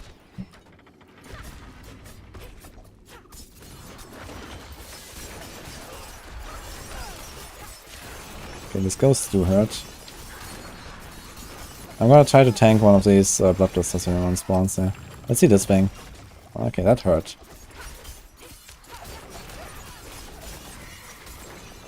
Can't get a blood blister to spawn.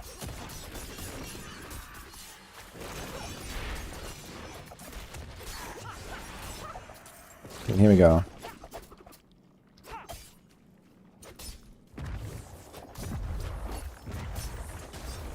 Okay, that broke me. So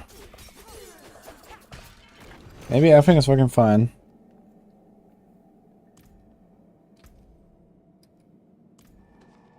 would be hard to test. You would have to test this like I don't know how. I have to find like some monsters and see exactly how much damage they deal to you, and then like you know try it with it and without it and stuff. Maybe everything is fine. I thought I would have easily survived the Blood Blister, but I don't. That's kind of funny. We had Might up.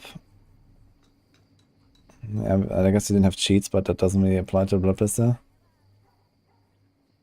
Yeah, I also thought I would easily tank it. So I guess...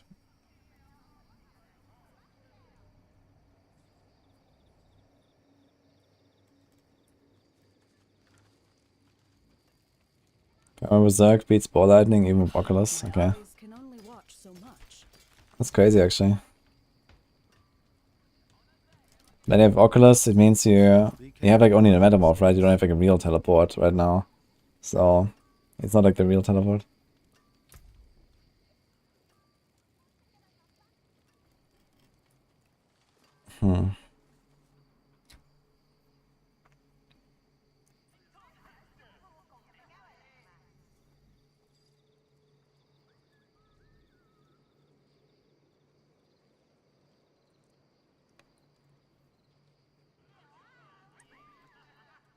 How can I get like a lot of resource generation on the rogue besides resource aspects?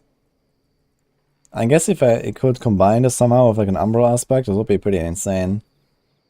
Because you have slow and days, and you could potentially even like throw in some other, you know, can do like chill with penitent or something.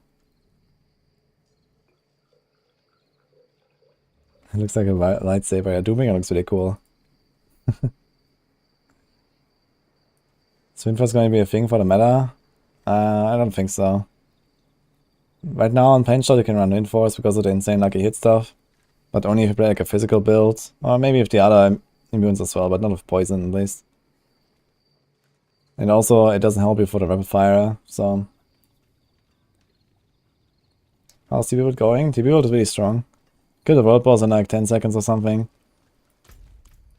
So, kind of like as expected right now. I'm trying Melt Heart of Select right now.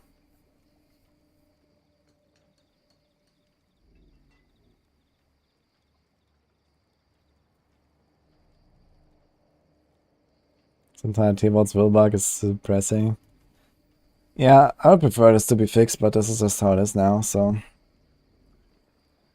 I did like all my tests early season without this, so I still have like all that footage like saved up and stuff, so when we get to season 3 I can use that.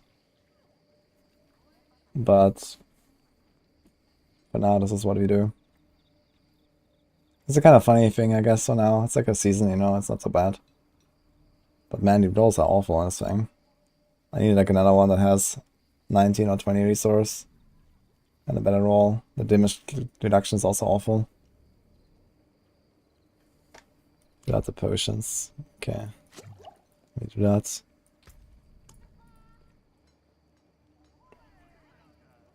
Don't really even know when the sigil eye is just open there anyway. So let's do this.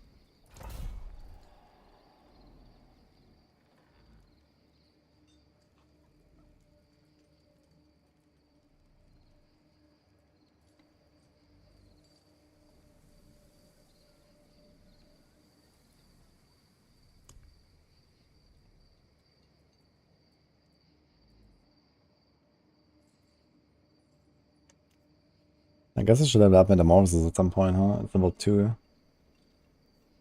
probably no build I'm gonna play that doesn't want to have this level 3. Iconics. Yeah. Wudijo, kaputt.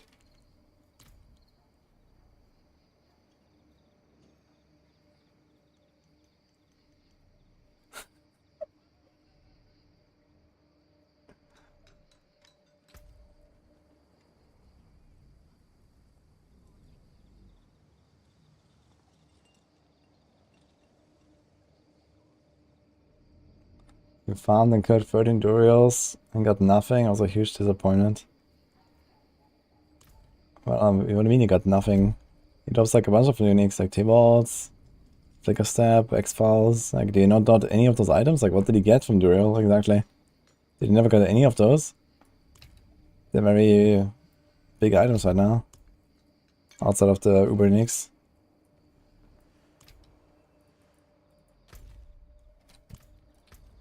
Actually, I opened another sigil, but my portal is still here. What happens if I go in there? Is it just like a normal version of the dungeon, I guess?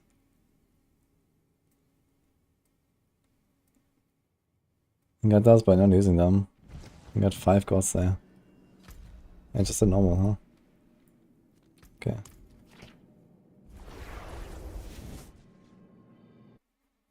I didn't want to sacrifice the druids. I was just not aware that there's a slow on the puddle. And I think I pressed space even, but my evade was still on cooldown because I never attacked. I had attack reduce evade cooldown. And then I died. Kind of funny scenario.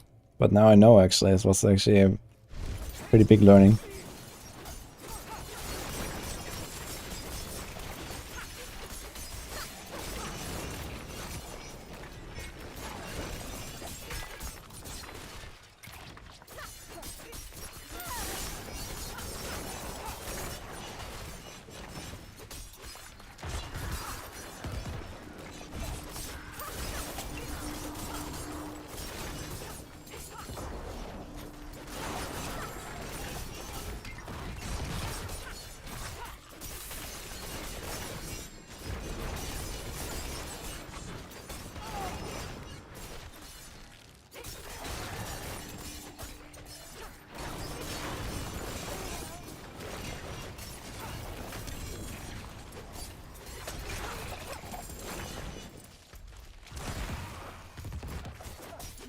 Left side better than normal TB? Not really. It's like roughly 1/4 of the damage, but you can pull stuff in. That's basically left shot right now. But you kinda want some damage to like melt those T100 bosses and stuff. For normal monsters it's actually fine, like just doing T100s. The Abattoir is actually probably the best without T-Boss Willbug. I think just getting through T100s easily, the Abattoir is probably the way actually. Outside of the boss fights being a bit slow.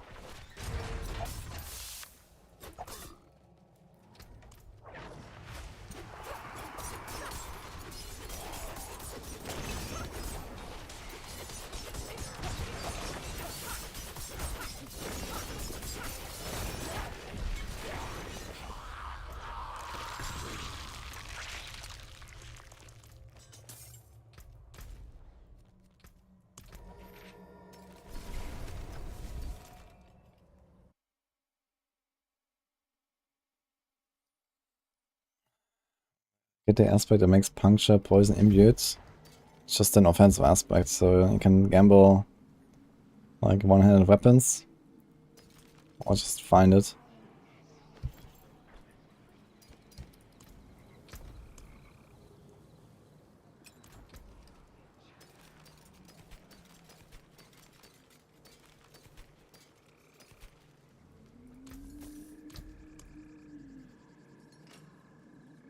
Whispering Waltz.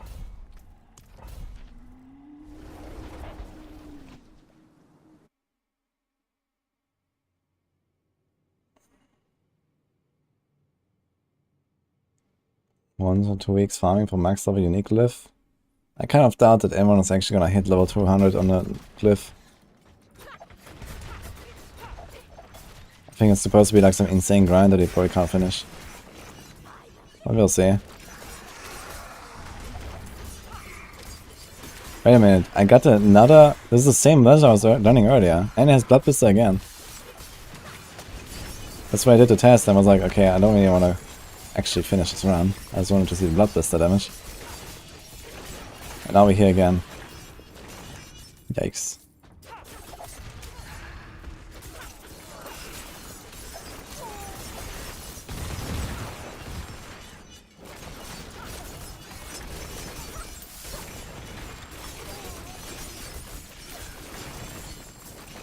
Yeah, honestly, I don't know. I don't trust this Minotaur of Static very much.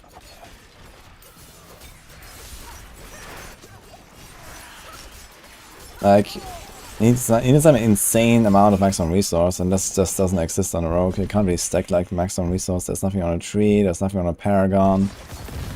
It's all worthless. If like in a side builds were a thing, maybe I could do some funny stuff here with Minotaur. Just become invincible for 4 seconds at a time. Because why not? But that's not a thing now. I might like do some shenanigans of inner sight just for the fun.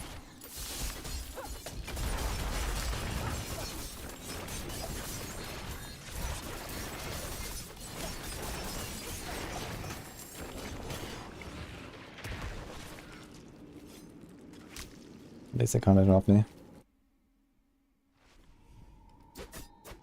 Let's go out instead of doing with TB Rock. X-Far Ring.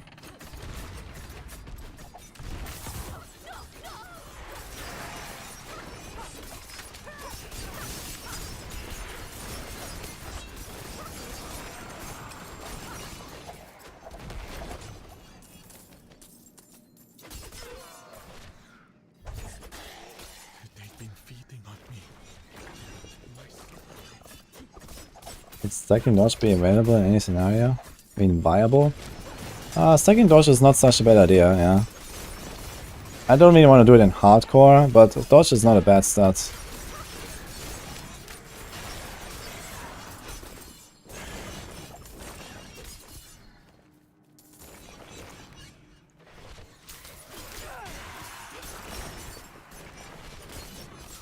How much Abattoir? How much armor for Abattoir? 15k.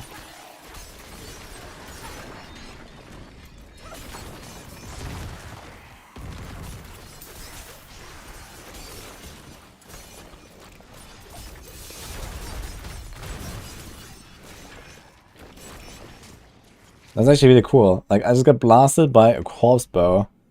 I just keep chilling. That's really awesome, man.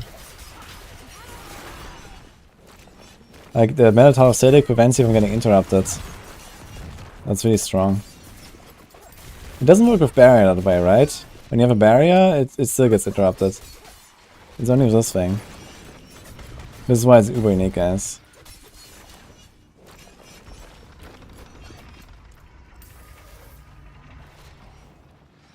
$15.4k with disobedience. That seems good. But you have to see that disobedience is the same category as normal percent armor rolls. They don't multiply. So if you have 9 point something with an percent armor roll, then you don't hit 15.4 necessarily. If you just did like easy math there with like multiplication.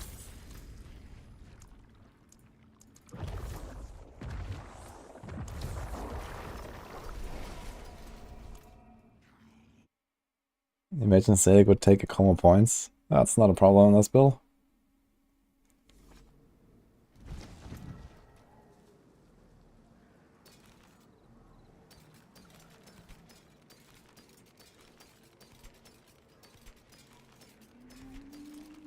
Precious stones to catch the light. Come and see. Life and small.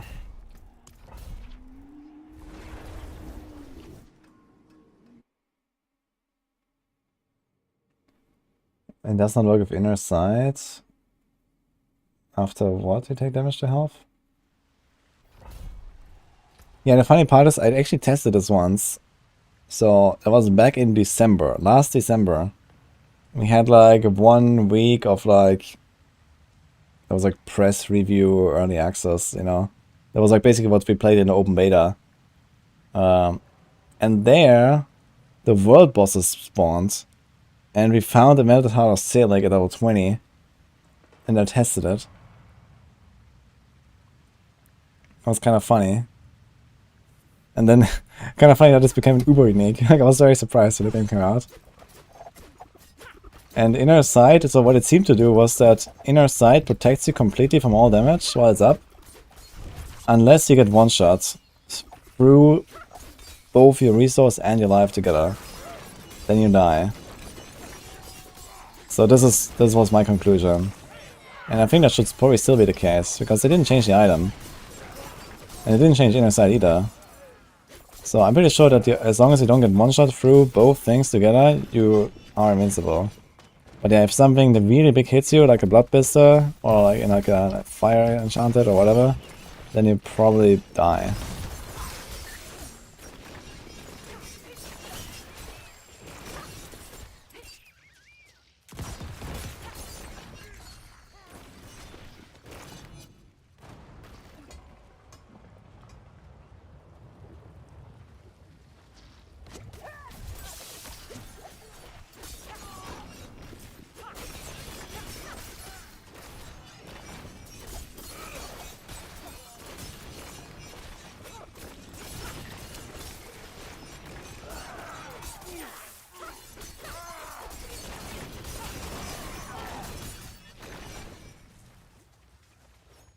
Oh, I don't have to dodge the B. I can just tank the B and keep channeling.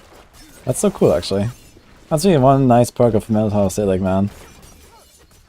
If that thing actually gets like some better stats or so, I think they need to like balance it a bit more. Like it's like too, you know, too high roll, I guess, on like barbs and stuff like that. You know, like if you have like 400 maximum fury and like insane fury recovery, it just seems like too crazy.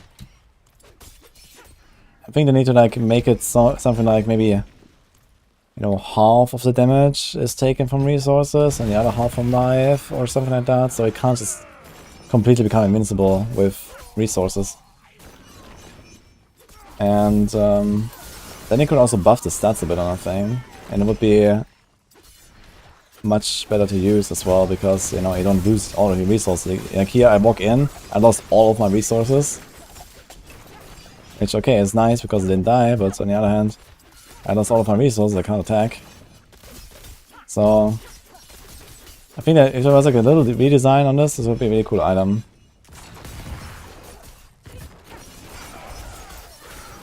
And it would also like functionally make it a bit different from Barrier, if it actually, like, for example, only takes half of the damage taken from your resource instead of all of it. But now it's just the Barrier, basically.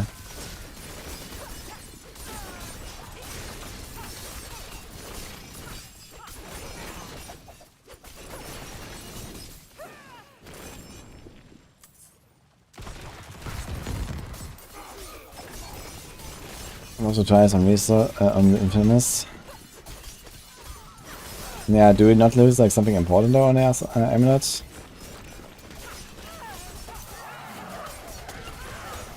I think we don't have that many slots.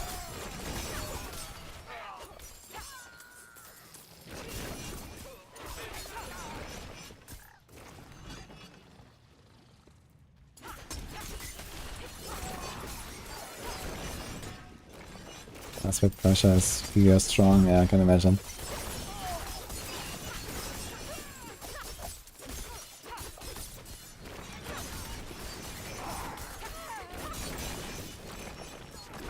Select would be top on Frenzy Thorns. Yeah, it's kind of weird that, you know, on the Frenzy build it has its dedicated amulet, you wouldn't use a Frenzy amulet. But I guess it's like a Thorns build, it kind of makes sense, because you don't really care about the Frenzy ranks and stuff. Or even the attack speed necessarily, right?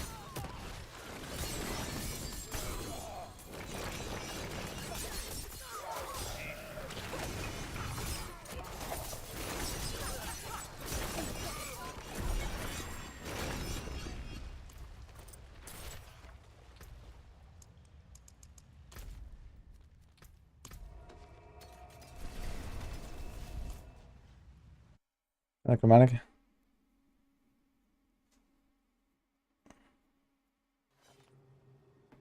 Bugged Helltide. Try to relog or try to go to the other zone. I don't know.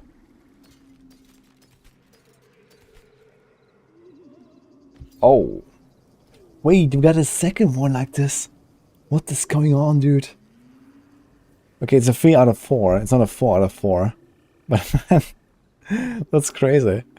If you roll like any of the damage reduction mods on this. Where's my other one? This one. Here's a 4 out of 4.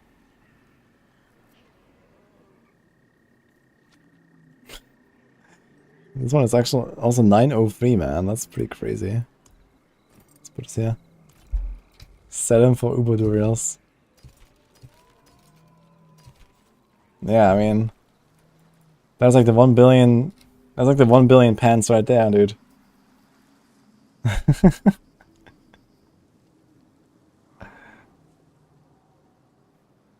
Yeah, of course I can't find it upgrade them. What do you expect? I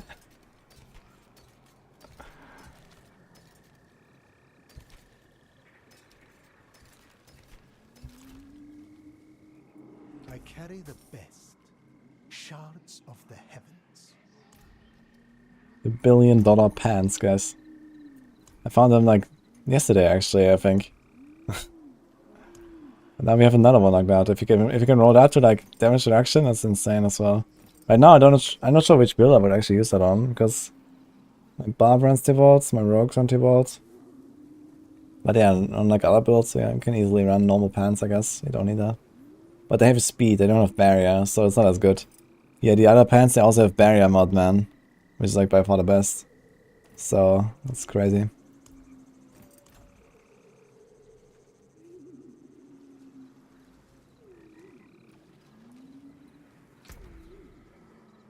Yeah, 4 out of 4 in barrier.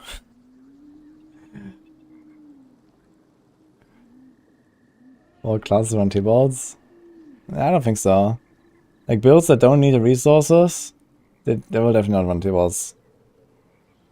In the Abattoir. Like he wants a defensive pair of pants then. This one only is the one defensive mod. No defensive power. The 3 mods are completely pointless basically for most builds.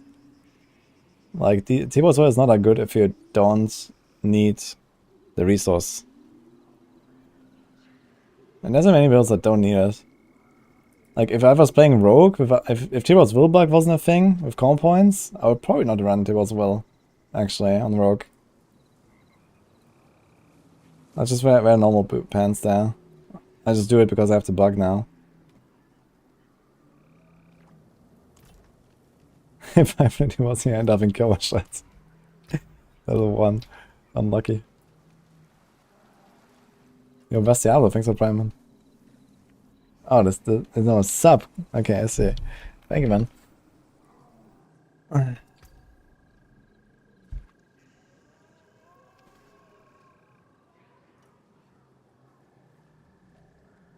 Maxwell suggests T-bolts as an alternative to Phantom Glyphs. Yeah, I'm probably gonna go back and actually make everything like T-bolts will there because of the bug. Like, we're just gonna like full embracing the T-bolts will for now. So I'm gonna go back in the guides and when we make the updates for Abattoir 0, I'm gonna like change the setups to T-bolts will and not Penitent anymore. I think there's a Flurry F guide that has Penitent still, which is still fine. Because I was like dodging the bug. But yeah, you should go for T-bolts. So.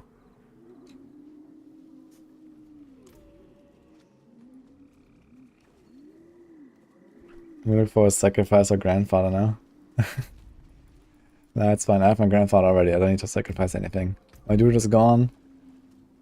Now I get a Shaco. And it's all good. You have 22 eggs actually. That's pretty good. And how many shards?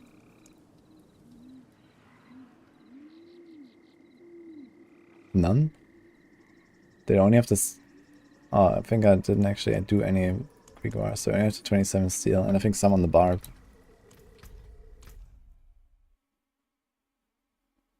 Unique crossbow would be cool.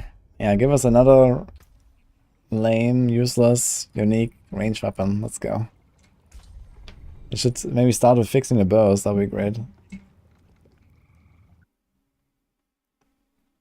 The quotas to be taken seriously? Yeah, I've done like all the testing now with T-bolts. I mean, I've done everything without before, and now we're doing it with.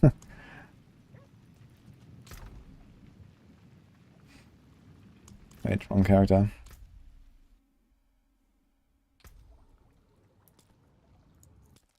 Okay. I think anyway, guys, I have an appointment in 10 minutes. So for me, I'm gonna say goodbye.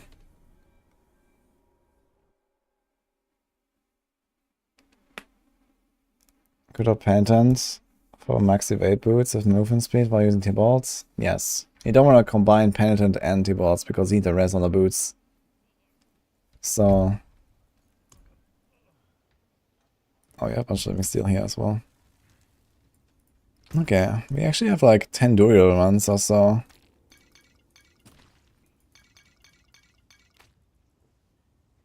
That's looking pretty good here. Do a bit more health out next time. We have like, 15 runs, so you can do some big session again. Need to talk to Conus. But yeah, not today, guys. Hope you enjoyed the stream, everyone. Both on Twitch and on YouTube. I stream on both platforms. So you can watch on either one of them. I'll be back tomorrow. Tomorrow we're gonna do, what do we do actually? I think I've kind of done the TB testing that I needed to do. There's not really much more to see right now. I think I'm gonna do barb testing tomorrow. with like grandfather and stuff and see how that feels. And then we might do some planner work actually. I think I'm gonna start preparing for Abattoir 0 setups and for the maximum updates and all that. Likely Warhammer. I think I still have the command, by the way. If you want to see the Warhammer game that I played the other day, yeah, it's still there.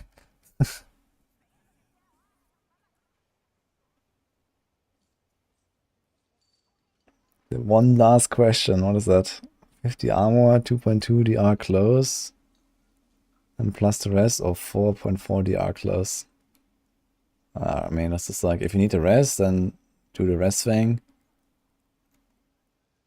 Or if the 50 armor actually caps here, then do that. But otherwise, probably the 4.4.